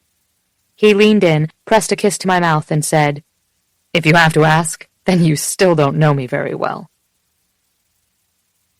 Will showed up at my apartment Saturday morning, having parked an ancient green Subaru Outback at the fire hydrant gap. I lifted my brows as I looked from the car to him, at the way he proudly spun the keys around his finger. Very nice, I said, stepping back through the door long enough to grab my bag. He took it and kissed my cheek, smiling widely at my approval. Isn't it? I keep it in storage. I miss this car. When's the last time you drove it? I asked. He shrugged. A while. I followed him down the stairs, trying not to think about where we were going. Inviting Will had seemed like a great idea at the time, but now, barely a week later, I wondered how everyone was going to react. If I could keep my stupid grin to myself, or my hands out of his pants. As I forced my eyes from his ass, I realized the odds weren't looking good. He looked unbelievable in his favorite jeans, a worn-to-perfection Star Wars t-shirt, and green sneakers. He appeared to be as relaxed as I was nervous. We hadn't really talked about what would happen once we arrived.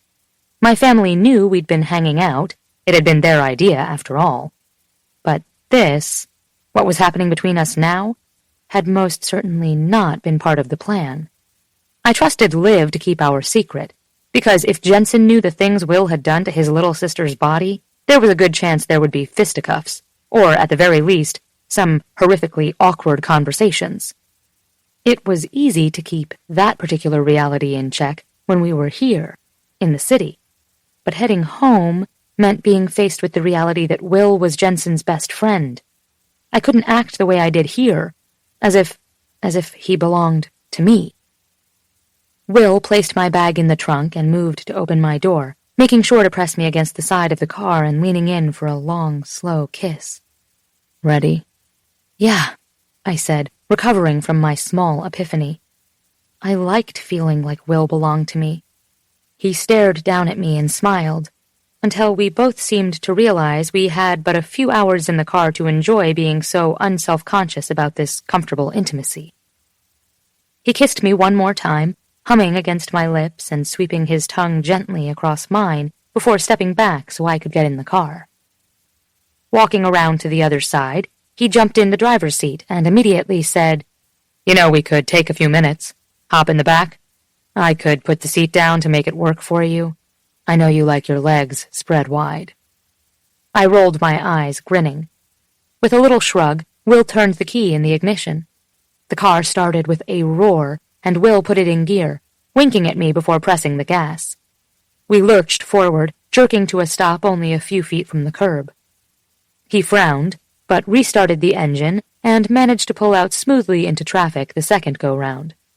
I snatched his phone from the cup holder and began scrolling through his music. He gave me a disapproving look but didn't comment, instead turning his eyes on the road. Britney Spears? I asked, laughing. and he reached out blindly, attempting to take it from me. "My sister," he mumbled. "Sure." We reached a light at Broadway, and the car stalled again. Will coughed, but started it, swearing when it stalled just a few minutes later. "You sure you know how to handle this thing?" I asked, smirking. "Been a New Yorker so long you've forgotten how to drive?" He glared at me. "This would be a lot easier if we'd had sex in the back first. Help me clear my head." I looked out the windshield and then back to him, smiling as I ducked beneath his arm and went to work on his zipper. Who needs the back seat? Chapter 16. I turned off the car, and the engine ticked in the answering silence. Beside me, Hanna was asleep, her head resting away from me and against the passenger window. We were parked in front of the Bergstrom family home on the outskirts of Boston, which featured a wide white porch wrapping around clean brick. The front windows were framed by navy shutters, and inside could be seen the hint of heavy cream curtains. The house was large and beautiful, and held so many of my own memories I couldn't even imagine what it was like for Hanna to come back here. I hadn't been here in a couple of years, not since I'd visited with Jensen for a random summer weekend to catch up with his folks. None of the other kids had been there. It was quiet and relaxing, and we'd spent most of the weekend on the back veranda, sipping gin and tonics and reading. But now I was parked in front of the house, sitting next to my friend's sister, who had given me 2 rounds of stellar carhead, the last one ending less than an hour ago with my hands white-knuckling the steering wheel and my cock so deep in her throat I could feel her swallowing when I came. She really was a natural with the oral skills. She thought she needed further instruction, and I was happy to keep up the ruse long enough for her to practice on me a few more times. In the city, enmeshed in our day-to-day lives, it was easy to forget the Jensen connection, the family connection, the "they'd all kill me if they knew what we were doing" connection. I'd been blindsided when she'd brought up Liv, because it had felt like such ancient history. But I would be faced with all of that this weekend. My brief history as Liv's former flame, as Jensen's best friend, as Johann's intern. And I would have to face all of that while trying to hide my infatuation with Hanna. I put my hand on her shoulder, shaking gently. "Hanna?" She startled a little, but the first thing she saw when she opened her eyes was me. She was groggy and not quite conscious, but she smiled as if looking at her favorite thing in the world, and murmured, "Hey, you." And with that reaction, my heart exploded. "Hey, Plum." She smiled, shyly, turning her head to look out her window as she stretched. When she saw where we'd parked, she startled a little, sitting up straighter, looking around. "Oh, we're here." "We're here." When she turned back to me, her eyes looked mildly panicked. "It's going to be weird, isn't it? I'm going to be staring at your buttonfly, and Jensen will see me staring at your buttonfly, and then you'll check out my chest, and someone will see that too. What if I touch you, or—" Her eyes went wide. "What if I kiss you?" Her impending little freak-out calmed me immeasurably. Only one of us was allowed to feel weird at a time. I shook my head, telling her, "It's going to be fine. We're here as friends. We're visiting your family as friends. There will be no public dick appreciation and no public breast admiration. I didn't even pack another pair of buttonflies. Deal?" "Deal," she said woodenly. "Just friends." "Because that's what we are," I reminded her, ignoring the organ inside my chest that twisted as I said this. Straightening, she nodded and reached for her door handle, chirping, "Friends! Friends visiting my house for Easter. We're going to see your old friend, my big brother. Thanks for driving me up here from New York, friend Will, my friend." She laughed as she got out of the car and walked around to get her bag from the trunk. "Hanna, calm down," I whispered, placing a soothing hand on her lower back. I felt my eyes move down her neck and settle on her breasts. "Don't be a lunatic." "Eyes up here, William. Best start now." Laughing, I whispered, "I'll try." "Me too." With a little wink, she whispered, "And remember to call me Ziggy." Hanna Bergstrom was such a good hugger, she could have been from the Pacific Northwest. Only her softly lilting accent and dramatically European features gave her away as Norwegian-born. She welcomed me in, pulling me just past the front door and then into her familiar embrace. Like Hanna, she was on the tall side, and she had aged beautifully. I kissed her cheek, handing her the flowers we'd bought for her when we stopped to refuel. "You're always so thoughtful," she said, taking them away and waving us in. "Johan is still at work. Eric can't make it.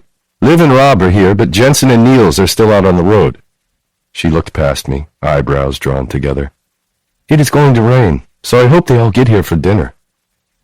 She rattled off her children's names as easily as she breathed. What had her life been like, I wondered, hurting so many kids? And as each of them got married and had little ones of their own, this house would only grow more full. I felt an unfamiliar ache to be part of it somehow, and then blinked, looking away. This weekend had the potential to be strange enough without my new emotions thrown into the mix. Inside, the house felt the same as it had years ago, even though they'd redecorated. It was still comfortable, but instead of the blue and gray decor I remembered from before, it was done in deep browns and reds with plush furniture and bright cream walls. In the entryway and along the hallway leading deeper into the house, I could see that, redecoration or no, Helena still embraced her American life with a healthy smattering of life-affirming quotes masquerading as art on the walls. I knew what I would see farther into the house. In the hallway, live, laugh, love. In the kitchen, a balanced diet is a cookie in each hand. In the family room, our children. We give them roots so they can take flight. Catching me reading the one closest to the front door, all roads lead home, Hanna winked, wearing a knowing smile.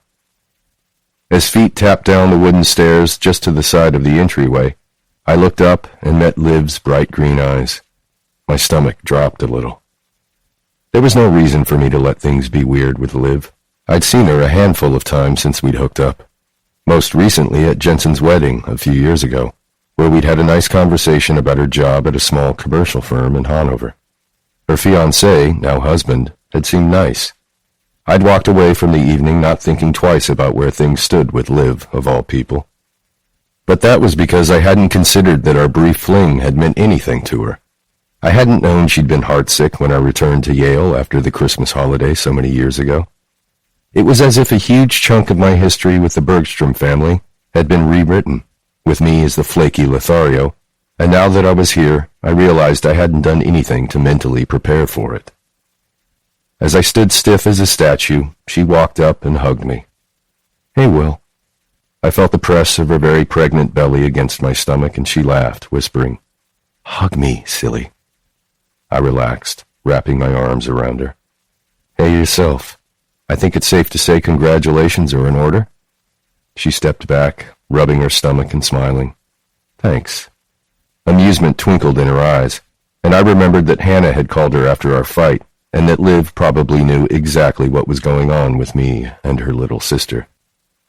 My stomach twisted back into a knot, but I pushed past it, forcing the weekend to not be peculiar on every level. "Are we expecting a boy or a girl?" "It's going to be a surprise," she said. "Rob wants to know, but I don't, and so that means, of course, that I win." Laughing, she moved to the side to let her husband shake my hand. We shared a few more pleasantries in the foyer. Hanna updated her mother and Liv on the latest news from graduate school. Rob and I spoke idly about the Knicks before Helena gestured to the kitchen. "I'm going to get back in there. Come on down for a cocktail after you've settled in a little." I grabbed our bags and followed Hanna up the stairs.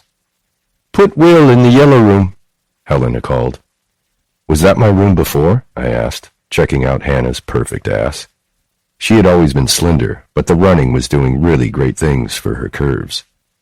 "No, you were in the white guest room, the other one," she said, and then turned to smile at me over her shoulder. "Not that I remember every detail of that summer or anything." I laughed and stepped past her into the bedroom that was meant to be mine for the night. "Where's your room?" The question came out before I'd really considered whether it was a good thing to ask, and certainly whether I'd checked to make sure no one else had followed us up here. She looked back over her shoulder and then stepped inside, closing the door.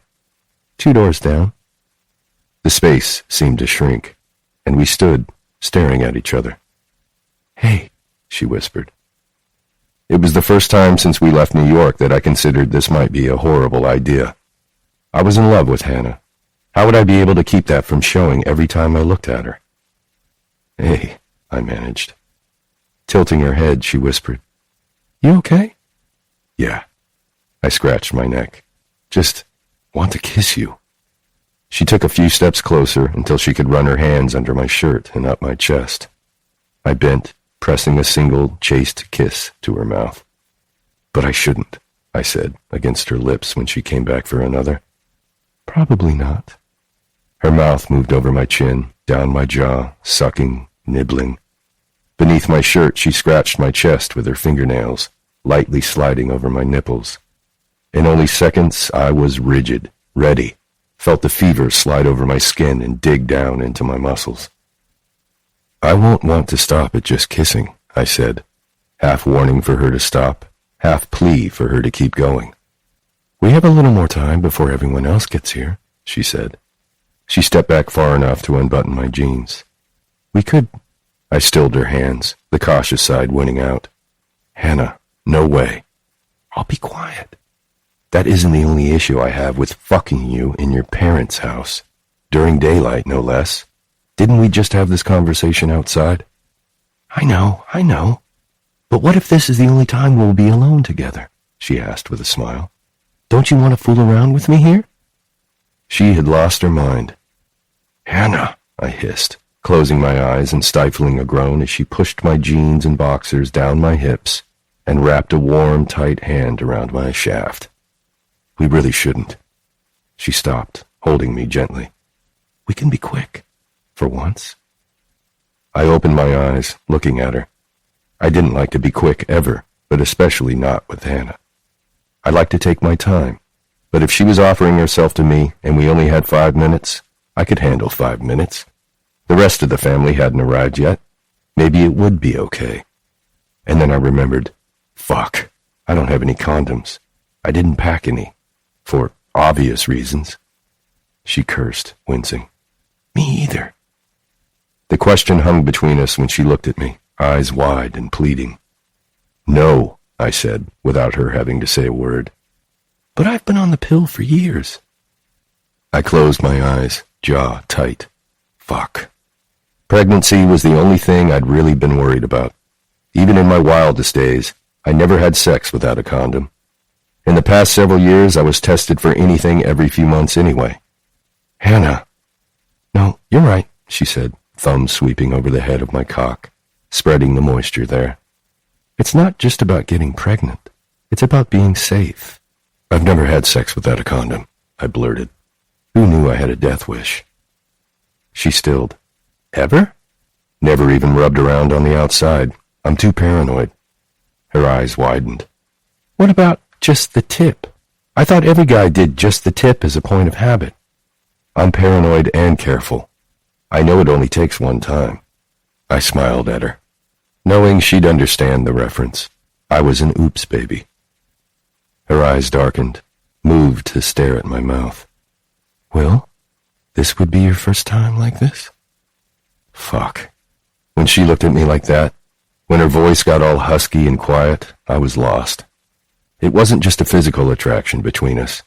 Of course, I'd been attracted to women before, but there was something more with Hanna, some chemistry in our blood, something between us that snapped and crackled, that made me always want just a little more than I should take.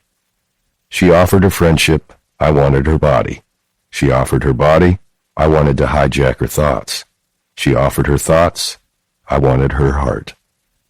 And here she was, wanting to feel me inside her.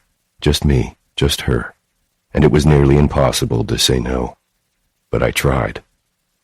"I really don't think it's a good idea. We should be a little more thoughtful about that decision. Particularly if there will be other guys in your experiment," I didn't say.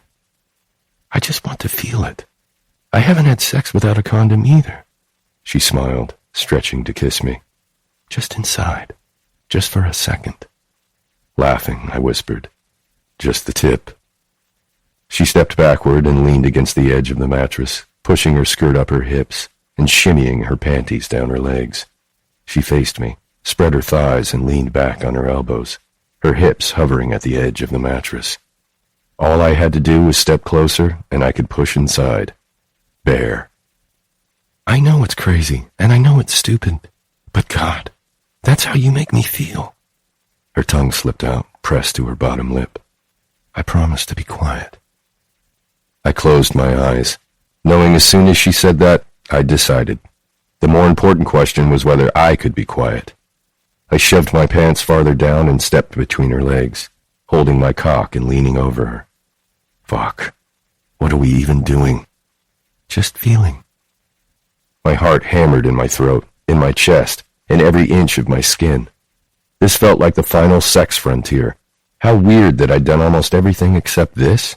It seemed so simple, almost innocent. But I'd never wanted to feel anything as much as I wanted to feel her, skin to skin. It was like a fever, taking over my mind and my reason, telling me how good it would feel to sink into her just for a second, just to feel, and that would be enough. She could go back down to her room, unpack, freshen up, and I'd jerk off harder and faster than I'd ever jerked off in my life. It was settled. Come here, she whispered, reaching for my face. I lowered my chest, opening my mouth to taste her lips, sucking on her tongue, swallowing her sounds. I could feel the slick skin of her pussy against the underside of my cock, but that wasn't where I wanted to feel her. I wanted to feel her all around me. You good? I asked, reaching between us to rub her clit. Can I make you come first? I don't think we should finish like this. Can you pull out? Hanna, I whispered, sucking on her jaw. What happened to just the tip? You don't want to feel what it's like? She countered, hands sliding over my ass, hips rocking. You don't want to feel me? I growled, nipping at her neck. You are a fucking devious girl.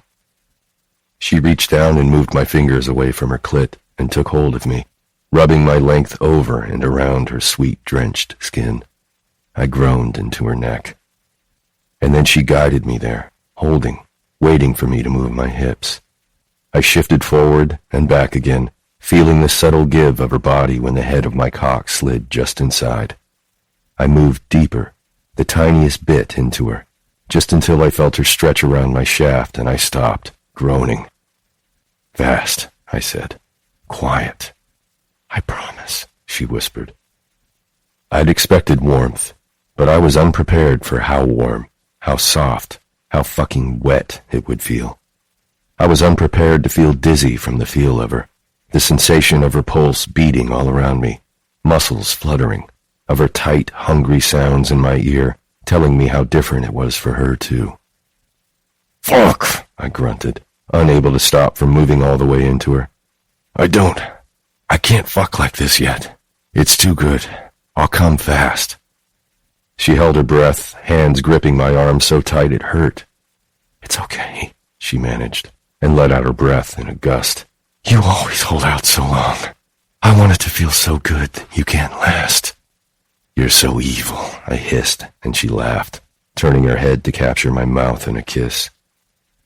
We were propped at the edge of the bed, our shirts still on, my jeans around my ankles, and her skirt bunched at her hips. We'd just come upstairs to put our things away, freshen up, get situated.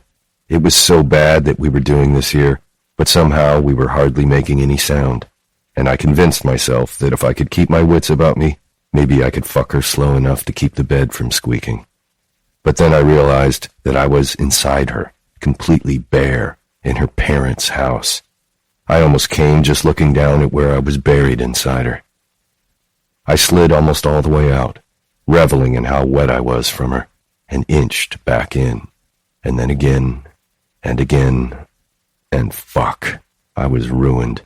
Ruined for sex with anyone else, ruined for using a condom with this girl. Executive decision, she whispered, voice hoarse, breaths coming out in sharp spikes. Forget the running. We need to do this 5 times a day. Her voice was so faint I pressed my ear to her lips to hear what else she might say. But all I could make out in my haze of sensation were whispered, broken sentences with words like hard and skin and stay inside me after you come. It was that last idea that did me in, that made me think about coming inside her, kissing her until she grew fevered and urgent again, and then growing hard with her tensing all around me. I could fuck her, stay there, and fuck her again before falling asleep inside her. I moved harder, holding on to her hip, finding that perfect rhythm that didn't jolt the bed frame, didn't bounce the aluminum headboard into the wall. The pace, where she could still stay quiet, where I could try to hold on until I got her there. But it was a losing battle, and it had barely been a few minutes. "Oh shit, Plum," I groaned. I'm sorry. I threw my head back, feeling my orgasm barreling up my legs, down my spine, coming too soon. I pulled out, jerking my cock hard in my fist as she reached down between her legs, pressing her fingers to her clit. Footsteps sounded just outside in the hall, and my eyes flew to Hannah's to see if she heard it too, just a split second before someone pounded on the door. My vision blurred, and I felt myself starting to come. Fuck! Jensen yelled, "Will! Hey, I'm here! You in the bathroom?" Hanna sat up abruptly, eyes wide and wild with apology, but it was already too late. I closed my eyes, coming in my hand, on the bare skin of her thigh. "Just a second," I wheezed, staring down at where I still pulsed in my grip. I'd been over the bed, leaning one hand on the mattress for support. When I looked up at Hanna, she couldn't seem to tear her eyes away from where my release landed on her skin, and fuck, all over her skirt. "I'm just changing. I'll be right out," I managed, my heart feeling like it was about to pound out of my body with the sudden flush of adrenaline that pumped through my blood. "Cool. I'll meet you downstairs," he said, his footsteps retreating. Shit, your skirt. I stepped back, scrambling to get dressed quickly, but Hanna hadn't moved. "Will," she whispered, and I saw the familiar hunger darken her eyes. Fuck. That was too fucking close. The door wasn't even locked. But she leaned back, pulling me over her. She was so completely unconcerned about her brother walking in, seeing us. And he had left, hadn't he? This girl made me insane. My heart still racing, I bent down, pressing 2 fingers inside her, and sliding my tongue over her pussy as she let her eyes fall closed. Her hands went in my hair. Her hips rocked up to my mouth, and within only seconds, she started to come, lips parted in a silent cry. Beneath my touch, she shook, hips rising from the bed, fingers pulling my hair tight. As her orgasm subsided, I continued slowly moving my fingers inside her, but kissed a gentle path from her clit, to her inner thigh, to her hip. Finally, I rested my forehead against her navel, still struggling to catch my breath. "Oh, God," she whispered once her hands had eased their grip on my hair, and she slid them up and over her breasts. "You make me feel crazy." I pulled my fingers from her and reached to kiss the back of her hand, inhaling the scent of her skin. I know. Hanna remained still on the bed for a quiet minute, and then opened her eyes, gazing up at me as if she'd just come back to her senses. "Whoa, that was close." Laughing, I agreed. "Very close. We should probably get changed and head downstairs." I nodded to her skirt. "Sorry about that." "I'll just wipe it off." "Hanna," I said, stifling a frustrated laugh, "you can't go downstairs with a giant jizz stain on your skirt." She considered this and gave me a goofy smile. "You're right. I kind of like it there." Such a twisted girl. She sat up straight as I pulled my pants up, and she kissed my stomach through my shirt. I wrapped my arms around her shoulders, holding her to me, and just reveling in the feel of her. I was so lost in love with this girl. After a few seconds, the sun passed behind a cloud outside, dimming everything a little, beautifully, and her voice rose out of the quiet. "Have you ever been in love?" I stilled, wondering if I'd said it out loud. But when I looked down at her, she was only glancing up in open curiosity, eyes calm. If any other woman had said this to me after we just had a quickie, I would have felt the hot flush of panic and the itching need to extract myself from the situation immediately. But with Hanna, The question seemed somehow appropriate for the moment, especially given how reckless we'd just been. In the past several years, I'd grown, if anything, overly cautious about when and where I had sex, and, Jensen's wedding aside, rarely put myself in situations that would ever require a quick exit or explaining. But lately, being with Hanna made me feel slightly panicked, as if there were a limited number of times I would be able to feel her like this. The thought of having to give her up made me nauseous. There were only 2 other lovers in my life for whom I'd ever felt something deeper than fondness, but I'd never told a woman I loved her before. It was weird, and at 31, I knew this omission made me weird, but I'd never felt the weight of that strangeness until just this moment. I grew hyper-aware of every blasé comment I'd made to Max and Bennett about love and commitment. It wasn't that I didn't believe in them. I just had never been able to relate, exactly. Love was always something I'd find at some vague point in the future, when I was somehow more settled or less adventurous. The image of me as a player was very much like the deposit of minerals on glass over time. I hadn't bothered to care it was forming until it was hard to see past it. "I'm guessing not," she whispered, smiling. I shook my head. "I've never said I love you before, if that's what you mean." Though Hanna would have no way of knowing it, I said it to her, silently, nearly every time we touched. "But have you ever felt it?" I smiled. "Have you?" She shrugged, and then nodded to the door to the Jack and Jill bathroom that I was pretty sure adjoined Eric's bedroom. "I'm going to clean up." I nodded, closing my eyes, and slumping down after she left. I thanked every lucky power in the universe that Jensen hadn't just walked in. That would have been a disaster. Unless we wanted her family to know what was happening, and I was pretty sure that since Hanna still wanted this to remain friends with benefits, we would have to be way more careful. I checked my work email, sent a couple texts, and then pulled myself together in the bathroom with some soap, water, and vigorous scrubbing. Hanna met me in the living room, wearing a bashful smile. "I am so sorry," she said softly. "I don't know what got into me." She blinked, putting a hand to my mouth, just as I started to crack the obvious joke. "Don't say it." Laughing, I looked behind her into the kitchen, making sure no one was close enough to hear. "That was awesome, but holy shit, it could have gone very wrong." She looked embarrassed, and I smiled at her, making a goofy face. Out of the corner of my eye, I caught sight of a little ceramic Jesus statue on an end table. I picked it up, holding it between Hannah's breasts. "Hey, look, I found Jesus in your cleavage after all." She looked down, cracking up, and started to shimmy a little, as if letting Jesus enjoy this most perfect of locations. "Jesus is in my cleavage! Jesus is in my cleavage!" "Hey, guys." When I heard Jensen's voice for the second time today, my arm flailed, hand flying away from the vicinity of Hannah's tits. Feeling as if I were watching it happen in slow motion, and somewhere outside my own body, I flung the Jesus statue as quickly as I could, only realizing what I'd done when it landed on the hardwood floor several feet away from me, bouncing and exploding into a million little ceramic pieces. "Oh, shit!" I groaned, running over to the massacre. I kneeled down, trying to pick up the biggest shards. It was a worthless effort. Some of the pieces were so small they could be characterized as dust. Hanna bent over, wheezing in laughter. "Well, you broke Jesus!" "What were you doing?" Jensen asked, kneeling to help me.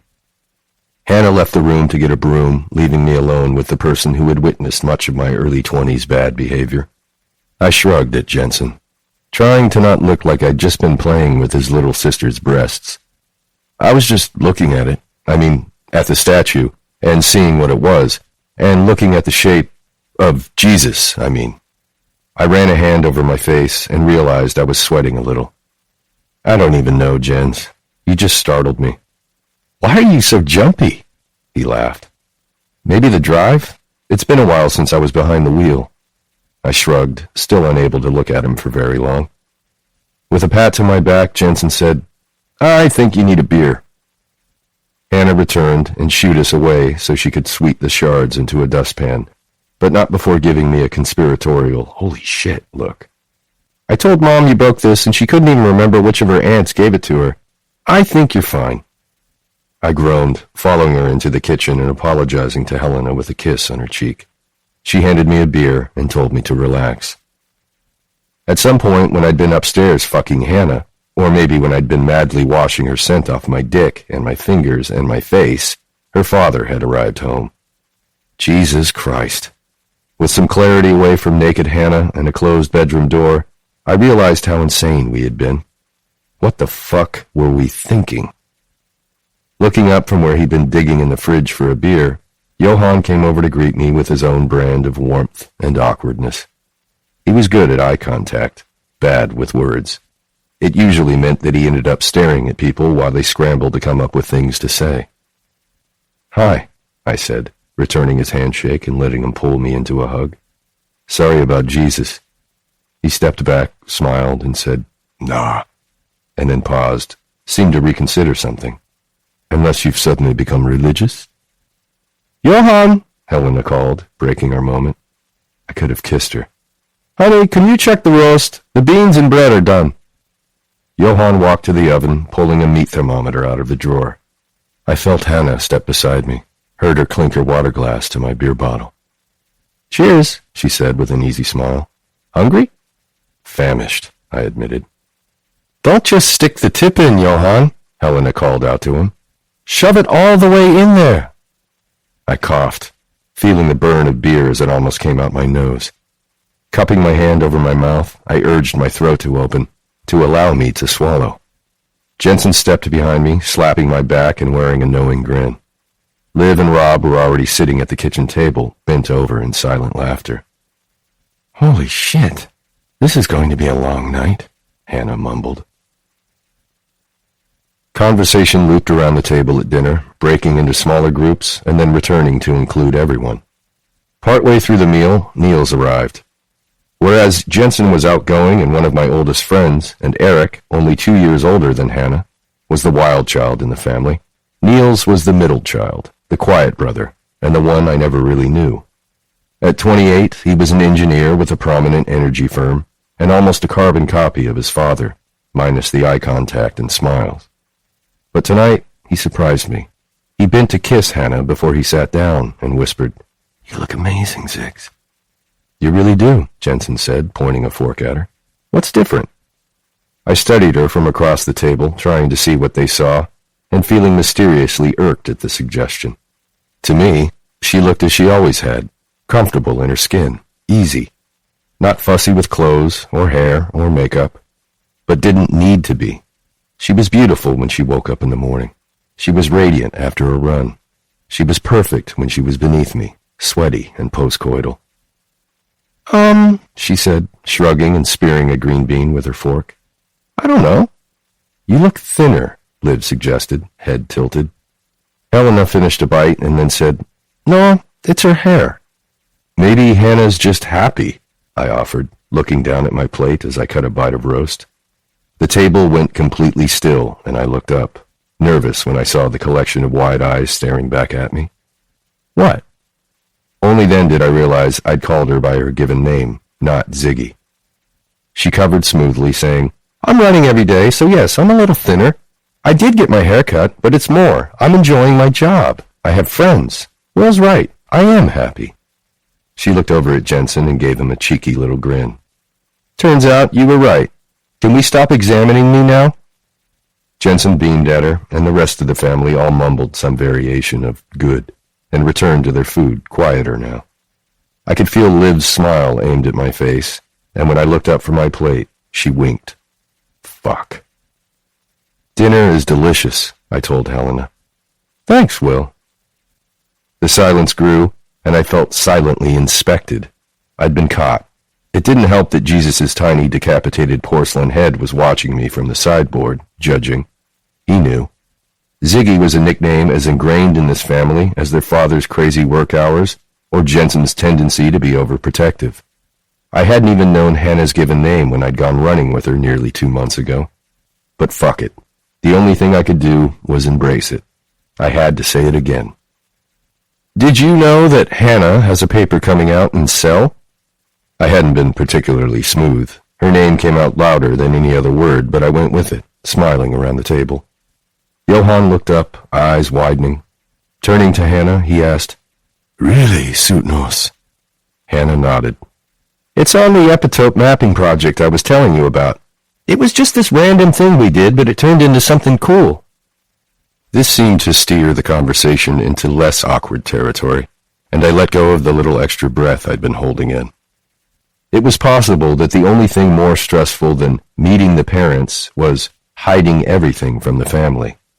I caught Jensen watching me with a little smile, but simply returned it and looked back down at my plate. "Nothing to see here. Keep moving along." But during a break in the chatter, I found Hannah's eyes lingering on me, and they were surprised and thoughtful. "You," she mouthed. "What?" I mouthed back. She shook her head slowly, finally breaking eye contact to look down at her plate. I wanted to reach under the table with my leg, slide my foot over hers to get her to look back at me, but it was like a minefield of non-Hanna legs under there, and the conversation had already moved on.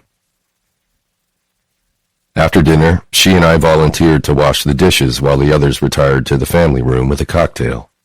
She snapped me with her dish towel, and I flung soap suds at her. I was on the verge of leaning close and sucking on her neck when Niels came in to get another beer and looked at us both as if we had traded clothes. "What are you doing?" he asked, suspicion heavy in his voice. "Nothing," we answered in unison, and, making it worse, Hanna repeated, "Nothing, just dishes." He hesitated for a second before tossing his bottle cap in the trash and heading back to the others. "That's twice today we've almost been busted," she whispered. "Thrice," I corrected her. "Nerd." She shook her head at me, amusement lighting up her eyes. "I probably shouldn't risk sneaking into your room tonight." I started to protest, but stopped when I caught the sly grin curving her lips. "You're the devil, do you know that?" I murmured, reaching out to glide my thumb across her nipple. "No wonder Jesus didn't want to be in your cleavage." With a sharp gasp, she smacked my hand and looked over her shoulder.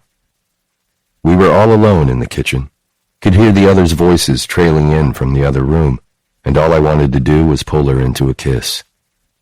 "Don't!" Her eyes grew serious, and the next words came out shaking, as if she couldn't catch her breath. "I won't be able to stop." After staying up for a few hours to catch up with Jensen, I finally headed to bed. I stared at the wall for an hour or so before giving up on waiting for the quiet padding of Hannah's feet from down the hall or the creak of the door as she snuck into my room. So I drifted off and missed it when she actually did slip in, get undressed, and climb naked under the blankets with me. I woke only to the feel of her smooth, bare body curling around mine.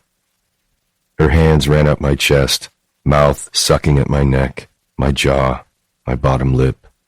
I was hard and ready to go before I was entirely conscious, and when I groaned, Hanna pressed a hand over my lips, reminding me, "Shh." "What time is it?" I murmured, inhaling the sweet smell of her hair. "A little after 2. "Are you sure no one heard you?" I asked. "The only people who could hear me at this end of the hall are Jensen and Liv. Jensen's fan is on, so I know he's asleep. He can barely stay awake for 10 seconds once that thing starts." I laughed because she was right. I'd been his roommate for years, and I hated that fucking fan. "And Rob is snoring," she murmured, kissing my jaw. "Liv has to fall asleep before him, or else his snoring will keep her awake." Satisfied that she'd been sufficiently stealthy, and that no one would be likely to knock on the door again while we were making love, I rolled over to my side, pulling her close. She snuck in for sex, clearly, but it didn't feel like all she wanted was a quick fuck. There was something else there, something brewing beneath the surface. I saw it in the way she kept her eyes open in the darkness, the way she kissed me so earnestly, each touch offered tentatively, as if she were asking a question. I saw it in the way she pulled my hand where she wanted it, over her neck, down across her breasts, coming to rest over her heart. It was pounding. Her bedroom was only a few doors down the hall. She wasn't winded from the effort. She was worked up over something, her mouth opening and closing a few times in the moonlight, as if she wanted to speak but couldn't find air. "What's wrong?" I whispered, lips pressed to her ear. Are there still others? She asked. I pulled back and stared at her, confused. Other women? I'd wanted to have this conversation again 100 times, but her subtle evasion had finally worn down my need for clarity. She wanted to date around, didn't trust me, and didn't think we should try to be exclusive. Or had I misunderstood? For me, there was no one else. I thought that's what you wanted, I replied. She stretched to kiss me. Her mouth felt so familiar already, molding to mine in the easy rhythm of soft kisses that grew heated, and I wondered for a fevered beat how she would ever imagine sharing herself with anyone else. She pulled me over her, reaching between us to slide me across her skin. Is there a rule about having unprotected sex twice in a day? I sucked on the skin below her ear and whispered, I think the rule should be that there aren't any other lovers. So we break that rule then? She asked, lifting her hips. Fuck that. Fuck that noise. I opened my mouth to protest, to put my foot down and tell her I'd had enough of this circular non-discussion, but then she made a quiet, hungry sound and arched into me so that I slipped all the way inside her, and I bit my lip to stifle a groan. It was unreal. I'd had sex thousands of times, and it had never, ever been like this. I tasted blood on my lip and fire beneath my skin wherever she touched me. But then she began to circle her hips, finding her pleasure beneath me, and I felt the words dissolve from my mind. I'm only one man, for Christ's sake. I'm not a god. I can't resist taking Hanna now and figuring out everything afterward. It felt like cheating. She wouldn't give me her heart, but she'd give me her body, and maybe if I took enough of her pleasure, stored it up, I could pretend it was more. It didn't matter at the time how much I might regret it later. Chapter 17. It had never been like this, ever. Slow. Almost so slow that I wasn't sure either of us could get there, or that I even cared. Our lips were only millimeters apart, sharing breaths and noises, and the whispered pleas to feel that. Do you feel that? I did feel it. I felt every one of his stuttering heartbeats under my palm, and the way his shoulders shook above me. I felt the unformed words on his lips, how he seemed to be trying to say something. Maybe the same something I'd been skirting around since I snuck into his dark room. Even before that. He didn't seem to understand what I was asking. I'd never expected it to be so hard to put myself on the line. We'd made love, what felt like the true meaning of the phrase earlier. His skin, my skin, nothing else between us. He called me Hanna at the dinner table. I don't think anyone had ever said that name out loud in this house before that. And even though Jensen, Will's best friend, was in the other room, Will had stayed with me to do dishes. He'd given me a meaningful look before I headed to bed and texted me goodnight, saying, "In case there's any question, my bedroom door shall remain unlocked." It seemed like he was mine when we were in a room full of people. But here, alone behind his closed door, it was suddenly so unclear. Are there others? I thought that's what you wanted. The rule should be that there aren't other lovers. So we break this rule then? Silence. But what was I expecting? I closed my eyes, wrapping my arms tighter around him as he pulled almost all the way out and then slid slowly back inside, inch by perfect inch, and groaned quietly in my ear. So good, Plum. His hips rolled over me, one hand sliding down my ribs and back up to cup my breast and simply hold it, his thumb sweeping over the tight peak.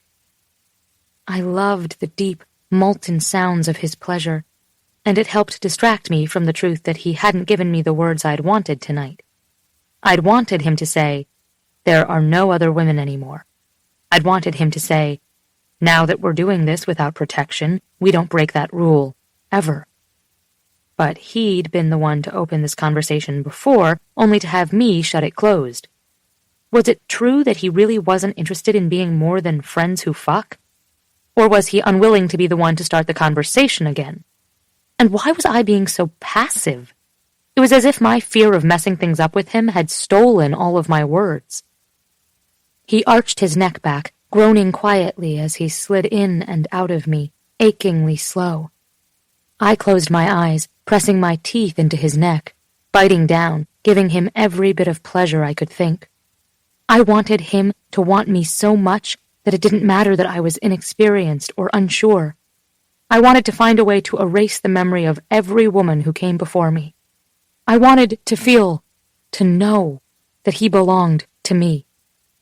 I wondered for a sharp, painful beat how many other women had thought the exact same thing. I want to feel like you're mine. I pushed on his chest so he had to roll off me and I could climb over him. I'd never been on top with Will, not for sex, and looked down at him feeling unsure, guiding his hands to my hips. I've never done this. He gripped his base with one hand and guided me over him, grunting as I sunk down. Just find what feels good, he murmured, watching me. This is where you get to drive. I closed my eyes, trying different things and struggling to not feel foolish in my inexperience. I was so hyper-aware of this earnest feeling pulling my ribs tight. I wondered if I moved differently, more clunky, less carefree and sexy. I had no idea if it felt good to him. Show me, I whispered. I feel like I'm doing it wrong. You're perfect. Are you fucking kidding? He mumbled into my neck. I want to last all night. I grew sweaty. Not from exertion, but from being so wound up I thought I might burst from my skin. The bed was old and squeaky. We couldn't move the way we were used to, roughly for hours and using the entire mattress and frame and pillows. Before I realized what was happening, Will lifted me off him, carried me to the floor, and sat up beneath me so I could lower myself back onto him. He went so much deeper this way. He was so hard I could feel the press of him in some unknown, tender place. His open mouth moved across my chest, and he ducked his head to suck and blow on my nipple. Just fuck me, he growled. Down here you won't have to worry about the noise. He thought I was worried about the creaky bed frame. I closed my eyes, rocking self-consciously, and just when I thought I would stop, tell him this position wasn't working for me, tell him I was choking on words and unanswered questions, he kissed my jaw, my cheek, my lips, and whispered, Where are you right now? Come back to me. I stilled over him and rested my forehead on his shoulder. I'm thinking too much. What about? I'm nervous all of a sudden, and I just feel like you're mine only for these little bits of time. I guess I don't like that as much as I thought I would. He slid his finger under my chin and tilted my face up so I had to look at him. His mouth pressed against mine, once, before he told me, I'll be yours every second, if that's what you want. You just have to tell me, Plum. Don't break me, okay? Even in the darkness I could see his brows pull together. You said that before. Why do you think I would break you? Do you think I even could? His voice sounded so pained, it plucked at something raw and taut in me, too. I think you could. Even if you didn't want to, I think you could now. He sighed, pressing his face into my neck. Why won't you give me what I want? What do you want? I asked, shifting so that my knees were more comfortable, but in the process I slid up his cock and back down. He stilled me with forceful hands on my hips. I can't think when you're doing that. Taking several deep breaths, he whispered, I just want you. So, I whispered, running my hands into the hair at the nape of his neck. Are there going to be others? I think you need to tell me that, Hanna. I closed my eyes, wondering if that would be good enough. I could tell him I wouldn't date anyone else, and I imagined he would agree to the same.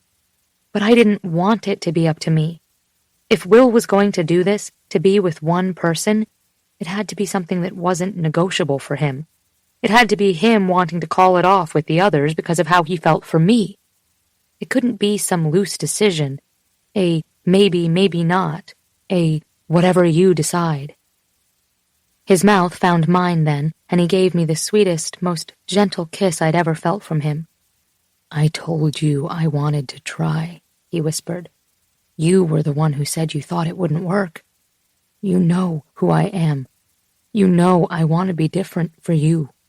I want it too." "Okay then." He kissed me, and our pace started again. Small thrusts from him beneath me, tiny circles from me on top. His exhales were my inhales. His teeth slid deliciously over my lips. I'd never felt so close to another human in my life. His hands were everywhere.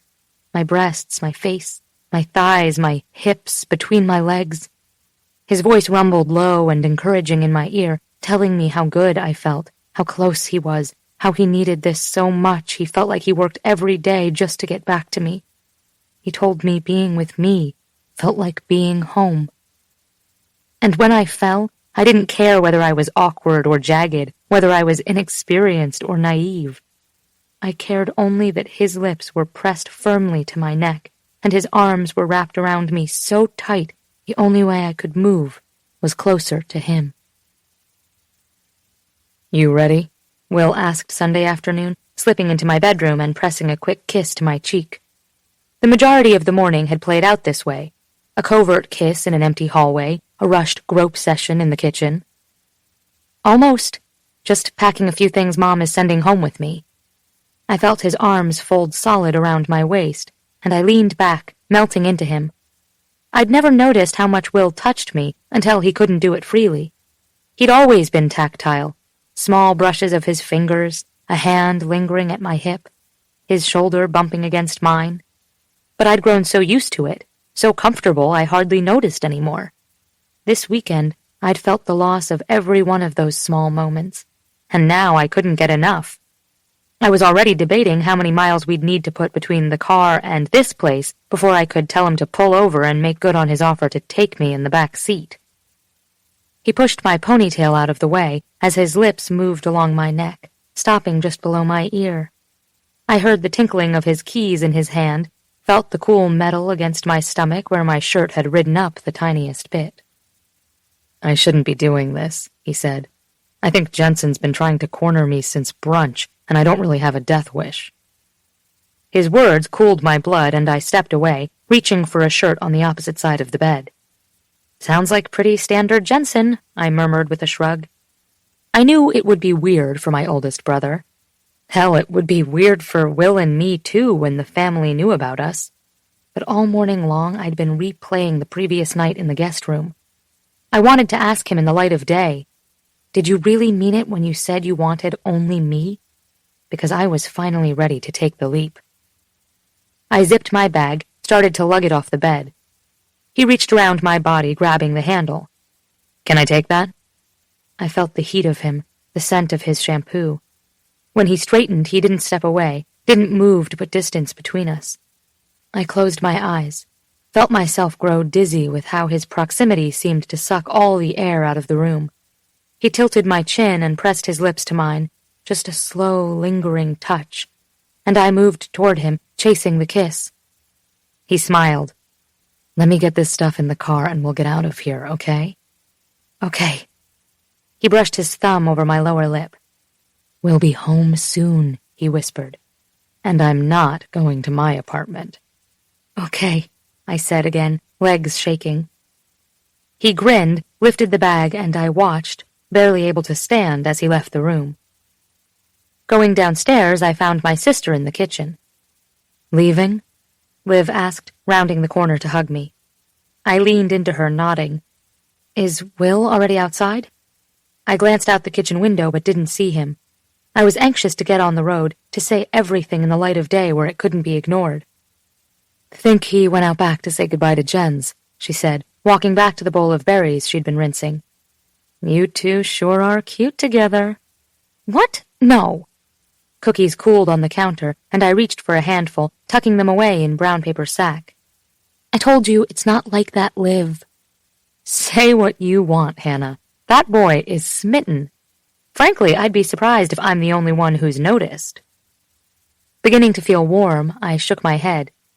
Pulling 2 styrofoam cups from the cupboard, I filled them with coffee from a huge stainless steel carafe, adding sugar and cream to mine and cream only to Will's. I think pregnancies modeled your brain. That's not what this is about. My sister wasn't an idiot. I'm sure she heard the lie in my voice as plainly as I had. Maybe not for you, she said with a skeptical shake of her head, though I don't really buy that one either. I stared blankly out the back window. I knew where Will and I stood. At least, I thought I did. Things had shifted over the past few days, and now I was eager to define this relationship. I'd been so afraid to give it limits because I thought I wanted more room to breathe. I thought it would upset me to hear how he slotted me into his schedule as conveniently as he did other women. Lately, my desire to avoid the conversation felt more about keeping my own heart caged than about how free he was with his. But it was a useless exercise. I knew we needed to have the full conversation now, the one he'd tried to have before, the one we'd touched on last night. I would need to put myself out there, take a risk. It was time. A door shut loudly somewhere, and I jumped, blinking back to the coffee I was still stirring. Liv touched my shoulder. I have to be big sister for just 1 minute, though. Be careful, okay? She said. This is the infamous Will Sumner we're talking about. And that, right there, was reason number 1 I was terrified I was making a mistake. With coffee and snacks for the road in hand, I made the rounds and said my goodbyes. My family was scattered all over the house, but the only 2 I couldn't seem to find were my brother and my ride. I headed out front to check the car, the gravel path crunching beneath my feet. I neared the garage and stopped as voices filtered out through the cool morning air, above the birds and the creaking of the trees overhead. I'm just wondering what's going on between you 2, I heard my brother say. Nothing, Will said.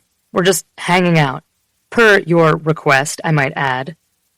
I frowned, remembering that old saying about not eavesdropping because you probably won't like what you hear. Is hanging out code for something? Jensen asked. You seem awfully familiar with her. Will started to speak but paused, and I stepped back a bit to make sure my long shadow wouldn't be visible to anyone standing in the garage. I am seeing a few people, Will started, and I could just picture him scratching his jaw. But no, Ziggy isn't one of them. She's just a good friend. I felt like I'd been dropped in ice water, goosebumps spreading along my skin, and despite knowing he was just following the rules we'd agreed on, my stomach dropped. Will went on. Actually, I am interested in exploring something more with one of the women I'm seeing. My heart started to hammer, and I was tempted to step forward and keep him from saying too much. But then he added, So, I feel like I should end it with the other women I'm seeing. I think for the first time I might want more. But this girl has been cagey, and it's been hard to take that extra step and just cut off the old routine, you know? My arms felt like limp noodles, and I leaned against the gate, studying myself. My brother said something in reply, but I wasn't really listening anymore. To say the atmosphere in the car was merely tense was laughable. We'd been on the road for almost an hour, and I'd barely strung together more than 2 words at a time. Are you hungry? No. Temperature okay? Too warm? Too cold?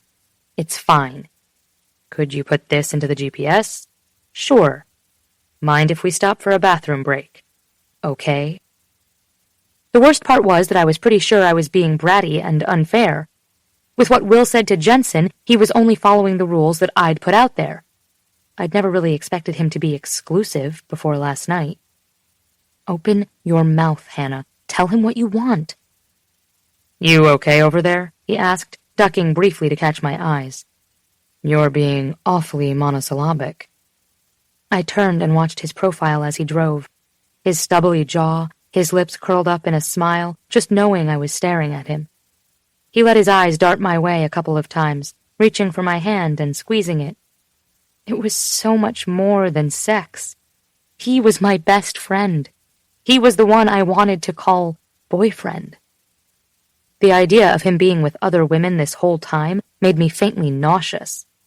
I was pretty sure that after this weekend, He wouldn't be with them again, since, Jesus, we'd had sex without a condom. If that didn't warrant a serious discussion, I didn't know what did. I felt so close to him. I really felt like we had become something much more than friends. I pressed my hands to my eyes, feeling jealous and nervous and, God, just so impatient for us to figure it out now. Why was it easy to talk to Will about every feeling I had, but the ones we needed to declare between us? When we stopped at a gas station to refuel, I distracted myself by going through the music on his phone, building the proper sequence of words in my head. Finding a song I was pretty sure he hated, I smiled, watching him hang up the pump, walk back to his side of the car. He climbed back in, his hand hovering with the key perched in the ignition. Garth Brooks?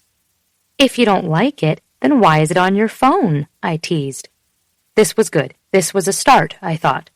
Actual words were a step in the right direction. Ease into the conversation, prepare a soft landing, and then jump. He gave me a playful, sour look, as if he'd tasted something gross, and started the engine to pull away. The words cycled through my head. I want to be yours. I want you to be mine.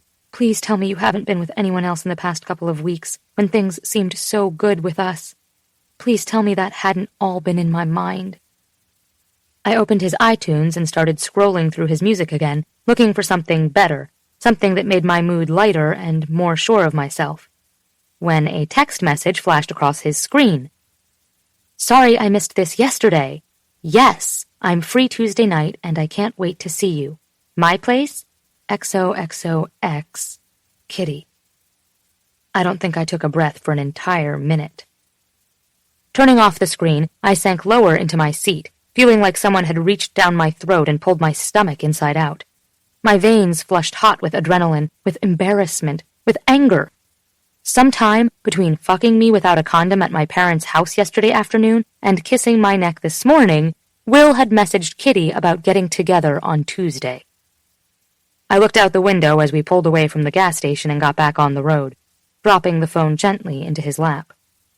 A few minutes later, he glanced at his phone before wordlessly putting it back down. He had clearly seen Kitty's message, and he didn't say anything. He didn't even look surprised. I wanted to climb into a hole. We arrived at my apartment, but he made no attempt to come upstairs. I carried my bag to the door, and we stood there awkwardly. He pulled a stray hair from my cheek, and then quickly dropped his hand when I winced. You sure you're okay? I nodded. Just tired. I guess I'll see you tomorrow?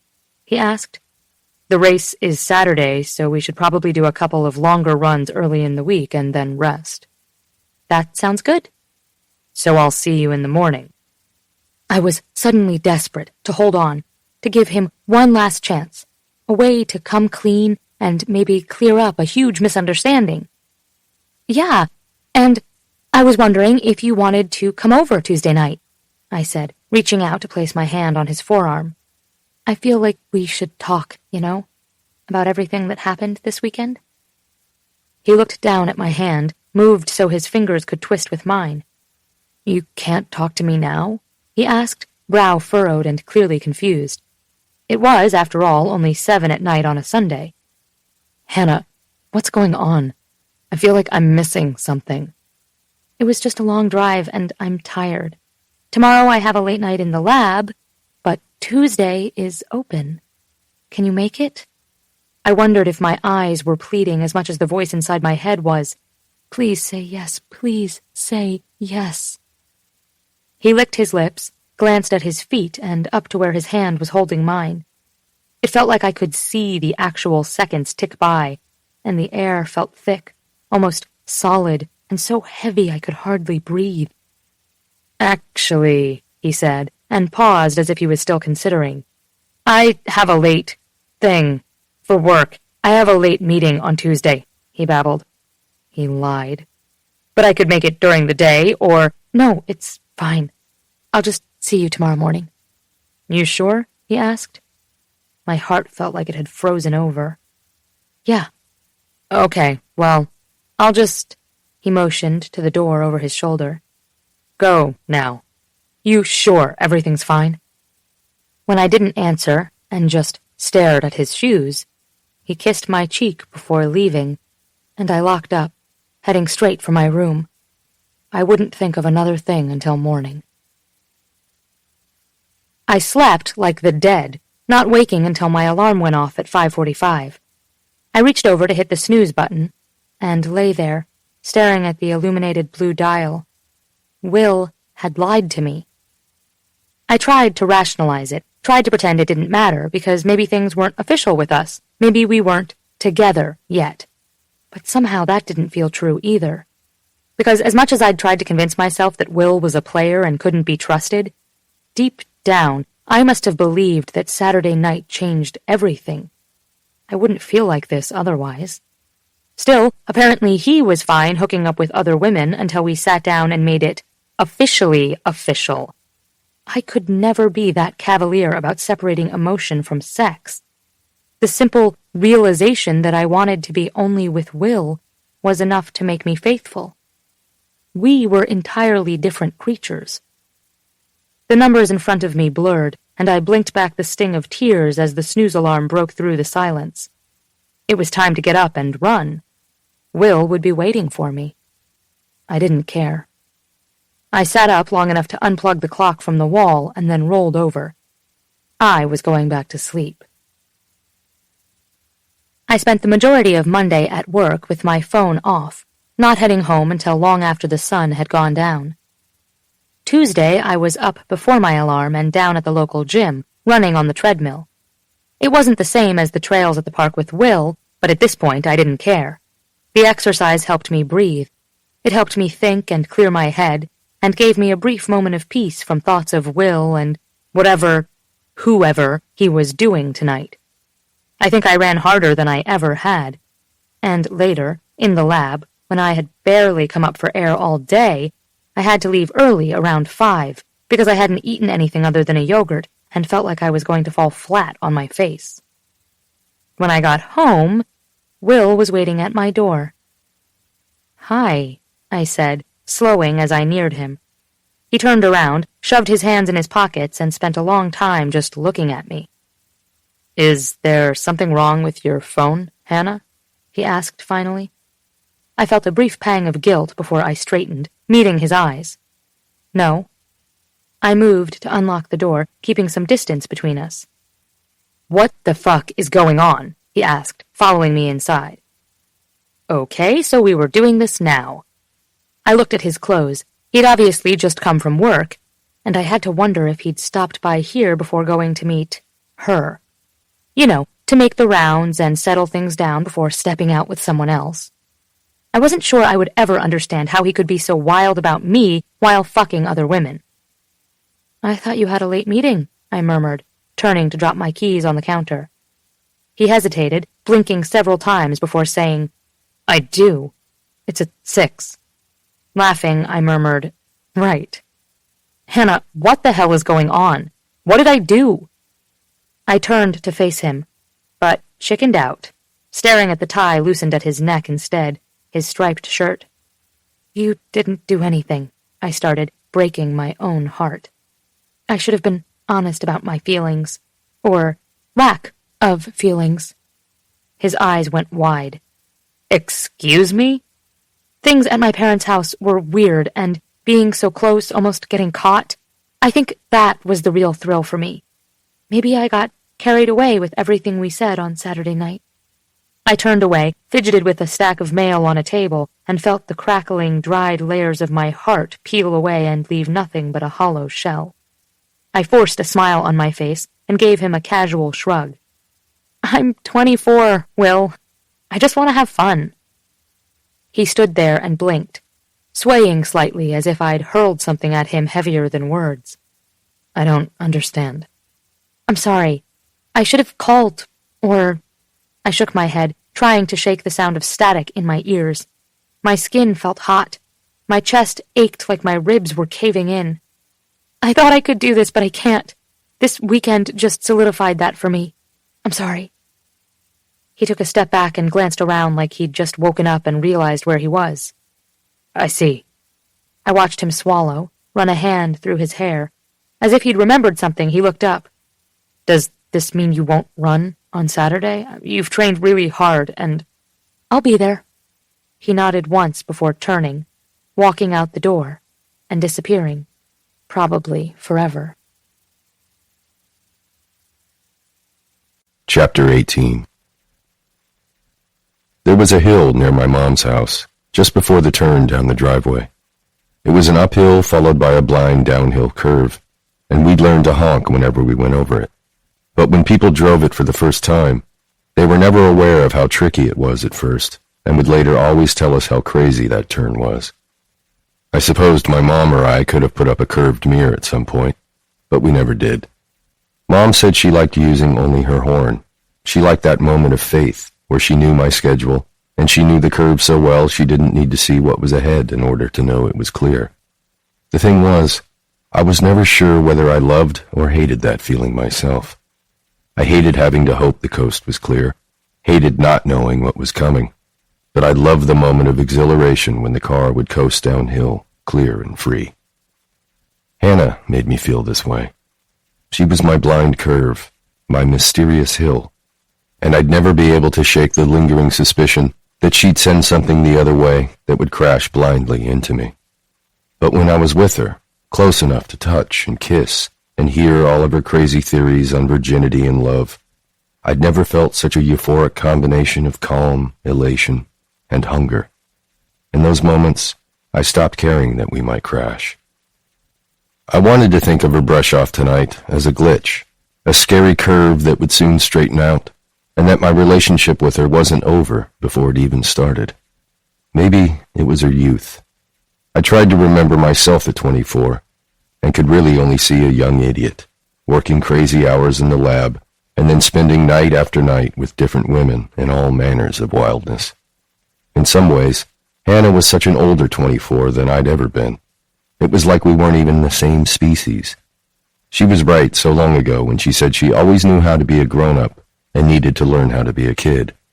She'd just accomplished her first immature blow-off with a complete lack of clear communication. Well done, Plum. I'd put Kitty in a cab and returned to work around 8, intent on diving into some reading and trying to get out of my own head for a few hours. But as I passed Max's office on the way to mine, I saw that his light was still on, and he was sitting inside. "What are you still doing here?" I asked, stepping just inside the room and leaning against the doorway. Max looked up from where he'd been resting his head in his hands when I walked into his office. "Sarah's out with Chloe. Just decided to work a bit late."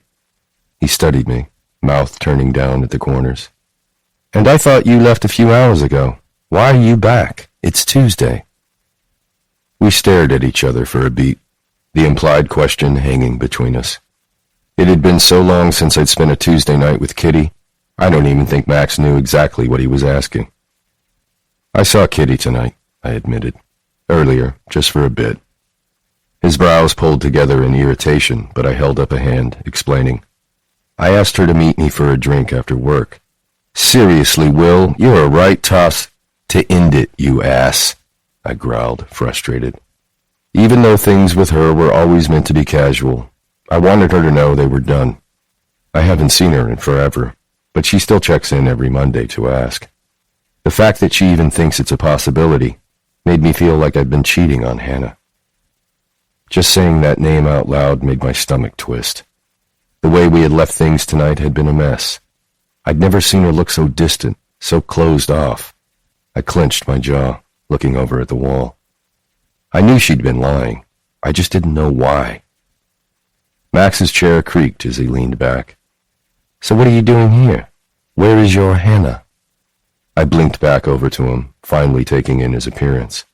He looked tired and shaken and not at all like Max, even at the end of a long workday. "What's with you?" I asked, instead of answering. "You look like you've been through the ringer." Finally, he laughed, shaking his head. "Mate, you have no idea. Let's collect Ben and go grab a pint." We got to the bar before Bennett did, but not by much. Just as we sat at a table in the back, near the dartboards and the broken karaoke machine, Bennett strode in, still wearing his crisp, dark suit, and a look of such utter exhaustion, I wondered how long the three of us would manage to remain conscious. "You sure are making me drink a lot on weeknights lately, Will," Bennett mumbled, taking a seat. "So order a soda," I said. We both looked at Max, expecting his usual semi-serious and barely intelligible rant about the blasphemy of ordering a Diet Coke in a British pub. But he just remained uncharacteristically quiet, staring at the menu and then ordering what he always ordered, a pint of Guinness, a cheeseburger, and chips. Maddie took the rest of our orders and disappeared. We were back on yet another Tuesday night, and just as before, the bar was almost empty. A strange quietness seemed to ring our table. It was as if none of us could get it up tonight to bother shit-talking. "Really, though, what's up with you?" I asked Max again. He smiled at me, a genuine Max smile, but then shook his head. "Ask me again after I've had 2 pints. Grinning up at Maddie as she put our drinks on the table, he gave her a little wink. "Thanks, love." "The text from Max said we are convening at Maddie's for a girls' night out," Bennett said, and then took a sip of his beer. "So which of Will's women are we discussing tonight?" "There's only one woman now," I murmured. "And Hanna ended it earlier tonight, so I guess technically there are no women." Both men looked up at me, eyes concerned. She said, essentially, she didn't want this. "Fuck," Max murmured, rubbing his face in his hands. "The thing is," I said, "I think she's full of shit." "Will," Bennett cautioned. "No," I said, waving him off, and feeling a surge of relief, of realization as I thought more about it. Yes, she'd been pissed tonight at her place, and I still had no idea why, but I remembered how it felt making love on the floor this weekend, in the middle of the night, and the hunger in her eyes, like she didn't just want me, she was starting to need me. "I know she feels this too. Something happened between us this weekend," I told him. "The sex has always been fucking amazing, but it was so intense at her parents' place." Bennett coughed. "Sorry, you had sex at her parents' place?"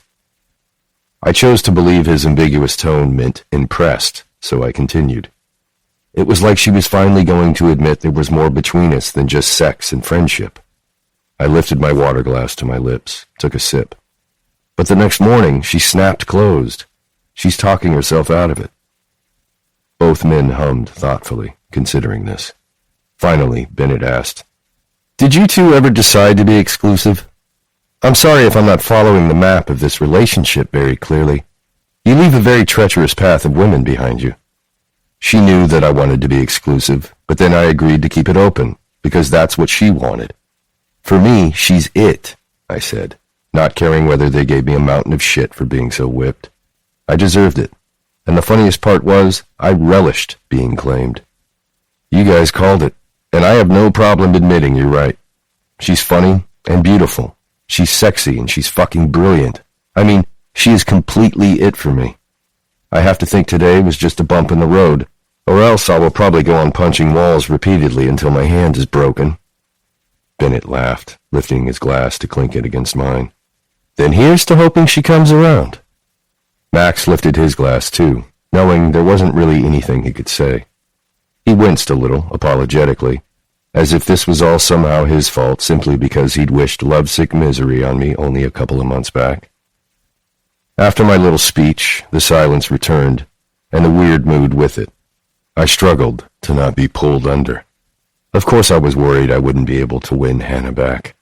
From the first moment she slid her fingers beneath my shirt in the bedroom at the party, I'd been ruined for anyone else.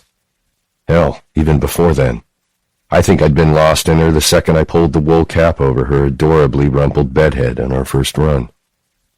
But despite my certainty that she had lied about her feelings, and that she did feel something for me, doubt crept back in. Why had she lied? What happened between our obvious love-making and when we got into the car the next morning? Bennett interrupted my downward spiral with his own misery.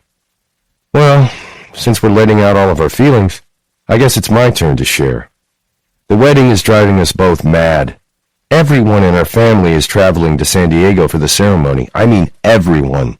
Step-great-aunts and second cousins twice removed, and people I haven't seen since I was 5. The same thing on Chloe's side." "That's great," I said. and then reconsidered when Bennett slid his cool gaze to me. Isn't it good when people accept your invitation? I suppose it is, but many of these people weren't invited. Her family is mostly in North Dakota, and mine is all over Canada and Michigan and Illinois. They're all looking for a reason to have a vacation on the coast. Shaking his head, he continued. So last night Chloe decided she wanted to elope, to cancel all of it, and she's so hell-bent on it that I'm afraid she's going to call the hotel and cancel, and we'll be thoroughly fucked then. She wouldn't do that, mate, Max murmured, roused from his uncharacteristically quiet mood. Would she? Bennett's hand slid into his hair and curled into fists, his elbows planted on the table. Honestly, I don't know. This thing is getting huge, and even I feel like it's spiraling out of control. Everyone in our family is inviting whoever they want, as if it's just a big free party, and why not? It's not even about cost at this point. It's about space, about having what we wanted. We were imagining a wedding of about 150. Now it's close to 300. He sighed. It's just one day. It's a day. Chloe is trying to stay sane, but it's hard on her because there's only so much He laughed, shaking his head, and then sat up to look at us. There are only so many details I give a shit about. For once in my life, I don't need to control everything. I don't care what our colors are, or what wedding favors we choose. I don't care about the flowers. Everything that comes after is what I care about. I care that I get to fuck her for a week in Fiji, and then we'll be married forever. That's what matters. Maybe I should just let her cancel it all and marry her this weekend so we can get to the fucking. I opened my mouth to protest, to tell Bennett that I was sure every couple went through this kind of crisis. But the truth was, I had no idea. Even at Jensen's wedding, where I'd been the best man, the only thing keeping me going during the ceremony was the thought of taking the two bridesmaids to the coat closet to bang. I hadn't paid particularly close attention to the more sentimental emotions of the day. So I closed my mouth, rubbing a palm across it and feeling a dose of self-loathing sweep over me. Fuck. I already missed Hanna. And being with my two closest friends, who were so situated, made it hard. It wasn't that I felt I needed to catch up to some milestone of theirs. I simply wanted that comfort of knowing I could go out with my friends for an evening and still come home to her.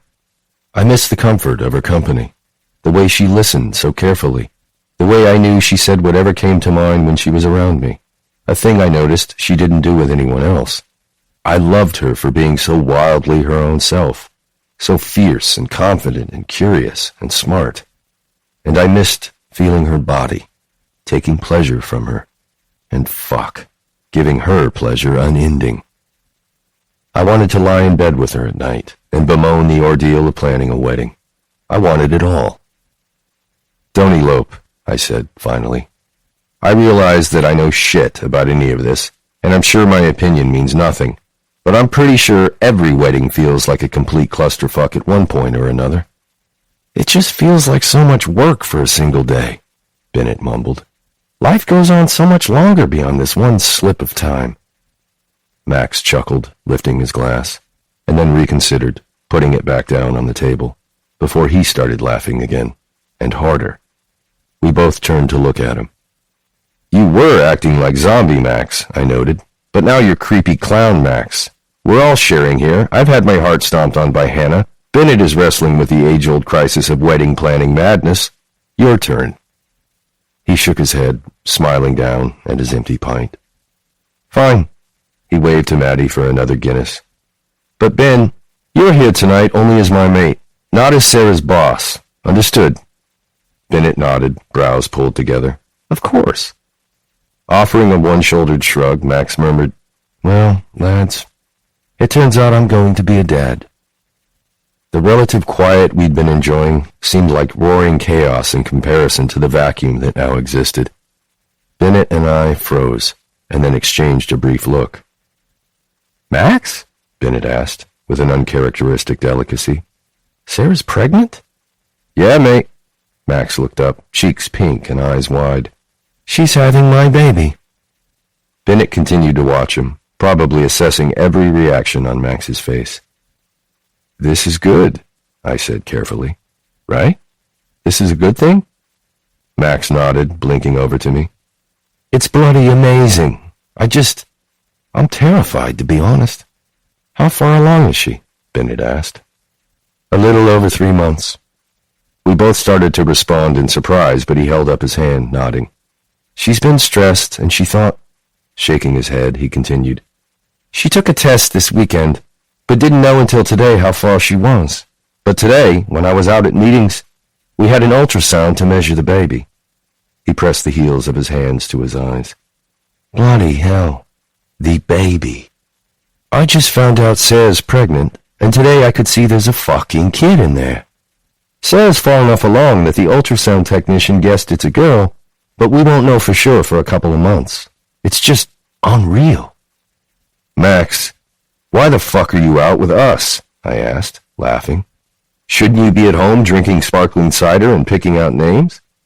He smiled. She wanted some time away from me, I think.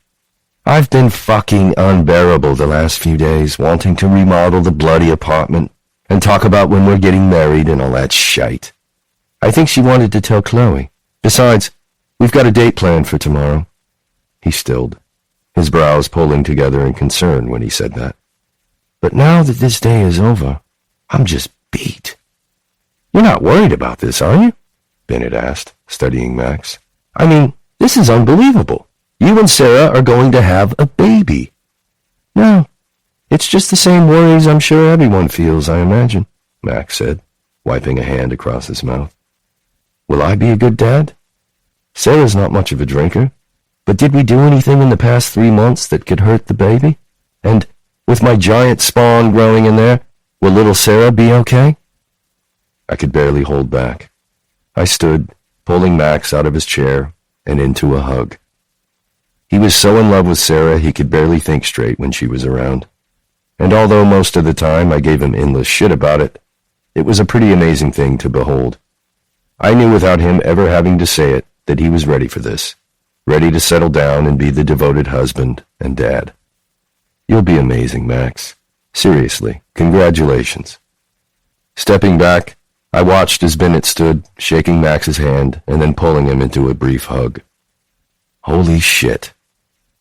The enormity of this started to sink in, and I all but collapsed back into my chair. This, here, was life. This was life beginning for us. Weddings and families and deciding to step up and be a man for someone. It wasn't about the fucking jobs we had, or the random thrills we sought, or any of that. Life was built from the bricks of these connections and milestones and moments where you tell your two best friends that you're about to have a child. I pulled out my phone, sending Hanna a single note. You're all I can think about anymore. Chapter 19. When I was little, I'd drive my entire family insane by not sleeping for days before any holiday or big event. Nobody understood why. My exhausted mother would sit up with me night after night, begging me to just go to bed. Ziggy, she would say, Honey, if you go to bed, Christmas will get here sooner. Time goes faster when you're asleep. But it never seemed to work that way for me. I can't sleep, I'd insist. There's too much in my head. My thoughts won't slow down. I'd spend the countdown to birthdays and vacations wide awake and anxious, pacing the halls of our big house while I should have been asleep upstairs. It was a habit I'd never outgrown. Saturday wasn't Christmas, or the first day of summer vacation, but I was counting every day, every minute as if it were, because as pathetic as it sounded, and as much as I hated that I was looking forward to it, I knew I'd see Will. That thought alone was enough to find me up every night, wide awake at the window, recounting the streetlights to his building. I'd always heard the first week after a breakup was the hardest. I hoped that was true, because getting Will's message on Tuesday night, "You're all I can think about anymore," was torture. Could he have texted the wrong number by mistake? Or did he say that because he ended up alone, or because he was with another woman but thinking of me? I couldn't exactly be angry, and my initial self-righteousness over the prospect of him texting me while he was with Kitty faded quickly. I, too, had texted him when I was on my dates with Dylan. The worst part was that I had no one to talk to about it, really. Well, I did, but I only wanted Will. The sun had dipped low in the sky on Friday night as I walked the last few blocks to meet Chloe and Sarah for drinks. I'd tried to put on a brave front all week, but I was miserable, and it was starting to show. I looked tired. I looked sad. I looked exactly how I felt. I missed him so much that I felt it with every breath. Felt each second pass since I'd last seen him. The Bathtub Gin was a small speakeasy in Chelsea. Visitors were greeted with an everyday storefront, the words Stone Street Coffee stenciled across the top. If you weren't sure what you were looking for, or happened to pass by during the week when there wasn't a crowd of people lined up outside, you might miss it. But if you knew it was there, illuminated by a single glowing red bulb, you'd find the right door. One that opened up to a Prohibition-era club, complete with dim lighting, a steady hum of jazz, and even a large copper bathtub at the center. I found Chloe and Sarah sitting at the bar, drinks already in front of them, and a gorgeous dark-haired man at their side. "Hey, guys," I said, sliding onto the stool next to them. "Sorry I'm late." The three of them turned, looked me up and down before the man said, "Oh, honey, tell me all about the man who did this to you." I blinked between them, confused. Hi, I'm Hanna." "Ignore him," Chloe said, sliding the menu across the bar to me. "We all do. And order a drink before you talk. You look like you could use it." The mystery man looked appropriately offended, and the three of them argued among themselves while I scanned the various cocktails and wines, picking the first thing that seemed to fit my mood. "I'll have a tomahawk," I told the bartender, noticing in my peripheral vision the way Sarah and Chloe looked to each other in surprise. "So it's like that, I see." Chloe motioned for another drink and then took my hand, leading us all to a table. In all reality, I'd probably just hold my cocktail for most of the night and absorb the comfort afforded by the option to get completely hammered. But I knew I wanted to race tomorrow, and no way was I going to run hungover. "By the way, Hanna," Chloe said, gesturing to the man currently watching me with curious, amused eyes. "This is George Mercer, Sarah's assistant. George, this is the adorable and soon-to-be drunk and/or face-down on the table Hanna Bergstrom." "Ah, a lightweight," George said and nodded to Chloe. "What in the world are you doing with this old booze hound? She should come with a warning label for girls like you." "George, how would you like my heel up your ass?" Chloe asked. George barely blinked. "The whole heel?" "Gross," Chloe groaned. Laughing, George drawled, "Liar." Sarah leaned forward, elbows on the table. "Ignore them. It's like watching Bennett and Chloe, though they'd both rather screw Bennett than each other." "I see," I murmured. A waitress placed our drinks on the table, and I took a tentative pull from my straw. "Holy crap!" I coughed, my throat on fire. I downed almost an entire glass of water while Sarah watched me, appraising. "So, what's happening?" she asked. "This drink is so spicy." "Not what she meant," Chloe said bluntly. I looked down at my glass, tried to focus on the tiny specks of paprika floating along the surface, and not the hollow feeling in my gut.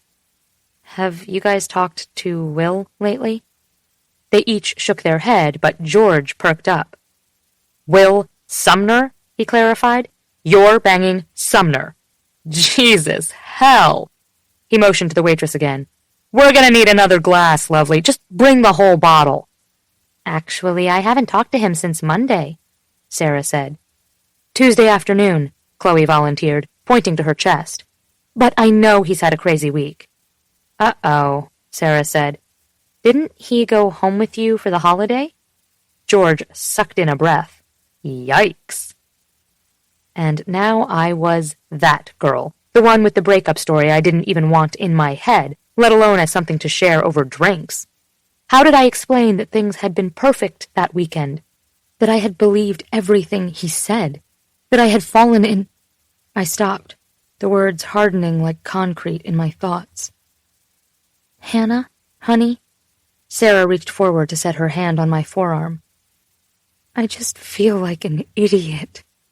Sweetie, Chloe said, her eyes full of nothing but concern. You know you don't have to talk about it if you don't want to.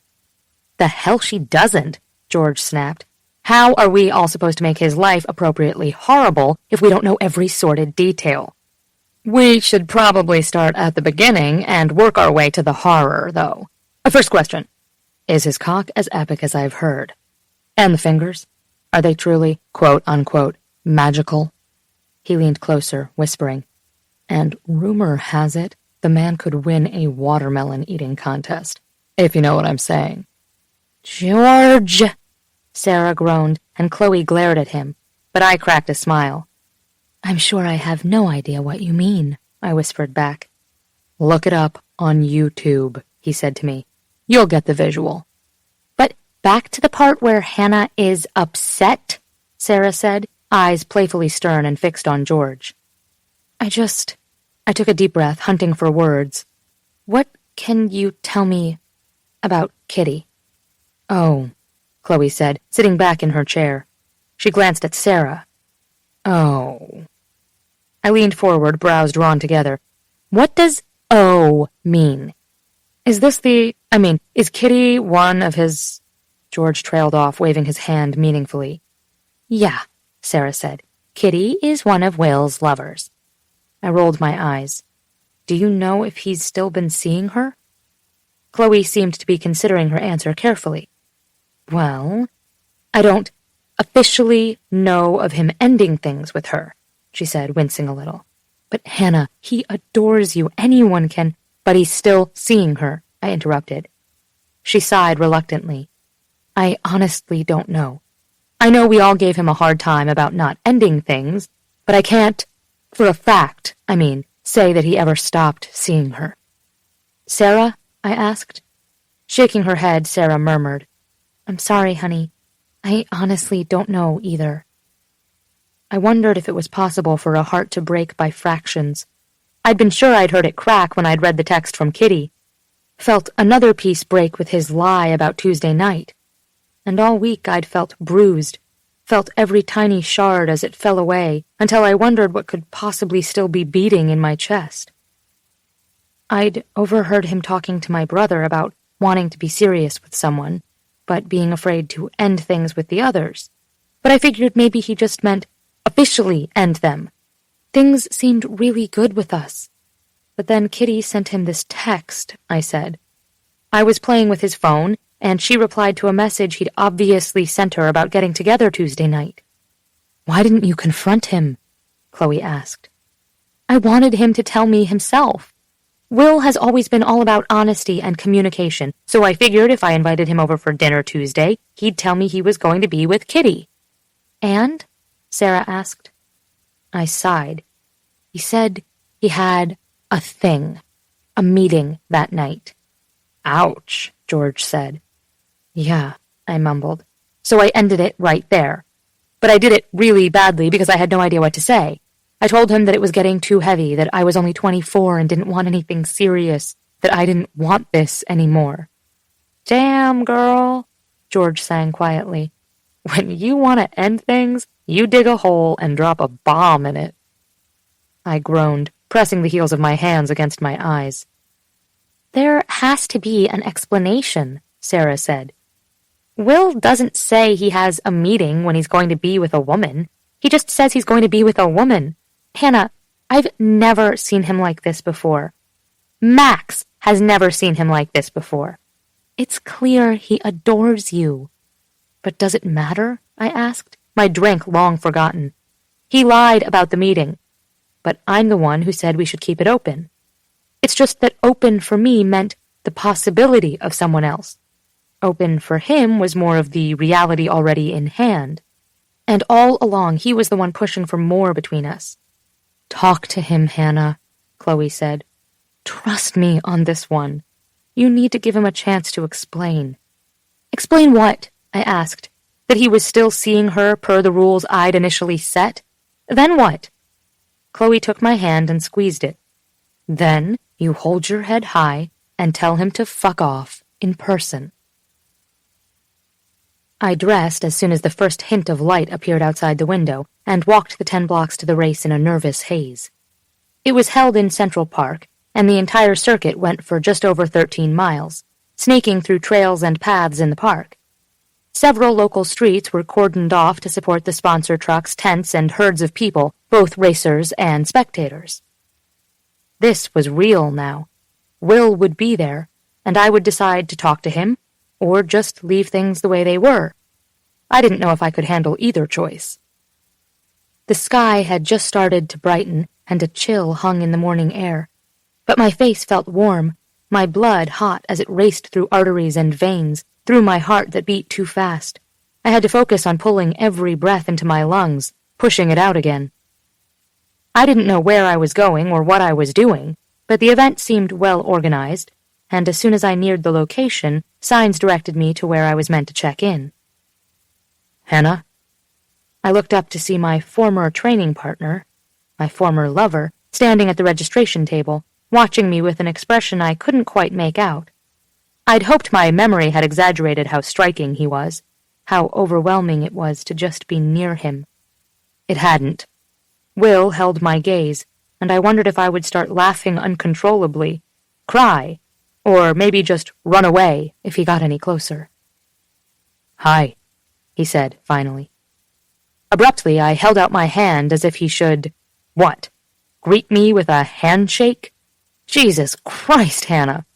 But I was committed now, and my trembling hand remained suspended between us as he looked down at it. "Oh, we're going to be like this," he mumbled, wiping his palm on his pants before gripping my hand in his. "Okay. Hey, how are you?" I swallowed, jerking my hand away as soon as I possibly could. "Hey, good. I'm good." This was comically bad, and it was the kind of bad I had wanted to dissect with Will, and only Will. I suddenly had a million questions about awkward post-breakup protocol, and whether handshakes were always a bad idea or just now. Bending robotically, I signed my name on some line and took a packet of information from a woman seated behind the table. She was giving me instructions I barely comprehended. I felt like I was suspended underwater.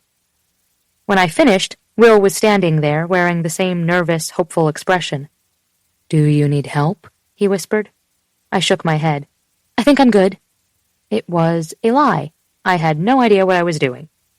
"You just need to go to the tent over there," he said gently, reading me perfectly as always and putting a hand on my arm. I pulled back and smiled stiffly. "I got it. Thanks, Will." As the silence stretched on, a woman I hadn't even noticed at his side spoke up. "Hi," she said, and I blinked over to see her smiling with her hand outstretched.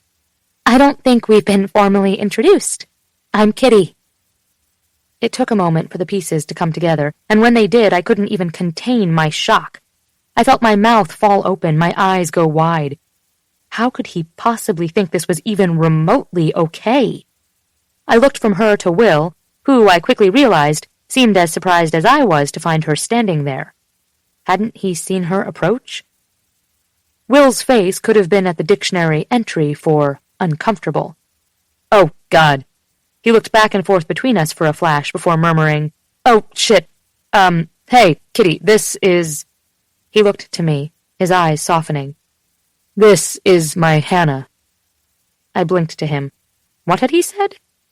"Nice to meet you, Hanna. Will has told me all about you." I knew they were speaking, but the words didn't seem to penetrate the echo of that sentence repeating over and over again in my head. "This is my Hanna. This is my Hanna." It was a mistake. He was just uncomfortable. I pointed over my shoulder. "I've got to go." Turning, I stumbled away from the table and toward the women's tent. "Hanna!" he called after me, but I didn't turn back. I was still a bit foggy when I handed over my information, got my race number, and walked over to an empty spot to stretch and lace up my shoes. At the sound of footsteps, I looked up, already dreading what I would find. Seeing Kitty standing there, it was worse than I thought. "He's really something," she said, pinning her number to the front of her shirt. I lowered my eyes, ignored the fire that flared low in my belly. "Yeah, Sure is. She sat on a bench a few feet away and began peeling the label from a bottle of water. You know, I never thought this would happen. She shook her head, laughing. All this time, and he's always used the, "It's not you, I just don't want more with anybody" excuse.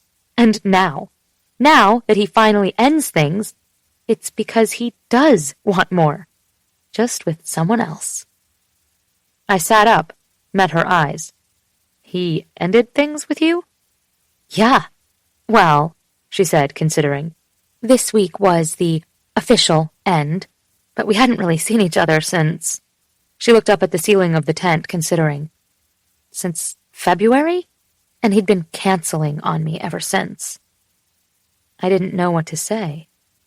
At least I know why now. I must have looked completely dumbstruck because she smiled, leaned in a little. Because he's in love with you. And if you're as amazing as he seems to think you are, you won't blow this. I don't remember crossing the park to where the other runners were gathered. My thoughts were hazy and jumbled. February? We had only been running then. March, that's when Will and I actually started sleeping together. Tuesday night.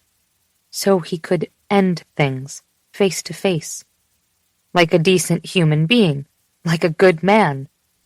I closed my eyes when the full force of the realization hit me. He told her all of this even after I broke up with him. You ready for this? I jumped, surprised to see Will standing next to me. He put a hand on my arm, offering a tentative smile. You okay? I looked around, as if I could escape somewhere and just think. I wasn't ready for him to stand this close, or talk like we were friends again, to be nice. I had such an enormous apology to make, and I still had an angry earful to give him for lying. I didn't even know where to start. I met his eyes, looked for any sign there telling me that we could fix this. I think so. Hey, he said, taking the smallest step closer. Hanna? Yeah? You're going to do great. His eyes searched mine, heavy with anxiety, and it made my stomach twist with guilt. I know things are weird with us. Just put everything else out of your head. You need to be here, head in the race. You trained so impressively for it, and you can do it. I exhaled, felt the first flare of pre-race non-will anxiety. Kneading my shoulders, he murmured, Nervous? A little. I saw the moment he switched into trainer mode, and I took some level of comfort in it, grabbed onto this splinter of platonic familiarity. Remember to pace yourself. Don't start off too fast. The second half is the worst, and you'll want to keep enough in the tank to finish, okay? I nodded. Remember, this is your first race, and it's about crossing the finish line, not where you place. Licking my lips, I answered, Okay. You've done 10 miles before. You can do 13. I'll be right there, so we'll do this together. I blinked up at him, surprised. You can place, Will. This is nothing for you. You should be in the front. He shook his head. That's not what this one is about. My race is in 2 weeks. This one is yours. I told you that. I nodded again, numb, and couldn't look away from his face. At the mouth that had kissed me so many times and wanted to kiss only me. At the eyes that watched me intently every time I said a word. Every time I'd touched him, and at the hands that were now braced on my shoulders, and were the same hands that had touched every inch of my skin. He'd told Kitty he wanted to be with me. Only me. It's not like he hadn't said those exact words to me, too, but I'd never believed them. Maybe the player really was gone. With one last searching look, Will dropped his hands from my shoulders and pressed his palm to my back, leading me to the starting line.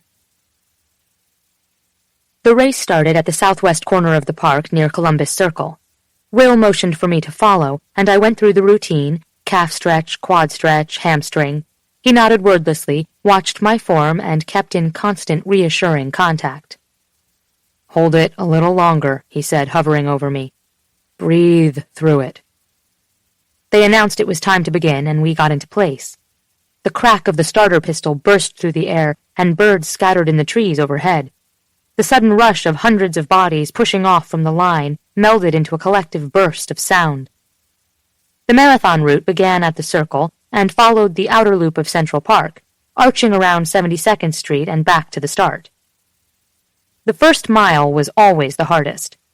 By the second, the world grew fuzzy at the edges, and only the muffled sound of feet on the trail and blood pumping in my ears filtered through the haze. We hardly spoke, but I could hear every one of Will's footsteps beside me, feel the occasional brush of his arm against mine. "You're doing great," he told me 3 miles in. At mile 7, he reminded me, "Halfway done, Hanna, and you're just hitting your stride." I felt every inch of the last mile. My body ached. My muscles went from stiff to loose to on fire and cramping. I could feel my pulse pounding in my chest. The heavy beat mirrored every one of my steps, and my lungs screamed for me to stop. But inside my head, it was calm. It was as though I was underwater, with muffled voices blending together until they were a single constant hum.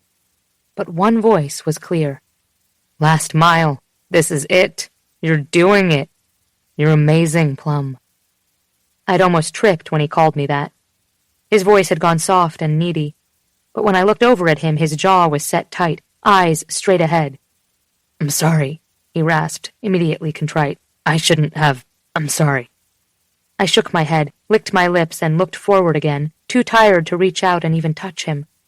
I was struck by the realization that this moment was probably harder than all the tests I'd ever taken in school, every long night in the lab. Science had always come easy for me. I'd studied hard, of course, I'd done the work, but I'd never had to dig this deep and push on when I'd have liked nothing more than to collapse onto the grass and stay there. The Hanna that met Will that day on the icy trail would have never made it 13 miles. She would have given it a half-assed try, gotten tired, and finally, after having rationalized that this wasn't her strength, gone back to the lab and her books and her empty apartment with prepackaged single-serving meals. But not this Hanna. Not now. And he helped get me here. "Almost there," Will said, still encouraging. "I know it hurts. I know it's hard, but look." He pointed to a grouping of trees just off in the distance. "You're almost there." I shook the hair from my face and kept going, breathing in and out, wanting him to keep talking, but also wanting him to shut the hell up. Blood pumped through my veins. Every part of me felt like I'd been plugged into a live wire, shocked with 1,000 volts that had slowly seeped out of me and into the pavement with every step. I'd never been more tired in my life. I'd never been in more pain, but I'd also never felt more alive. It was crazy, but even through limbs that felt like they were on fire, and every breath that seemed harder than the last, I couldn't wait to do it again. The pain had been worth the fear that I'd fail or be hurt. I'd wanted something, taken the chance, and jumped with both feet. And with that last thought in mind, I took Will's hand when we crossed the finish line, together. Chapter 20. Several yards off to the side of the finish line, Hanna walked in small circles, then bent down and cupped her hands over her knees. "Holy shit!" she gasped, facing the ground. "I feel amazing. That was amazing." Volunteers brought us Luna bars and bottles of Gatorade, and we gulped them down. I was so fucking proud of her, and I couldn't hold back from pulling her into a sweaty, breathless hug, kissing the top of her head. "You were amazing." I closed my eyes, pressing my face to her hair. "Hanna, I'm so proud of you." She froze in my arms and then slid her hands to my side, simply bracing there, her face in my neck. I could feel her inhaling and exhaling, could feel her hands shaking against me. For some reason, I didn't think it was only the adrenaline from the race. Finally, she whispered, "I think we should go get our things." I'd oscillated so wildly between confident and wrecked all week. Now that I was with her, I didn't particularly want to let her out of my sight. We turned to head back toward the tents. With the race snaking through Central Park, The finish line ended up only a few blocks from where we'd started. I listened to her breathing, watched her feet as she walked. I could tell she was exhausted. "I'm guessing you heard about Sarah," she said, looking down and fidgeting with her race number. She pulled out the pins, took it off, and looked at it. "Yeah," I said, smiling. "Pretty amazing." "I saw her last night," she said. "She's so excited." "I saw Max on Tuesday." I swallowed, feeling so fucking nervous all of a sudden. Beside me, Hanna faltered a little. "I went out with the guys that night. He has the expected look of terror and glee." She laughed, and it was genuine, and soft, and fuck, I'd missed it. "What are you up to after this?" I asked, ducking so she'd look up at me. And when she did, it was there, the something I knew I hadn't imagined from the weekend before. I could still feel her sliding over me in the dark guest room, could still hear her quiet whisper beg, "Don't break me." It had been the second time she'd said it, and here I'd been the one left broken. She shrugged and looked away, navigating through the dense crowd as we drew nearer to the starting line tents. Panic started to well in my chest. I wasn't ready for goodbye yet. "I was probably going to head home and shower, get some lunch," she frowned. "Or stop for lunch on the way home. I'm not sure I have anything edible at my place, actually." "Old shopping habits die hard," I noted dryly. She gave a guilty wince. "I've been sort of burying myself in the lab all week. Just good distraction." The words came out rushed, pressed together with how out of breath I felt. "I'd really love to hang out, and I have stuff for sandwiches or salads. You could come over or—" I trailed off when she stopped walking and turned to face me, looking bewildered and then adoring. Blinking away, I felt my chest squeeze. I tried to tamp down the impossible hope clawing up my throat. "What?" I asked, sounding more annoyed than I meant. "Why are you looking at me like that?" Smiling, she said, "You're probably the only man I know who keeps his fridge so well stocked." I felt my brows pull together in confusion. This had caused her to stop walking and stare at me? Cupping the back of my neck, I mumbled, "I try to keep healthy stuff at home so I don't go out and eat junk."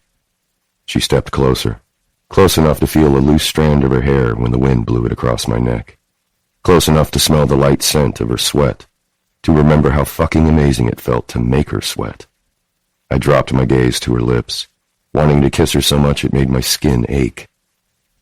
"I think you're amazing, Will," she said, licking her lips under the pressure of my attention. "And stop smoldering at me. There's only so much I can take from you today." Before I could process any of this, she turned and moved toward the women's tent to retrieve her things. Numbly, I went the opposite way, to get my house keys, my extra socks, and the paperwork I'd bundled in my running jacket. When I emerged, she was waiting for me, holding a small duffel bag. "So," I started, struggling to keep my distance, "you're coming over?" "I really should shower," she said, looking past me and down the street that led, eventually, to her building. "You can shower at my place." I didn't care how I sounded. I wasn't letting her go. I'd missed her. Nights had been almost unbearable, but strangely, mornings had been the worst. I missed her breathless conversation and how it would eventually fall away into the synchronized rhythm of our feet on pavement. "And borrow some clean clothes?" she asked, wearing a teasing grin. I nodded without hesitation. Yes. Her smile faded when she saw I was serious. "Come over, Hanna. Just for lunch, I promise." Lifting her hand to her forehead to block out the sun, she studied my face for a beat longer. "You sure?" Instead of answering, I tilted my head, turning to walk. She fell into step beside me, and every time our fingers accidentally brushed, I wanted to pull her hand into mine and then pull her to me, pressing her against the nearest tree. She'd been her old, playful self for those short, euphoric moments, but quiet Hanna reappeared as we walked the dozen or so blocks back to my building. I held the door for her as we stepped inside, slipped past her to push the up button for the elevator, and then stood close enough to feel the press of her arm along mine as we waited. At least 3 times I could hear her suck in a breath, start to speak, but then she would look at her shoes, at her fingernails, at the doors to the elevator, anywhere but at my face. Upstairs, my wide-open kitchen seemed to shrink under the tension between us, caused by the residue from the horrible conversation on Tuesday night, the hundreds of unspoken things from today, the simmering force that was always there. I handed her a blue Powerade because it was her favorite, and poured myself a glass of water, turning to watch her lips, her throat, her hand around the bottle as she took a deep drink. "You're so fucking beautiful," I didn't say. "I love you so much," I didn't say. When she put the bottle down on the counter, her expression was full of all the things she wasn't saying either. I could tell they were there, but had no idea what those things might be. As we rehydrated in silence, I couldn't help but try to covertly check her out. But the secrecy was wasted. I could see her lips curl into a knowing smile when my attention moved over her face, to her chin, and down to the still glistening skin of her chest, the hint of her breasts visible beneath her skimpy-ass sports bra. Fuck. I'd so far managed to avoid looking directly at her chest, and now it pulled a familiar ache through me. Her chest was my happy place, and I wanted to sit down and press my face there. I groaned, rubbing my eyes. It had been a terrible idea, inviting her up here. I wanted to undress her, still sweaty, and feel the slide of her on top of me. Just as I was pointing over my shoulder to the bathroom and asked, "Do you want the first shower?" Hanna tilted her head and grinned, asking, "Were you just looking at my chest?" And because of the ease, the comfort, the fucking intimacy of the question, anger flared in my blood. "Hanna, don't," I bit out. "Don't be the girl who plays head games. Barely a week ago you basically told me to get lost." I didn't expect it to come out like that, and in the quiet kitchen my angry tone bounced around and surrounded us. She blanched, looking devastated. "I'm sorry," she whispered. "Fuck," I groaned, squeezing my eyes closed. "Don't be sorry, just don't." I opened my eyes to look at her. "Don't play games with me." "I'm not trying to," she said, quiet urgency making her voice thin and hoarse. "I'm sorry I disappeared last week. I'm sorry I acted so horribly. I thought—" I pulled out a kitchen stool, sinking down into it. Running a half marathon didn't exhaust me as much as all of this did. My love for her was a heavy, pulsing, living thing, and it made me feel crazy and anxious and famished.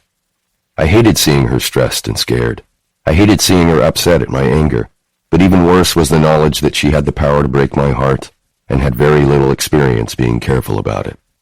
I was completely at her fumbling, inexperienced mercy. "I miss you," she said. My chest tightened. "I miss you so much, Hanna. You have no idea.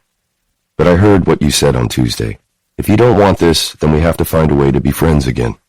Asking me if I'm checking out your chest doesn't help us move past all of this." "I'm sorry," she said again.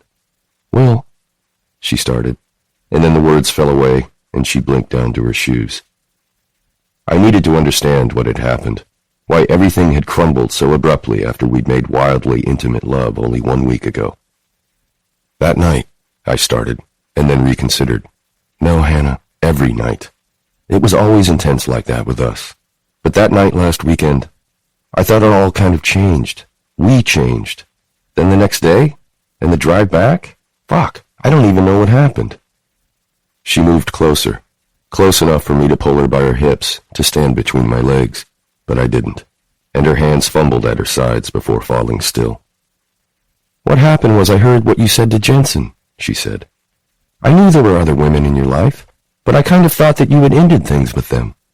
I know I'd avoided talking about it, and that it wasn't fair of me to want that, but I thought you had." "I hadn't officially ended things, Hanna, but no one has been in my bed since you pulled me down that damn hall and asked to touch me. Fuck, not even before then." "But how was I supposed to know that?" She dropped her head and stared at the floor. "And hearing what you said to Jensen might have been okay. I knew we needed to talk, but then I saw the text in the car. It popped up when I was picking out music." She stepped closer, pressing her thighs to my knees. "We'd had unprotected sex the night before, but then I saw her message and it seemed like you were trying to hook up with her right after. I realized that Kitty still expected to be able to be with you, and I'd been trying—" "I did not have sex with her on Tuesday, Hanna," I interrupted, my blood racing with panic. "Yes, I texted her asking if we could meet, but it was so I could let her know things were over between us. It wasn't like—" "I know," she said, quietly cutting me off. "She told me today that you haven't been with her in a long time." I let this sink in for a minute and then sighed. I wasn't sure I wanted to know what Kitty had told Hanna, but in the end it didn't matter. I didn't have anything to hide. Yes, as someone who values being upfront with people, I should have ended things cleanly with Kitty as soon as I told Hanna I wanted more. But I'd never lied to either of them, not once. I hadn't lied when I told Kitty so many months ago that I didn't want to dive into anything deeper.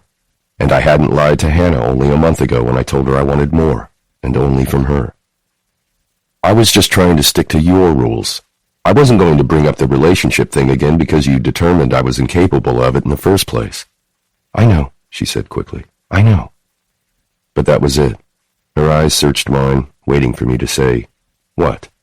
What could I say that I hadn't said already? Hadn't I laid it all out enough times? With a tired sigh, I stood. Do you want the first shower? I asked. Things were so weird between us, even when we were still virtual strangers. Running together that first freezing morning, it hadn't ever been this way. She had to step back to let me move past her. No, it's okay. Go ahead. I turned the water as hot as I could bear.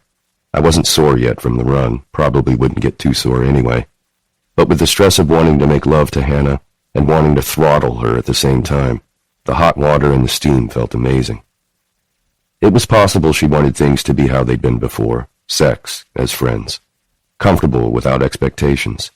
And I wanted her so intensely I knew how easy it would be to fall back into that, to enjoy her body and her friendship in equal measure, to never need or expect it to grow deeper. But it wasn't what I wanted anymore, not from anyone, and especially not from her. I soaped up, closing my eyes and inhaling the steam, washing away the race and the sweat, wishing I could wash away the twisted mess inside. I heard the faint click of the shower door only a split second before cold air bit across my skin. Adrenaline slid into my veins, pumping through my heart, filling my head with a wildness that made me dizzy.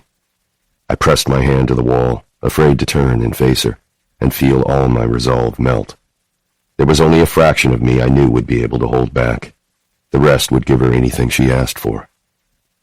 She whispered my name, closing the door and stepping close enough for me to feel the press of her naked breasts against my back. Her skin was cool. She ran her hands up my sides, over my ribs. Will, she said again, moving her hands to my chest and down over my stomach. Look at me. I reached down, gripping her wrists to keep her hands from moving any lower, low enough to feel how hard I was with just this small bit of contact. I was like a racehorse, held back by a single flimsy gate. The muscles in my arms tensed and jumped. Holding her at her wrists was to restrain myself as much as it was to keep her hands from my skin. Leaning my forehead into the wall, I remained still until I was sure I could face her and not immediately take her in my arms. Finally, I turned, adjusting my grip on her wrists. I don't think I can do this, I whispered, looking down at her face. Her hair was loose, and the wet strands clung to her cheeks, her neck, her shoulders. Her brows were pulled together in confusion, and I knew she didn't understand my meaning. But then she seemed to hear me, and a bloom of humiliation spread across her cheeks, and she squeezed her eyes shut. I'm sorry. No, I said, interrupting her. I mean, can't do what we did before. I won't share. I don't want this if you still want to date other men. Hanna opened her eyes, and they softened, her breath picking up. I can't fault you for wanting to experiment, I told her, my fists curling tighter around her wrists at the thought.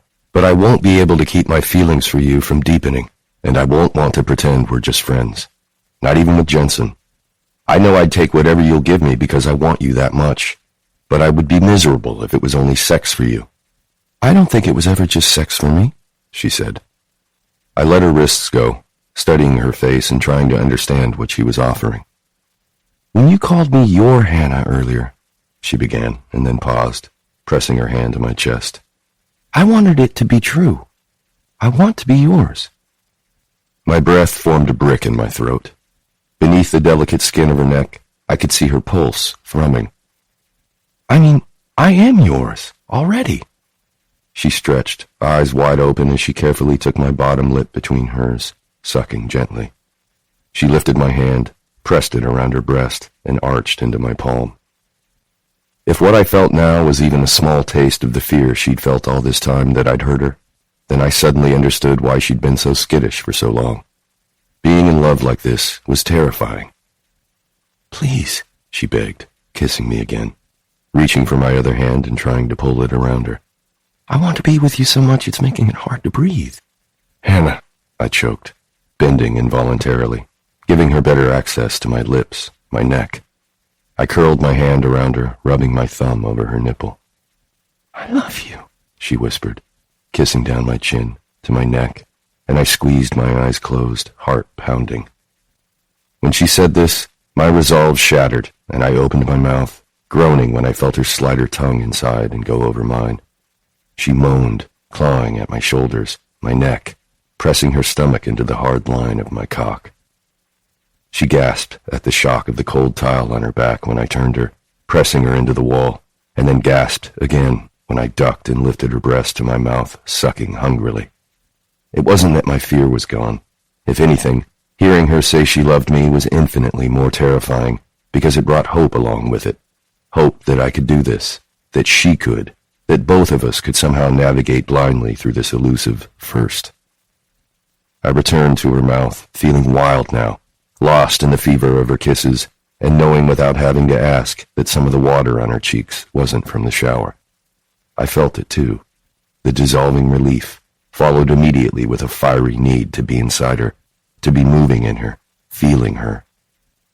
Reaching down, I cupped the back of her thighs, lifting her so she could wrap her legs around my waist. I felt the slick warmth of her sex and rocked there, pressing just inside and out again, falling in love all over again at her raspy, impatient sounds. "Never done this before," I murmured into the skin of her neck. "I have no fucking idea what I'm doing." She laughed, biting at my neck and gripping my shoulders tightly. Slowly, I pressed into her, stilling when our hips met, and knowing in an instant that this would be over fast. Her head fell back against the tile, landing with a quiet thud, and her chest rose and fell with sharp, jagged breaths. "Oh my God, Will!" Pulling out, I whispered, "Do you feel it too?" Hanna hiccuped, begging me to move, pressing into me as much as she could, trapped between the wall and my body. "That isn't just sex," I told her, sucking along her collarbone. "This feeling that it's so good it almost hurts. It's been like this every single time I've been inside you, Plum. That's what it feels like when you do this with someone you're fucking insane for." "Someone you love?" she asked, her lips pressed to my ear. "Yeah." I pushed in and pulled out again faster, knowing I was so close I would need to take her to my bed, suck on her pussy, and then fuck her again until we both collapsed. It was too intense, and as soon as I started moving, I knew I wouldn't ever get used to the feel of being inside her without anything between us. I jerked against her, relishing her sounds and whispering my apology into her neck over and over. It's too intense. All of it was overwhelming. The feeling of her around me, her words, and the understanding that she was really mine now. "I'm too close, Plum. I can't." She shook her head, nails biting into the skin of my shoulder, and pressed her lips to my ear.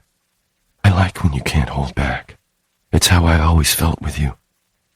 With a groan, I let go, feeling myself spiral down, down, down, pressing deeper and harder until I could hear the gentle slap of my thighs on hers and her back on the wall, and felt my body flush warm and wet, coming inside her so hard my shout echoed sharply off the tile all around us.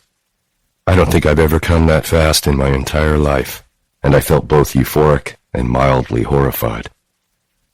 Hanna pulled my hair, silently begging for my mouth on hers, but after only a small kiss, I slipped from her with a groan and fell to my knees. Leaning forward, I spread her with my hands and sealed my mouth around the soft rise of her clit, sucking. I closed my eyes and groaned at the sound of her sweet moan, the feel of her sex against my tongue. Her legs shook, exhausted from the run, probably also exhausted from the rough treatment I'd just given her against the wall, and I slid my arms between her thighs, spreading her legs and lifting her so her thighs rested on my shoulders and my palms gripped her ass. Above me, she cried out, her arms grappling wildly for something to hold on to, and finally she settled for clutching my head with her thighs and reaching down, bracing her hands on the top of my head while she watched me with wide, fascinated eyes. "I'm so close," Her voice wavered, hands shaking where she gripped my hair. I hummed, smiling into her and moving my head slowly side to side as I sucked. I'd never done this before and felt so much like I was loving someone, making love in every way I possibly could. My chest warmed intensely when it occurred to me. This was our beginning. Right here, partially hidden by the steam of the shower, was where we clarified everything. I could see the moment she started to come. The hot flush bloomed on her chest and spread upward, reaching her face just as her lips parted in a gasp. I'd never get tired of this. I'd never tire of her. With the most possessive pleasure I'd ever felt, I watched as her orgasm rocked through her, pulling a scream from her throat. Stopping when her thighs went lax, I carefully slid my arms from her, easing her down on shaking legs. I stood, staring down at her for a beat before she slid her arms around my neck and stretched to hold me. She was soft and warm from the heat of the water and seemed to melt in my arms. And it was so fucking different. It had never felt like this, like I was completely connected to her, even when we were in our most intimate moments as just friends. Here, she felt like mine. "I love you," I whispered into her hair before reaching to the side for my soap. Carefully, I washed every inch of her skin, her hair, and the delicate skin between her legs. I washed my orgasm away from her body and kissed her jaw, her eyelids, her lips. We stepped out and I wrapped her in a towel before pulling one around my own waist. I led her into the bedroom, sat her on the edge of the bed, and dried her before urging her back onto the mattress. "I'll bring you something to eat." "I'll come with you." She struggled against my roaming hands, tried to sit up, but I shook my head, bending to suck her nipple into my mouth. "Just stay here and relax," I whispered against her skin. "I want to keep you here in bed all night long, so you're going to need to eat first." Water from my hair dripped onto her naked skin, and she gasped, eyes wide, pupils spreading inky black in the soft gray of her irises. She slid her hands to my shoulders, trying to pull me down, and fuck, I was ready to go again. But we needed food. I was already starting to feel woozy. "I'll just throw something together." We ate sandwiches, sitting naked on the bedspread, and talked for hours about the race, about the weekend with her family, and finally, about how it had felt when we thought things had ended between us. We made love until the sunlight faded outside, and then slept, waking in the middle of the night starving for more. And then it was wild and loud, and exactly how it had always been when things were best with us, honest. For the moment, I was sated, and reached for my bedside table to find a pin. Curling around her, I put her tattoo back on her hip. All that is rare for the rare, hoping that I could be that rare thing, a recovered wildness, a reformed player that Hanna deserved. Epilogue. Hanna. The flight attendant walked past, snapping the overhead bins shut with decisive clicks before bending to ask, "Orange juice or coffee?" Will asked for coffee. I shook my head with a smile. He patted my knee, palm up. "Give me your phone." I handed it over, but complained anyway. Why do I need wireless? I'm going to be asleep the entire flight. Never again would I let him book 6 a.m. flights from New York to the West Coast. Will ignored me, entering some code into a tiny box on my phone's web browser. "If you haven't noticed, I'm sleepy. It's someone's fault that I was kept up all night," I whispered, leaning into him. He stopped what he was doing, turning to smolder at me. "Is that how it happened?" A thrill ran from my chest, down my belly and between my legs. "Yes." "You didn't come over after lab a little worked up?" "No," I lied. His eyebrow rose, a smile curling half of his mouth. "And you didn't interrupt my preparation of the very romantic dinner I was planning for you?" "Me? No." "And pull me down onto the couch asking me to do that thing with my mouth?" I held my hand to my chest. "I would never." "It wasn't you who then ignored the delicious smells coming from the stove and pulled me to the bedroom and asked for some very, very dirty things. I closed my eyes as he leaned close, grazing his teeth over my jaw and murmuring, I love you so fucking much, my naughty sweet plum. Images from the night before pulled me deeper into the hungry, achy place I practically lived in any time I was near Will. I remembered his rough hands, his commanding voice telling me exactly what he wanted me to do. I remembered those hands tugging my hair, his body moving over mine for hours, his voice finally low and begging for my teeth, my nails. I remembered the weight of him collapsing on me, sweaty and exhausted and falling asleep almost as soon as he found his release. Maybe that was me, I admitted. It was a long day working in the safety hood, what can I say? I had a lot of time to think about your magical mouth. He kissed me and then returned to my phone, smiling as he finished what he was doing and handing it back to me. You're all set. I'm still going to sleep. Well, at least if Chloe needs you, your phone is working. I slid my eyes to him, confused. Why would she need me? I'm not in the wedding. Have you met Chloe? She's a fearsome general that could conscript you at a moment's notice, he said, gripping the back of his neck in the way he did when he was uncomfortable. Whatever. Just sleep, then. I have a feeling about this trip, I murmured, leaning into his shoulder. Like a premonition. How uncharacteristically spiritual of you. I'm serious. I think it's going to be amazing. But I also feel like we're in a giant steel tube headed toward a week of insanity. Technically, airplanes are made of aluminum alloy. Will looked over at me, bent to kiss my nose, and whispered, But you knew that. Do you ever have a feeling about something? He hummed, kissed me again. Once or twice.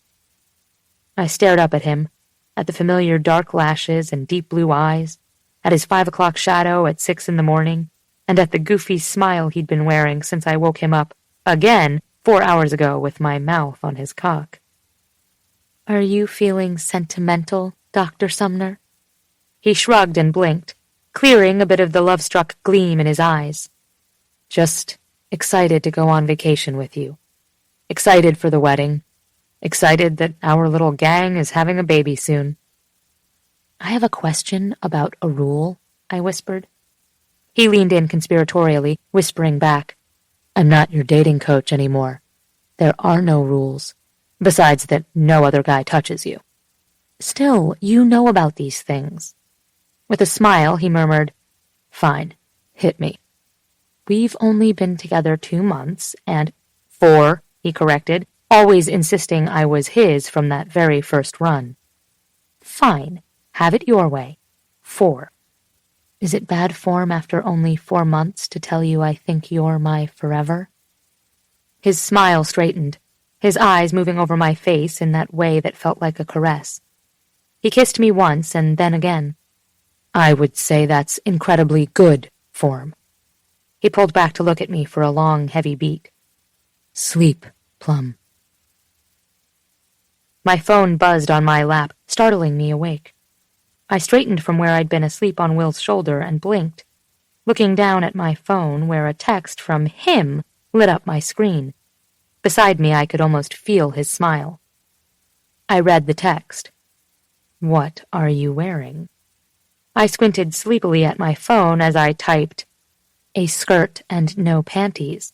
But don't get any ideas. I'm a little sore from what my boyfriend did last night. He made a sympathetic clucking noise beside me. That brute. Why are you texting me? He shook his head next to me, sighing with exaggerated weariness. Because I can. Because modern technology is amazing. Because we are 30,000 feet in the air, and civilization has progressed to the point I can beam a filthy proposition to you from a satellite in space to a flying steel tube. I turned to look at him, eyebrows raised. You woke me up to ask me what I'm wearing? He shook his head and kept typing. In my lap, my phone buzzed. I love you. I love you too, I said.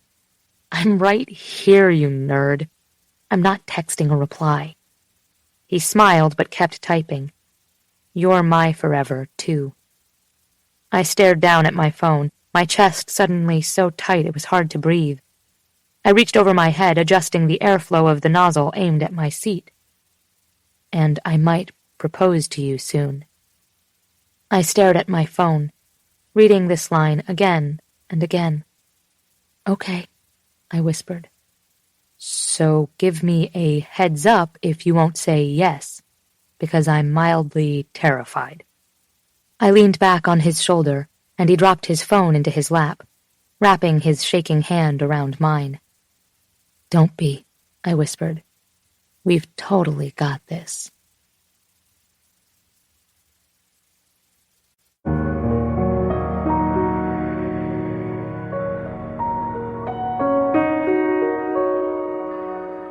Beautiful Player was written by Christina Lauren and read by Grace Grant and Sebastian York. Editing and post-production by Like 2,000 Pounds. The associate producer was Louisa Solomon.